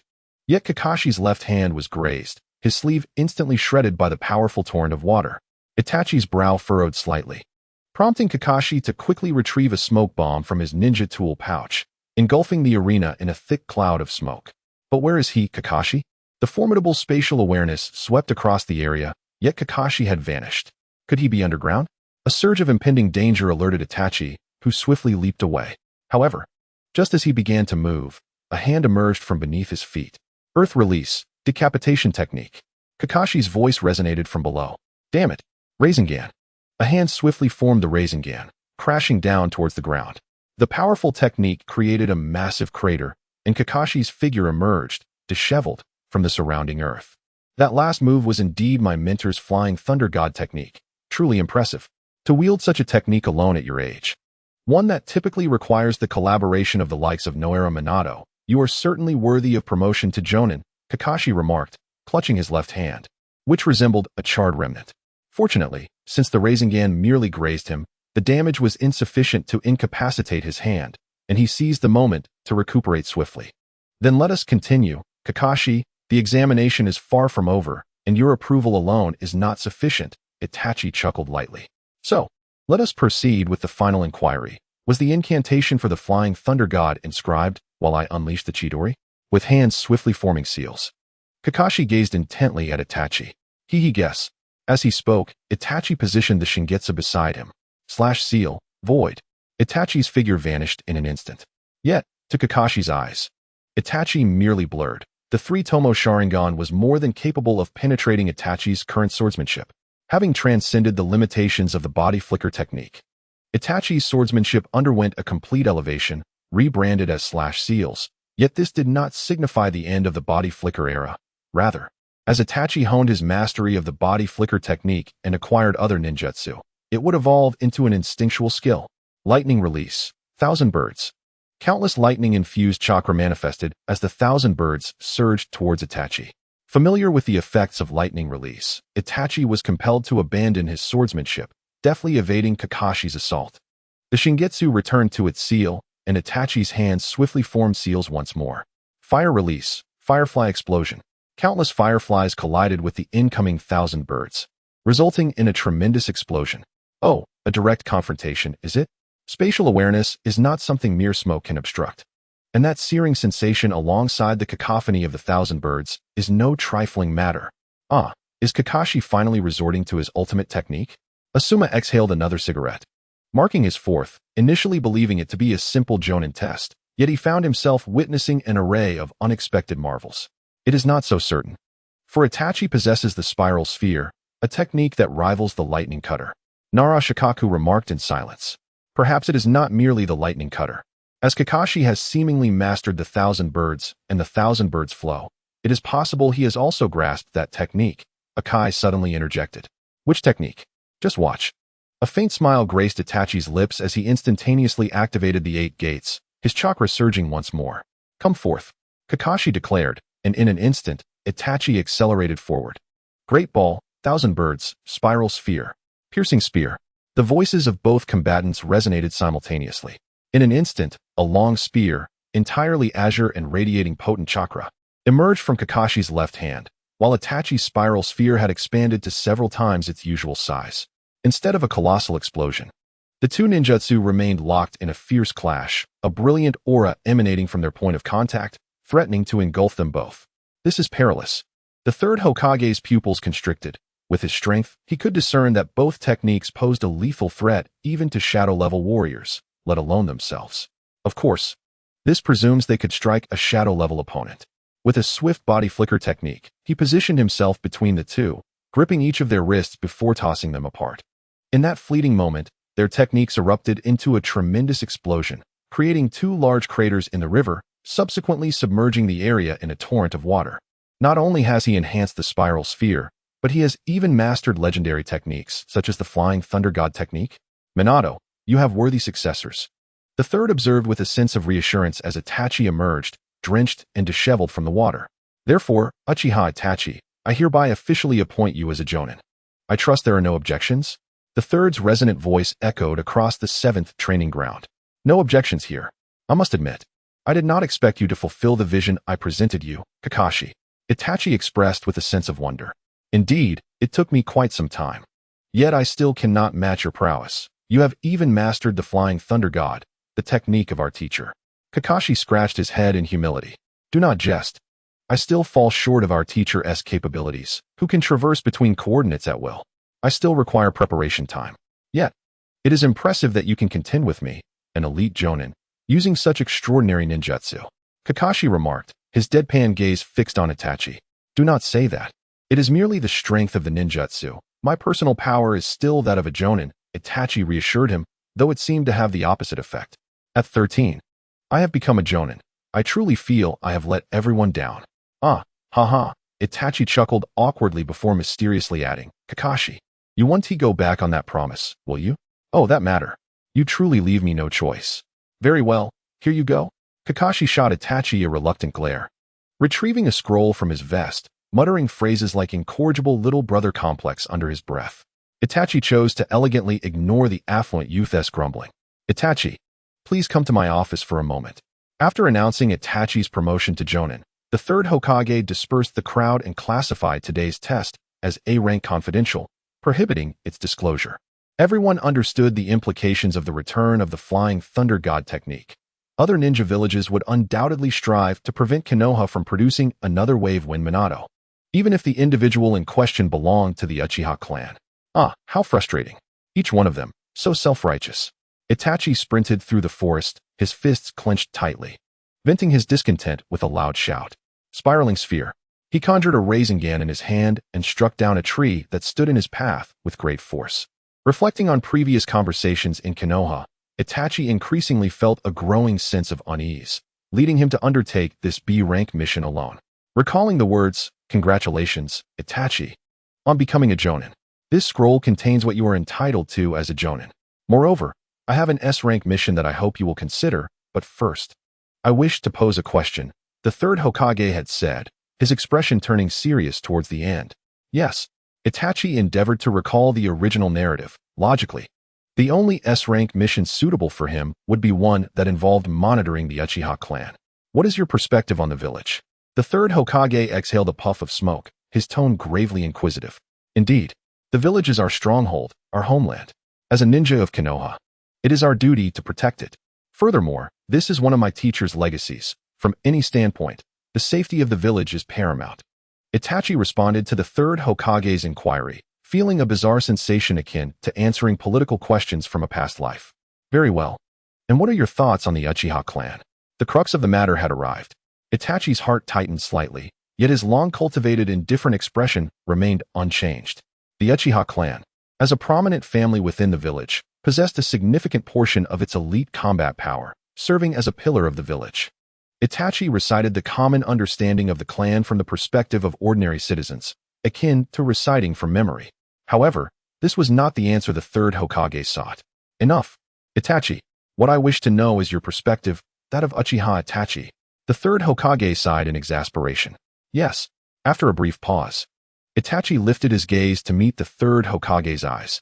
The Uchiha clan, rather than being considered a noble family of Konoha, resembles a nation within a nation. The way its members regard the people of Konoha starkly contrasts with their treatment of their own kin. While some may pledge their loyalty to Konoha, the actions of the majority align more closely with the directives of the Uchiha elders. Compared to the Hyuga clan, with which the Uchiha are often compared, their strength far exceeds that of the Hyuga.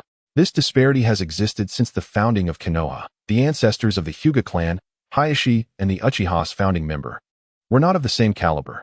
However, following the selection of the first Hokage and the departure of that figure, the Uchiha's power steadily diminished, leading them to maintain an inflated sense of superiority even in the present context where they are regarded alongside the Hyuga clan. Though the reality is indeed as such, the Uchiha clan continues to harbor the belief that they possess the capability to rival the Senju and the entirety of Konohagakure, which in turn fuels their arrogance. Undeniably, a Konohagakure bolstered by the Uchiha can be regarded as the most formidable of the shinobi villages. However, this very fact has transformed into an unstable detonator within the village, potentially leading to even graver consequences. After voicing his thoughts, Itachi lowered his head once more, awaiting the third Hokage's response. Perhaps even Itachi was unaware that his Sharingan was activated at that moment. Indeed, Itachi, this is precisely what concerns me. Konoha is no longer the Konoha of yesteryears. Much like the Uchiha are not the Uchiha of the past.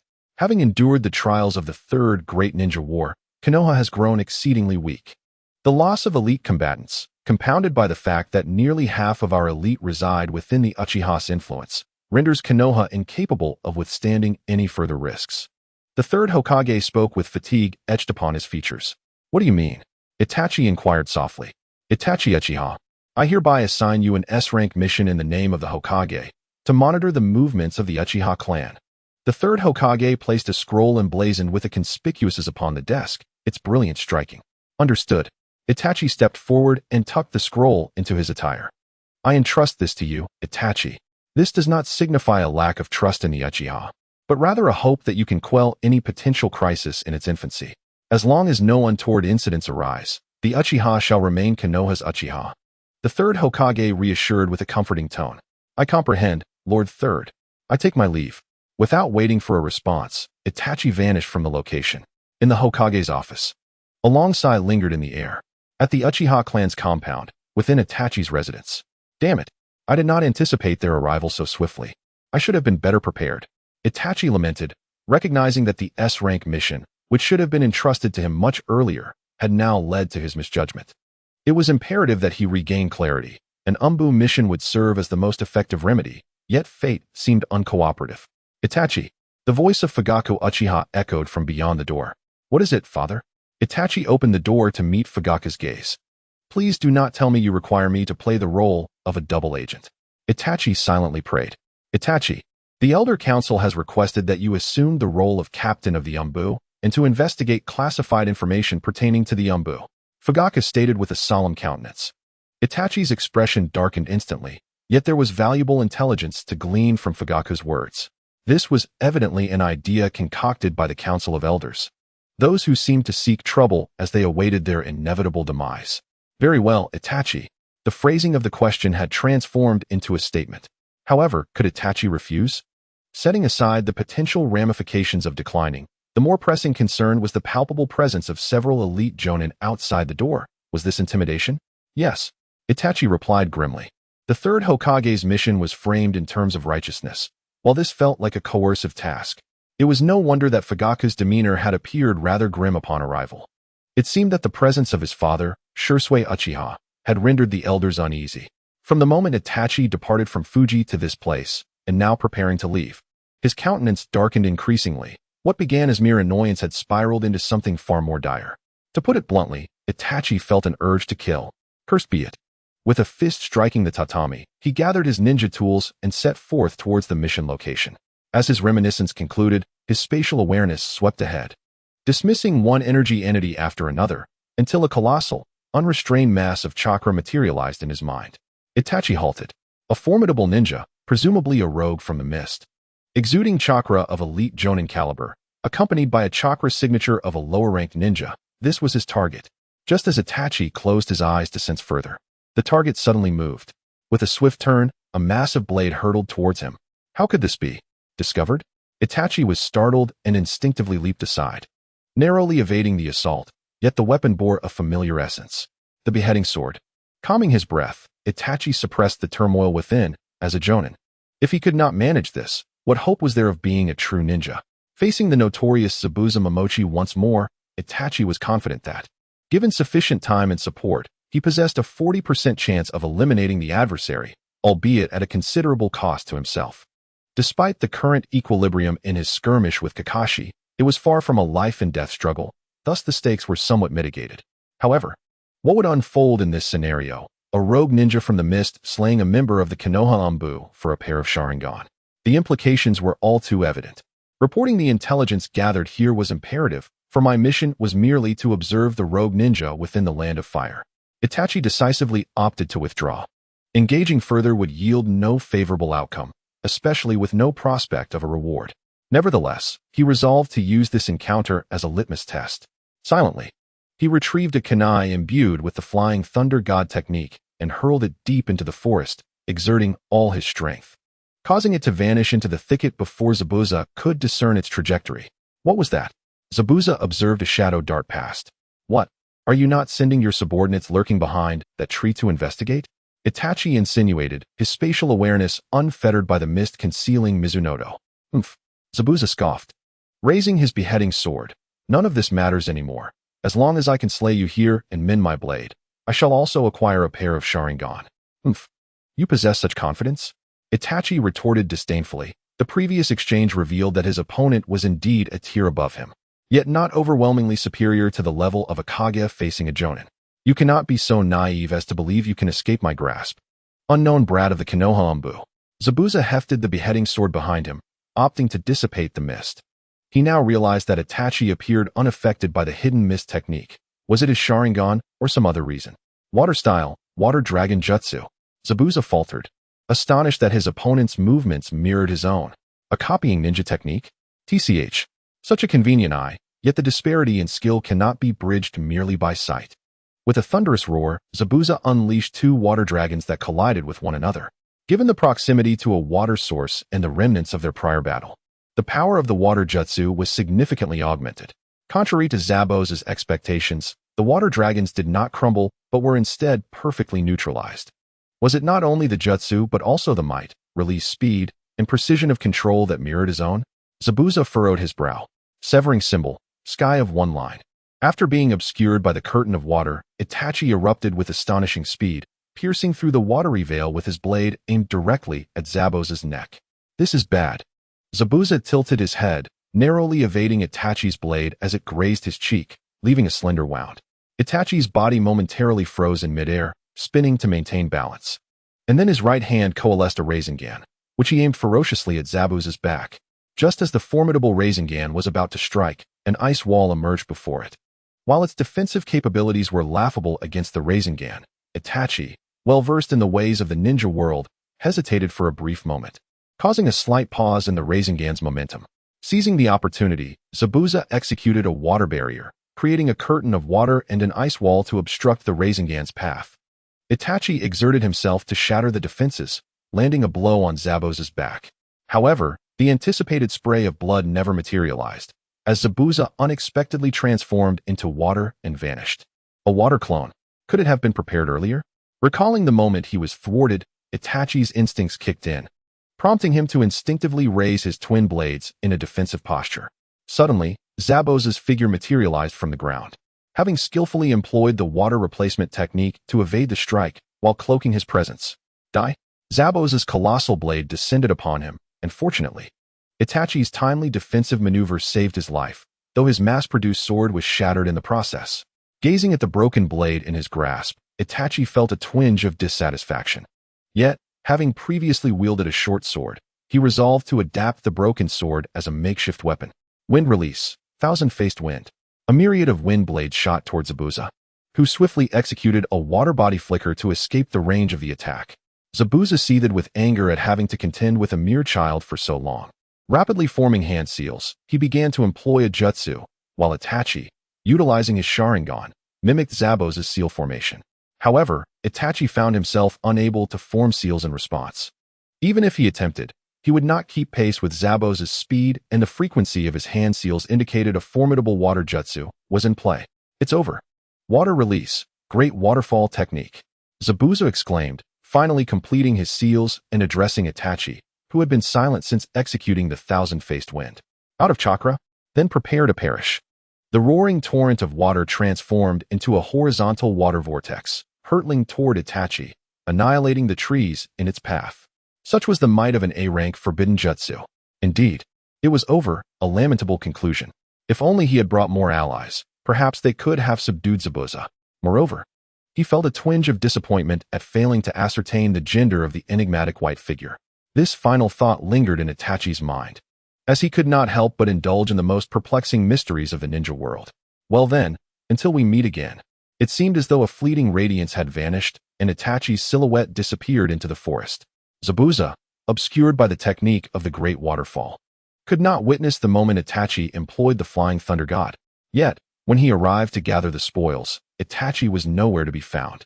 Had he escaped? Zabuza hesitated to ascertain whether Itachi still lived, but resolved not to dwell on it any longer. After all, few in the land of fire could rival his formidable prowess. Nevertheless, he declared, "Let us depart, Haku." As Zabuza gathered his ninja tools and the decapitating sword, he beckoned Haku without a backward glance. Aware that their presence would soon be known to Konoha, and staying any longer would bring unrest to the land of fire, Zabuza understood that remaining would likely summon an Umbu team from Konoha, while he did not doubt his ability to face them in a one-on-one confrontation. He knew that a brawl would prove unwise. "Yes, Master Zabuza." Haku obediently descended from the tree, trotting after Zabuza as they left the area. In the forest, Itachi, sensing that his adversary had moved far away, exhaled softly, then hurled the flying thunder god kunai once more into the distance, vanishing amidst the trees. Yet unbeknownst to him, during his absence from Konoha, a tumultuous event had transpired that unsettled the village's higher echelons. Upon returning to Konoha, Itachi sensed an inexplicable tension lurking beneath the village's calm facade. However, his immediate task was to relay the intelligence regarding Zabuza Momochi to the Hokage and subsequently find a quiet place to meditate. "Come in," came the voice of the third Hokage from within, tinged with weariness. "Lord Third, it has been confirmed that the rogue ninja operating at the border of the Land of Fire is Zabuza Momochi, one of the legendary 7 ninja swordsmen of the mist and an S-rank rogue ninja," Itachi reported, handing over his intelligence. Ordinarily, such a level of rogue would necessitate the deployment of an Umbu squad to deal with him. However, the third seemed oddly unconcerned, or perhaps his concern was insufficient. "I see. Thank you for your efforts, Itachi. Here is your reward," the third said with a hint of a smile as he presented a scroll to Itachi. "Pardon my intrusion, Lord Third, but what troubles you?" Itachi inquired, sensing a need to probe further, perhaps out of curiosity. "Very well, you have attained the rank of Jonin. It is no longer a secret," the third mused for a moment before speaking gravely. "A member of the current Elder Council, the head of Umbu Intelligence, Kenichi Ito, has led a defection from the Ito clan." The Ito clan?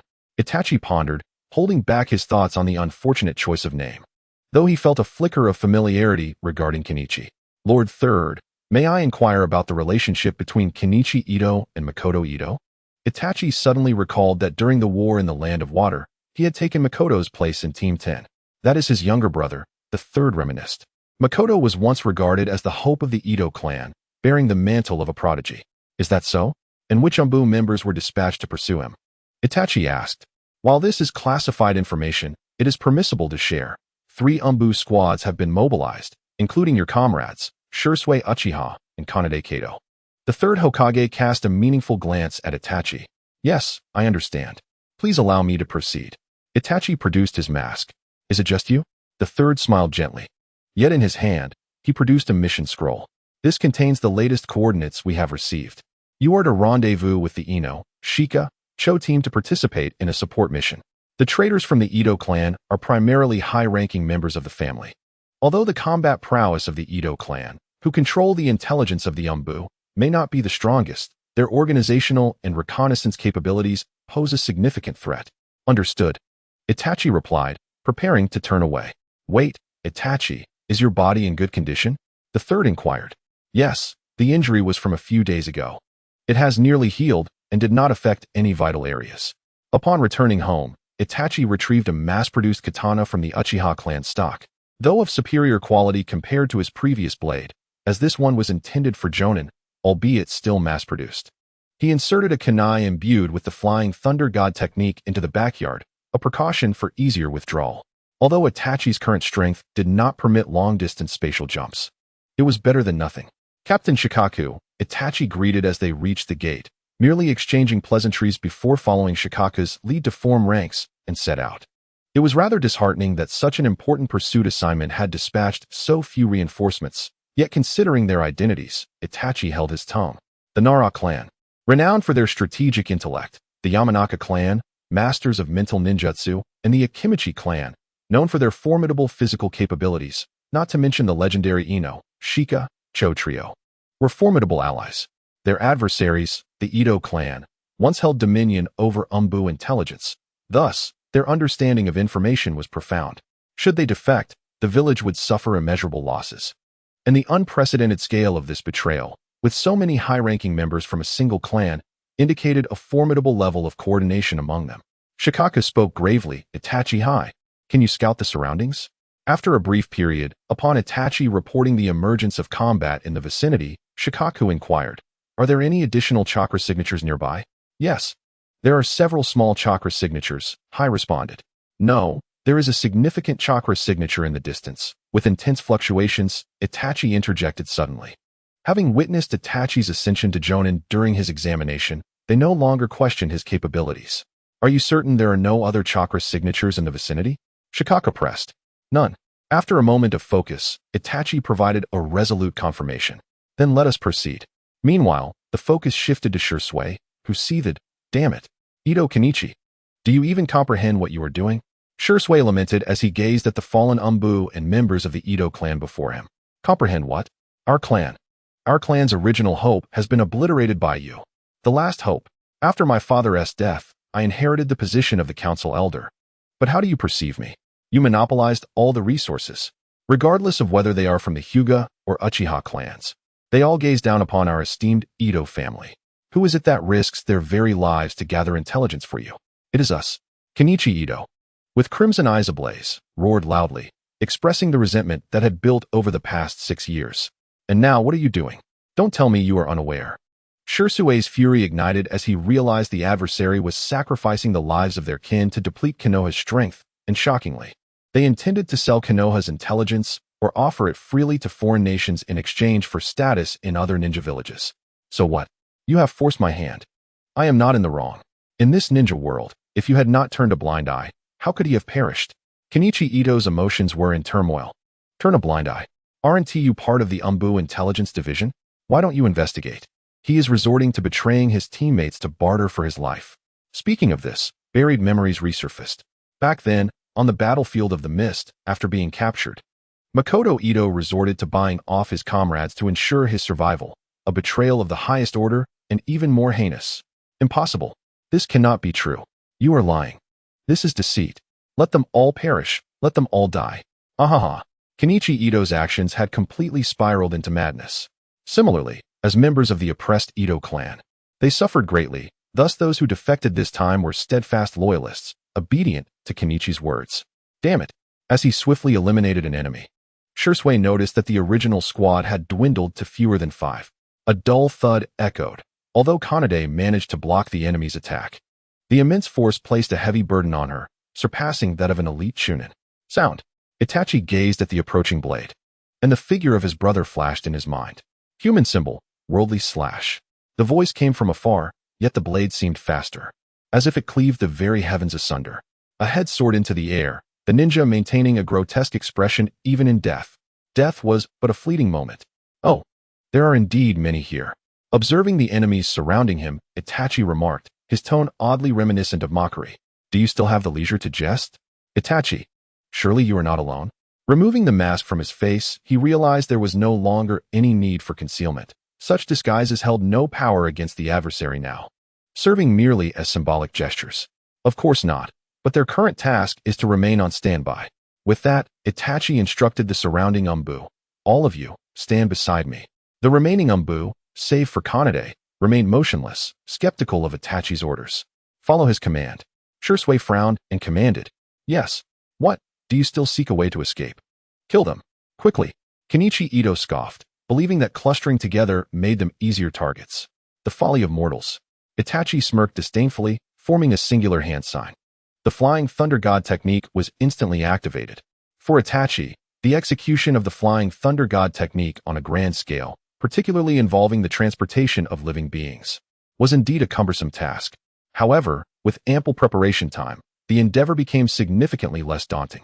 In an instant, the assembled individuals vanished under the watchful gaze of Kenichi Ito. Impossible. Kenichi Ito bellowed. As the head of the Umbu Intelligence Division, he had no reason to be unaware of the abilities of various Umbu members, including the one who had supplanted his brother, Uchiha Itachi. Although he had not paid much attention, he had indeed perused Itachi's records, which contained no mention of such a capability. Moreover, during Kenichi Ito's tenure, which followed the demise of Minato Namikaze, he was not well acquainted with the descriptions of the Flying Thunder God technique. After all, aside from Minato, no one else had mastered this technique. Very few in the ninja world were adept at space-time ninjutsu. Stay here. I shall deliver them a grand gift. Itachi addressed the Inoshikacho trio and the Umbu members. Are you certain you're all right, Itachi? Shisui inquired with concern.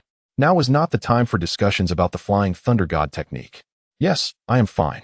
It will merely leave me weakened for a while, as my chakra is insufficient.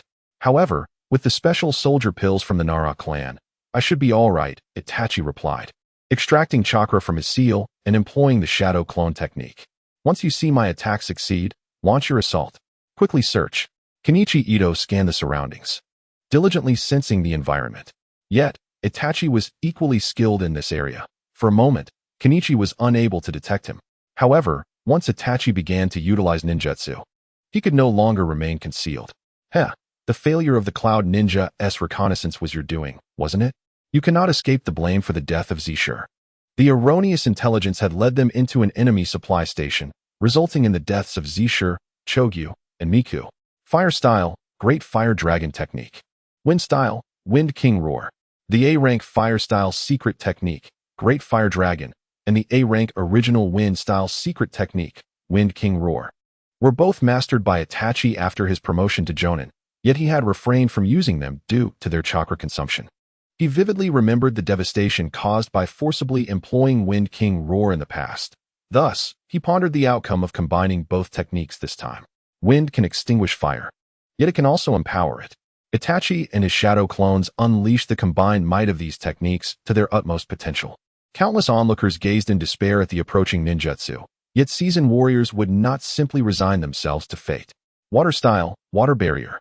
Several water ninjas conjured a water barrier to obstruct the advance of the ninjutsu. In previous encounters, they might have been successful, but this time it was a combined ninjutsu. Boom.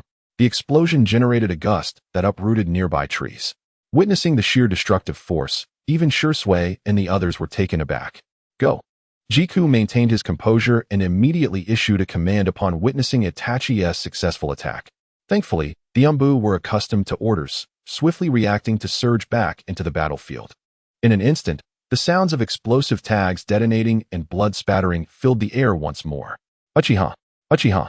Kenichi Ito observed his team, who once held an undeniable advantage, once again falling into a passive predicament, and dashed towards the recovering Itachi.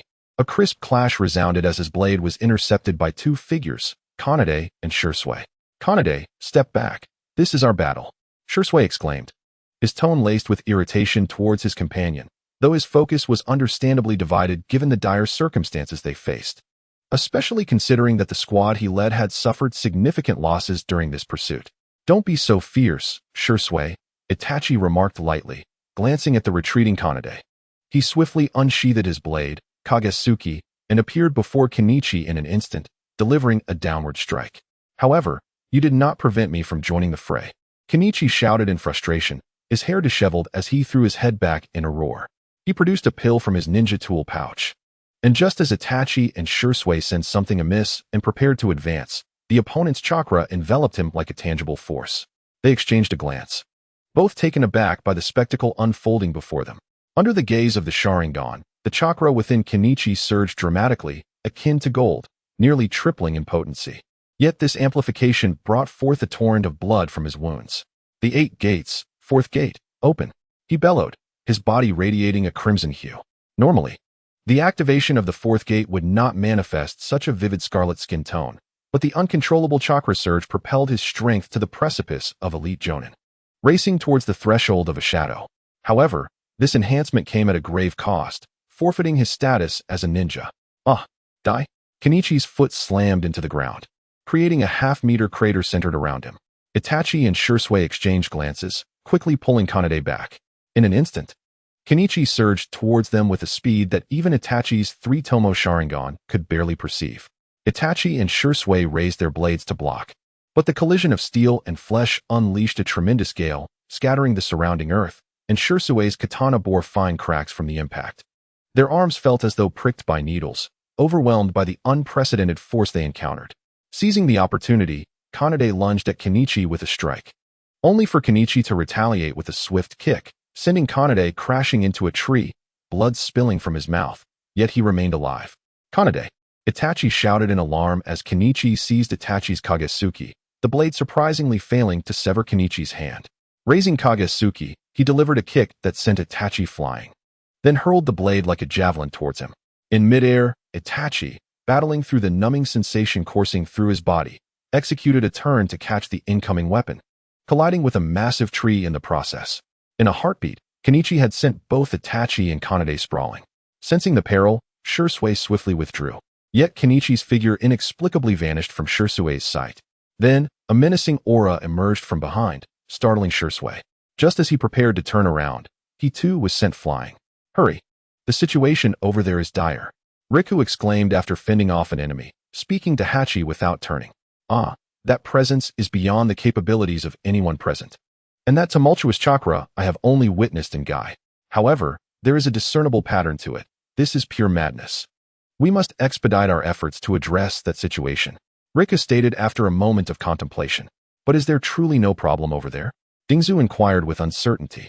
Given such a brief span of time, it should be manageable. Let us not forget, they are elite Jonin. The protagonist, who is perpetually tormented, lamented, damn, that monster.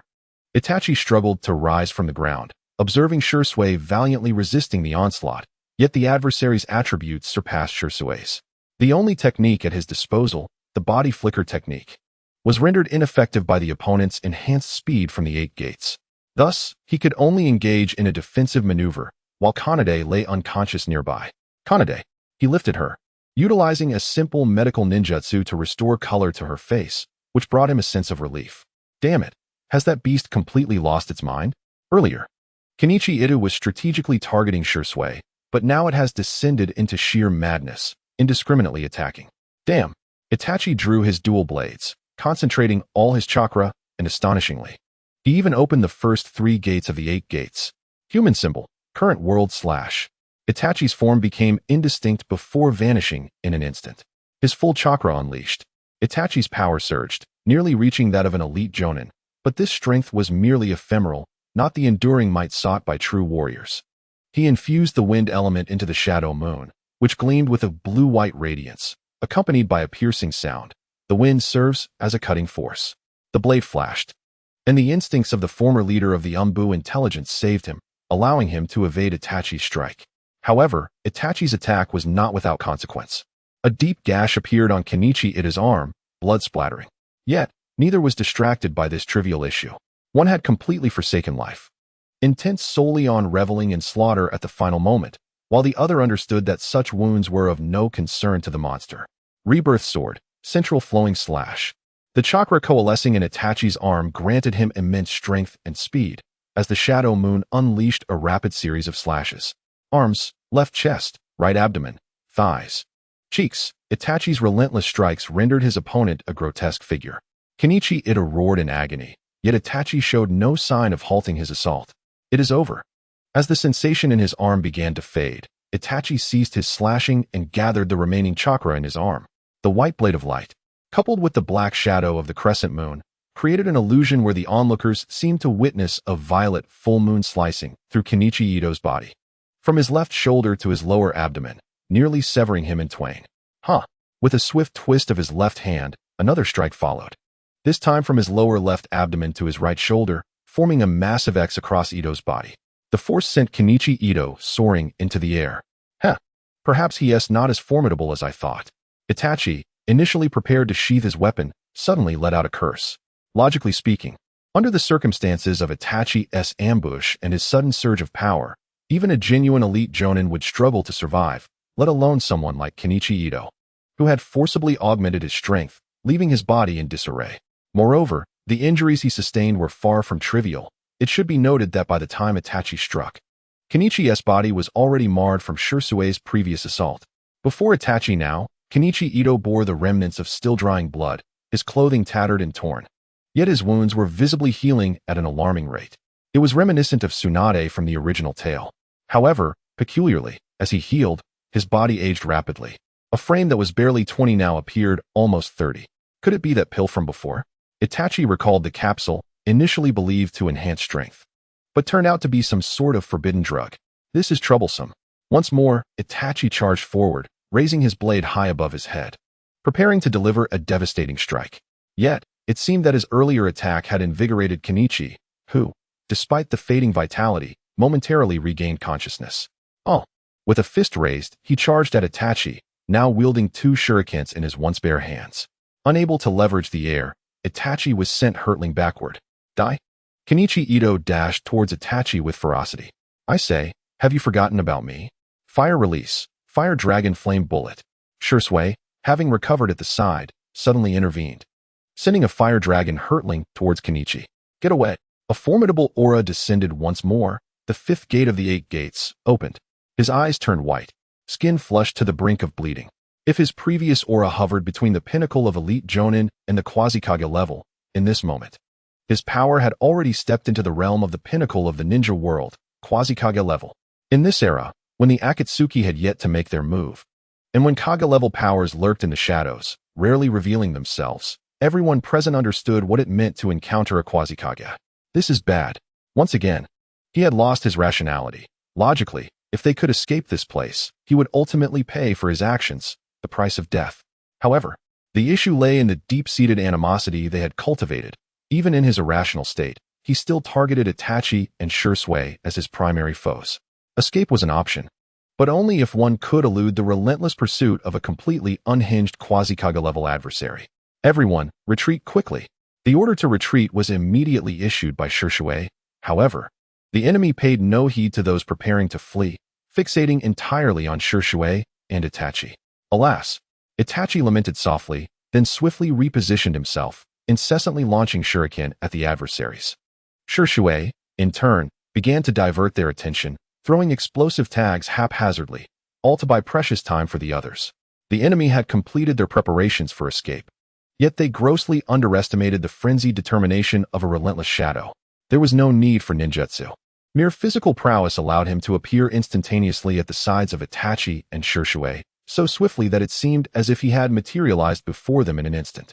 Pain resonated throughout Itachi's body, a mournful cry echoing within him. After attaining the rank of Jonin, he had never felt such helplessness. Even in the face of the infamous Zabuza Momochi and the 7 ninja swordsmen of the mist. Yet, facing this unknown adversary, Kenichi Ito, a sense of despair washed over him. Shirsue, hold him off for a moment. Itachi urged, recalling a technique he was still developing, a sword technique that was a profound secret. One that likely surpassed even the S-rank forbidden jutsu, wind release, Raisin Shuriken, as its foundation was the legendary Flying Thunder God technique. However, at this moment, Itachi needed preparation even to utilize the Flying Thunder God, let alone that advanced technique. Yet, he had no choice but to gamble everything. His speed could not match that of his opponent, much less the sword techniques he had honed around speed. Do you have confidence? Despite the inquiry, Shirsue gritted his teeth. engaging Kenichi Ito, who, in his current state of madness, was oblivious to the danger Itachi posed. Failure was not an option. Itachi clenched his teeth and closed his eyes, attuning himself to his surroundings. Wind, water, fire, earth, sunlight, air, elements of life itself slowed in his perception. Space, what is space? One line, two surfaces, three dimensions. As Minato Namikaze once stated, Itachi's potential in space ninjutsu was above his own. But what of Itachi's understanding of space and the application of the Flying Thunder God? Beginning at the age of 10, he had wielded the Flying Thunder God. Impressive, was it not? Yet not enough. Not nearly enough. On the battlefield, potential mattered not. Only the living returned, while the dead earned glory. The adversary's speed was unattainable for him, yet what of space? If he could traverse space, then no matter how swift his opponent, it would be futile. Unbeknownst to him, the Flying Thunder God kunai from his ninja tool pouch was drawn forth. Only a blade of unparalleled swiftness could justify this technique, as the essence of this jutsu lay in the continuous shifting of space. Then, Itachi unleashed the culmination of all his techniques, the shuriken technique. Countless Flying Thunder God kunai shot forth in various directions towards Kenichi Ito. Life and death hung in the balance for but a fleeting moment. All he needed to do was transcend the boundaries of all realms, shatter the confines of space. Where the Flying Thunder God resided was his dominion. In that instant, his spatial perception shattered limits, breaking through to the next dimension. Itachi's eyes flew open, and this occurred the moment the kunai were hurled. Human Demon, Eternal Future / Human Demon, Eternal Future / Silently and imperceptibly. This epitomizes the ultimate mastery of the sword that Itachi possesses. He transcends space, utilizing the coordinates of the Flying Thunder God technique to deliver strikes instantaneously from multiple locations. Each cut identical, for it is but a single stroke. The transformation of wind-style chakra has surpassed the limits of Itachi's capabilities. Even this technique, the Eternal Obliteration / has slipped beyond his control. At this moment, it is less accurate to say that Itachi is executing the strikes himself, but rather that the combat technique has taken on a life of its own. Moreover, the instant he unleashed his initial strike, Itachi ascended from a jonin to an elite jonin. Having barely been promoted to jonin for less than a month, he has surmounted obstacles that many jonin might never overcome in their lifetimes, achieving the status of elite jonin. Indeed, since the application of the Flying Thunder God technique, Itachi's power has skyrocketed. One might say it is the result of accumulated prowess manifesting explosively. However, this also means that for him to reach the level of a Kage based solely on his intrinsic strength would be considerably more arduous than for others. On the battlefield, onlookers could only witness countless flashes of blades converging upon Kenichi Ito from all directions in an instant, and then silence followed. The internal condition remained entirely inscrutable. Even after Itachi had completed his strikes and stood suspended in the air, the target enveloped by the blade's radiance remained invisible. How astonishingly swift. No, it transcends mere speed. This is undoubtedly not a result of velocity. Has Itachi mastered that technique flawlessly? Hachi suddenly recalled Itachi's astonishing use of the Flying Thunder God during the Jonin examination. Indeed, there could be no other explanation, and what terrifying swordsmanship it is. Gazing at the lifeless form of Kenichi Ito, his body was rendered nearly unrecognizable. A grotesque amalgamation of flesh and blood, devoid of any discernible contours. Even the skin was obliterated, and the areas untouched were shredded by the wind-style chakra. By the way, what has become of Itachi? Shursui suddenly remembered that the person involved was still unaware of the circumstances. Approaching Itachi, Kanade looked on anxiously. To forcefully employ an unrefined power would only invite backlash, let alone wielding such a forbidden technique. His body bore countless minute wounds, almost transforming him into a spectral figure of blood. His eyes were tightly shut, his forehead exuding an intense heat, and as his chakra was entirely exhausted, he fractured upon collapsing to the ground. Quickly, we must return him to the village. We will continue with the mop-up operations. Nara Shikaku decisively commanded. Yes. Kanade cautiously lifted Itachi, preparing to depart. Are you not coming? Shikaku inquired, glancing at Shursui. No, I cannot. I feel remorse for Itachi. Each time we face adversity, it is Itachi who fights with all his might, while I, who pride myself on being the elder brother, have not fulfilled my responsibilities, Shursui quietly replied. Nara Shikaku refrained from further comment. It would be best for them to resolve this matter themselves, and such stubbornness was not insurmountable. As the narrative begins anew, Itachi found himself once again in a hospital, awakening to the familiar ceiling above. He pondered, how many times has he been here? Not fewer than 100. Surely several dozens at least. It appears you have a remarkably punctual waking time, remarked Yakushi Tenzin, observing Itachi. You again, Itachi immediately responded with a grimace. Do not speak so, for it has always been I who aided you in your times of severe illness. That is only because I have paid the medical fees. Cough, cough. All right then, let us not digress. How many days have I been in a coma this time? Approximately half a month, I presume. Oh, it appears to be as before. Upon arriving at the hospital, one must stay in the ward for at least a week. Itachi remarked nonchalantly. You seem quite unfazed. Very well, as per our usual arrangement, please inform me of your injuries. Itachi waved his hand dismissively. Young people these days, he sighed. This time, your injuries are rather severe. Your arm's chakra pathways have endured considerable damage, and the overexertion of your mind has resulted in this prolonged unconsciousness. These are the primary concerns. Other fractures and bleeding do not warrant mention. What kind of brutal medical history would allow you to be so indifferent to such injuries? They involve internal bleeding and comminuted fractures. I feel absolutely nothing. After stretching his body, he noted that he had nearly recovered, though he meant only superficially. You should refrain from employing overly intense ninjutsu for the time being, as it will exacerbate the strain on your body. However, occasional bursts of power are acceptable. Just be aware that you may find yourself back here. I have expended considerable effort on your treatment, and the costs have already been deducted from your last mission. The remaining funds have been given to your family. The physician, Yao Tianshan, smirked mischievously before taking his leave. Honestly, is there any need for such remarks? Itachi shook his head with a wry smile. In terms of rapport, he and Yao Tianshan had developed a certain familiarity. Once Yao Tianshan departed, Itachi attuned himself to the changes within his body. His most significant achievement this time was mastering the Flying Thunder God technique, and he had done so completely. Though its range and quantity remained somewhat limited, he was not yet capable of wielding it with the same prowess as Minato Namikaze. Previously, when utilizing the future Eternal Blade, he had surpassed the usage limits of the Flying Thunder God technique, leading to the overexertion of his brain. Furthermore, Itachi's strength had significantly increased, reaching the level of an elite jonin. The term elite jonin is rather vague. Itachi was not entirely clear on the specific classifications, but aside from the title, it was a matter of overall capability. Excluding other factors, Itachi firmly secured his position among elite jonin solely based on the Flying Thunder God technique. Very well. Let us return to see Xiong and Mingyin. It has been quite some time since I last laid eyes on them. Arriving by the riverside, a familiar haunt where Itachi often played with Xiong and Mingyin, he called out, Xiong, Mingyin. From a distance, he observed the two young girls competing to skip stones across the water. As ninjas, they naturally would not engage in trivial games such as house play. Such contests had become one of the few enjoyable pastimes. Brother, they exclaimed with delight. Witnessing their joyous smiles brought Itachi the greatest happiness at that moment. No worries could penetrate his heart. By the way, I have a gift for you. Itachi retrieved two items from his pocket. One was a metallic pendant containing a photograph of himself alongside Xiong and Mingyin, and the other was a vibrant red bow. After bestowing two items upon the little girls, Itachi suddenly felt a sense of familiarity with Nagato, as if simply dyeing his hair white could allow him to impersonate Haruno Sakura. But as for Nagato, oh dear, why do I feel this way? It must be an illusion, merely a trick of the mind. Well then, let us go to enjoy a bowl of ramen.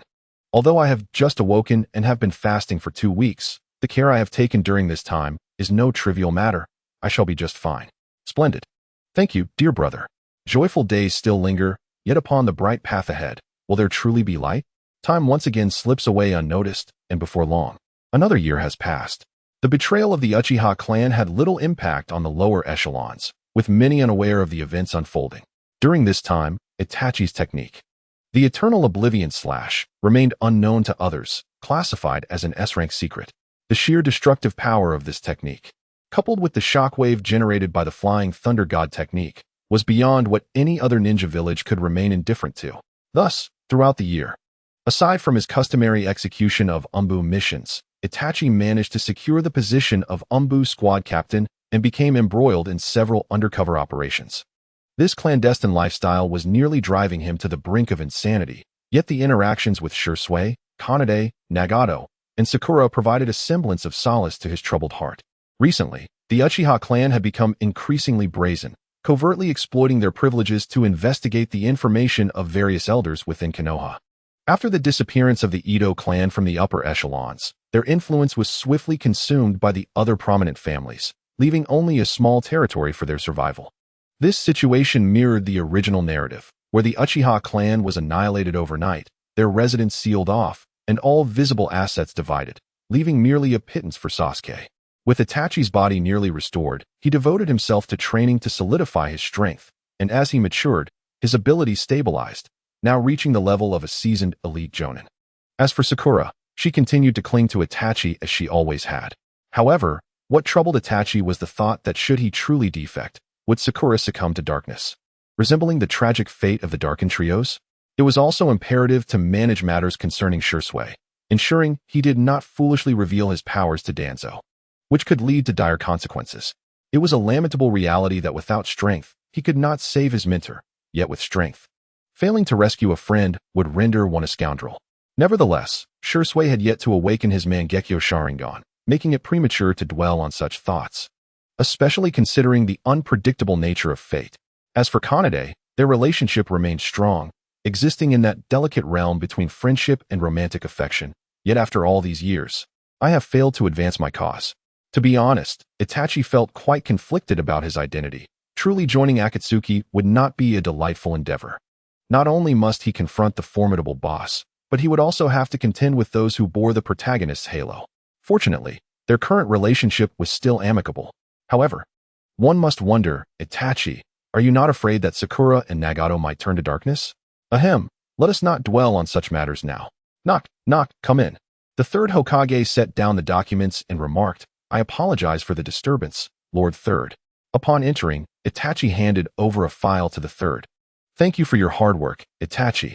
It seems that the Uchiha clan has not been very active lately. Their demeanor appears to have tempered since their recent defeat.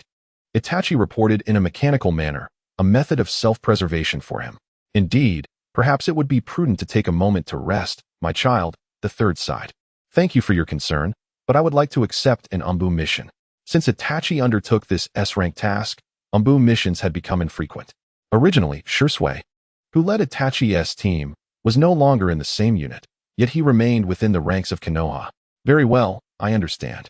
Here is an A-rank mission. However, due to certain rumors, this task may escalate to an S rank at any moment.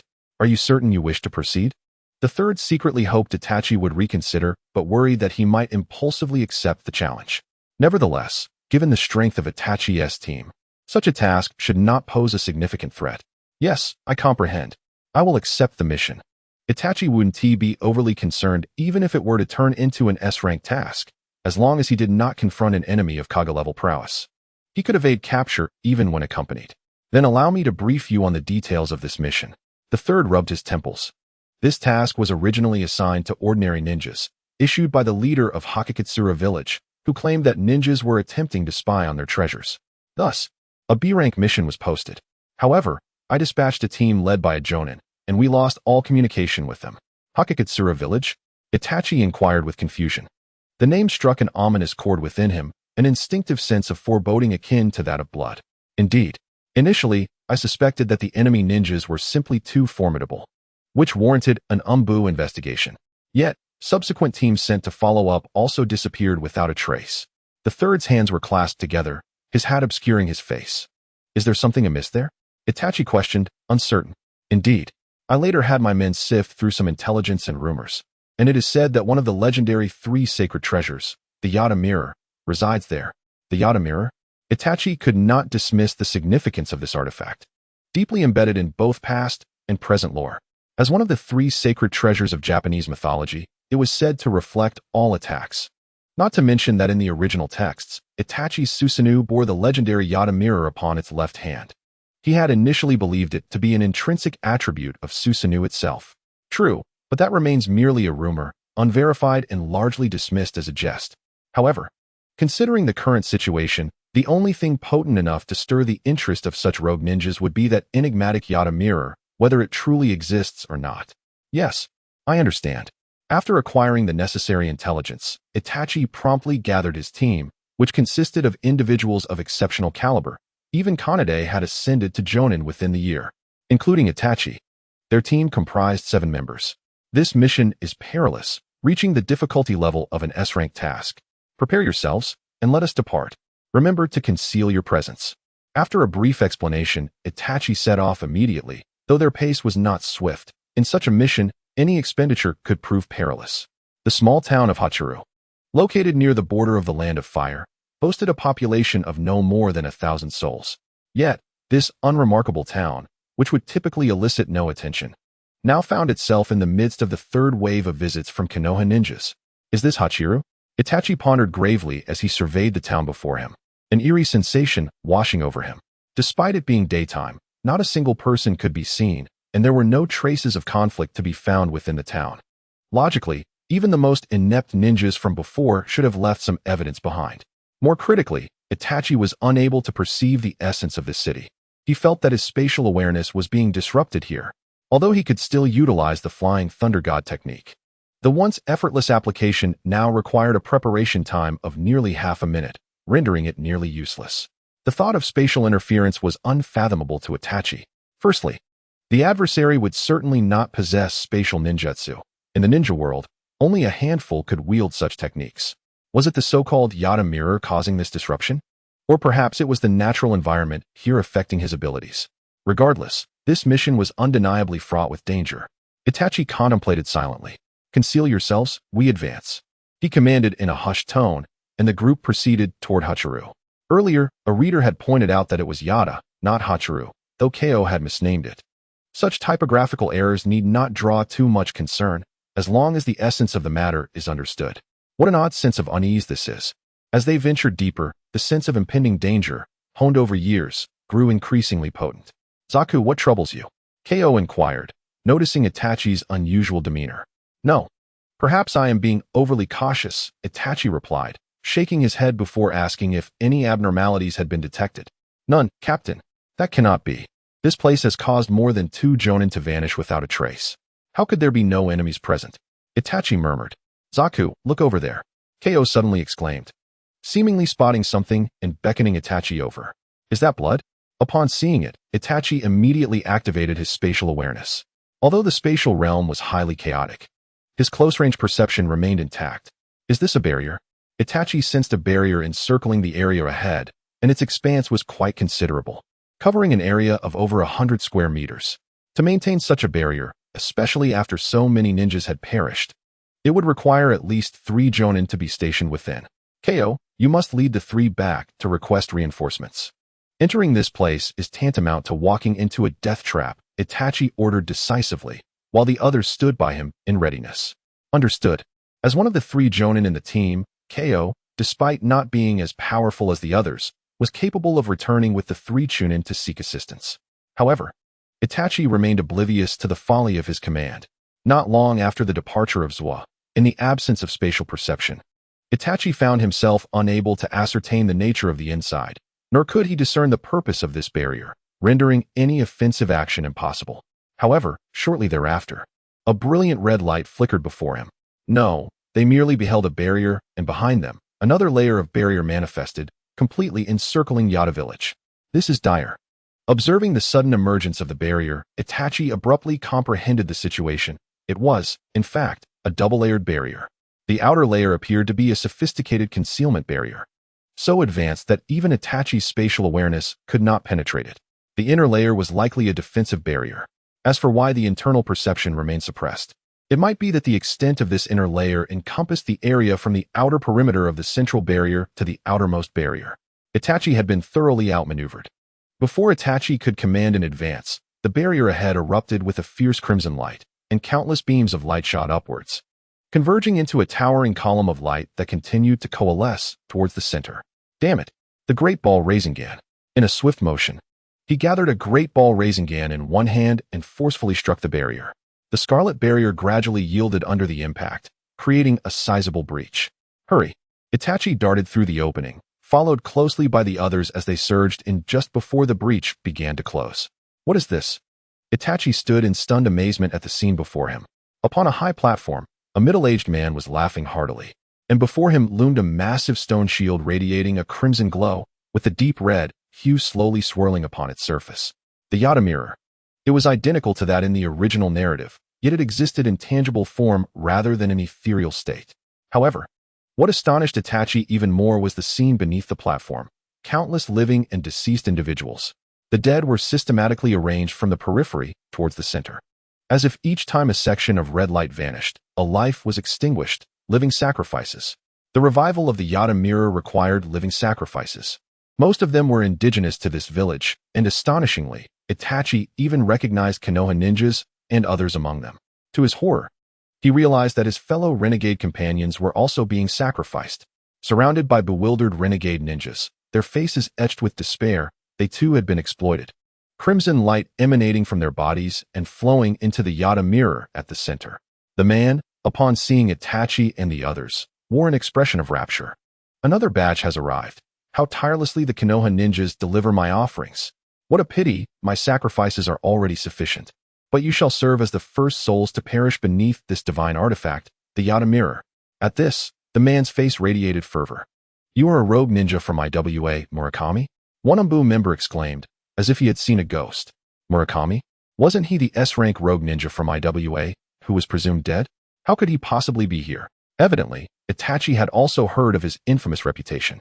Although the ninja world was filled with formidable individuals, much like those depicted in the original narrative, only a few were truly familiar to him. However, S-rank rogue ninjas were not commonly encountered in the original storyline.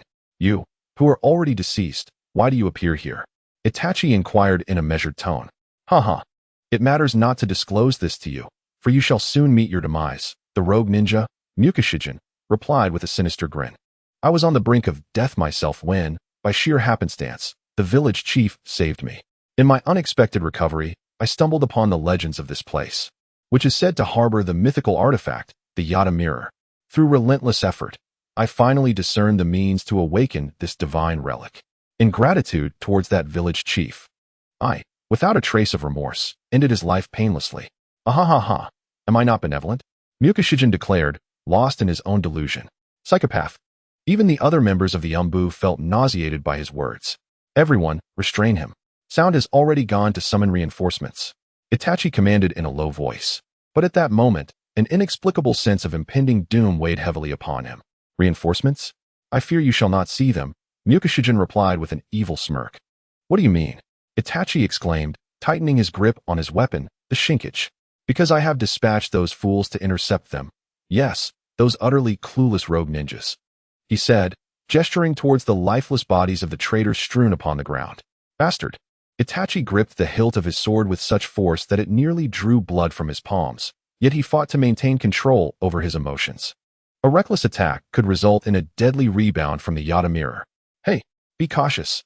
Before Itachi could finish his warning, an Umbu member launched an assault. Unleashing a powerful fire technique that combined with the wind techniques of his fellow ninja, resulting in a formidable attack. Little did they know, such an onslaught would lead to their demise. Ahaha, pathetically weak. Mukashijin triumphantly raised the now unsealed Yata mirror. Itachi was unsure of the mirror's full capabilities. But the reflected ninjutsu spoke volumes. A middle-ranking ninja, caught unawares, was swiftly slain, while Itachi managed to evade to the side. Do not attack recklessly. The Yata mirror will reflect all ninjutsu and taijutsu. Itachi warned. He was uncertain if his jinjutsu would succeed, but he prepared to cast it nonetheless. Jinjutsu, dark path technique. With his spatial awareness restored, Itachi suddenly realized that his own chakra was being repelled back towards him. In an instant, darkness enveloped his vision, but with his Sharingan, he quickly regained his composure. Well then, even Jinjutsu can be reflected. Panting heavily, Itachi remained vigilant alongside the Jonin. While he recalled the information he had gathered earlier about Mukashijin's strength, a rogue of this caliber was a rarity. Itachi had only encountered someone of similar prowess once before, the deranged Kenichi Ito. Yet, he was devoid of rational thought.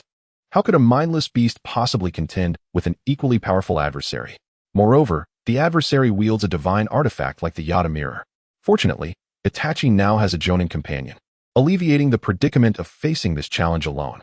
In an instant, the Sharingan activated, and he gazed at the crimson beam ascending from the ground. Within Itachi's Sharingan, The chakra emanating from that phenomenon appeared nearly insurmountable, and the energy of the contracting light was entirely absorbed by the Yata mirror, while eyes were continuously extinguished. As the beam diminished in size, the voice of Murakami grew increasingly arrogant. I refuse to believe that the Yata mirror cannot be shattered. Itachi was unaware if the mirror had ever been broken in the original narrative, though in fanfictions, it often met a shattering fate. Yet, the Yata mirror before him was undoubtedly incomplete. In its full state, it should resemble the form Itachi held after activating his Mangekyo Sharingan. Now, with a command from Itachi, the Jonin of the Umbu began to form hand seals, and the two rushed toward Murakami. Futile. Yet how could such a sacred moment allow you to approach? Earth release. Earth Dragon Bullet. A fearsome, massive dragon head materialized at the periphery of the beam, and as it opened its mouth, earth bullets, each the size of a computer tower, surged toward Itachi and his companion. The conical earth bullets, infused with tremendous force, hurtled toward them. The Umbu Jonin employed water release to block the attack, while Itachi remained utterly unperturbed, focused not only on the imminent enemy, but also concerned about the situation unfolding elsewhere. Confronted with the approaching earth bullets, Itachi raised his blade, the Shingetsu, as white wind chakra coalesced upon it. The piercing sound echoed once more, devoid of any distractions. His purpose was singular, to wield the sword. Nothing could disturb Itachi's resolve. With a single, effortless stroke, he cleaved an incoming earth bullet in two. Swiftly, he countered with another strike, disregarding the bullet's assault, severing each one with precision. This was why Itachi had ascended to the role of Umbu captain, his prowess eclipsing that of any teammate. Similarly, as captain, he rarely faltered. Manifestation slash. The blade gleamed, enveloped in pure white light. However, this manifestation was no longer comparable to the technique Itachi could wield as an elite Chunin. The blade's radiance expanded rapidly, covering the entire Shingetsu in an instant. Strike. A blow beyond limits. The manifestation slash was swift. Surpassing his own speed, he commanded the blade purely through will. When the body could not harness such velocity, he let the blade's intent take over. In a blur, Itachi vanished, and the next moment, a colossal clash reverberated within the crimson beam as Itachi's hand trembled, teeth clenched. The Sharingan fixed upon the immense stone shield of the Yata mirror. What might have sufficed against elite Jonin now met an opponent of quasi-shadow caliber in Murakami, who effortlessly placed the Yata mirror before him, as even without Itachi's assault, it would have remained defensively positioned. Very well, very well. You dare to threaten my life. Do you truly believe your existence can touch mine? The previously disdainful Murakami suddenly transformed into a visage of ferocity. Is that so? Have the memories of nearly being killed resurfaced? Itachi remarked with a cold smile. The harrowing experience of nearly being slain by Murakami had become a relentless nightmare, rendering any further advancement in his strength impossible. Yet, ironically, his opponent was merely a potential shadow, which added to Itachi's frustration. Seeking your own demise. A flash of crimson light surged forth as the Yata mirror unleashed its boundless power, rebounding Itachi's strength back at him. Ugh! Itachi finally comprehended the magnitude of his own attack.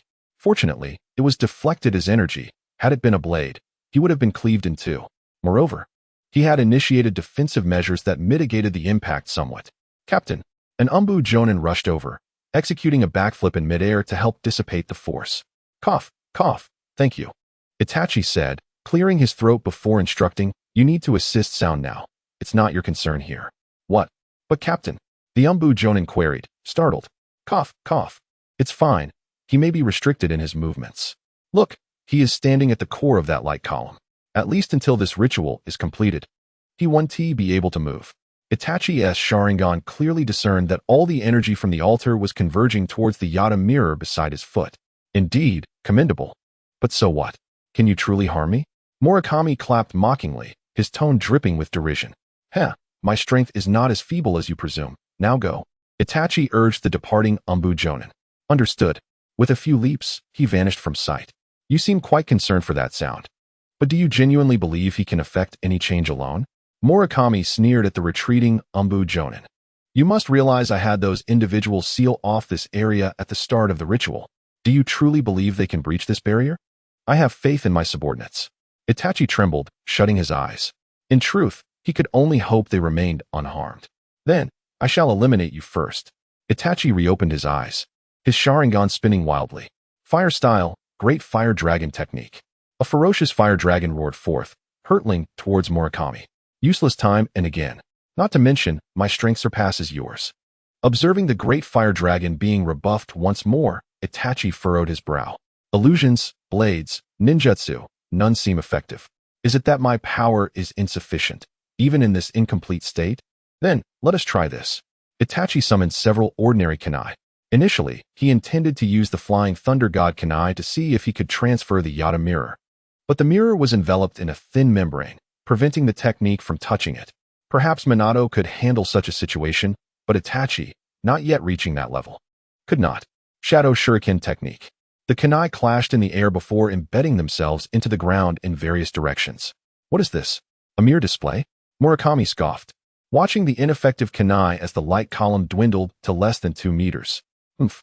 With a swift pull of his hand, Itachi ensnared the village below with steel wire. Yet a thin veil thwarted its advance. The trembling wire struggled against the rebounding prowess of the Yata mirror. And even the specially crafted wire of the Uchiha clan appeared on the verge of snapping. Fire release, great fire dragon technique. Channeling all his chakra, he unleashed the great fire dragon once more, flames surging along the wire towards the village below. I told you it's futile. The crimson light intensified. The beam contracting again, and the great fire dragon predictably rebounded back. He knew it was in vain. But what if? Itachi beheld the returning great fire dragon, a wicked smile gracing his lips. Wind release, Wind King roar. Return to me. Utilizing the Wind King roar, he propelled the returning great fire dragon back once more. The fusion of wind and fire amplified the force, instilling a sense of trepidation even in the village below. Despite its awareness of the rebound. Rebound. Rebound. Come back to me. Faced with the rigid assault reminiscent of the Yata mirror, the village below felt a profound sense of unease.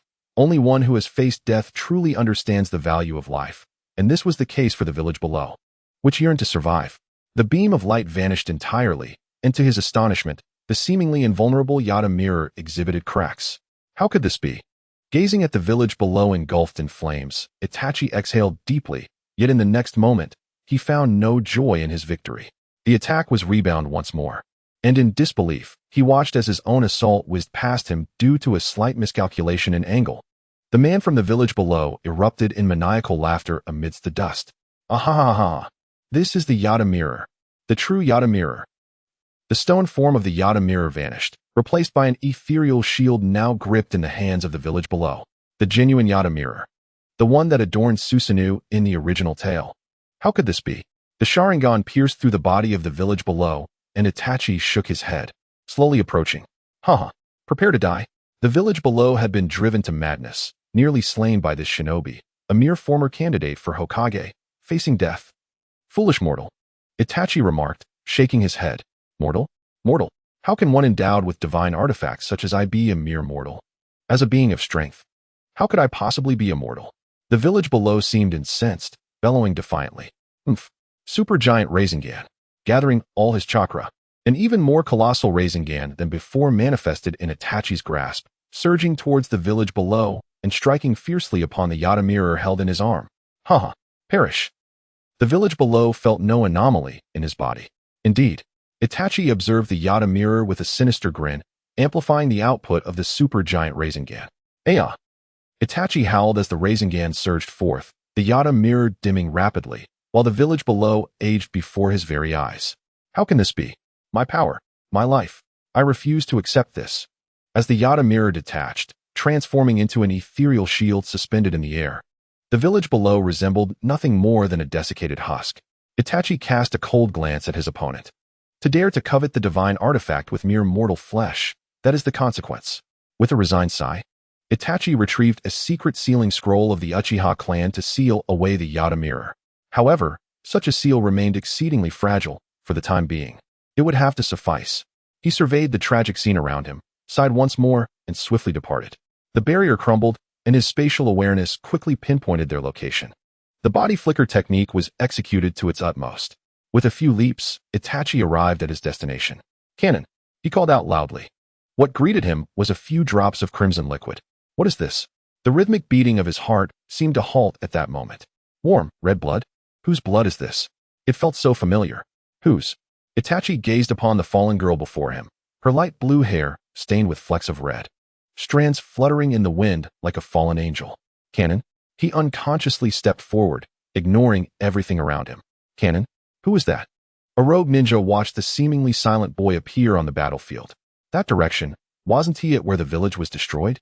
One rogue ninja said in disbelief. Cannon, what are you afraid of? I've already dealt with that group of Umbu. Are we afraid of just one child? It's Cannon, it can't be wrong. Go, kill that guy. Another rogue ninja echoed. Around them lay the corpses of rogue ninjas as well as those of Konoha's Umbu. Cannon's blood fell silently like rain. Itachi approached Cannon, the girl's face smeared with blood, her pallid complexion augmented by an eerie beauty. Cannon weakly gazed at the boy before her, whose once radiant Sharingan now lacked luster. Cannon, please don't die, the boy repeated, devoid of any coherent thought, only knowing to plead, don't die, don't die. Itachi, I'm so glad to see you, Cannon whispered. Please don't die. I'm truly happy to see you, Cannon. Thank you for being here. Please, don't die. As her words faded, her hand slipped away silently. Don't die, don't die. The boy's voice tore through the air, roaring in anguish, venting his fury over fate's injustice, lamenting his own helplessness. Don't die, don't die, don't die, don't die, don't die, don't die, don't die, don't die, don't die, don't die, don't die, don't die, don't die. Tears mingled with the rain, cascading silently, cleansing the battlefield of twilight, washing away the blood of angels. Everything around seemed to freeze. The wailing boy, the weeping boy, the boy in despair. What is your name? Cannon, Kato Cannon. Cannon, let us go out and play, shall we? Today is New Year's Eve. MHM. Hey, Cannon, do you like spicy food? MHM, because it's delicious. Is that so? Then how about I make you mapo tofu? What is that? It's a very tasty dish. Hey, Cannon, are you happy? MHM, I'm very happy. Is that so? That is wonderful. However, I often feel an immense joy whenever I am in the company of Itachi. Oh, this is for you, Kanade. What is it? Just a small gift. ISNT tomorrow your birthday? Birthday? Are you not aware? No, I usually don't celebrate my birthday. Oh, then remember this. June 3rd, today, is your birthday. Does that mean in 6 days it will be Itachi's birthday? I will prepare a gift. Oh, Kanade. How did you know? Because that is Itachi's birthday. Kanade is dead. Kanade is dead. Kanade is dead. Dead. In despair, the crimson eyes with 3 pitch-black tomo spun wildly, resembling ink diffusing in red blood, disrupted in the water, and then swiftly reformed. Gradually, the 3 tomo connected with the pupils, presenting a pattern akin to a grand windmill in Itachi's eyes, simultaneously instilling an unspoken sense of oppression upon the battlefield. In utter hopelessness, the cursed eyes awakened. They were the eyes of a curse, the eyes of annihilation, the eyes of a fallen sage. The kaleidoscope Sharingan activated. Die. Die, die. Everyone shall perish. Itachi roared, a tremor of dread swiftly engulfing the hearts of all. A spectral red skeleton emerged behind Itachi, rapidly transforming into a half-formed deity of war, enveloping him completely. Susanoo. Within the ninja tool pouch, the Yata mirror responded as if summoned, the ceiling scroll erupted, and the Yata mirror turned into a crimson light, attaching itself to Susanoo's left arm. What a monstrous being! The rogue ninjas momentarily froze, then, as if encountering a ghost, the overwhelming killing intent swept across the battlefield, causing them to flee in panic, including many elite ninjas. Would the utterly deranged Itachi allow them to escape? The body flicker technique was entirely abandoned. Now, all Itachi desired was bloodshed. In an instant, he positioned himself in front of the fleeing rogue ninjas, seized one by the neck, and crushed him with great force. Then, Susanoo's hand swept across like a blade, severing several rogue ninjas in half. What a monstrous being! Earth-style, yellow spring swamp. The ground beneath Itachi transformed into mud, yet he paid no heed to it. His expression twisted in rage as he kicked down at the mire, creating a massive pit beneath his foot. Utilizing the recoil, he propelled himself towards his adversaries, with Susanoo delivering a powerful punch. In an instant, blood splattered beneath Susanoo's fist. Yet Itachi remained oblivious to it all. He solely wished to annihilate everything in sight. Turning to see an elite rogue ninja attempting to flee, Susanoo underwent another transformation, seemingly instinctively, morphing to sprout 4 arms, each adorned with several tomo-like objects exuding overwhelming pressure, which he hurled in all directions. Yata's jewel. Boom. An explosion resounded instantly, yet only the area where Kanade stood remained untouched. Then, Susanoo vanished, and Itachi slowly approached the last rogue ninja. His steps were deliberate, yet they extinguished any thought of escape from the wretched soul. Don't come any closer, monster.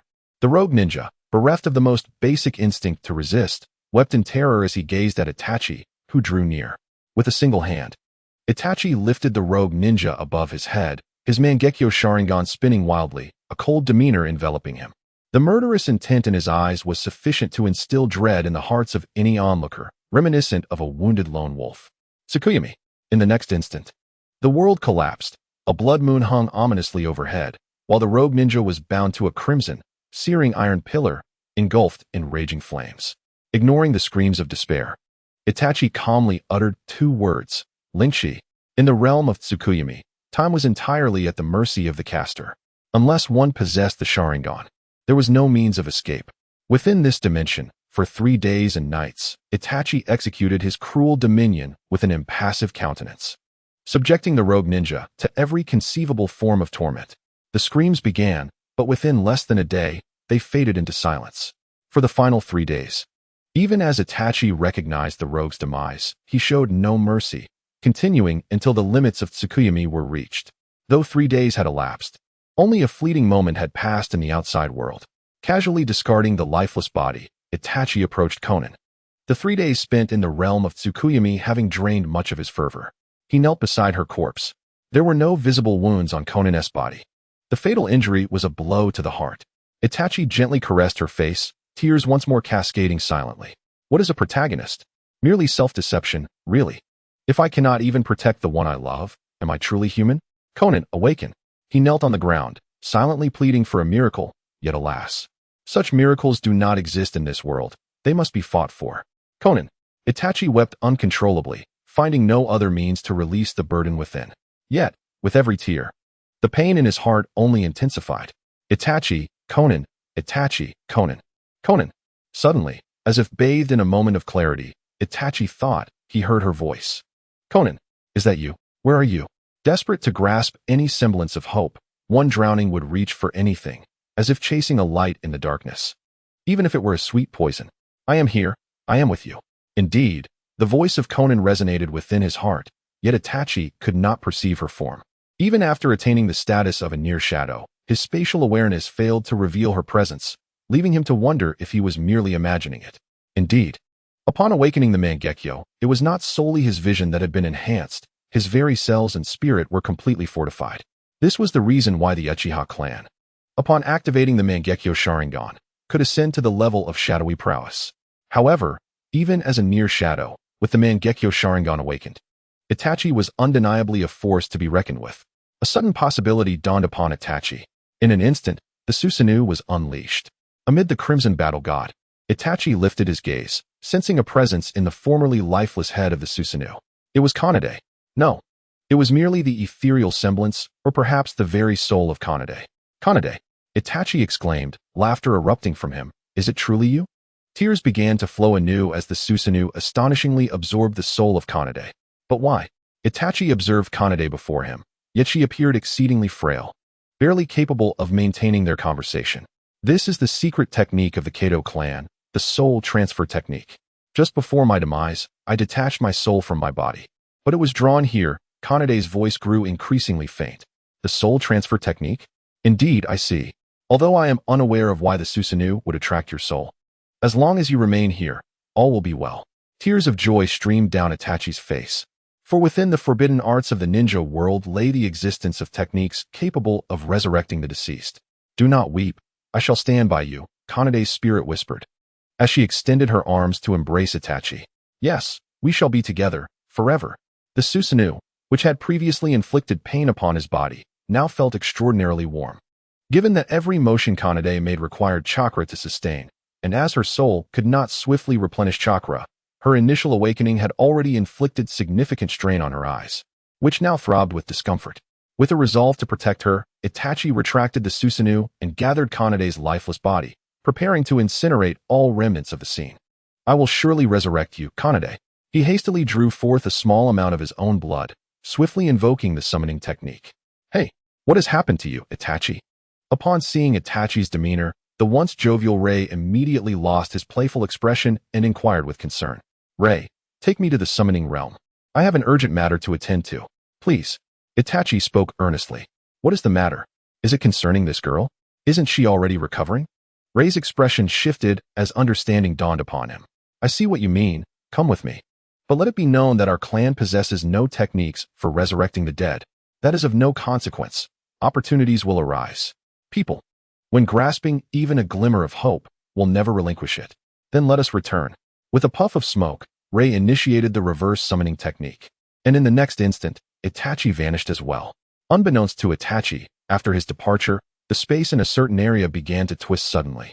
A figure clad in a black robe adorned with red clouds, donning a yellow spiral-shaped single-eyed mask, materialized. He surveyed the chaotic scene with an enigmatic smile.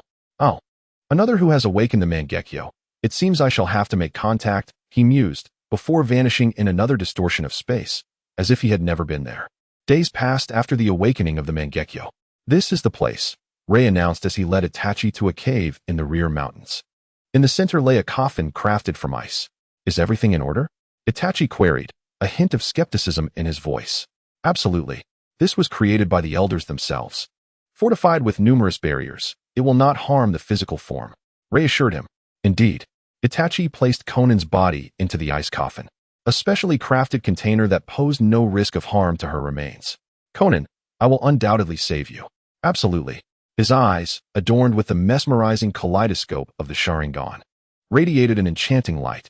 Well then, I shall take my leave, Itachi declared to them before turning his back and departing the canyon, leaving uncertain whether his words were meant for Rei or Conan. This time, Itachi chose not to return directly to Konoha, but opted for a solitary journey back, traversing the land of snow and eventually arriving at the serene village of Konoha in the land of fire. As he gazed upon the tranquil village before him, a frown creased his brow. He set aside the discomfort swelling within him, for Conan's demise was entirely his responsibility. It was merely a mission. Yet Itachi found himself transformed in unprecedented ways, not only in strength, but also in his mindset. He wished fervently to be rid of this cursed power, for its price was far too steep. At the Hokage's office in Konoha, Itachi reported, "This is the summary of our mission. My team, save for myself, has been annihilated. I am willing to accept full accountability." His expression remained stoic as he conveyed the information to the third Hokage, whose demeanor grew cautious in response to Itachi's icy tone. I understand. For now, Itachi, you are to resign from your position as captain of the Umbu. We shall reorganize once we have adequate personnel. In the meantime, rest as a regular ninja, the Hokage instructed. Understood. I take my leave, Itachi replied before disappearing from sight. The third Hokage, observing the space Itachi had vacated, sensed a dangerous aura emanating from him, a transformation catalyzed by this mission. However, the implications of this change remained uncertain, at least for the moment. Itachi's revelation suggested that there was no immediate cause for concern.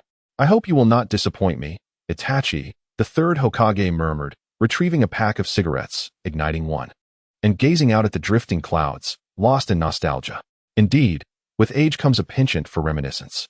As Itachi walked along the paths of Konoha, the once joyful atmosphere clashed with the heavy aura surrounding him. He was acutely aware that the failure of this mission was entirely due to his misjudgment. Had it not been for his order, perhaps Conan would still be alive. Fortunately, there remained a glimmer of hope for her revival. Otherwise, Itachi could scarcely fathom what he might become. Would he mirror Uchiha Obito in his despair? Yet, Itachi had lied when he declared that he had cremated Conan and the others. In truth, he had encased her body in ice to avoid unnecessary complications. Though riddled with flaws, there were no witnesses to contest his actions now. At least, for the present, he still had a source of emotional support. Naruto, are you out of money again? Itachi observed as Naruto loitered outside the Ichiraku ramen shop, disheartened as he rummaged through his empty pockets. A reluctant smile broke through Itachi's frosty demeanor upon seeing him. Ah, it's brother Itachi.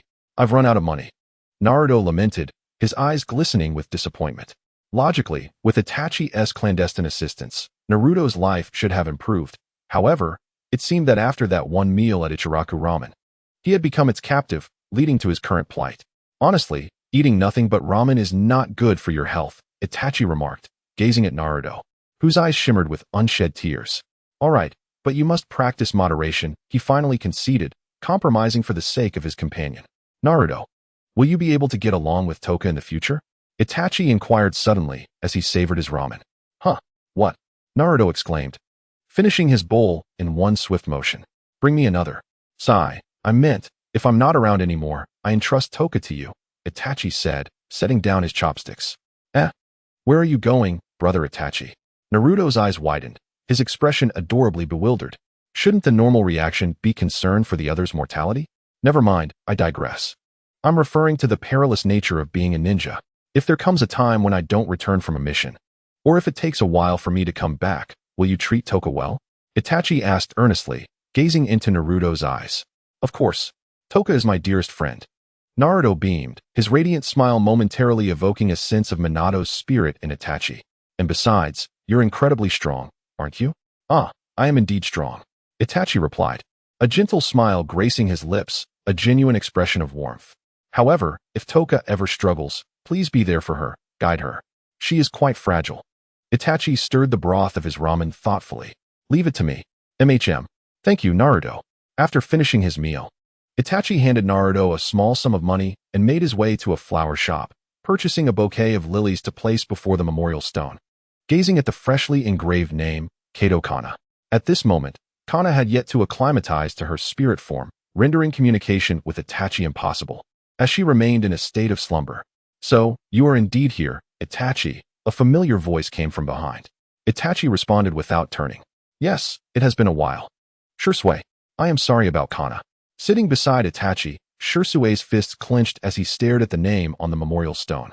No, if we're discussing responsibility, as captain, I bear the greatest burden. He offered a wry smile to his friend. Are you all right? Both Itachi and Shursui fell into a moment of silence before Shursui inquired. To say I am fine would be a lie.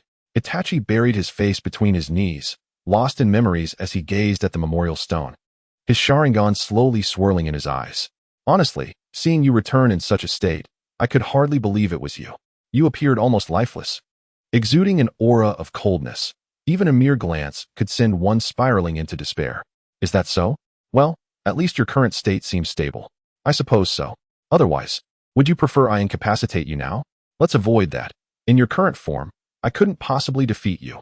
Shursui mused lightly before adding, Itachi, though I am unaware of the burdens you carry, please do not shoulder them alone. Ultimately, it will be you who collapses under the weight. Moreover, the Uchiha clan is no longer the one that upheld the order of Konoha. You should exercise caution. As expected of you, Itachi remarked, glancing at the encroaching twilight. Indeed, it is quite typical of you. Cherish this fleeting time. My days are numbered. Shaking his head, Itachi bowed deeply to the memorial stone before turning to leave. Konoha, Uchiha compound. Brother. Upon returning home, the voice of Q echoed, tinged with a hint of indignation. Why did you take on such a perilous mission? Gazing at the ebony-haired girl before him, Q had already reached the age of 7. In contrast, he had been a chunin at that age, while Q had now attained the level of a typical genin. Time, it seemed, flew by with astonishing rapidity. What are you talking about, Q? Itachi scratched his head, attempting to evade the conversation. I heard from Mother. You were injured again, weren't you, brother? Tears sparkled in Q's dark eyes. I forgot that Mother is a medical ninja. She can easily access the records at the Konoha hospital. Itachi lamented, feeling a wave of frustration. Prior to awakening his Manjikyu Sharingan, Itachi had already reached his limit. Following his subsequent explosive use of forbidden techniques, Susanoo and Tsukuyami only exacerbated the toll on his body. At this rate, he would inevitably fall ill, even without any existing ailments. All right, it's my fault. Itachi conceded, abandoning his attempts at deflection. Why must you take on such dangerous missions, you foolish brother? Q cried, burying her face in Itachi's embrace, her tears expressing not only sorrow but also a torrent of grievances. It seemed that every time Itachi was hospitalized, Q would inevitably weep. I truly am a despicable person. Itachi mused, gazing at the weary girl before him. I will not allow you to come to harm, Q. This is a promise from your brother. Crouching defensively, time marched on relentlessly, indifferent to Itachi's desires. Despite his hopes to prevent such a day from arriving, life continued unabated. Missions, reconnaissance, confidentiality. Reporting, life resembled a television on a loop, endlessly repeating the same scenes. It was only in Q's company that Itachi felt truly alive. 1.5 years later, at the Uchiha encampment in Konoha, countless flashes illuminated the backyard, where not a soul was in sight. Itachi had, out of habit, set up barriers to shield his practice of the flying thunder god technique from prying eyes. The ground, trees, and riverbed were dotted with kunai imbued with the flying thunder god technique, and amidst them, countless black flashes darted, almost inducing the illusion of mirage. Suddenly, a boy appeared beside a tree, eyes closed, raising a pitch-black blade towards a grand tree. No one could doubt the sharpness of the knife. As the piercing sound of chakra coalescing reverberated through the yard, reincarnation sword, circular flow slash. 1 strike, 2 strikes, 3 strikes, innumerable slashes rained upon the tree, each blow powerful enough to slay an ordinary chunin. The white light of the blade mingled with the dark steel, emanating a purple radiance. Just as the flurry was about to conclude, Itachi's arm ceased its movement. The tree bore countless scars, nearly cleaving it in two, yet remarkably, none of the strikes penetrated its core, preventing it from breaking. Setting the blade beside him, chakra coursed through his arm and erupted, delivering a decisive slash. The previously unmarked heart of the tree was suddenly bisected. However, astonishingly, it remained intact. It had merely been cut, yet not severed. This was the swiftness of Itachi's current blade, swift enough that even if the enemy were to be bisected, they would remain unaware for a brief moment. In an instant, Itachi's eyes snapped open. Slash talisman, void severance. With a mere wave of his hand, a streak of white sword energy sliced towards the corner, where an unperturbed figure raised his blade to intercept the severing strike. To my astonishment, you have ascended to the level of shadow so swiftly. Itachi gazed in wonder at the young man before him. Shursui. Indeed, the newcomer was none other than Uchiha Shursui. Itachi, I have come here solely to pose a question to you. Suddenly, the three-tomo Sharingan in Shursui's eyes exhibited a transformation. In the next moment, a pinwheel-like pattern manifested within his Sharingan. Kaleidoscope Sharingan. Kaleidoscope Sharingan. Shursuiyu. Itachi stared in amazement at Shursui's eyes. Shursui sighed and remarked, so it is. You are aware of the Kaleidoscope Sharingan, which implies that you too have awakened it, this cursed eye. A fleeting shadow of anguish crossed Shursui's gaze. And without waiting for Itachi to inquire further, he continued, Itachi, I wish for you to answer me a question. What question? Is the Uchiha clan plotting against the higher-ups of Konoha, and what role do you play in this? In an instant, the Kaleidoscope Sharingan whirled, and an intangible pressure bore down upon Itachi. As Shursui's kaleidoscope began to activate, Itachi also unlocked his own, the grand pinwheel pattern meeting Shursui's four-pointed pinwheel. And in that moment, the atmosphere froze to a chilling point. Can't your intellect discern the truth? It is not that I cannot see it, but rather that I seek a definitive answer. I have my suspicions yet find it hard to believe. A flicker of pain crossed Shursui's face as he inquired. Then what role do you play? Itachi, do you truly wish to know? Or rather, what would you do once you know? He chuckled. Konoha, my home is an Uchiha. Yet my heart belongs to Konoha. Is it because of your father? This is my will. Thus, Itachi, what is your answer? I am Uchiha Itachi of Konoha. This simple declaration clearly established his stance. However, Itachi was indeed deceiving Shursui. In truth, he remained uncertain of where his allegiance lay. The thoughts of the traveler and emotions from his past life had become the greatest impediments to Itachi's choices. On one hand, having experienced the warmth of family, he was reluctant to lose this home, and even more so, did not wish to part with Shursui. Yet, the current circumstances were such that Itachi felt powerless to intervene. How could he stop it? By eliminating all the elders? Futile. A Uchiha bereft of its elders would possess no high-end combat power, and the ultimate outcome would be a retreat akin to that of the Senju. Should he side with Konoha, it would bear little difference from the original tale, which explained why Itachi occupied himself with training to pass the time. The more he pondered, the more burdensome his concerns became. Is that so? Then, Itachi, I shall be at ease. What? You are aware that the Kaleidoscope Sharingan each possesses distinct abilities, correct, Itachi? Indeed. Itachi sensed that he might have unraveled Shursui's intentions. Although he knew little of the massacre plot from his previous life, even the reason why a shadow-level Shursui would have his eyes gouged by Danzo eluded him. Yet at this moment, it felt as if he had grasped a profound truth. The ocular technique residing within my eyes, known as the eye of the heavenly deity, is the most formidable and inescapable illusion. Its effect is to forcibly and permanently alter the subconscious of others, allowing one to manipulate them. Hiss. Itachi inhaled sharply. Do not presume that understanding its effects grants you a means to counter it when faced with it directly. Try staring into Shursui's eyes and see for yourself, especially at the moment he reveals its effects. The kaleidoscopic Sharingan would begin to spin, and the oppressive aura it emanates is no trifling matter. Thus, I aspire to utilize these eyes to control the upper echelons of the Uchiha clan to achieve my goals. Shisui articulated his impractical desire. Impossible. Itachi unequivocally dismissed him. Why? How many individuals are there among the Uchiha's upper ranks? Such a potent illusion must surely come with formidable limitations. How many can you truly manipulate? Furthermore, and most importantly, what will the ambitious think once they learn of your eye's capabilities? Yet if I can control the core elders, these issues will vanish. How naive can you be? Shisui? Moreover, the Hokage would never consent to your methods. Itachi felt an overwhelming urge to reprimand Shisui. Usually so astute, why was he so obstinate at this moment? Had he truly been tainted by his father, Uchiha Kageme's influence? I will find a way. Without waiting for Itachi's response, Shisui vanished using the body flicker technique. His speed so great that Itachi only glimpsed an afterimage. Alas, I hope he does not act foolishly. Itachi watched Shisui rapidly dissipate from his perception, shaking his head. Hoping his admonition would instill some awareness of their current predicament, he turned back to himself, advising not to commit any folly. Gazing at the silver moon in the sky, Itachi knew that the fateful night was drawing near. Brother, is that where father works? The curious Shun inquired, pointing at the Leaf Village guardhouse emblazoned with the Uchiha clan emblem. Each guard bore the Uchiha mark on their arms, and some even wore the emblem alone, without the Leaf's forehead protector. Yes, indeed. Since the era of the second Hokage, the Uchiha have served as the backbone of the village, responsible for its security. Itachi furrowed his brow, responding patiently. Will you inherit father's duties in the future, then? Shun's face flushed with excitement. For a child, the accomplishments of family often inspire longing. Perhaps not, as I still have my duties in the Umbu. Itachi smiled slightly, steering the conversation away. But they say Umbu missions are perilous. Brother, Shun complained, tugging at Itachi's hair. The two laughed together as they returned to the Uchiha compound.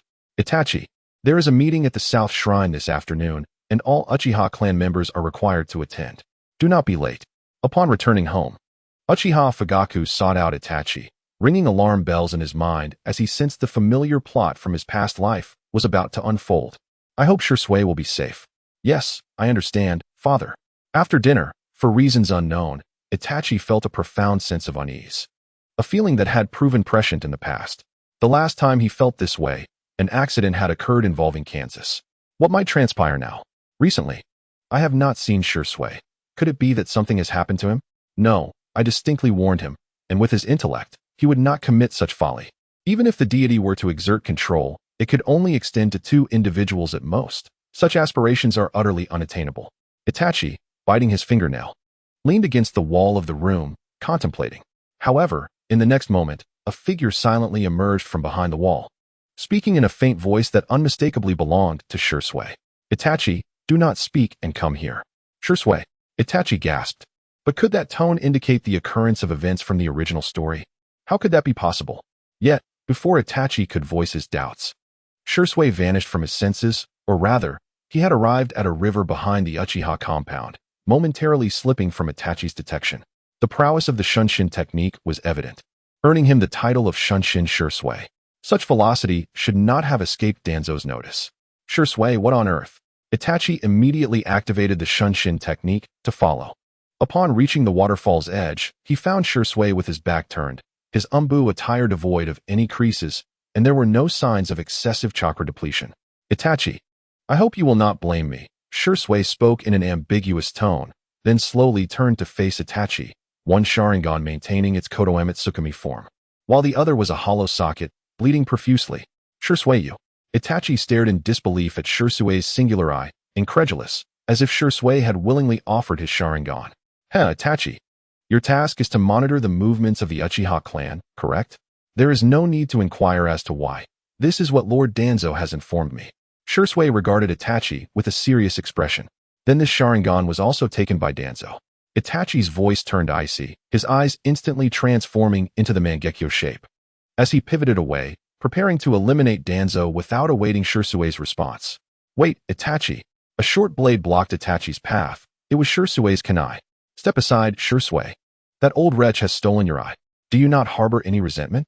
Is this what a Konoha ninja, one who has contributed to this village, should endure? Itachi was unable to comprehend, not merely Danzo's actions, but Shirsue's acceptance of them. In his past life, Itachi was unaware of Shirsue's true strength, but after years of camaraderie, he had garnered a significant understanding of his capabilities, an undeniable powerhouse. The notion of evading an elite shinobi's organs, particularly the Sharingan of a clan that relied on ocular prowess, was indeed a fool's dream, especially when considering Shirsue, the Shunshin master. Danzo was not like the third Hokage, whose strength waned with time. In later years, Danzo, wielding the power of wood release and numerous Sharingan, was undoubtedly stronger than he was now.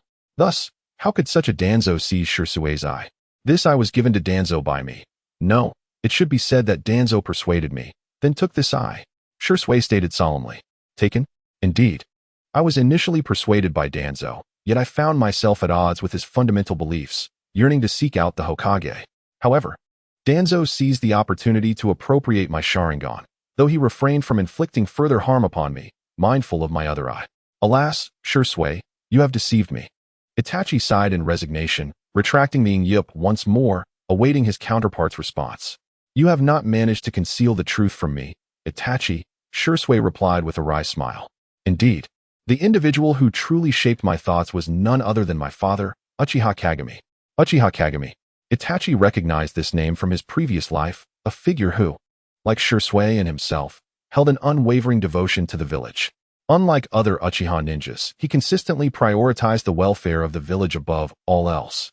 His love for it rivaling even that of the third Hokage, my father, Uchiha Kagami, was deemed a disgrace within the Uchiha clan, for he aligned himself with the Senju clan.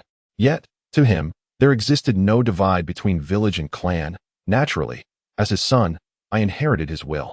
Danzo exploited this aspect to seize my eye, but in my contemplation, I pondered that perhaps such a gift would be better suited to someone who loves the village more fervently than I, an Uchiha by birth.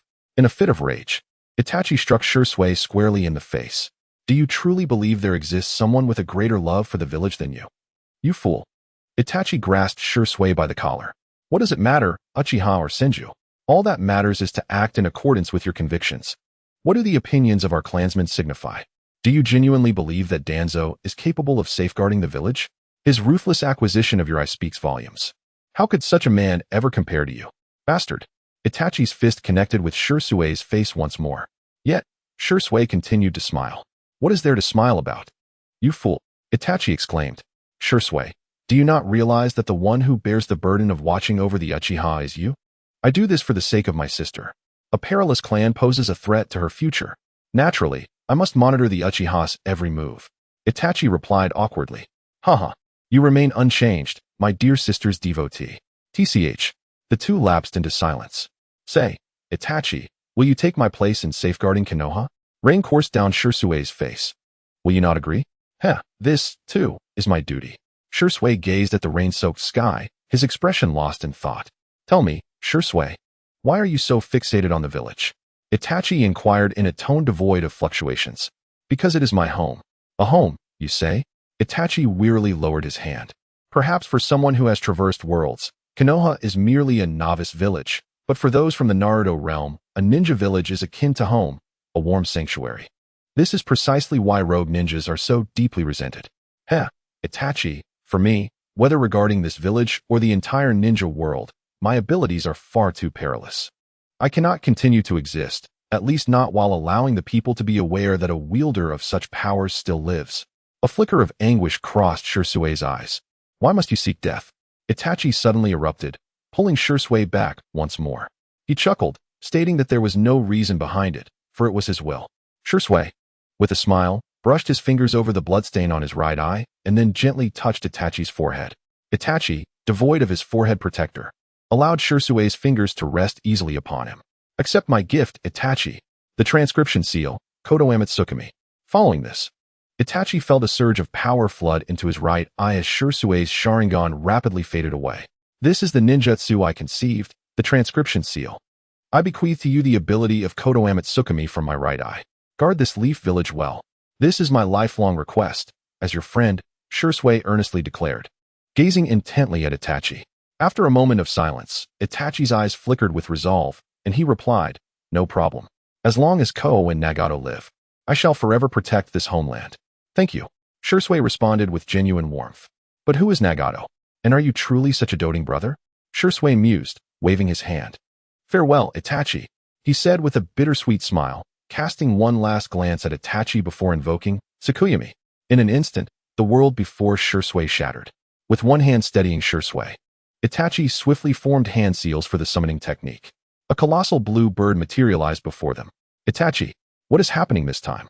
Ko inquired, sensing no presence of enemies nearby. This is my elder brother. Kindly escort him into the summoning realm and ensure he is watched over until my return. Itachi instructed, glancing at Shursui, who still bore an expression of astonishment, adding silently, of course, while you're still alive. To witness the demise of a mentor without the power to intervene is a feeling of helplessness. Yet to possess the ability to alter a dear friend's fate and choose not to is the mark of a scoundrel. I have attained such strength. Thus similar tragedies shall never occur again. Danzo, huh? This debt shall not be forgotten. The Mangekyo Sharingan whirled once more, exuding a chilling aura. Now then, what brings you three to me? Itachi inquired, observing the three Uchiha clan members standing at his doorstep. Uchiha Inao, Uchiha Do, and Uchiha Teo. All members of the Konoha police force, now boasting the prowess of elite Chunin or higher. Particularly, Uchiha Inao had attained the rank of Jonin. Nearly a day had passed since the family meeting he had missed, and Shursui had mysteriously vanished, leaving behind a farewell letter akin to the original story. Clearly, they had come to confront him. Two members were absent from yesterday's meeting. Why did you not attend? Uchiha Inao glared at Itachi with a menacing gaze. Brother, you really did not go last night? Ko queried, having stealthily observed the scene from the sidelines. I understand the Umbu have numerous tasks to attend to, and your father often uses this excuse to shield you. However, we shall not treat you any differently. Uchiha Do remarked. Understood, I will be more mindful in the future. Please return, Itachi replied. Itachi closed his eyes and issued a dismissal. A nameless fury ignited within him at the mere recollection of the previous night's events. Yet, some individuals remain oblivious to the concept of death. If one refrains from courting danger, why do they persist in their ignorance? Indeed, before delving further, there are matters we wish to inquire of you. Uchiha Do seemed unaware of the murderous aura emanating from Itachi's silence. Rather, it could be said that with Itachi's prowess, such a person would never perceive the depth of his menace. This pertains to the suicide of Uchiha Shursui at the Nanga River last night. Although it was labeled as suicide, the body was never recovered, leaving open the possibility of it having been stolen by another. Uchiha Do continued to tempt fate. A river plunge? My brother's friend. As Itachi's closest companion, Sora had indeed met Shursui. Despite often teasing his brother, he undeniably held him in high regard. Another absent individual was Uchiha Shursui. And I recall you shared a bond akin to brotherhood with Shursui, did you not? Seizing the opportunity, Uchiha in no way sought to assert his presence, kindling animosity. Is that so? Now that you mention it, I have not seen Shursui lately. What a pity, Itachi replied, his tone indifferent. Our security team has resolved to conduct a thorough investigation into this matter, Uchiha Inoue declared. This is Shursui's suicide note. The handwriting has been verified to be authentic. Uchiha Do produced a slip of paper from his pocket. If we have ruled out the possibility of murder, why pursue an investigation? Itachi inquired calmly. Because, for one who possesses the Sharingan, mimicking another's handwriting is deceptively simple, Uchiha Inoue asserted with a piercing tone. Before handing the note to Itachi, the note read, I no longer wish to undertake missions. At this rate, the Uchiha clan has no future, and I cannot stray from the path any longer. Shursui, could you not have penned something more eloquent? Itachi lamented as he gazed at the farewell note before him. The strongest of the Uchiha, known as the instantaneous Shursui, a man willing to undertake any task for the clan. How could such a man leave behind such a missive as this to end his life? What do you know? Willing to do anything for the clan. Do not conflate Shursui with your wretched lot. Itachi's gaze bore into Uchiha Do, his murderous intent intensifying. He had initially contemplated whether, had the news not been deliberately suppressed, his strength would be perceived as inferior to Shursui's. But now, Itachi yearned to eliminate this defiler of Shursui's will. I advise you all not to judge others through a singular lens, Itachi proclaimed as he opened his eyes. In any case, I shall entrust this suicide note to your care. Take it to the Umbu and request to be involved in the investigation. Uchiha Tetsuhira, who had remained silent, finally spoke. Understood. Weighing the pros and cons, Itachi restrained his burgeoning hostility, his hand moving behind him in a deliberate gesture of restraint. The three, having achieved their objective, slowly exited the room, conversing as they walked. I hope we can uncover some clues. Furthermore, we have other means of communication with the Umbu. Should there be any concealment, we will be aware of it immediately. Uchiha Inoue turned back, glaring at Itachi. Upon hearing these words, the previously suppressed murderous intent within Itachi erupted with fervor. He clenched the slip of paper tightly, his gaze sharpening to a razor's edge. However, after attaining the status of a shadow-level ninja, was it so easy for them to detect the unintentional murder aura emanating from him? Then, why not speak plainly? The three individuals abruptly halted, turning back. In Itachi's eyes, three black tomo distinctly manifested, and simultaneously, a wave of illusionary murderous intent surged forth involuntarily. You suspect that I am the culprit? Itachi enunciated each word with clarity. Uchiha Inoue, who had always regarded Itachi as a rival, refused to back down. He activated his Sharingan to mitigate some of the murder aura's pressure. Being born into the Uchiha clan, their resistance to murderous intent and illusion surpassed that of ordinary ninjas. A fact that was further bolstered by Itachi's restraint. Had it been another shadow-level ninja, such as Orochimaru, the situation would have been far less favorable. Indeed, you little rascal. Listen closely, Itachi. Uchiha Do warned, narrowing his eyes. Do not dare to betray our clan. Otherwise, we shall have no mercy. Yet, in the next moment, Itachi moved, not drawing his weapon, but relying solely on his taijutsu. Do not think that Itachi's prowess lies solely in his swordsmanship. As a ninja, one must possess a formidable physique to wield powerful techniques. Having trained under Guy for such an extended period, Itachi was far from ordinary. With just a single kick, he sent Uchiha Inoue crashing into the wall, then swiftly executed a leaf-great whirlwind, knocking out a tooth from Uchiha Do in the process. In an instant, he appeared before Uchiha Tetsuhan, delivering a punch to his abdomen that forced the latter to expel his stomach acid, collapsing to the ground with glazed eyes. Did I not just mention that one should not judge a person by their appearance? Do not hastily presume that I am a patient individual, nor should you lump me together with your clan. Individuals like you mistakenly believe your capacity is vast, unaware of the depths of my own. And now here you lie, groaning in defeat. How utterly grotesque. Itachi stood firm, his Sharingan coldly observing the three on the ground. Such a side of his elder brother was entirely unfamiliar to Ku, who looked on with concern. Shursui has been monitoring you closely. In the past year, your actions have grown increasingly peculiar. Uchiha Do managed to utter through the pain. Trembling as he spoke. What are you truly thinking? His previously squinted eyes widened in surprise. Is that so? My behavior has been so abnormal that it raised Shursui's suspicions. Truly remarkable. Shursui has been observing me since then, Itachi silently mused, realizing that Shursui had been concerned for him from the very beginning. Clinging to organizations, family, and reputation can indeed be limiting, and harboring a fear of the unknown is a foolish endeavor. This insight does not merely echo Itachi's past life. With his deepening understanding of the ninja world and his growing power, he now comprehends these truths with greater clarity. Silence. Itachi. Uchiha Fugaku suddenly appeared on the street. Itachi gazed at him with a calm expression, his Sharingan activated. Fugaku furrowed his brow. What is wrong with you, Itachi? Have you not noticed how peculiar you have become lately? It is nothing unusual, Itachi replied. I am merely playing my part. His words carried an implicit meaning. Then why did you not come last night? To draw nearer to the pinnacle and to approach truth and reality. What do you mean? Fugaku's frown deepened. Suddenly, Itachi drew a shuriken from his pocket and, with a speed imperceptible to Fugaku's Sharingan, pierced the wall adorned with the Uchiha clan's emblem. Fugaku observed the scene before him, his gaze sharpening as he looked at Itachi, now tinged with hostility. Literally speaking, my tolerance has reached its limit with this tedious clan, Itachi stated boldly. Facing Fugaku without reservation, uttering words deemed blasphemous by the Uchiha. Ko, standing nearby, recalled Itachi's words. The Uchiha clan had maintained the peace of Konoha for generations, and their clan crest was a proud testament to their legacy. And now you have pierced through our emblem with your own hands. What are you thinking, foolish brother? It is this obsession with trivial matters that has led to the loss of what truly matters. Genuine change cannot be confined within rules, restrictions, premonitions, or imagination. Fugaku lifted the three fallen individuals and rebuked Itachi. Such arrogance. Enough. If you speak such nonsense again, I shall imprison you.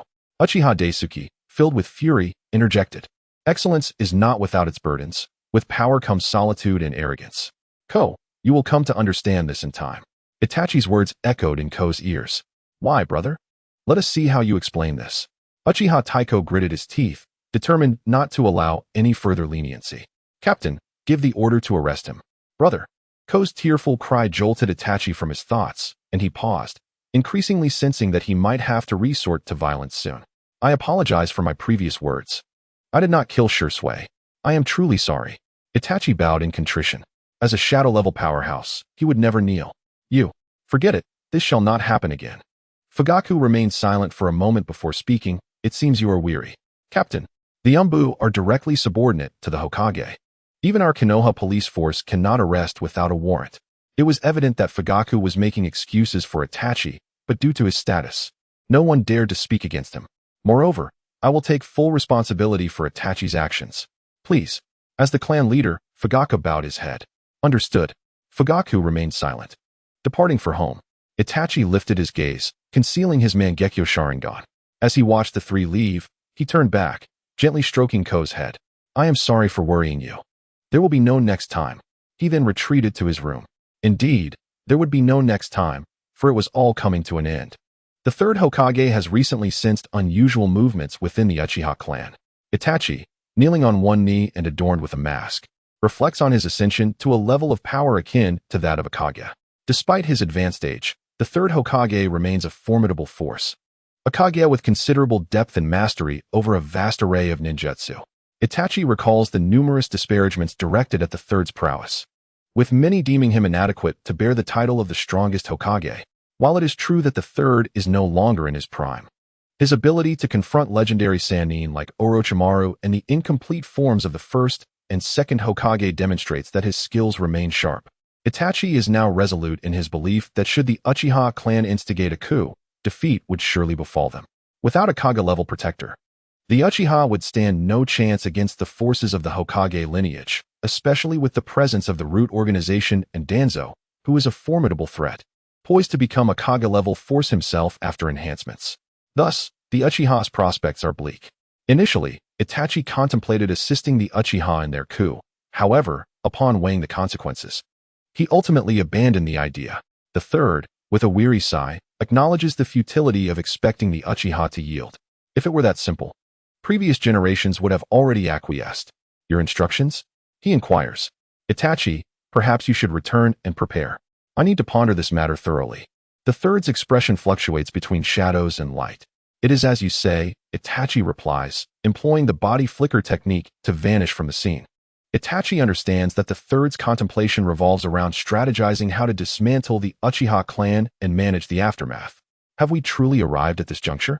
He muses, gazing at the luminous moon from the seventh training ground, having informed his family of an impending mission that night. Yet, in such splendid moonlight, will you not join me in its observation? Itachi's Sharingan morphs into its Mangekyo form, fixating intently on a specific area where a potent force warps the very fabric of space, while the surroundings remain tranquil. That singular location is rife with chaos. Should Itachi fail to notice, it would be a grave oversight. Commendable spatial awareness. You surpass your teacher, Minato Namikaze. In potential for time-space ninjutsu. Suddenly, space begins to contort, revealing a minuscule black hole. A figure emerges from within, distorting the space around it to an extreme degree. Even in its true form, Itachi perceives that the entity's body transcends this realm. Who are you? Itachi queries, discreetly drawing forth his weapon, the Shadow Moon. Although he recognizes the true identity of the figure, he understands the importance of maintaining the facade. After all, years of subterfuge have not been in vain. The wielder of the Mangekyo Sharingan. I am called Uchiha Madara. The figure declares. Is that so? Uchiha Madara? The very elder who has long since been laid to rest. You perished during the battle at the Valley of the End. Itachi responds with a calm, yet derisive tone. Dead. Uchiha Madara would perish? The single eye of Uchiha Madara emanated endless mockery, as if ridiculing Itachi's ignorance. However, the truth remained. Madara had indeed encountered Uchiha Madara in person, making such a gaze unsurprising. Then, evidence. If you truly are Uchiha Madara, I presume you would not mind presenting proof of your identity, Itachi inquired. Indeed, but the time is not yet ripe. Nevertheless, you should recognize this, Madara replied, his eyes glimmering with intensity before a spatial disturbance manifested in his hand, revealing a weapon reminiscent of a fan, adorned with several celestial seals. Undoubtedly, This matches the descriptions of Uchiha Madara's weapon recorded within the clan. Although I cannot yet confirm your identity, for now, it seems trivial, Itachi conceded. There was no need to linger on this matter, and Itachi had other intentions. A wise judgment. Thus, I extend an invitation for you to join my organization, Madara stated calmly, adding, of course, this is as an S-rank rogue ninja. Is that so? Since you claim to be Uchiha Madara, you must be aware of the current situation. Or perhaps you have come here anticipating how Konoha's higher-ups would react. Itachi retorted, Humph. I am well aware of how those Konoha fellows will act. I have witnessed such darkness before. So what will your choice be? Though uncertain of Madara's motives, Itachi understood why he faced a predetermined future without resistance. For the sake of Konoha? Madara questioned. Uchiha Itachi, I must assert that, in my eyes, you do not hold the village in the regard you profess. A mocking glint danced in Madara's eye. Undeniably, yet for my own sake. The pretense of protecting Konoha serves as the best excuse, Itachi replied, his pupils narrowing. Heh, I need not concern myself with your thoughts. I only seek your answer. Agree. Or perish. Madara's gaze was laced with murderous intent, directed squarely at Itachi. Yet, Itachi, a formidable shadow-level warrior, slightly crouched, unsheathing his weapon, the shuriken of shadows. Impressive. Exceedingly powerful. This was Itachi's sole impression upon sensing the killing intent radiating from Uchiha Obito. However, it was not a situation of certain death. I agree. But I have two conditions. Itachi declared firmly. What are they? Madara retracted his murderous aura. You must not strike Konoha until I am dead, and in the meantime, prepare 2 substitutes for me. Itachi stated without hesitation. How dull, yet indeed, it serves as the best pretext. As for those 2 substitutes, you claim to be unable to relinquish those fleeting emotions? Madara questioned. That is my personal affair. Do you agree? Or does the so-called Uchiha Madara find even this beyond his capabilities? Of course, it is not an issue. However, you must subsequently join my organization, and I will come to you in due course. Madara assured. I shall not break my promise. Before that, may I take my leave? Itachi stared intently at him. Humph. Indeed, with my purpose fulfilled, there is no reason to linger. I trust you will not breach our agreement, Uchiha Itachi. With that, the space before Madara rippled and transformed into a vortex, vanishing from sight. Indeed, from now on, you may refer to me as a Fei. Itachi retracted his blade, feeling the previous spatial fluctuations. Indeed, while Obito's strength may not be among the pinnacle of the ninja world, the sheer prowess he exhibited was akin to a nightmare for the majority of elite shinobi. As for the conditions he mentioned, it was true, as Obito stated, that he wished to protect only a select few.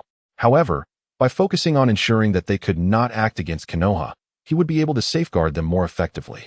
The other conditions served as compensation for Sora, as well as a form of self-comfort. It dawned on him that he was not yet the so-called ninja, and his dependence on this emotion was not necessarily a detriment. Itachi shook his head and then melted into the shadows. In the coming days, the ninja world was destined for upheaval. Sora, this is a gift for you, he said, smiling as he presented a katana to Sora, along with a modified necklace. This necklace bore a sealing technique, containing fire techniques that Itachi was proficient in, as well as some lightning techniques he had acquired from Kakashi, including the latter's signature technique, Chidori. It was, after all, a reward from Kakashi following the Jonin examination. He then led Sora to the Ninja Academy, urging her to pay attention in class. Remember to practice your shuriken skills diligently. I will check on your progress when I return tonight. Understood. Although Sora sensed something peculiar, as Itachi seemed to show a heightened concern for her, she bid him farewell. After a lingering gaze at Sora, Itachi took a deep breath and proceeded to the Hokage's office. Knock, knock, knock. Come in. The third Hokage met Itachi's gaze, propped up by his arm. Beside him were 2 advisors from Konoha and Danzo Shimura. Itachi, I hope you can undertake this task alone. The brim of the third's had obscured the upper half of his face. Yes, may I inquire about the task details? Itachi sighed inwardly. Had the moment truly arrived? We need you to eliminate the Uchiha clan, Danzo interjected, showing no regard for the fact that Itachi belonged to that very clan. Indeed, we require you to carry out this Ultra S-rank mission alone. As for the consequences, we will classify you as an S-rank rogue ninja. Are you willing? Upon hearing Danzo's words, the third sighed as well, opting for a straightforward approach. However, the gravity of the matter was profound. Truth be told, Itachi felt a deep admiration for the original Itachi, who could agree to such a task, whether out of righteousness or some other motive.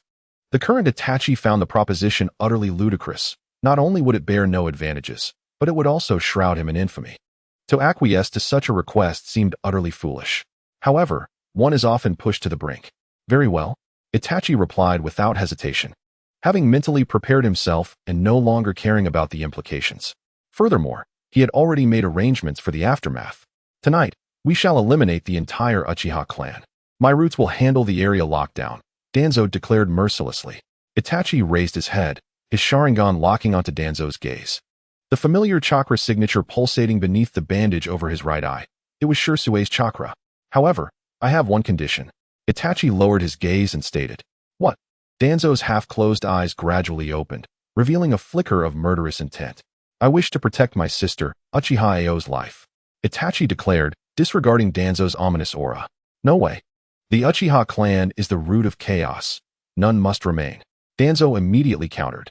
"Itachi, ignore all this," the third Hokage mused, his expression inscrutable. "Sarutobi, this cannot be permitted." Danzo's cane struck the ground, exerting his oppressive presence over Itachi. "Lord Third, until my demise, you must not lay a hand on Uchiha Ao, especially concerning her marriage. At least until she turns 18, you must not interfere in her life. Otherwise, I will not yield." Itachi's Sharingan transformed into its Mangekyo form as he locked eyes with Danzo, momentarily ensnaring him in an endless sea of blood, the overwhelming killing intent singularly focused on Danzo, revealing the undeniable prowess of a shadow-level ninja. Both Mito and Toka gasped in shock, while the third Hokage, though surprised, maintained his composure. And Danzo was drenched in cold sweat. Undoubtedly, Itachi's strength had subdued everyone, elevating him to a level where he could negotiate on equal footing. Moreover, at this moment, Ao was not Uchiha Sasuke, she was a female. Hence, the so-called Uchiha orphan, with her almost extinct Sharingan bloodline limit, could be the key to acquiring the Sharingan itself. Thus, Ao's fate was all too clear. Political transactions would be inevitable, and any scum attempting to approach his sister must be eradicated. "I understand. I will grant your request." The third Hokage finally conceded, taking a deep breath. Danzo, taken aback, stepped back. Who could have anticipated Itachi's formidable strength? Not to mention that his eyes were the same Mangekyo Sharingan as Uchiha Shirsui's. "Yes, I am immensely grateful. Now, please prepare yourself," Itachi, the third Hokage, instructed. "Wait. There is one more matter," Itachi said to the commanding Hokage. "What else is there?" Danzo's impatience was evident. "I wish to discuss this matter privately with Lord Third." With that, Itachi closed his eyes, awaiting a response. "You." Danzo felt a surge of frustration, yet the memory of Itachi's earlier killing intent restrained him. "Very well. You may leave," the third Hokage gestured dismissively. "Then we shall take our leave," Mito replied, leading the disgruntled Danzo away. "Now we may speak, Itachi." The third Hokage removed his hat and sighed. "Yes, this concerns Uchiha Shirsui." "Oh, was he not deceased?" the third Hokage inquired, puzzled. While he had learned from the Umbu that Itachi was the prime suspect, he was entirely unaware of the events that had transpired. "No, Shirsui is alive. To be precise, I rescued him and have hidden him away. As for the specific reasons, I implore you, Lord Third, do not inquire further. This matter pertains to Danzo." "Danzo? What is it that you wish to convey?" The third Hokage understood that since this matter was related to Danzo, it evoked thoughts of the Sharingan, leading to a probable conclusion. "I hope, Lord Hokage, that you will conceal Shirsui's identity, allowing him to monitor Uchiha Ibito under the guise of an Umbu operative." "I see. However, how am I to place my trust in Uchiha Shirsui? While his performance in the Umbu has been commendable, this alone does not serve as a basis for my faith in him." The third Hokage swiftly comprehended the implications of the term monitoring. "Lord Hokage, you must realize that objective reasons are essentially non-existent. What you seek is merely psychological reassurance. You are aware of the kind of person Shirsui is. If a justification is absolutely necessary, let it be his lineage as the son of Uchiha Kagami." Uchiha Kagami, a name that resonated within the third Hokage's thoughts as he pressed his fingers to his brow. "I will earnestly endeavor to resolve this matter." Regarding the late friend, the third Hokage held a clear understanding. As a member of the Uchiha clan, his love for the village rivaled that of any other. "Thank you, Lord Third." Itachi deeply bowed to the third Hokage before vanishing from sight, leaving the third Hokage alone within the Hokage Tower, lost in contemplation, perhaps about Itachi, perhaps about Shirsui. perhaps concerning fallen comrades, or even the future of Konoha.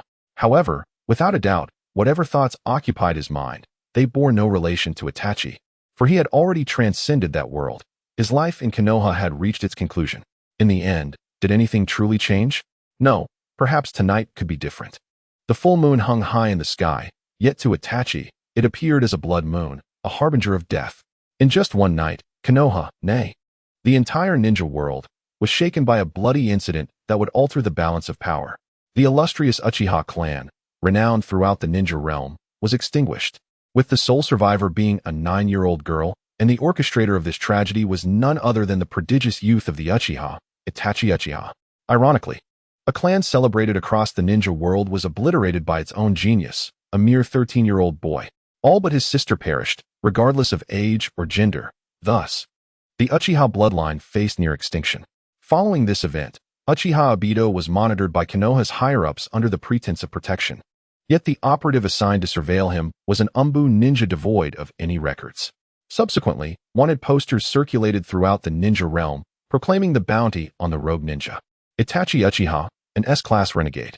Setting aside the reactions from various factions, Konoha subsequently plunged into its most significant decline in history, with elite ranks diminishing by 4 levels.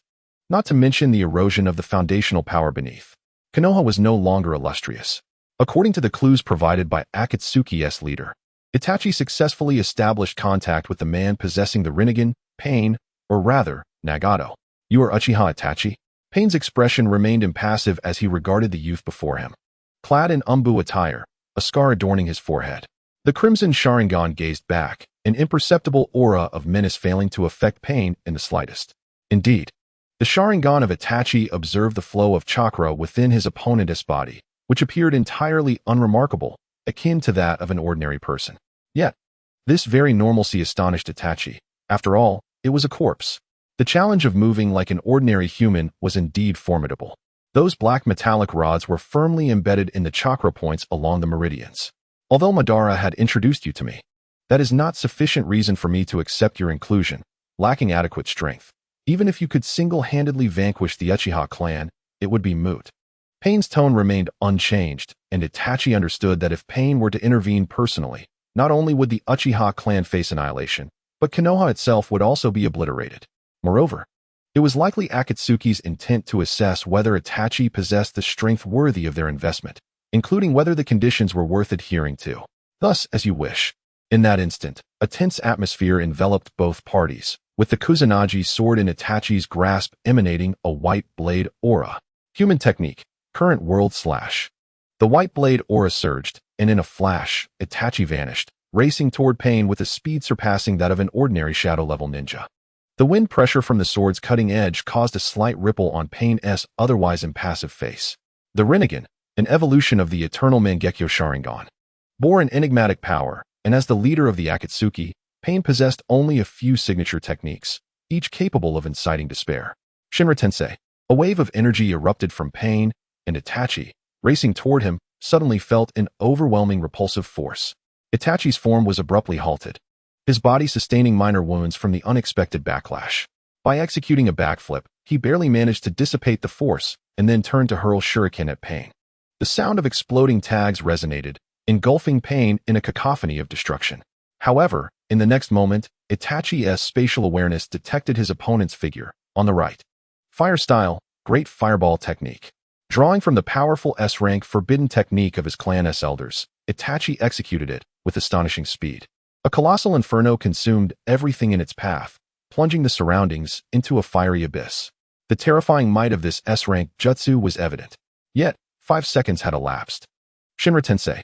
The formidable flames seemed to encounter immense resistance, instantly repelled, creating a crater centered around Pain. Itachi shielded himself from the oncoming gusts mingled with flames. The scorching heat was most unpleasant. Before Itachi could prepare himself, a voice resonated. Bansho Tenin. Itachi suddenly felt a force locking onto him, and an immense gravitational pull yanked him from his position. Even with chakra anchoring him to the ground, it proved futile.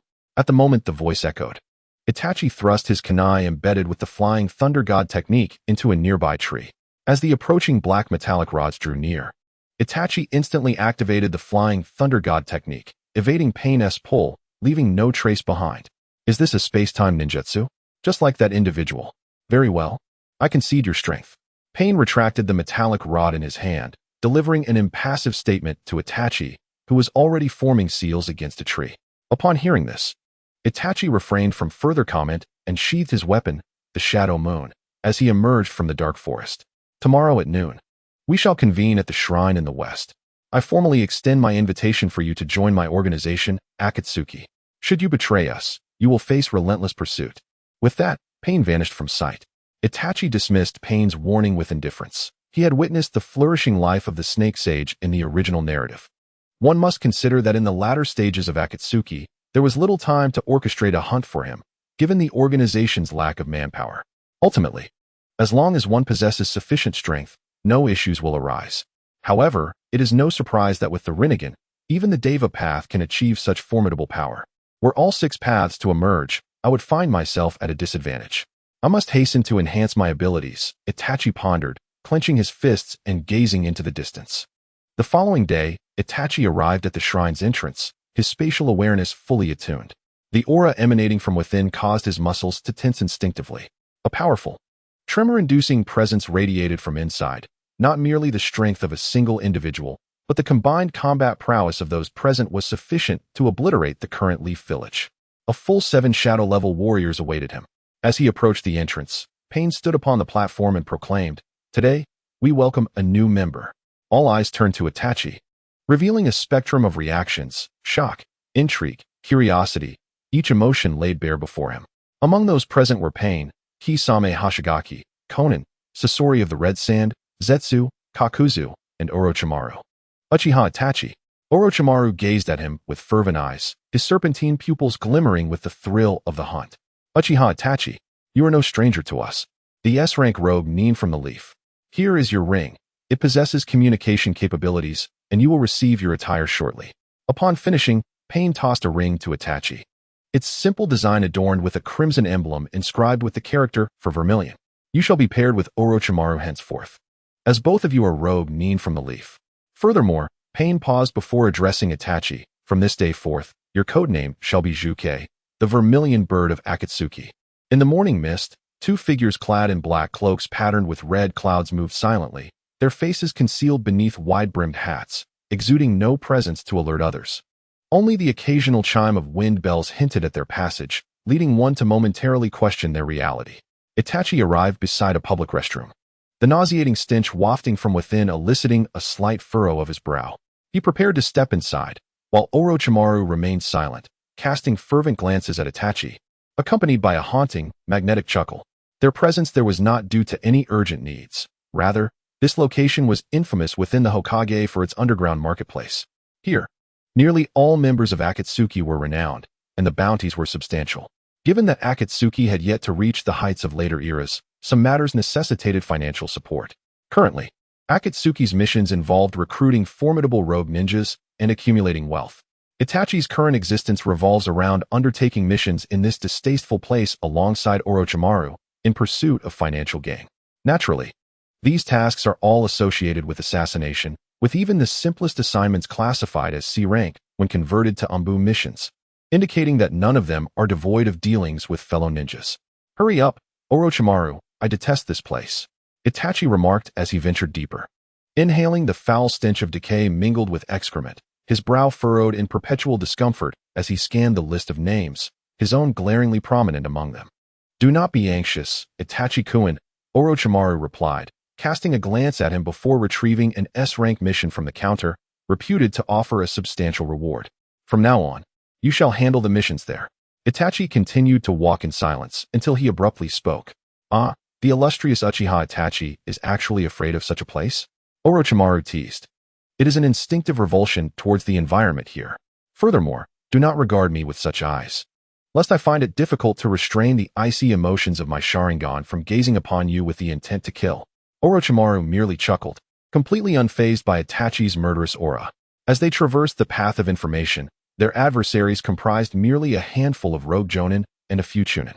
In times past, Itachi would have felt a surge of anxiety.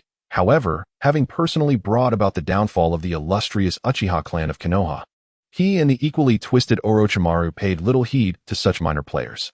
Suddenly, Itachi paused, sensing a familiar chakra fluctuation. Despite having encountered it only once, the resonance was vividly imprinted in his mind. Recalling the events from the anime he had once watched, Itachi instantly discerned the situation. How careless, Orochimaru, to be followed. He remarked coolly, his words reaching Orochimaru's ears. Orochimaru's pupils narrowed as he attentively scanned his surroundings, and indeed, he detected suspicious traces several hundred meters behind them. The image of a red-haired fool flashed in his mind, but what astonished him more was Itachi's ability to perceive the presence of someone he himself had been deceived by. This only intensified Orochimaru's desire for Itachi's body. With this vessel, I shall draw closer to the truth. Ah, so it is that individual, truly remarkable perceptiveness, Itachi-kun, Orochimaru remarked. Licking his lips. I dislike trouble. With that, Itachi pivoted and hurled 4 shuriken, though not the flying thunder god shuriken, each inscribed with special runes. They've been discovered. Jiraiya's eyes widened. Although he did not know who had detected him, the level of perception was astonishing.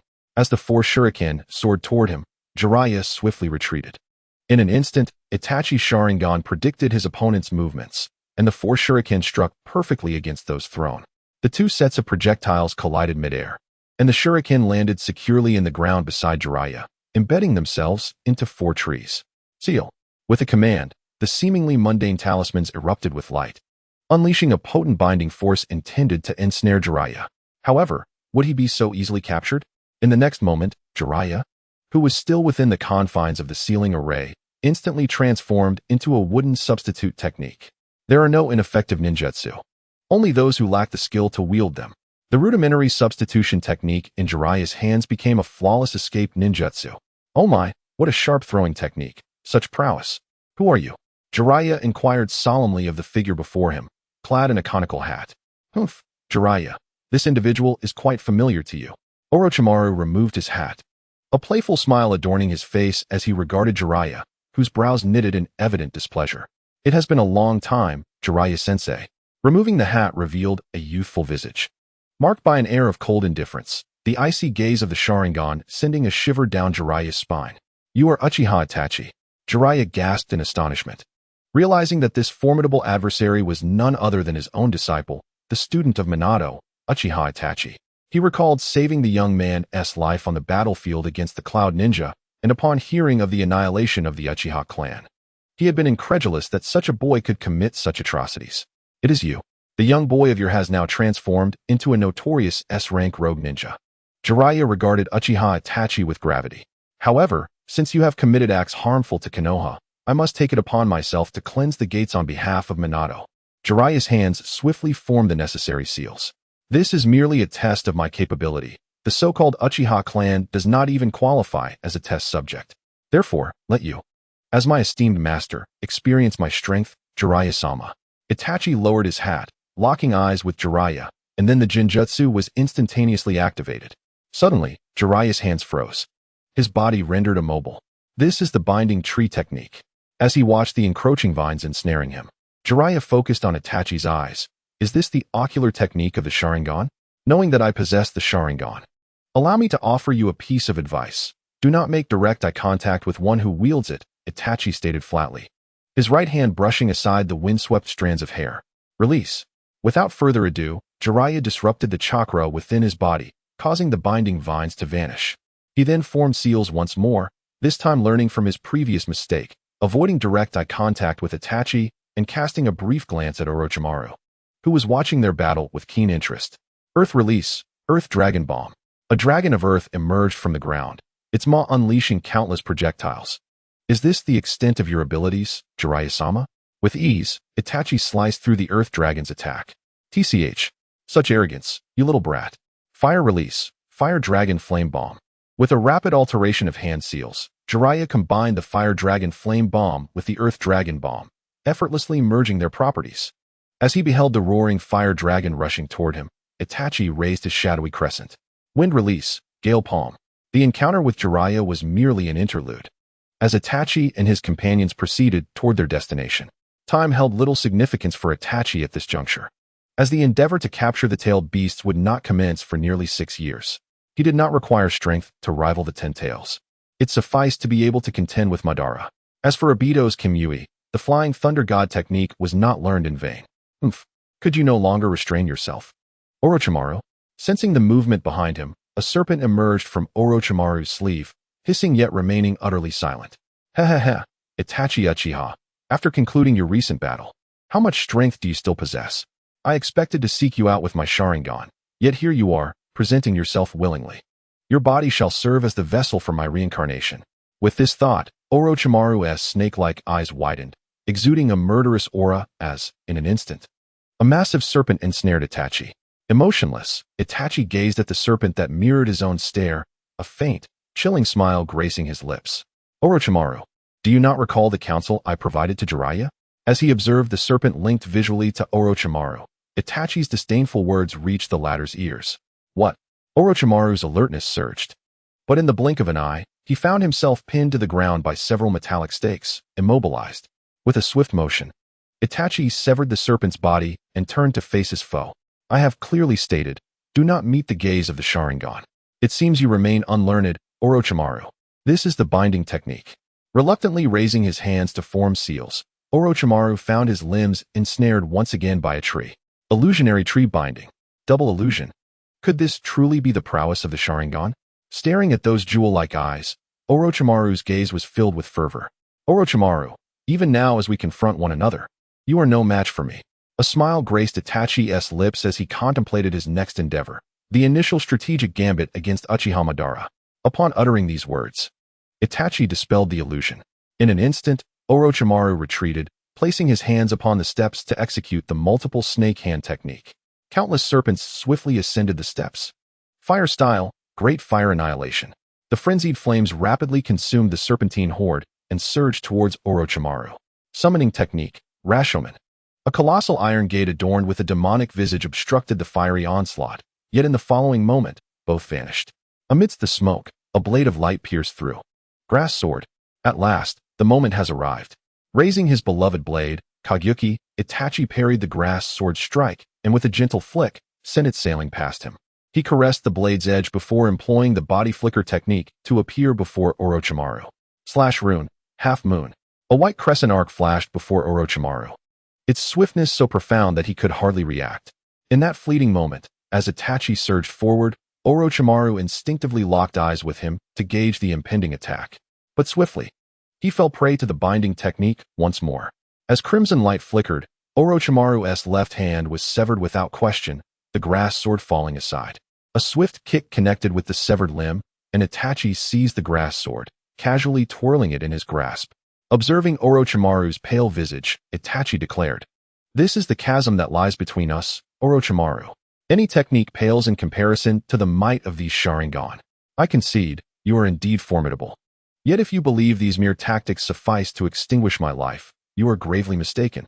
I am aware, Orochimaru, but I harbor no intention of ending your life just yet." Orochimaru cast an unpredictable gaze upon Itachi, and then decisively chose to flee. However, with Itachi's objectives unfulfilled, would he allow Orochimaru to escape? How regrettable. Do you truly believe you can leave? In an instant, Itachi's figure vanished, not in the manner of a mere body flicker, but rather like a flash of light that flickered and disappeared. A singular thought consumed Orochimaru's mind. Golden flash? Space-time ninjutsu. After spending so many days with Orochimaru, how could Itachi not have inscribed the flying thunder god seals upon him? Their eyes locked. Within Itachi's gaze, three tomo intertwined, forming the kaleidoscopic Sharingan. Tsukuyomi. The heavens and earth crumbled. A crimson blood moon loomed high in the sky, and Orochimaru found himself bound to a crucifix, as Itachi, expressionless, toyed with a grass sword beside him. A voice, akin to the sound of divinity, resonated in Orochimaru's ears. In the realm of Tsukuyomi, space, time, and mass are all at my command. What do you truly wish to accomplish? Orochimaru suppressed his obsession and fear of the Sharingan, inquiring of Itachi. Logically, if Itachi had not killed him immediately, he must have some ulterior motive. It is quite simple. I wish to engage in a transaction with you. A transaction? Indeed. I require the cells of the first Hokage that you possess. Remember, the original. Itachi articulated his demand slowly. The first cells? Orochimaru's pupils constricted. My curiosity is piqued. Itachi, what do you need that for? Are you perhaps interested in would release?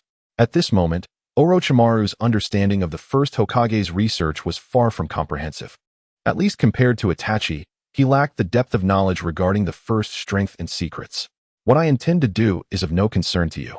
My sole desire is to complete this transaction. As for compensation, would a pair of Sharingan suffice? Itachi ceased his play with the grass sword and regarded Orochimaru with a playful glint in his eyes, fully aware that this condition was one Orochimaru would undoubtedly accept, at least. He was now intrigued. What a fine bargaining chip. However, Itachi, I cannot fathom why you would need the first cells. Are you contemplating an implantation or perhaps summoning him? You must understand a few things. First, at present, you are the fish and I wield the knife. Your life rests in my hands. Second, even without the first, I could still end you, and should I summon him, he would merely be a shadow-level powerhouse. Having him or not matters little to you, Orochimaru. Pausing for a moment, Itachi suddenly plunged the grass sword into Orochimaru's heart. As he withdrew it, blood gushed forth, and in the next moment, Orochimaru realized that his body bore no wounds, yet the pain was undeniably real. Thus, do you comprehend the distance between us?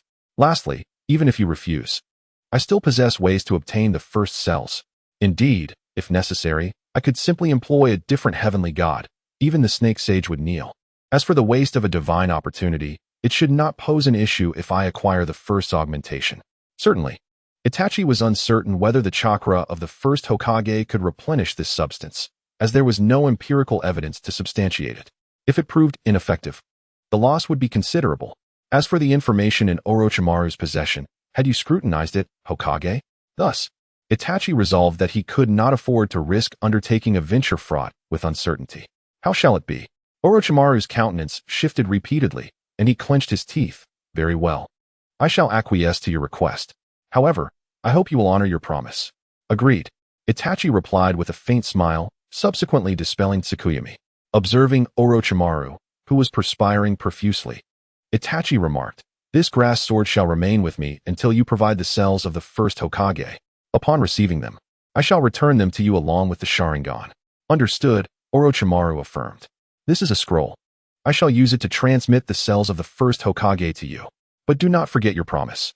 Naturally, there may be opportunities for further collaboration in the future." Itachi toyed with the scroll and grass sword while watching Orochimaru depart, his face a mask of anguish. Clutching his severed hand, once the spatial awareness confirmed that no one was around, Itachi suddenly covered his eyes and body. Cough, cough. He expelled several mouthfuls of blood. The pain had commenced the moment he prepared to unleash Tsukuyami. Were it not for his desire to project an imposing demeanor, Itachi would never have invoked Tsukuyami. For the torment was unbearable. The destruction wrought by the Mangekyo Sharingan upon its wielder is unfathomable, both physically and mentally. Damn it. Yet, thankfully he managed to deceive him. Cough, cough. Itachi wheezed, ascending the steps slowly. After all, the mission remained incomplete. Genjutsu, Kodoame Tsukumi. In an instant, Kisame's shark-like eyes became vacant.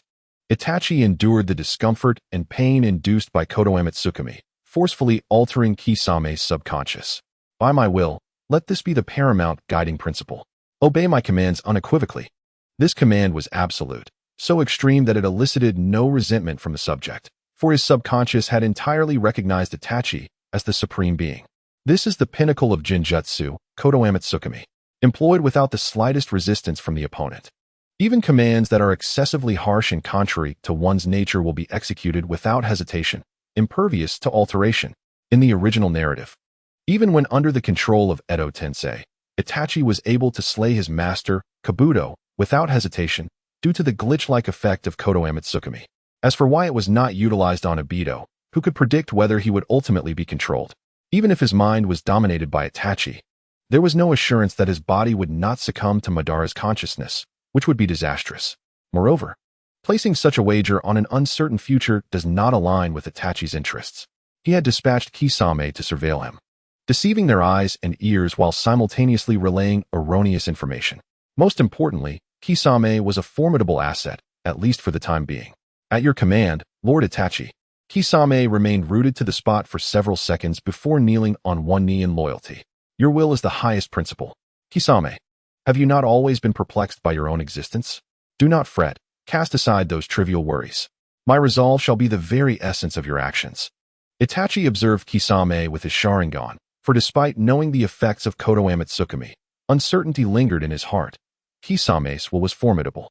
Should Kisame exhibit even the slightest anomaly, Itachi would be compelled to reconsider his plans. After all, how many fanfictions depict Kotoame Tsukumi being thwarted? Indeed, without hesitation, Kisame proceeded with actions that felt entirely natural.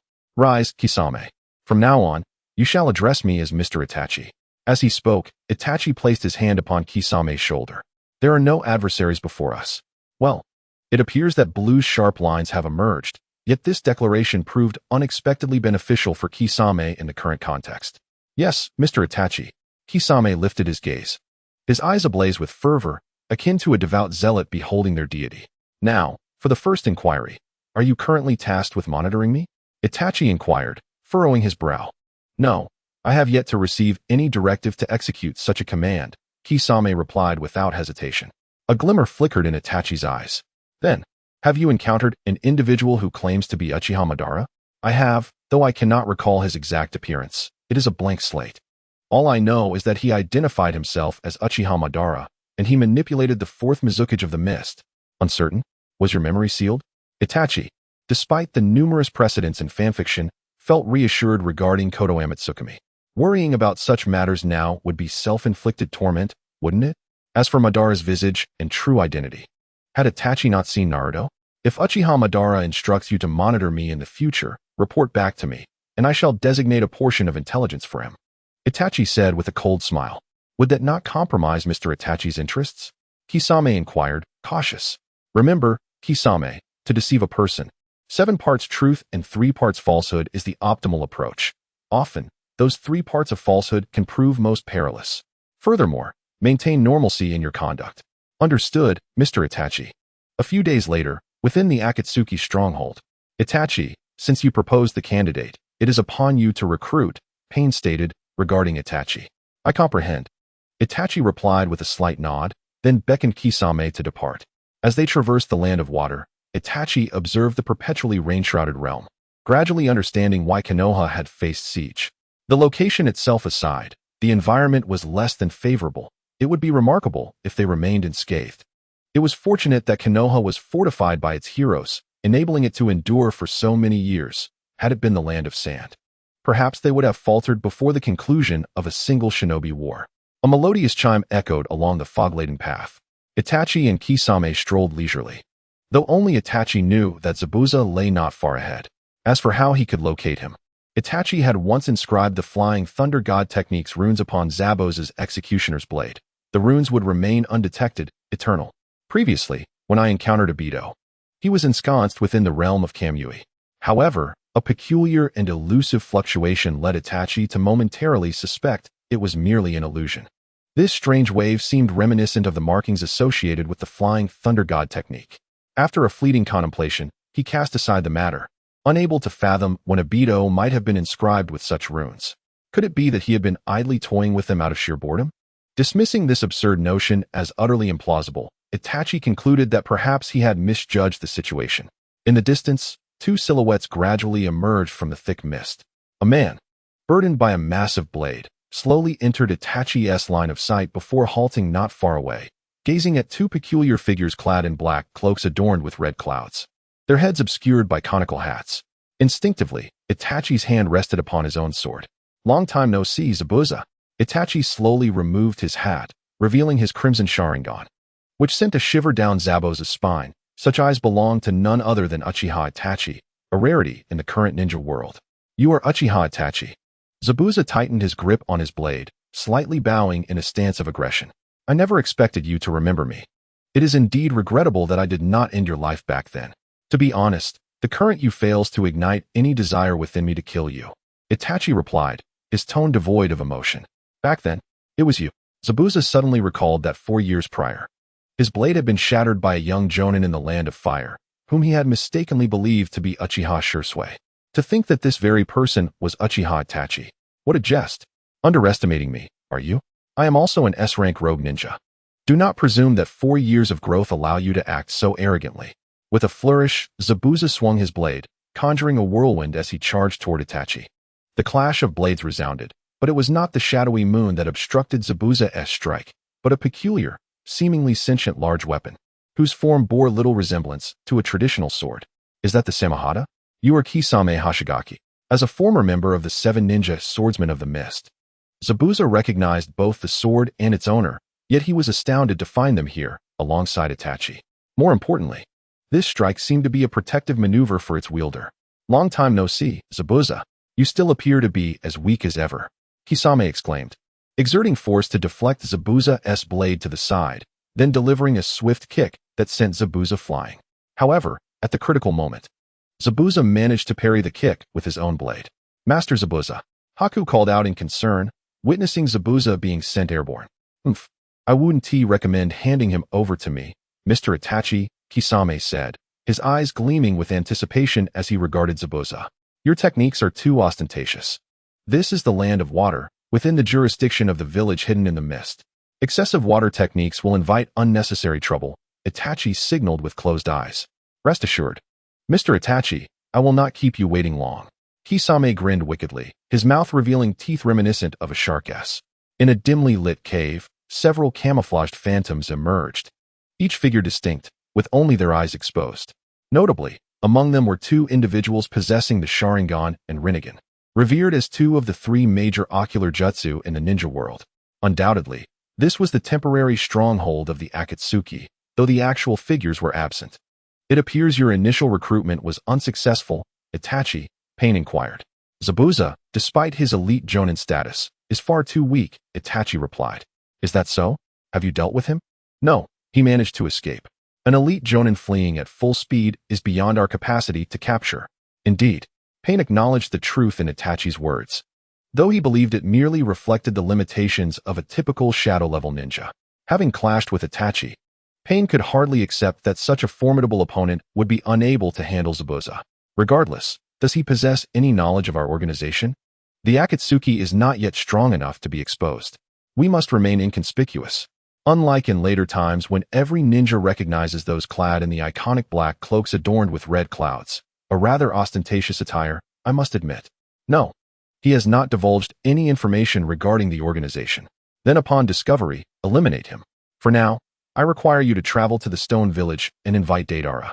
He has orchestrated numerous terror attacks in secrecy and was classified as an S-rank rogue ninja long before you, Itachi, recommended him. His abilities will greatly benefit our organization. After issuing his orders, Pain turned to the silent Sasori and added, Sasori, you shall accompany them. Should the invitation be successful, he will become your partner. Understood, came the rasping response from Sasori, who glanced at Itachi and the others before indicating his location. In a temple within the land of Earth, if all goes well. He should linger there for some time. Very well, I shall wait in the land of Earth. However, I despise waiting for others, so you best be swift, Sasori declared. And with that, his image vanished. Then we shall take our leave. After forming a hand seal, Itachi and Kisame also disappeared. In the land of Earth, Kisame observed the young man before him and inquired, is this fellow Deidara? In terms of age, he and Itachi are not far apart, both being 14. Yet at this age, a ninja possesses boundless potential, and Deidara has already taken considerable strides towards shadow-level prowess, marking him as a prodigy. Deidara of the Stone Village. An S-rank rogue ninja, I now extend an invitation for you to join our organization, the Akatsuki. Itachi and his companions removed their hats. Their crimson Sharingan fixated intently on Deidara. The Akatsuki? What do I care for such a thing? Do not interrupt my appreciation of art. Deidara retorted with an arrogant tone, his aura steadily escalating. Must I really have this brat as my partner? His spirit is commendable, but he seems destined for an early demise, Sasori remarked, turning to Itachi. Itachi merely gazed at Deidara in silence, contemplating the folly of youth. The imposing presence of Itachi and his companions was palpable, yet the overwhelming aura of the 3 elite shinobi failed to elicit any sign of fear from Deidara. This circumstance spoke volumes. It was a command from the leader. This fellow's abilities could prove advantageous. Itachi, with his Sharingan, continuously assessed Deidara's strength. Are you aware of my capabilities? Deidara inquired. Yet, it was perplexing that he was so enraptured by art that he could not even recognize the identities of his opponents, despite their distinct features. You are the one instigating explosive terrorist attacks, aided by neighboring nations, are you not? What purpose does a fugitive ninja like you have in such actions? Kisame questioned. Purpose? That is a foreign concept to me. I merely accept others' commissions to instigate explosions. They are my creations, Deidara proclaimed, pride evident in his voice as he spoke of his artistic endeavors. Creations? Sasori asked, bewildered. Indeed. Deidara's tone became fervent as he clasped his hands together, summoning a large clay insect. He proudly presented it to Itachi and his companions. Look at this. Its design is an artistic pursuit of refined lines, embodying a two-dimensional transformation, a true masterpiece. However, my art transcends mere appearance. My creations are dynamic. A mere shape is but a form. This is explosive. The explosion elevates its existence. It is in that moment of transcendence that I truly experience art. Deidara's tongue flicked involuntarily. Art is explosion, he declared. How tiresome. Sasori remarked after a moment of silence. Are you finished? Kisame, the muscle-bound member, showed little interest in the notion of art. Who knows? Itachi shrugged, responding to their exchange. Very well. Allow me to take the lead. Itachi's dark eyes fixed upon Deidara, knowing that upon the successful completion of this mission, he would gain a considerable stretch of freedom, time to pursue his own desires without the burden of organizational tasks. He would not squander this opportunity. As he opened his eyes once more, the crimson of his Sharingan glimmered ominously. What is happening with those eyes? Deidara felt a sense of caution as Itachi's aura intensified. Are you prepared to engage me in combat? Deidara asked, his expression growing serious. If I emerge victorious, you shall join the Akatsuki. Do not underestimate my art. With one hand clutching a C1 explosive and the other delving into his clay pouch, he declared, my ninjutsu is exalted art. One hand positioned behind him. A clay centipede emerged, while he hurled the preformed clay insect towards Itachi. Experience the art. The clay insect soared towards Itachi at a velocity surpassing that of shurikens. Itachi retreated, and the insect abruptly altered its course, lunging towards him in midair as he readied his blade to strike it down. Huh! The explosion billowed clouds of smoke. Yet Itachi landed gracefully on the ground. Suddenly, a centipede emerged from the floor, coiling around Itachi's feet and swiftly ensnaring his entire form. Heh, such arrogance. Yet this is all you amount to? It's over, You would do well to recognize your own reflection. Deidara paused for a moment, then quickly realized that the centipede meant for Itachi had instead wrapped itself around him. What? How perilous. I nearly self-destructed. Scorpion chuckled, remarking that he was indeed the type to meet an early demise. Genjutsu? When did that happen? Deidara gazed incredulously at Itachi. From the very beginning. Kisame chimed in. The moment you laid eyes on Mr. Itachi's Sharingan, you were already ensnared in the illusion.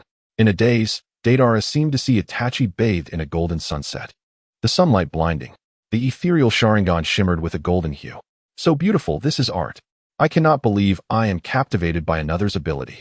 Deidara shook his head, attempting to regain his composure. Is that art? No.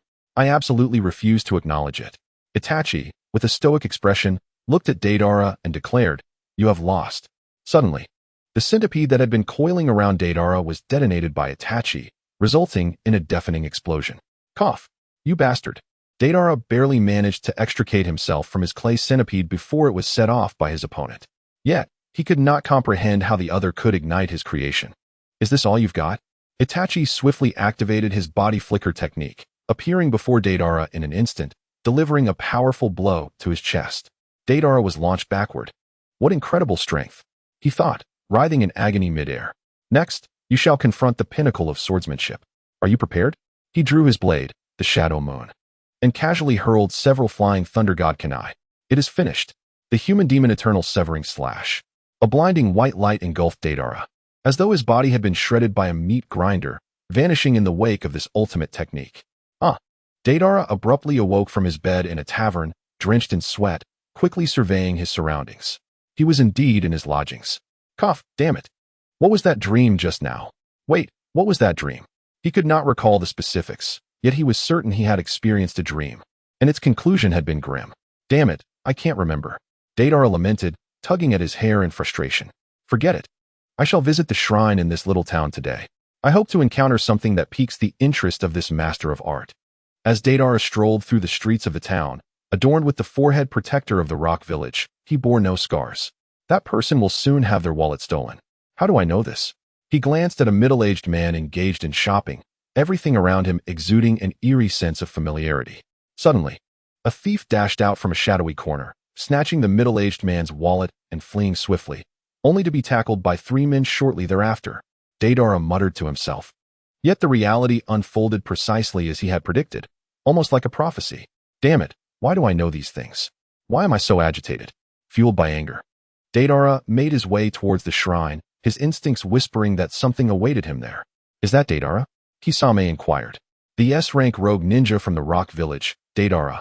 I now invite Itachi to remove his hat, but before he could finish, he was interrupted. You've come to invite me to join the Akatsuki, Haven to you? Damn it, why do I know this? Why do I feel compelled to kill you at the sight of you? Why? Upon seeing the 3, Deidara wasted no time in producing clay, swiftly crafting a bomb and hurling it forward. Courageous, yet futile, Itachi regarded the clay explosive with unwavering composure. Human technique, current slash. A brilliant white blade of light surged forth, a manifestation of wind chakra roaring to life. Die for me. Art is an explosion. With that, an explosion enveloped Itachi. This time, Deidara's bomb was no mere trifle. Upon seeing Itachi, he yearned to tear him to shreds, even though he could not fathom the source of such an impulse. Wind release, wind cutter. A dense cloud of smoke obscured the area, but in the next moment, a brownish-yellow whirlwind surged towards Deidara. He leapt into the air, summoning a flying clay bird. Wait, something feels amiss. Something is different. This guy must possess something formidable. Instinctively, Deidara glanced at Itachi, locking eyes with a pair of crimson orbs. The Sharingan. This is bad. In the next instant, he fell victim once more. You've lost, Deidara. Itachi's blade pierced through Deidara's form. Awakening. He found himself in a hotel room. Damn it. Was it another dream? Wait. Why do I say another? Deidara pondered a question that baffled even him. Forget it. No time to dwell on that. I must head to the shrine. The mere mention of those 2 words caused Deidara's mind to feel as if it would explode. Damn it. There must be something at the shrine. Ignoring the sense of dissonance around him, he proceeded, as events unfolded like a flawlessly scripted narrative. Indeed, Deidara was fully aware of what was to come. Yet this omniscience left him bewildered. It's you. But who are you? Upon encountering the 3 once more, he realized he had never seen them before. He was certain they were not part of his memories, yet he felt an inexplicable familiarity, particularly with the one on the far right, who evoked a profound sense of resentment. That guy, Scorpion, had yet to finish speaking. Is this never-ending? I am Deidara. You nonsensical fools. Deidara summoned clay explosives once more and charged at the trio. Yet, before long, the battle concluded, or rather, even Deidara himself could not comprehend why it ended so swiftly. He merely felt a cold glimmer pass behind him, and then he lost consciousness. What happens when a person repeatedly experiences the same events? Surely, they would go mad. However, the situation for Deidara is far more dire. He is unaware that he has already traversed these events, for memory does not deceive. Nevertheless, he is acutely aware of the sensation that he has indeed lived through these occurrences, and this contradiction drives him to the brink of despair. Awakening, visiting the shrine, encountering 3 individuals, and meeting his demise, an endless cycle of death that inflicts profound psychological trauma upon him. Damn it, what is happening? Suddenly, as he walks along the road, Deidara finds a moment of tranquility, swiftly conjuring a flying object to elevate himself into the sky. Gazing upon the nearly identical terrain and the barren surroundings of the town, it is unmistakably evident that this village is isolated. Is it indeed an illusion? Is this your doing, Itachi Uchiha? In an instant, the world around Deidara is shrouded in a crimson hue, a blood-red moon hovering ominously in the sky, while the town and the shrine vanish from sight. The blazing sun is supplanted by the sanguine moon, and desolation envelopes the hills, everything stained in a shade of red. With colossal gears spinning in the sky, wisps of cloud coalesce into the visage of Itachi, his voice ethereal, seemingly emanating from the very fabric of existence itself. Welcome to the realm of Tsuki no Mi, where time, essence, and all that exists are under my dominion.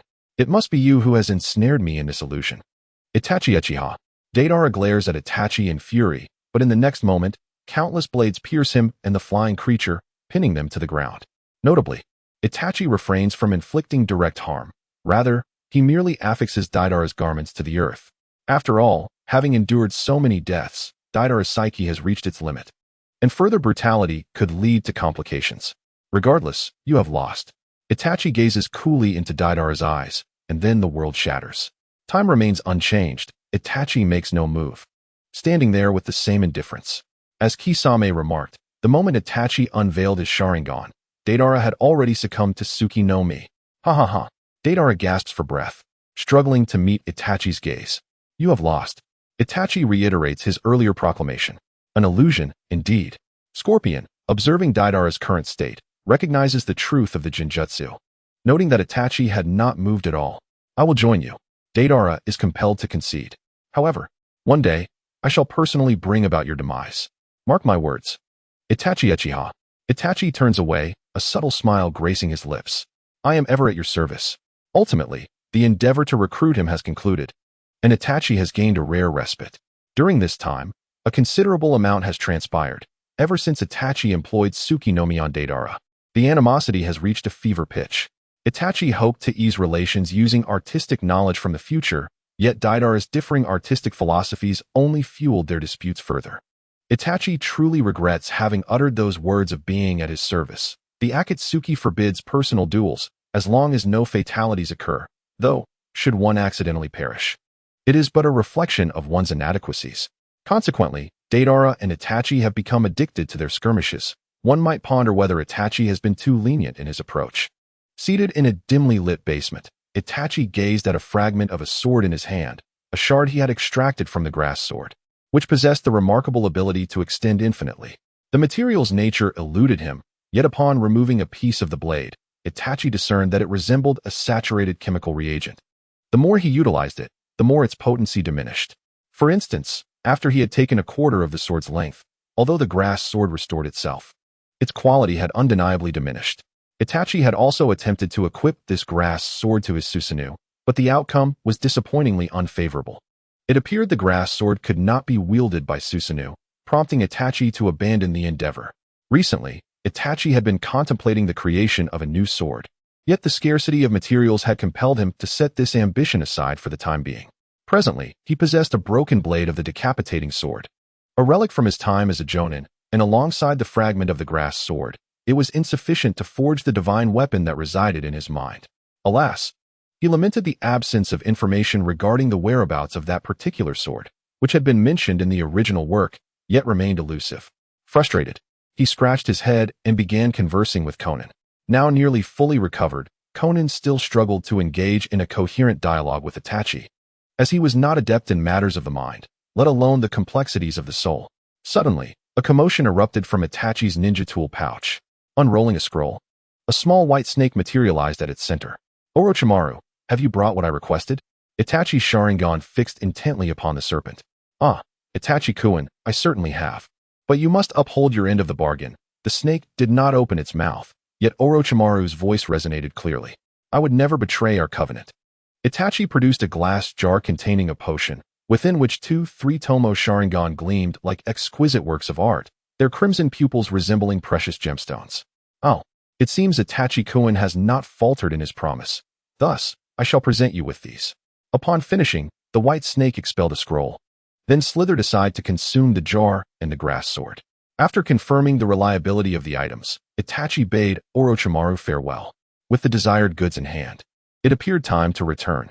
Itachi scrutinized a piece of human tissue before him, assured that this was the flesh and blood of the first Hokage, not a mere clone. Itachi-sama. Upon his emergence, Kisame approached with utmost respect. What is it? The individual who claims to be Uchiha Madara has given me a task. I am to monitor you. Kisame stated without hesitation, betraying his ally. Oh, he truly lacks patience. Itachi scoffed lightly before continuing, from now on, relay any information regarding him directly to me, and I shall instruct you on what to convey. Understood, Itachi-sama. 7 parts truth to 3 parts deception, Afe, Itachi remarked with an enigmatic smile. Utilizing reverse summoning technique, he returned to the summoning realm, having no further business with Akatsuki, especially with Kisame standing guard. You've returned, have you? Upon entering the summoning realm, Itachi was greeted by the voice of his esteemed father, Uchiha Fugaku. After Itachi's defection, he visited several times. Besides his first visit, during which he uttered not a single word, he spoke only a few brief remarks on subsequent occasions. Recently, a cold war had ensued between them. As for Mikoto, she often voiced her grievances, yet her concern for Itachi remained profound. However, the primary focus of these two elders was their grandson, Uchiha Shisui, particularly for Mikoto. who inquired about him during each visit. Yet, given Itachi's allegiance to Akatsuki, he had no access to relevant intelligence. "Mother, what about the medicine?" Itachi queried, scratching his head. Due to the deterioration of his health, he relied on medication for treatment. It was not that he could not eradicate the ailment, but rather, it stemmed from cumulative injuries sustained over the years. His relentless efforts in childhood had led to his current condition. Despite his afflictions, Itachi believed his health was marginally better than that of the original Itachi from the narrative, though the source of his confidence eluded him. "Honestly, I told you not to push yourself so hard. Yet you never listen. You were so obedient as a child. How did you end up like this? And have you used the Mangekyo Sharingan again? I know your eyesight has deteriorated, hasn't it? And you've resorted to your sword techniques again, haven't you? No need for explanations. I can see the blood on your blade. Don't think I'm unaware." Mikoto, now unburdened, had released her grievances following the demise of the Uchiha clan. While she had initially harbored resentment, she had since let go, offering unconditional support to her son. Mikoto now embodied the role of a family matriarch, particularly as a medical ninja, often chastising Itachi during his visits. Nevertheless, the couple did not support Itachi unconditionally. "How is little Shursui faring?" Mikoto inquired after examining Itachi. "I'm not entirely sure. The surveillance from Akatsuki is quite stringent, and excessive concern may lead to suspicion. Furthermore, I cannot confront that organization single-handedly. However, Shursui is under the care of Shursui. He should be fine," Itachi replied, averting his gaze from Mikoto's sorrowful eyes. "Do you realize how much little Shursui depends on you? The things you've done to him will likely haunt him for a lifetime. I wonder how he is faring now," Mikoto lamented, her expression darkening. Truthfully, Itachi wished he could slap himself. He considered his past actions to be a grave misstep. Moreover, he sensed that Mikoto and Fugaku favored their daughter more. Perhaps due to her gender. The inability to see their daughter weighed heavily on them, while their son could visit. Itachi had experienced the depth of their resentment firsthand. Currently, the couple led a structured life. Fugaku had resumed training after a long hiatus, now practicing with Kuroha, while Mikoto was mastering medical ninjutsu. Although the results were uncertain, her recent treatments for Itachi had become significantly more effective. The only regret was that they could only provide basic treatment for Itachi's illness, unable to address the root cause. "I understand. I shall take my leave now." Dressed appropriately, Itachi approached the icy sarcophagus of So, gazing silently at the frozen angel before him. "Soon, So. It will be time." With a determined air, Itachi donned his hat and set forth towards the land of fire. As he traversed the outskirts of Konoha, he couldn't help but ponder, has Konoha become too complacent? They haven't even changed the password for the barrier. Shaking his head in disbelief, Itachi stepped inside the barrier. The password he had used upon his departure remained the same upon his return. It made one wonder whether Konoha was brimming with confidence or merely exhibiting arrogance.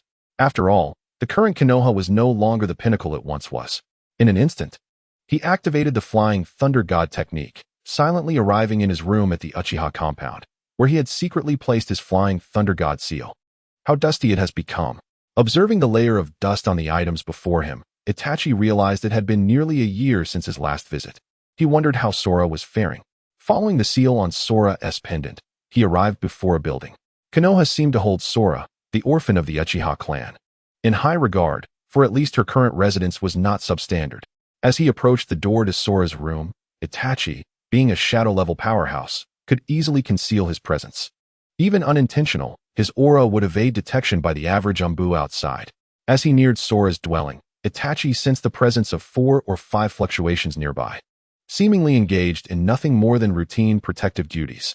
Observing Sora's modest bedroom, the pale blue walls adorned with several katana, the table cluttered with meticulously sharpened shuriken, and the sparse trash bin containing bandages stained with blood, evidence of Sora's relentless training, Itachi couldn't help but feel a pang of sorrow. Prominently displayed on the table was a framed picture capturing the smiles of Itachi, Sora, Mikoto, and Fugaku, a moment frozen in time. With a soft sigh, he approached Sora's side, noting the open scrolls beside her, indicative of her diligent efforts. Gently covering her with a blanket, he was struck by the sight of her furrowed brow, which stirred a deep ache within him.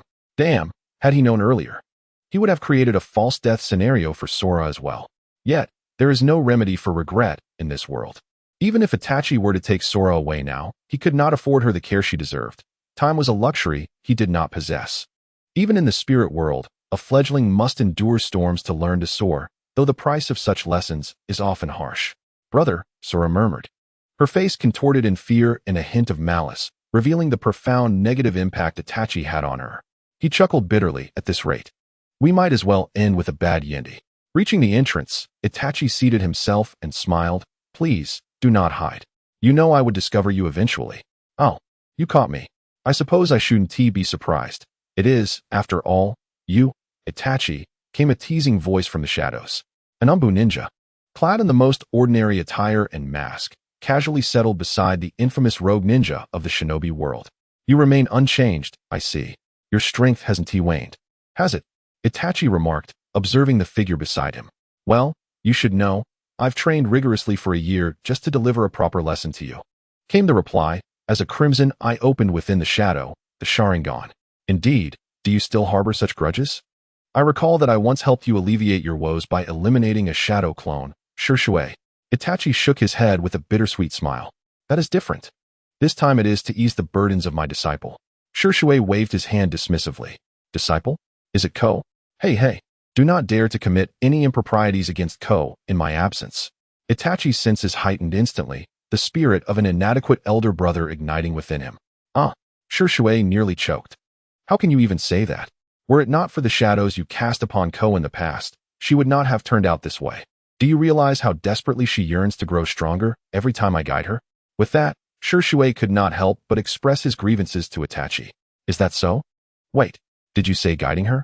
Itachi suddenly felt a sense of unease. Indeed, rest assured, the third Hokage has granted his approval. Others are unaware. And I have conducted this very discreetly. The title of Shurshui the Teleporter was not bestowed upon me without merit. Shurshui held a firm confidence in his abilities. Do not be so arrogant. Even the most exceptional hunters may one day become prey. Remember, Konoha is not merely a bastion of limited strength.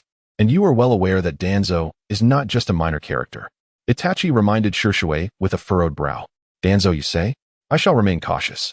A fleeting glimmer of murderous intent crossed Shurshui's eyes. While he undeniably loved Konoha, it did not equate to his admiration for Danzo. However, you did not come to Konoha merely to catch a glimpse of Ko, did you? Of course not. The place I currently inhabit is exceedingly perilous, populated by rogue ninjas of the highest caliber from various nations, some of whom rival my own strength. Itachi pondered. Is that truly the case? Stronger than you? I merely stated they are on par with me. In terms of strength, I stand as one of the pinnacles of the ninja world. However, it is unfortunate that my adversaries share this stature, and one of them is indeed more formidable than I. Itachi refrained from mentioning Akatsuki's members, particularly Obito and Uchiha Madara, as it seemed unnecessary. Presently, the only one in Akatsuki who posed a threat to him was Pain, with perhaps Conan being a slight consideration, though the shadowy figure remained unaddressed.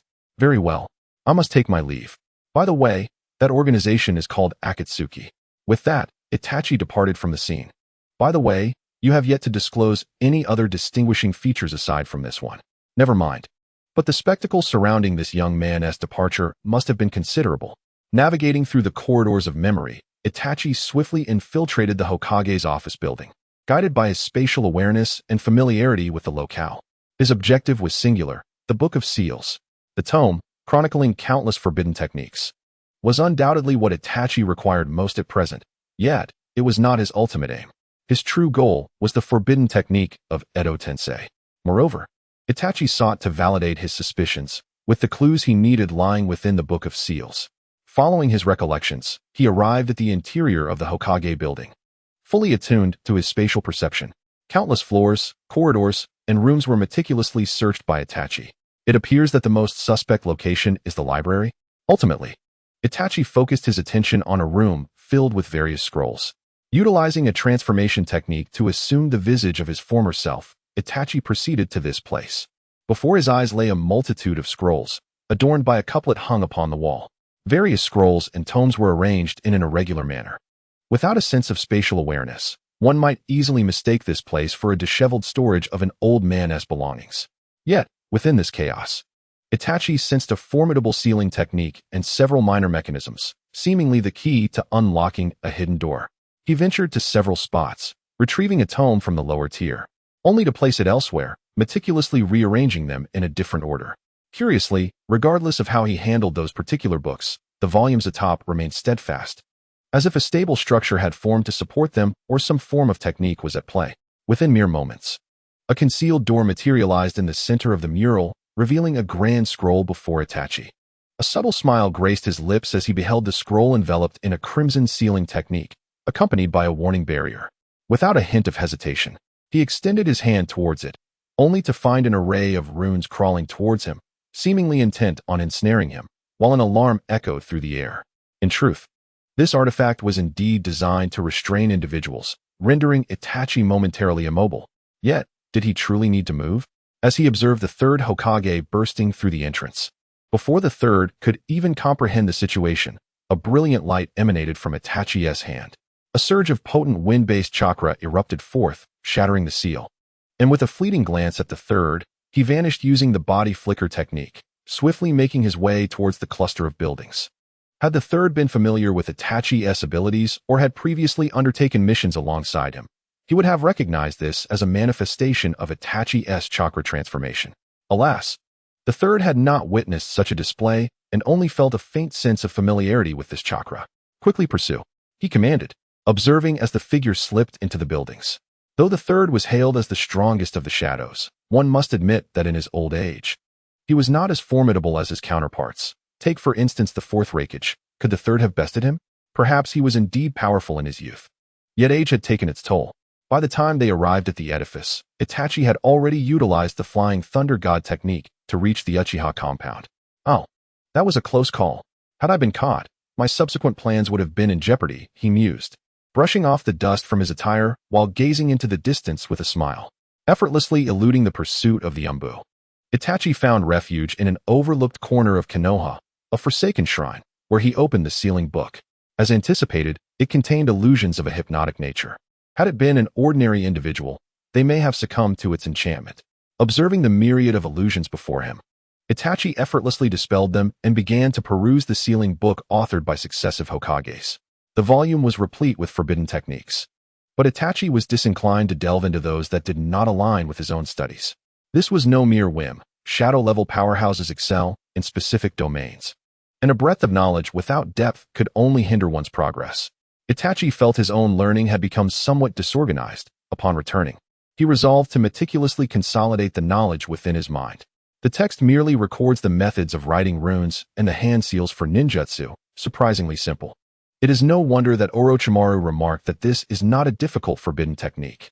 Itachi merely glanced at it and memorized the intricate incantation. However, from these words, one can discern that this ninjutsu seemingly bears no side effects, contrary to the belief that Kabuto was merely speaking nonsense. Seeing is believing, apart from Itachi, the time traveler who knows certain vulnerabilities that are not weaknesses. Simply observing these elements indeed reveals no adverse effects. The only lament is that the strength of the resurrected individuals through the impure world reincarnation is not complete. After some contemplation, it becomes evident that the concept summoned by Orochimaru and Kabuto in the original work is fundamentally different. Considering the disappointing side stories in the Naruto anime, it appears the runes for the impure world reincarnation were later refined. One cannot deny that Kabuto is a genius. Yet the fate of those who perished as a result of that technique is to be imagined. At present, however, Itachi is not the least bit concerned about this. The ninja world is rife with rogue ninjas and exiled thieves. For the time being, that is sufficient, but there is another matter at hand. Itachi slowly rose to his feet, his crimson Sharingan gazing intently at the wall adorned with various ghastly masks, each more grotesque than the last. Yet, for those familiar with Naruto, it is clear that they are all faces of the Shinigami. There exists no infallible ninjutsu. All techniques have inherent weaknesses, including the Shinigami sealing technique. Indeed, Itachi finds himself in the abandoned stronghold of the Uzumaki clan, having studied the Shinigami sealing technique for quite some time.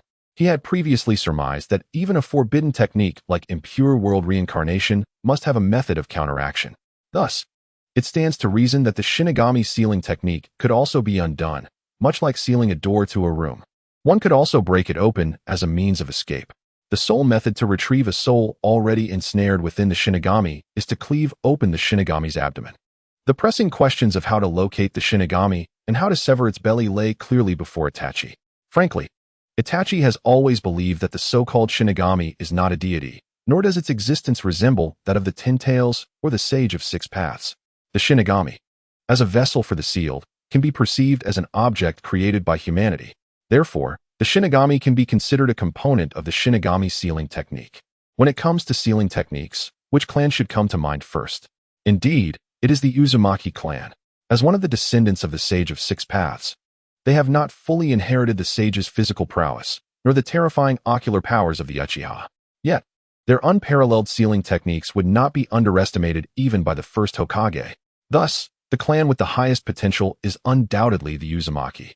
The Uzumaki clan is said to have resided in the land of whirlpools, yet due to the passage of time, Itachi does not prioritize the land of whirlpools and instead first arrives at the stronghold of the Uzumaki clan in Konoha.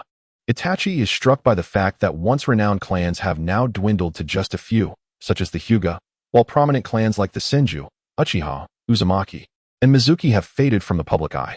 Upon encountering the Death God's mask, Itachi's initial reaction was one of affirmation, followed by a murmur of discontent regarding the overwhelming number of identical masks, leaving one to ponder how an uninformed individual could discern the right one.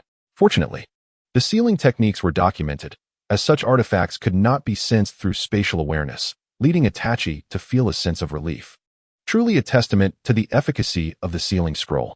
He selected a mask from the fourth row, second from the left, one which appeared relatively ordinary. And upon reviewing the instructions for the corpse demon seal, he swiftly employed the Flying Thunder God technique to depart from the location. How long until the shift change?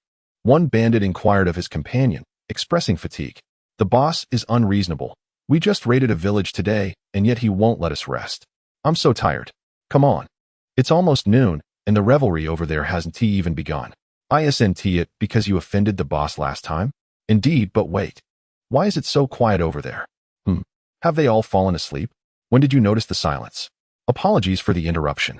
While you have the right to know what is transpiring, I must ask you to die now, if you would be so kind. Before the two bandits could turn around, Itachi swiftly incapacitated them and dragged their bodies to a nearby cave. He placed his hand upon one bandit's head and formed a one-handed seal, the technique of transformation. Gradually, the bandit's appearance morphed until he bore an uncanny resemblance to Itachi himself, who then locked eyes with the transformed figure. Although it was an unusual experience, Itachi had encountered many strange occurrences throughout his ninja career, albeit this was his inaugural use of the transformation technique. Following the Akatsuki's disbandment, Pain had bestowed upon him a scroll inscribed with various ninjutsu, including the renowned transformation technique and the Phantom Dragon 9 seals. Let us proceed. Itachi's clone donned the mask and formed hand seals. Just as he began, an inexplicable chill enveloped the air, and a sinister wind coiled around Itachi's clone. In an instant, the spectral presence of the Death God manifested. Rather than hovering behind, it clung to Itachi's clone. An indescribable sensation surged within him, prompting the clone to clutch its head and scream in agony, fortuitously distanced from Konoha. Severed. As Itachi momentarily faltered, the connection between him and his clone abruptly shattered. The bandit's soul became entwined with that of the Death God. Damn it! Itachi's Sharingan whirled into a frenzy as he locked eyes with the bandit. Control. The bandit's gaze turned hollow, gradually revealing the three-tomo. Success. Sensing the ongoing resistance, Itachi attributed it to the Death God's presence and immediately commanded the bandit to slice open his own abdomen. The soul means to unravel the corpse demon seal. With knife in hand, Itachi intensified his control, simultaneously directing the blade toward his own belly, while the Death God mirrored his actions. In an instant, a wisp of white ethereal spirit surged forth, halting before Itachi. The bandit collapsed, and the specter of death vanished without a trace.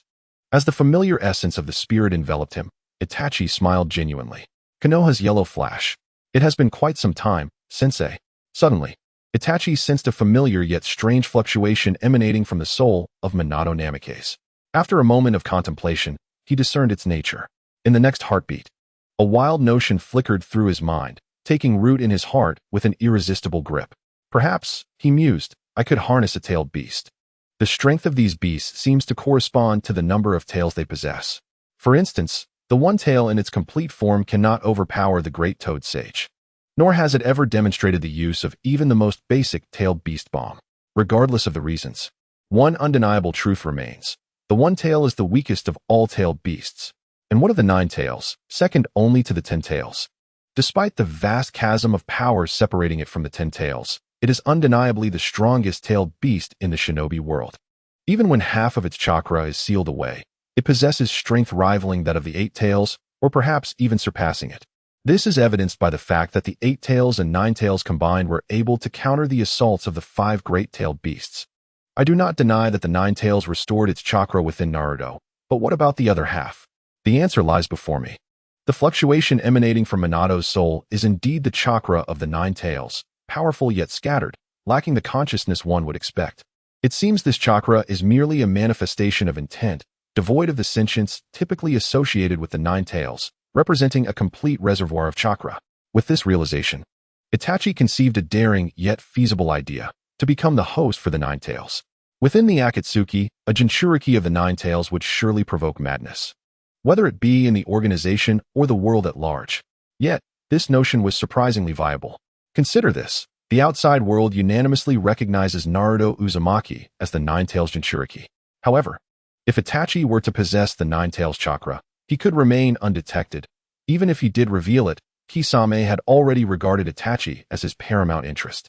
Once he mastered the Edo Tensei technique, Itachi's power would amplify significantly.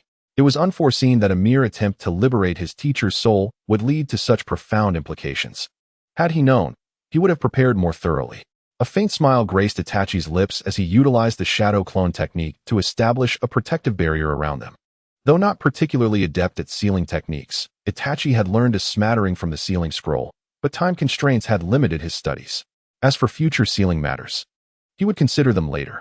Forgive me, sensei. Itachi swiftly formed hand seals. Sealing technique, Phantom Dragon 9 seals. This formidable sealing technique was designed specifically to extract tailed beasts from their Jinchuriki. Itachi had mastered it long ago, despite its name. The number of seals was not strictly limited. The only caveat was that having more participants made the task easier. Completing such a seal alone would typically require a minimum of 5 days, contingent upon the circumstances. After all, who was the target of this technique? The soul of Minato Namikaze. The Shiki Fujin, no matter how formidable, requires a vessel, and this vessel is the body of the caster. As for the soul, it intertwines, rendering the so-called 4-symbol seals and 8 trigram seals utterly irrelevant. Even if they exist, they are but a diluted version, easily undone by Itachi's ocular prowess. As the azure chakra enveloped Minato's soul, it quivered violently, and then the crimson chakra slowly emerged from the center, surging toward Itachi's abdomen. Heat. This was Itachi's singular sensation. The 9 tails chakra, as he had anticipated, bore no semblance of consciousness. It was purely instinctual, a primal essence of a beast. After all, the 9 tails awareness resided within its yang chakra. Moreover, the Horin Q Fujin posed no threat to the soul, the best evidence being the reincarnation of Jinchuriki, who had their tailed beasts extracted through the Edo Tensei technique in the original narrative. If it were to harm the soul, Itachi would not have attempted to extract the tailed beast, especially considering it was his mentor. Now, Itachi found himself in a predicament. On one hand, he had to endure the gnawing hunger of his body and the emptiness of chakra to perform the sealing technique, while on the other, he needed to exert his ocular power to control the forming 9 tails chakra within him, all the while monitoring Minato's condition. Were it not for the significant chakra he had accumulated from the Een sealing technique, he would have had to contemplate the risks of operating in stages. The number of shadow clones was limited to 4 for this very reason, as any more would deplete his chakra reserves. As time elapsed, an increasing amount of chakra surged forth from the soul, rendering Itachi numb to the searing sensation. Suddenly, a ripple emanated from Minato's soul, an instinctive resistance born from days of exposure. The soul had developed a basic level of defiance. Damn it! Sensing that disturbance, while it was manageable at first, Itachi's mind was now operating at full capacity, continuously generating chakra. He signaled to a nearby shadow clone, which promptly created a water clone that administered several soldier pills from Itachi's pouch. Itachi had no spare moments to replenish his energy. With renewed focus, Itachi tightened his control. However, a complication arose with the shadow clone. Due to the need to strike a mental blow, one of the clones suddenly vanished, causing the previously established 4-cornered barrier to collapse. A peculiar scent permeated the air, the unmistakable aroma of a tailed beast. The essence of 9 tails chakra. Damn it! Had he prepared too little? It would have been beneficial to have brought Kisame along. He hoped their discovery would not come too swiftly, and that the concealment of this location would hold. As moments ticked by, the Nine-Tails chakra pouring from Minato's soul diminished, gradually dissipating into nothingness. Once the Nine-Tails chakra completely vanished, Itachi collapsed to the ground, all shadow clones vanishing. Summoning the Edo Tensei technique, he found himself beside the bandit who had awakened days prior, now faint from hunger. Though life still lingered, he could no longer scream, merely watching as the Edo Tensei enveloped him, leading him to lose consciousness. Gazing upon the man before me, whose eyes are closed in slumber, his golden hair remains resplendent even after the grim resurrection of the impure world. The shut eyelids and the faint aura of oppressive power emanating from him are impossible to overlook, yet the subtle cracks adorning his body betray his inhuman identity. My apologies, dear teacher, but the time is not yet ripe. With a series of hand seals, the impure world reincarnation is momentarily undone, and a coffin materializes behind Minato Namikaze, enveloping him within its confines. Cough, cough, the chakra of the Nine-Tails. Even in this state, it retains such devastating potency.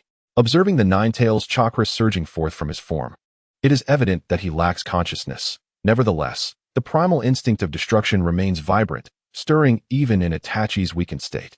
How vexing! I miscalculated this time. But, oh Nine-Tails, do not presume I am easily trifled with. Furthermore, you, lacking awareness, should not be so audacious before me.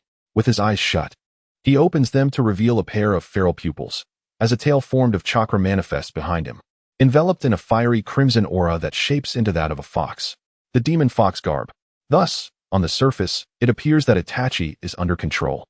Yet in truth, deep within, he observes the Nine-Tails, bound by chains yet still causing turmoil.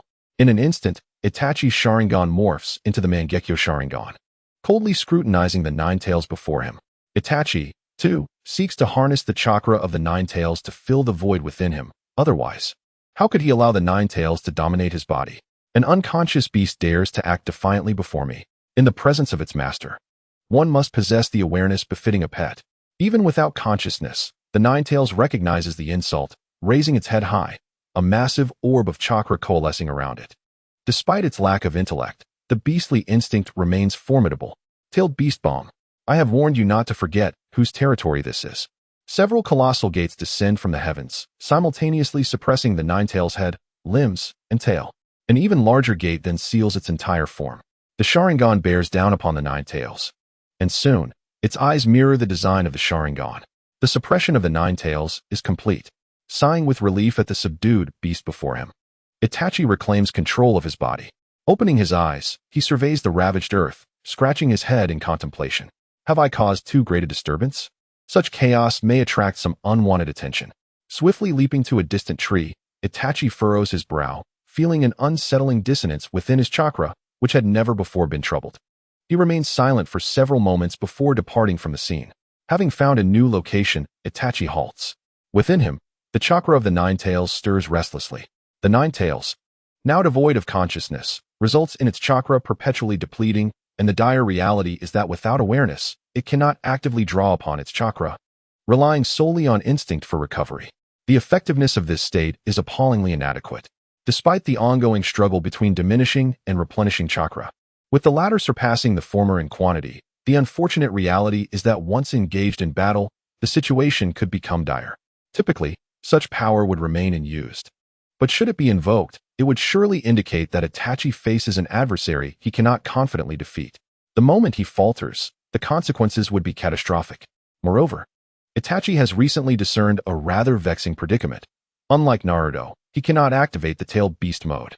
The reason being, he is currently unable to separate the Nine-Tails primal consciousness from its chakra, resulting in this awkward situation.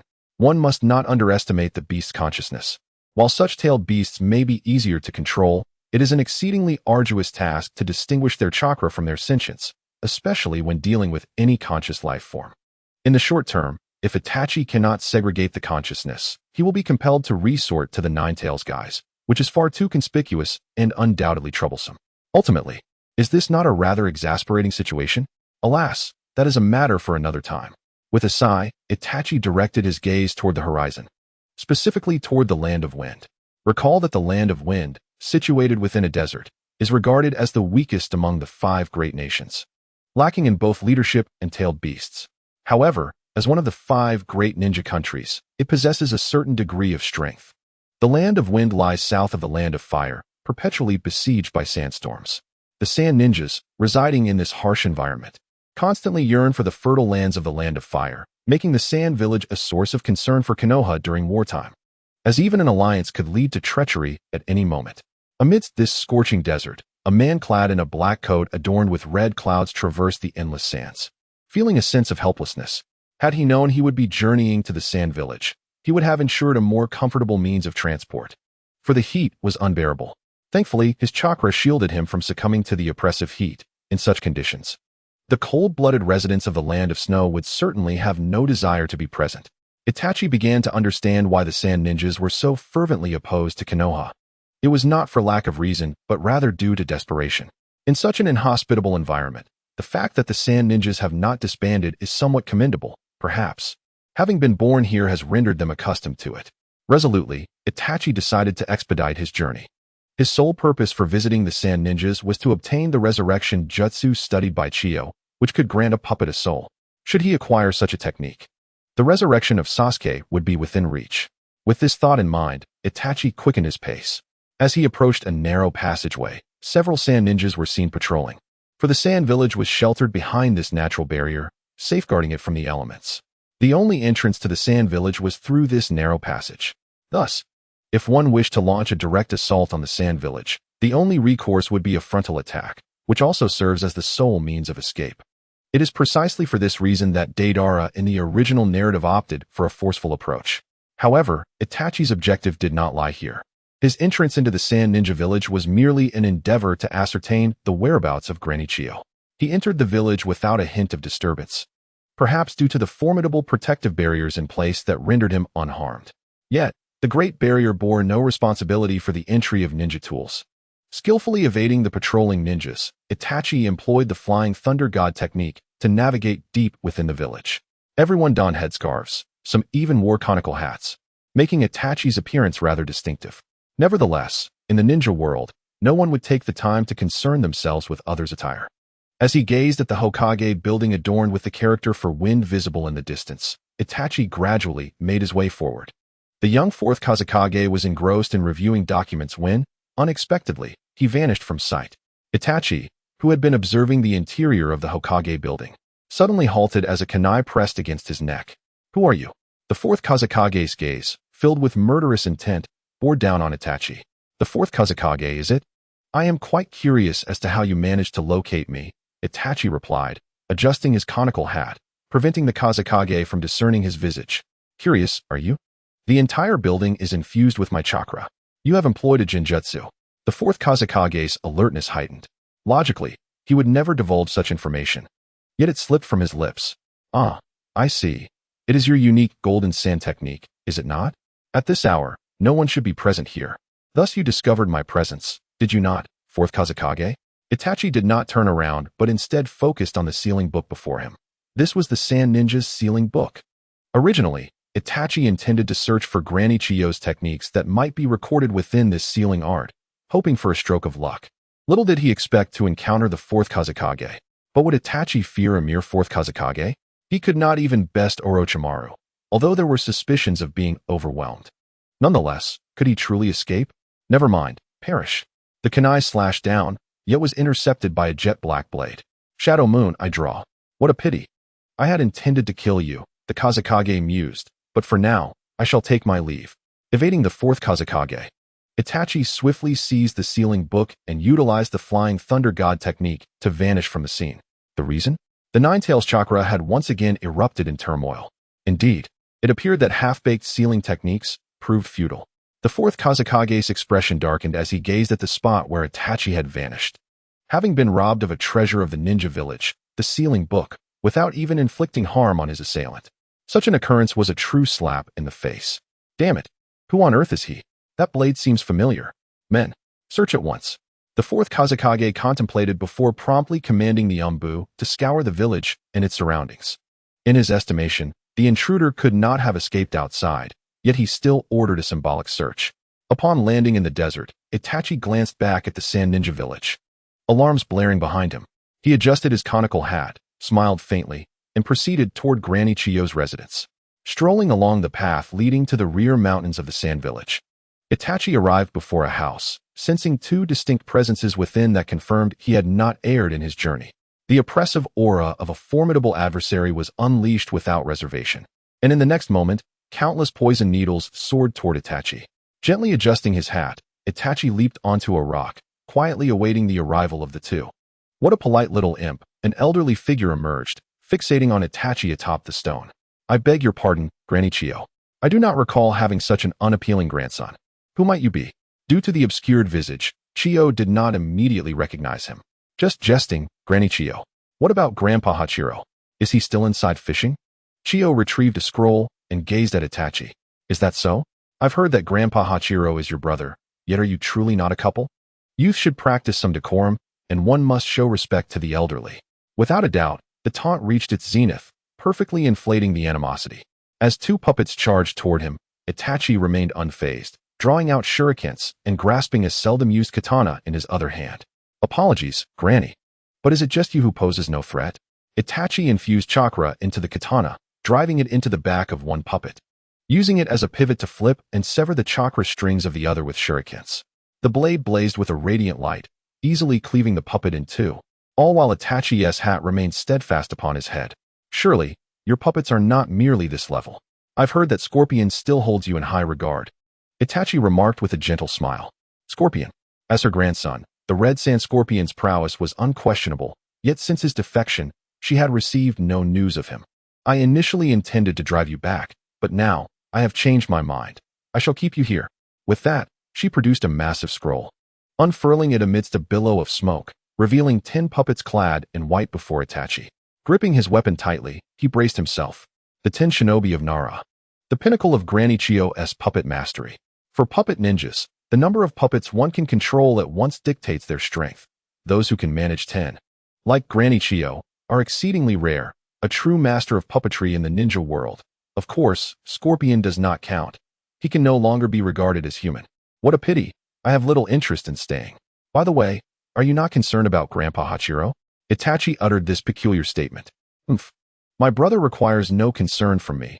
But young man, are you prepared to endure the wrath of the elderly? With that, the 10 puppets surged toward Itachi. The first 3 leaped into the air, while the remaining 3 unleashed a barrage of shurikens, kunai, and explosive tags, effectively sealing off Itachi's escape routes. Observing the 3 puppets looming above, Itachi smiled confidently. Surely, Granny Chiyo does not believe that mere 3 puppets can hinder me. He leapt into the air, colliding his shurikens with one of the puppets, while his free hand pressed against its form. Rasengan. The tremendous rotational force utterly obliterated the abdomen of that puppet. Had it been a human, they would have perished on the spot. TCH. With a flick of the chakra thread in his hand, the damaged puppet was relegated. Yet it remained in play. Such is the way of the puppeteer. As long as the puppet remains functional, there are no issues to contend with. What a pity. Itachi sighed softly, then pressed one foot against the blade of a nearby puppet, executing a graceful mid-air flip while using Shade Wind to deflect another puppet strike. With a powerful kick, Itachi adjusted his position mid-air without any reliance on support. Fire release, great fireball technique. A formidable torrent of flames erupted from Itachi's mouth, aimed directly at Granny Chiyo. Without hesitation, she summoned back 5 puppets, and a shield suddenly emerged from her arm to block the great fireball. This is preposterous.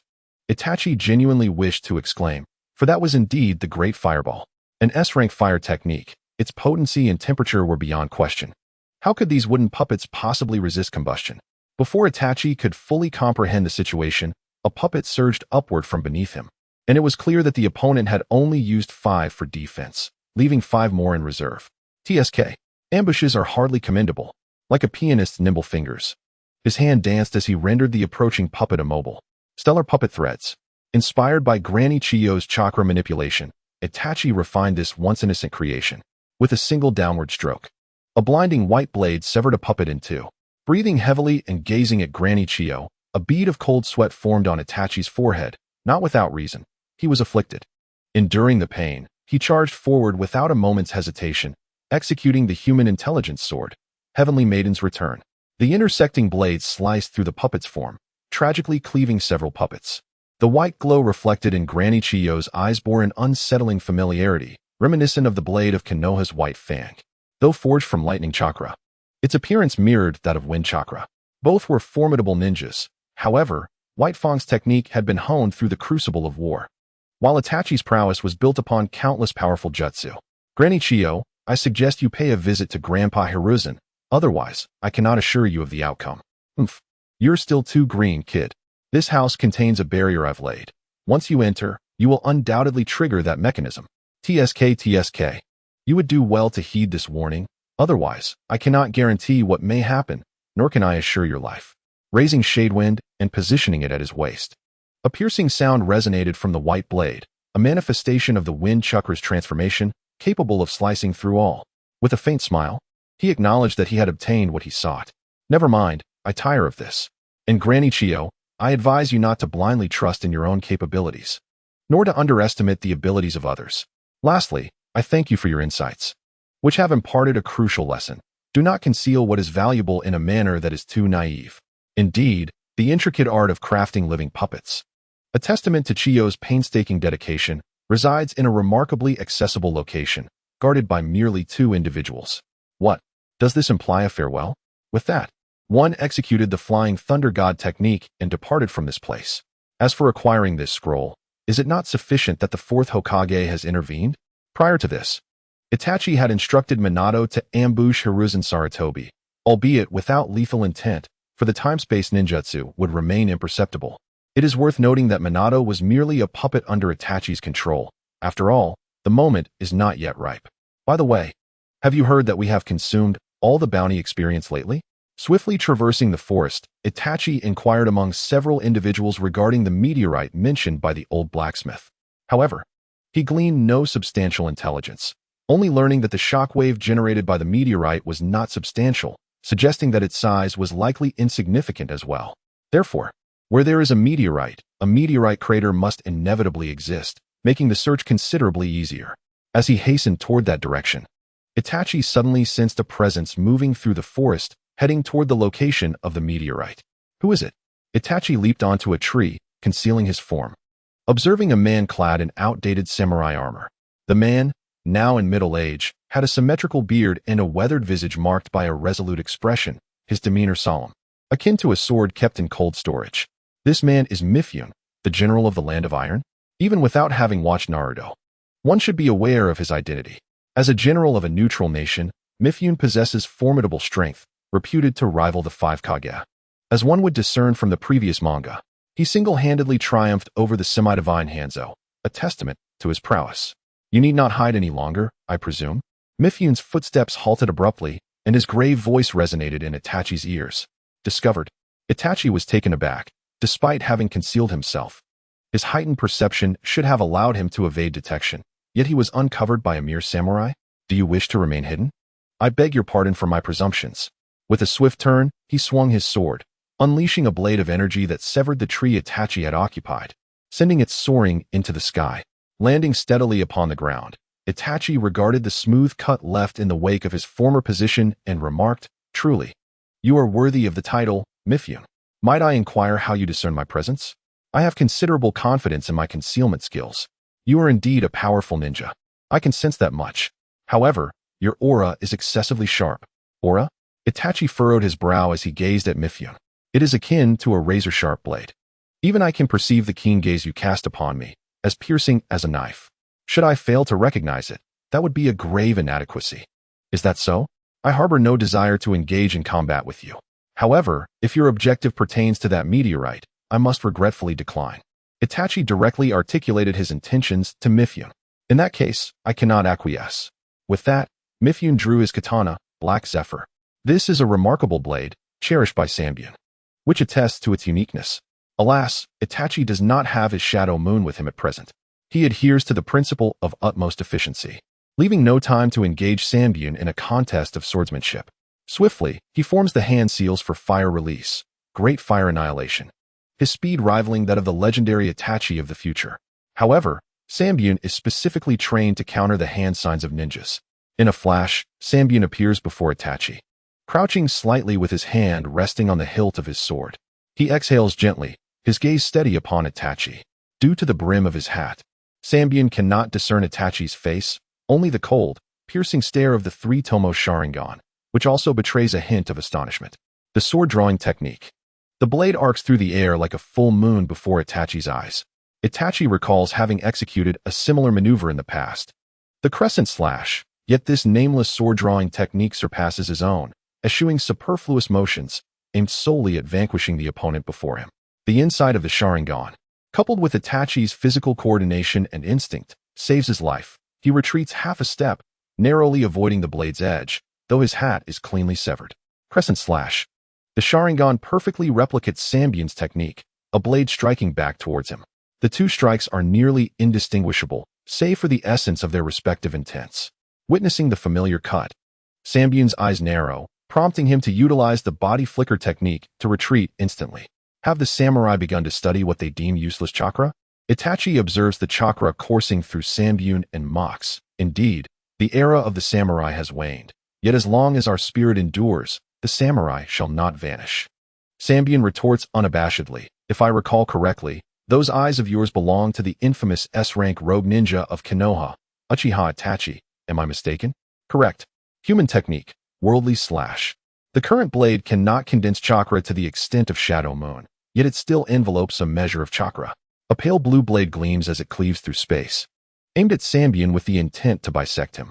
The sound of metal rings clear across the battlefield as the katana meets the black blade. Just as Itachi approaches, Sanbion unexpectedly blocks his strike with the black blade. What rapid reflexes, Itachi muses. Crescent slash. With a reverse flick, a torrent of sword energy surges towards Sanbion. His eyes narrow slightly, yet he retreats without hesitation, the bandage on his forehead cleaved as crimson blood flows down. The lotus slash. An X-shaped sword energy is unleashed by Itachi, its velocity rivaling that of a severed void. Sanbion inhales deeply, then strikes with his sword, shattering the sword energy upon impact. Beneath the scattered chakra lies Sanbion's unwavering gaze, a look that speaks of a willingness to face death without fear. Death-cutting sword, meditation slash.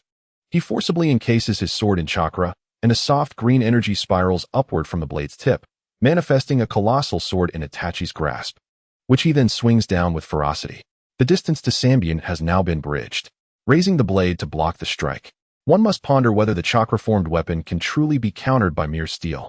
The resistance felt was negligible, as it disregarded the opponent's weapon and descended unimpeded. The technique known as meditative slash, as its name suggests, offers no defense. How could an intangible blade be hindered by mundane iron? Yet, this blade is a fearsome one. It may not cleave through the opponent's weapon, but it can certainly pierce their flesh, a move that, in gaming parlance, disregards all defenses. The moment of descent was fleeting, yet for a powerful warrior, that instant feels eternal. As the chakra blade fell, Mitsuharu sidestepped, but the blade still connected with his body, leading to an unexpected outcome. The blade shattered. Itachi gazed silently at the broken fragment in his hand, realizing that using the technique of Shadow Moon was indeed unfamiliar to him. Casting aside the broken blade, Itachi remarked, "Let us continue." Mitsuharu let out a breath, conceding, "This meteorite belongs to you. I acknowledge your superiority." He continued, "However, I have one final request. Please unleash your ultimate technique. I wish to comprehend the essence of your blade." "As you wish," Itachi replied, "but should the outcome be unsatisfactory due to the blade, I ask for your understanding." He concentrated, gathering water-based chakra to form a blade of water, which gradually revealed its true hues, mirroring the appearance of his Shadow Moon. "Grant me your guidance," he implored. "The blade is named Kurosawa." "Huh. Its name is Shadow Moon." With that, the technique human symbol, current world slash, was unleashed. In an instant, Itachi's blade shattered. He had not expected much from a weapon crafted from chakra, and the outcome was undeniably predictable. His clothing was shredded at the waist, blood flowing forth. How long had it been since he had sustained an injury? After ascending to the level of a shadow, he believed he had yet to be wounded. To be precise, the shadow-level adversaries he faced were not at their peak. Uncle Snake had yet to complete a significant portion of his forbidden techniques. Deidara had only just grazed the shadow level. Jiraiya had not activated Sage Mode, and Pain had merely utilized one aspect of his power. What had caused him to become increasingly dismissive of his surroundings? Had his string of victories instilled in him a sense of pride? Itachi remained silent, while Mitsuharu knelt behind him, supporting himself with his blade, gasping for breath, a wound evident on his abdomen. "That was a swift strike. I concede your prowess. This meteorite is yours." With that, Mitsuhara bandaged his injury, sheathed his blade, and departed slowly.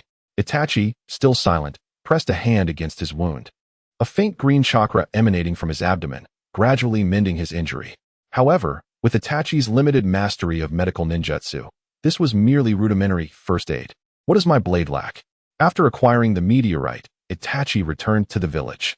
The meteorite measured only 4 to 5 centimeters in radius. Yet it contained an astonishing amount of meteoric iron. The reason remained a mystery to Itachi, yet this discovery promised a resolution for his weaponry. Casually tossing the meteorite to his companion, the latter nearly failed to catch it due to its density. Indeed, it was a meteorite. The gentleman warrior had just remarked on abandoning it. Ah, a metallic fragment from beyond. I hope it brings me joy. The old blacksmith hammered away diligently, his eyes alight with wonder as he retrieved the 2 broken blades given to him by Itachi. He then said to Itachi, "Come back in 5 days. Oh, I have much to do." Itachi quietly stepped back, preparing to devote the next 5 days to crafting a brand new sword. Indeed, it would be entirely new. While the original Shadow Moon still had utility, it would no longer resemble its former self under this crafting method. Moreover, the 5-day time frame posed a considerable challenge. After all, for a ninja, to forego sustenance and labor for such an extended period was no trivial matter. After some contemplation, Itachi returned to the blacksmith's workshop, only to witness a scene that filled him with exasperation. The old blacksmith had fallen asleep. Ahem. Oh, what is it, young man? The blacksmith seemed startled awake, his expression bleary. Master, can't you keep watch? Itachi inquired, glancing at the weapons being incessantly scorched by the flames.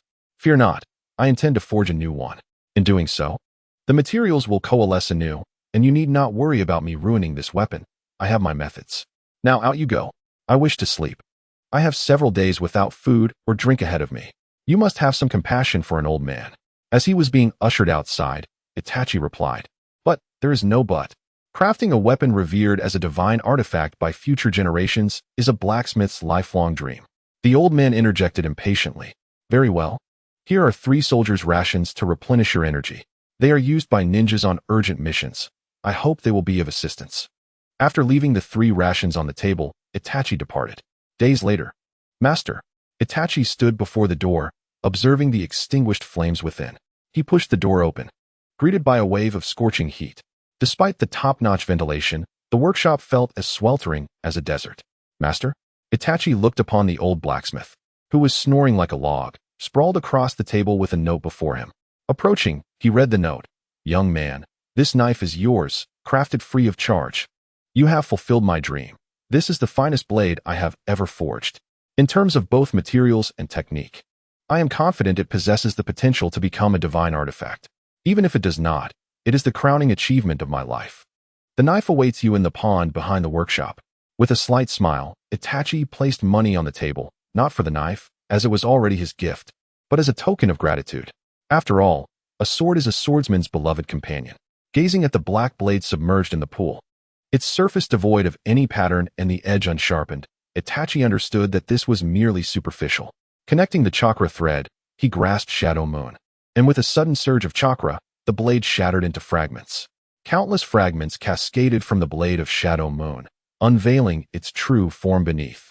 The blade, still shrouded in obsidian darkness, exhibited no trace of other hues, yet bore intricate, deep purple patterns that exuded an alluring, sinister charm. It was slightly heftier than other katana, measuring an impressive length of 1.2 meters, and with the hilt, it reached a total of 1.5 meters. The hilt was adorned with a circular guard, featuring 2 symmetrical indentations embellished with delicate reliefs. In summary, this weapon brought great satisfaction to Itachi, as it combined materials from several weapons and meteorites. Transcending the original Shadow Moon, the reborn Shadow Moon would be even more formidable.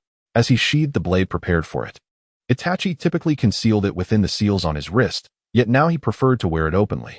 With a swift turn, he drew his sword. The trees behind him were effortlessly severed, their cuts smooth and flawless, as if shaped by divine hands. Indeed, a faint smile graced Itachi's face, reflecting his current state of contentment. He then departed from the scene, for there was a situation arising with the Akatsuki. Within the occasionally appearing black cavern, a figure stood upon the finger of a colossal stone statue, which emanated an aura of malevolence akin to that of a demonic deity, instilling a sense of oppressive dread. Suddenly, a camouflage-like apparition appeared on the fourth finger of its right hand, and the newcomer scanned the surroundings with his Sharingan. Itachi, you are late. Pain's voice carried a hint of irritation. It seems I have a matter to attend to, Itachi responded impassively. Why were you not with Kisame? I had just left to acquire my weapon, he replied. Indeed, Itachi had gone to attend to his weapon, but was that truly the sole reason for his departure? Thus, at times, a mixture of truth and deception can be quite perilous. Isn't that so, Kisame? Pain inquired, casting a glance at the already present Kisame. Indeed, Mr. Itachi has gone to the land of crafts for his weapon. This explanation had been relayed by Itachi to Kisame beforehand. Let us set this matter aside for the moment.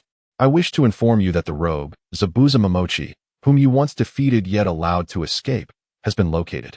Who among you shall deal with him? Leaving him unchecked will inevitably lead to complications. Zabuza has been found. Itachi mused, for in a previous life, no one had sought to invite Zabuza, and his activities in the land of waves would surely attract attention. Is no one willing to take action? Then, Deidara and Sasori, I entrust this task to you.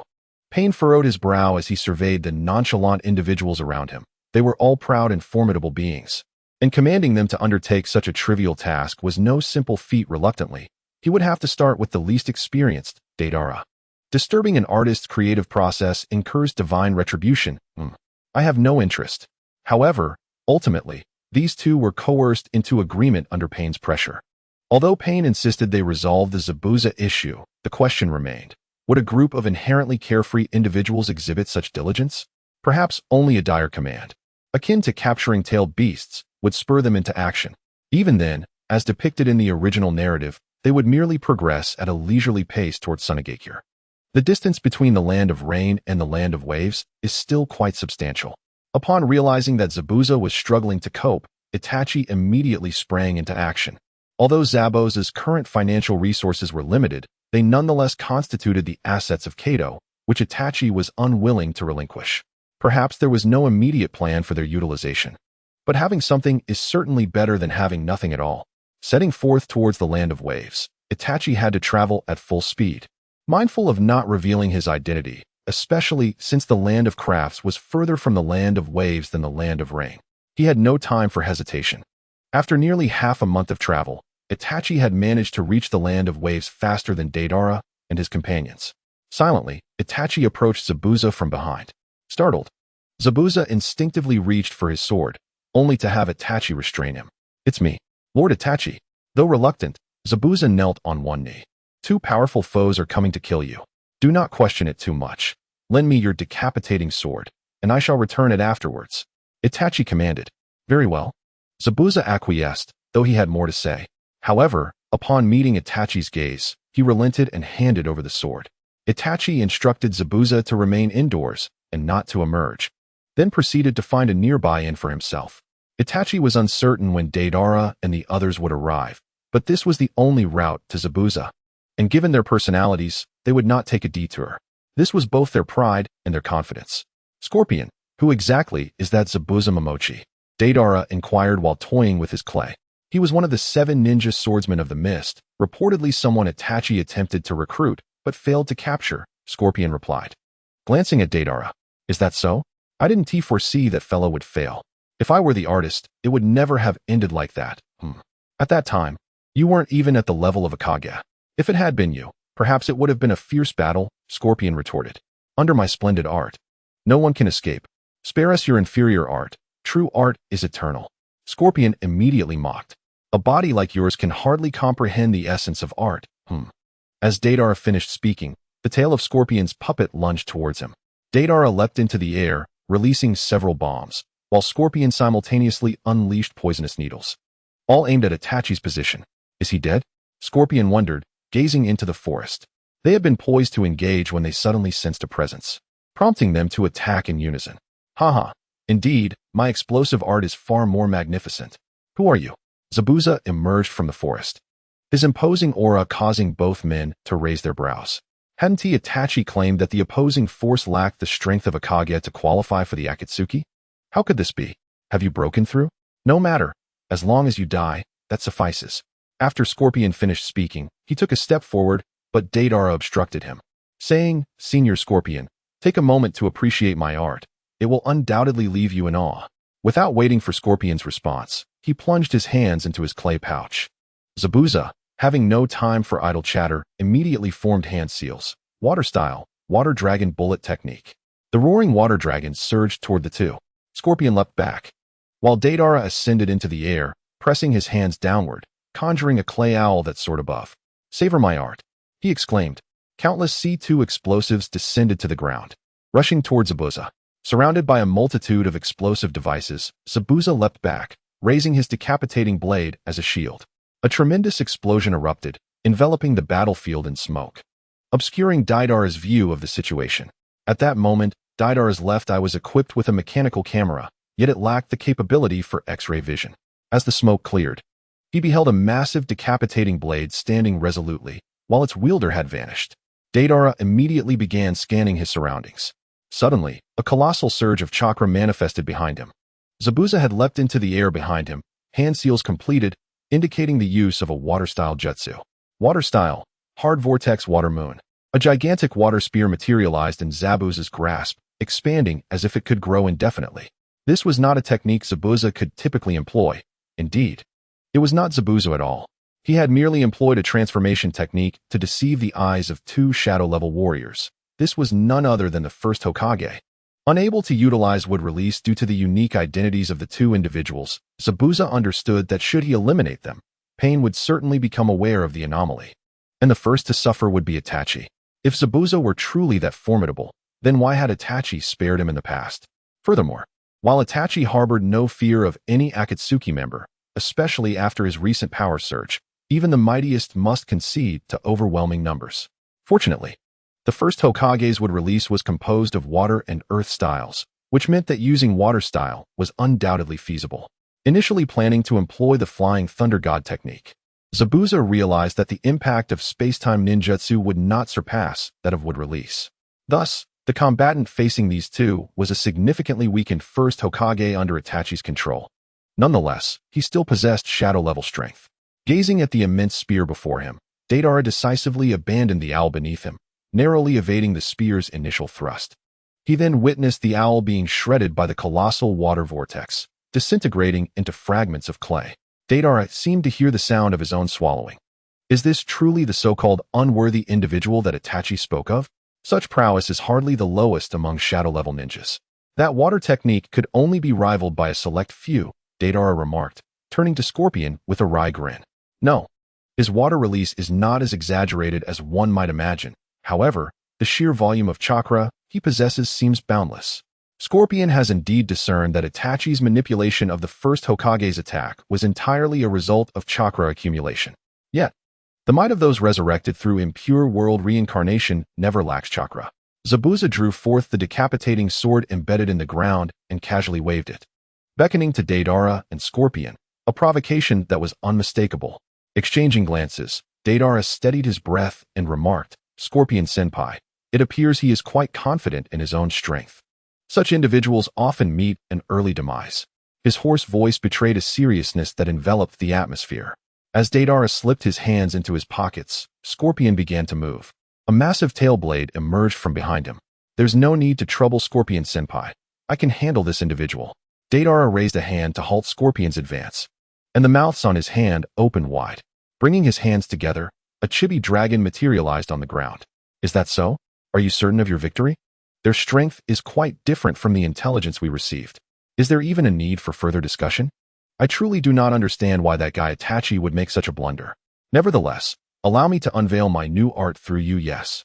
Deidara formed a hand seal, and a dragon, measuring 5 or 6 meters in length, appeared behind him. C4 Dragon. The clay dragon suddenly opened its mouth and roared. Deidara leaped onto it, soaring into the sky, while Zabuza watched Scorpion closely. With Scorpion's protection, Zabuza dared not charge recklessly. After all, Itachi required a flawless performance. Any damage inflicted by impure world reincarnation would reveal that the opponent was not a true human. Thus, facing a first Hokage who had yet to regain his peak and could not utilize wood release posed a considerable challenge. "Behold my art. Art is an explosion." Huh. Deidara conjured countless small, spider-like clay bombs, burying each one underground. "This is quite troublesome," Zabuza muttered. furrowing his brow as he narrowed his eyes at a dragon-shaped bomb hurtling toward him. Earth release, earth wall. A wall of earth materialized before Zabuza, only for one bomb to detonate within it. A resounding explosion echoed as two bombs detonated simultaneously. TCH. Though I am unaware of that guy's earth release capabilities, he is merely courting death. Regardless of the individual, in the presence of my perfect art, they are nothing but paper tigers. Oomph. Your fireworks remain utterly useless. Scorpion's hoarse voice dripped with faint sarcasm. What did you say? Deidara clenched his fist, glaring at Scorpion. Watch closely. Don't expect me to collect your remains later. What? Zabuza found himself encircled by 4 water walls. Though the walls were incomplete, they still mitigated the explosion's force. Having learned from earlier, Itachi was no longer willing to employ such risky earth release techniques. At least, he would not do so again before moving forward. Nonetheless, Zabuza dispelled the water release and formed hand seals once more. Water release, water surge. The residual water, infused with the essence of water-based chakra, surged toward Deidara in a fierce cascade. Your water jutsu is utterly insufficient to reach me, he proclaimed, commanding his C4 dragon to ascend into the heavens. He watched as Zabuza's water technique faltered, and he taunted, Really? Zabuza smirked, a hint of amusement gracing his lips. Suddenly, Deidara sensed an impending danger from behind. Turning around, he found Zabuza materializing behind him, blade poised to strike. In the next instant, Zabuza transformed once more into a puddle of water. Are you restless, Scorpion? Zabuza inquired, observing the hole from which Scorpion was launching his poison needles. Despite that fool's morose expression suggesting an early demise, the organization still had use for him. Thus he could not perish just yet, Scorpion replied nonchalantly. Deidara swallowed hard. It was Scorpion who had just saved him from a near-fatal blow. Though he would not die, he was certainly on the verge of severe injury. That water clone had been conjured by Zabuza using the water from the sky. Furious, Deidara glared at Zabuza, knowing that anyone who had narrowly escaped death would not remain calm. You scoundrel! It appears that you will not comprehend the essence of art until you have tasted an artist's wrath. With that, the tail of the C4 dragon contracted once more, preparing to unleash the largest bomb ever conceived, hurtling toward Zabuza with unprecedented speed. Simultaneously, Scorpion sprang into action, unleashing a barrage of poison needles from his mouth. Hey, Scorpion! Did I not instruct you to refrain from intervening? Despite the assault, Scorpion's voice persisted. So, was that individual nearly killed just now? I prefer swift resolutions. Prolonged battles do not please me. Are you implying that I cannot dispatch him quickly? Just watch how he meets his demise beneath my magnificent artistry, Deidara declared confidently, observing Zabuza on the brink of being struck. What a bother, Zabuza sighed softly, surveying the battlefield ensnared by Scorpion's poison needles. Every escape route was obstructed, with the sole apparent exit blocked by Deidara's bomb. There remained only one option, a frontal breakthrough. Grasping his sword with both hands, Zabuza assumed a stable stance, channeling a massive amount of chakra into his blade, which gradually coalesced into a thick, metallic sheen reminiscent of crystal, exuding an unusual beauty, yet undeniably a lethal weapon. Water style, water gun. With a swift swing of his sword, countless enormous metallic projectiles surged forth like colossal meteors, colliding with the C4 bomb in a thunderous explosion. The shockwave obliterated the surrounding poison needles, continuing its relentless path toward Deidara and Scorpion. Meanwhile, Zabuza persistently channeled chakra, unleashing a barrage of metallic objects, transforming the scene into one reminiscent of a battlefield ravaged by aerial bombardment. The diamond-breaking spear, inspired by the anime Inuyasha, is theoretically based on the low-level technique of water clone. It is well known that the clones created from water possess significantly less strength than those formed from shadow. Yet the tools crafted from water are flawless, each one composed of water-style chakra, and their hardness rivals that of steel. Now, what if one were to isolate this effect and create a jutsu capable of generating a continuous stream of impact against an opponent? Thus, the water-released diamond-breaking spear was born, an innovative expansion of jutsu. The advantage of a time traveler lies not only within the narrative, but also in the theoretical frameworks and techniques from various realms that can sometimes be harnessed.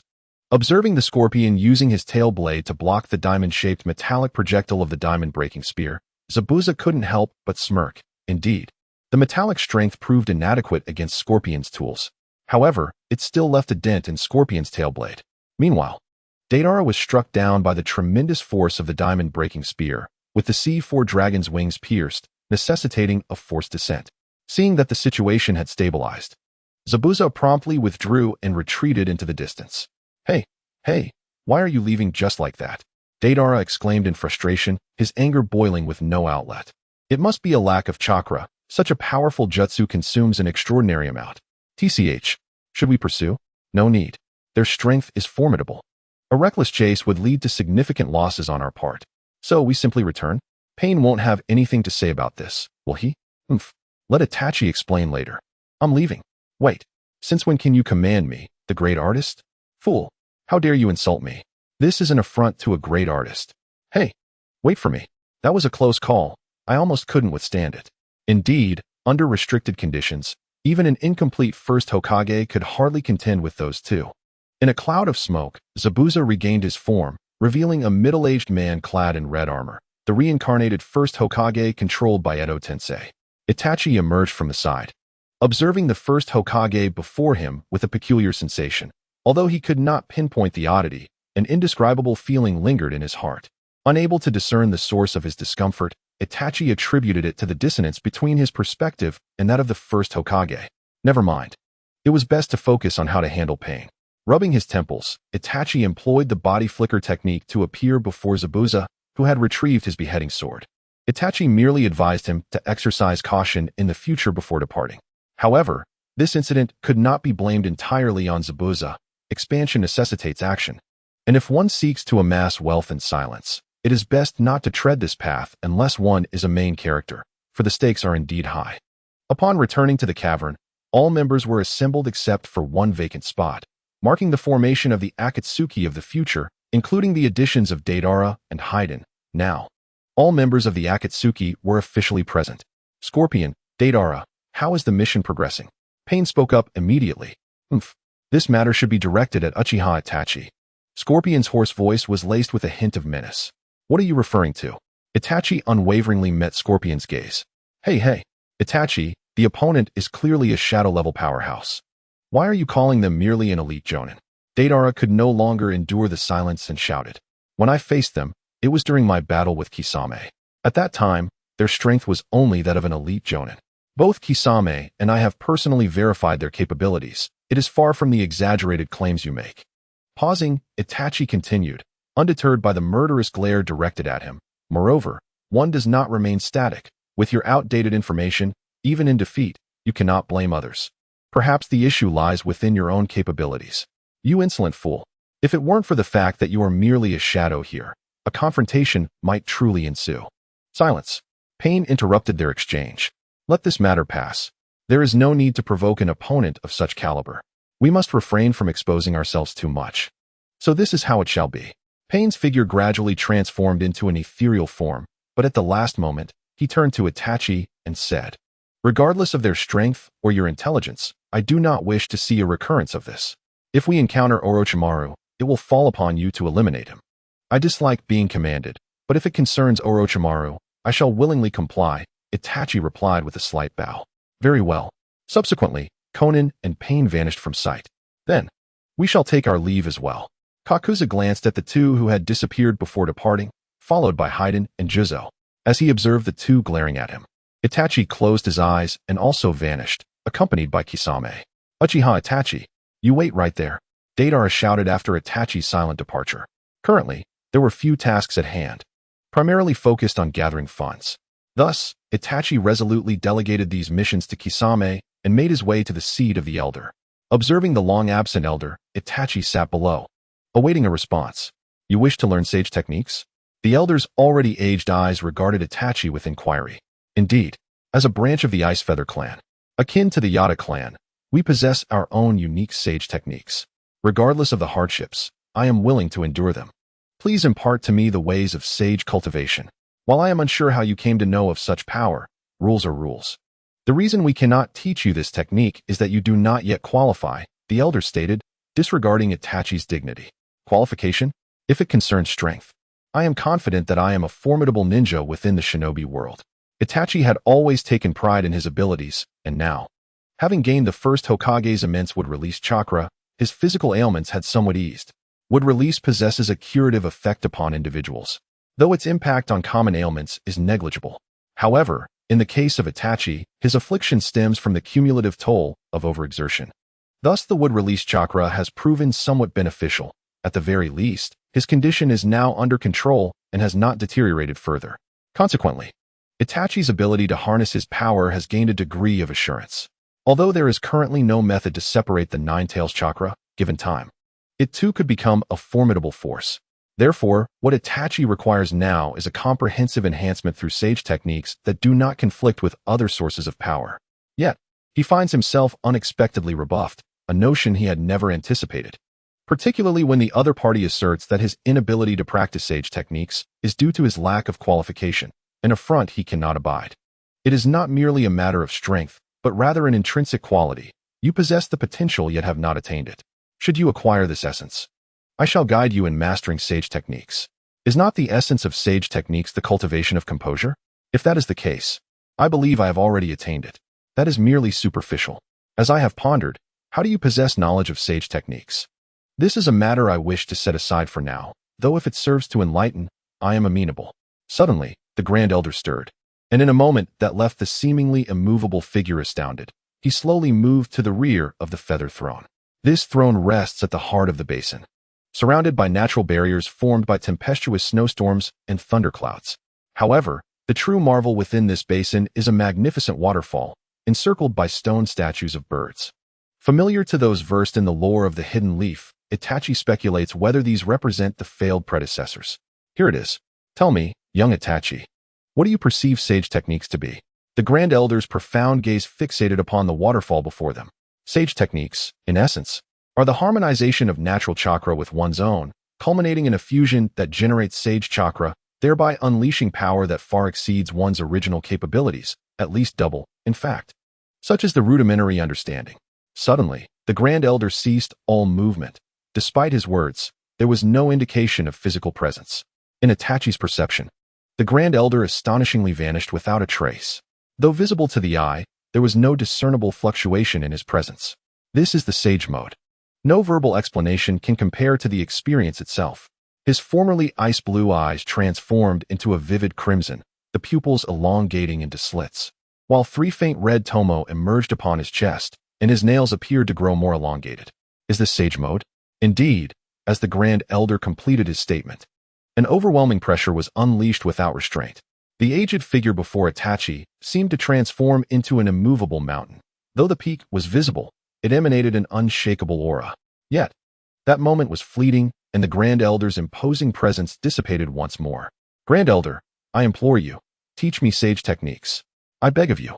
Itachi is now fervently desirous of mastering sage techniques, recognizing them as an extraordinary advantage.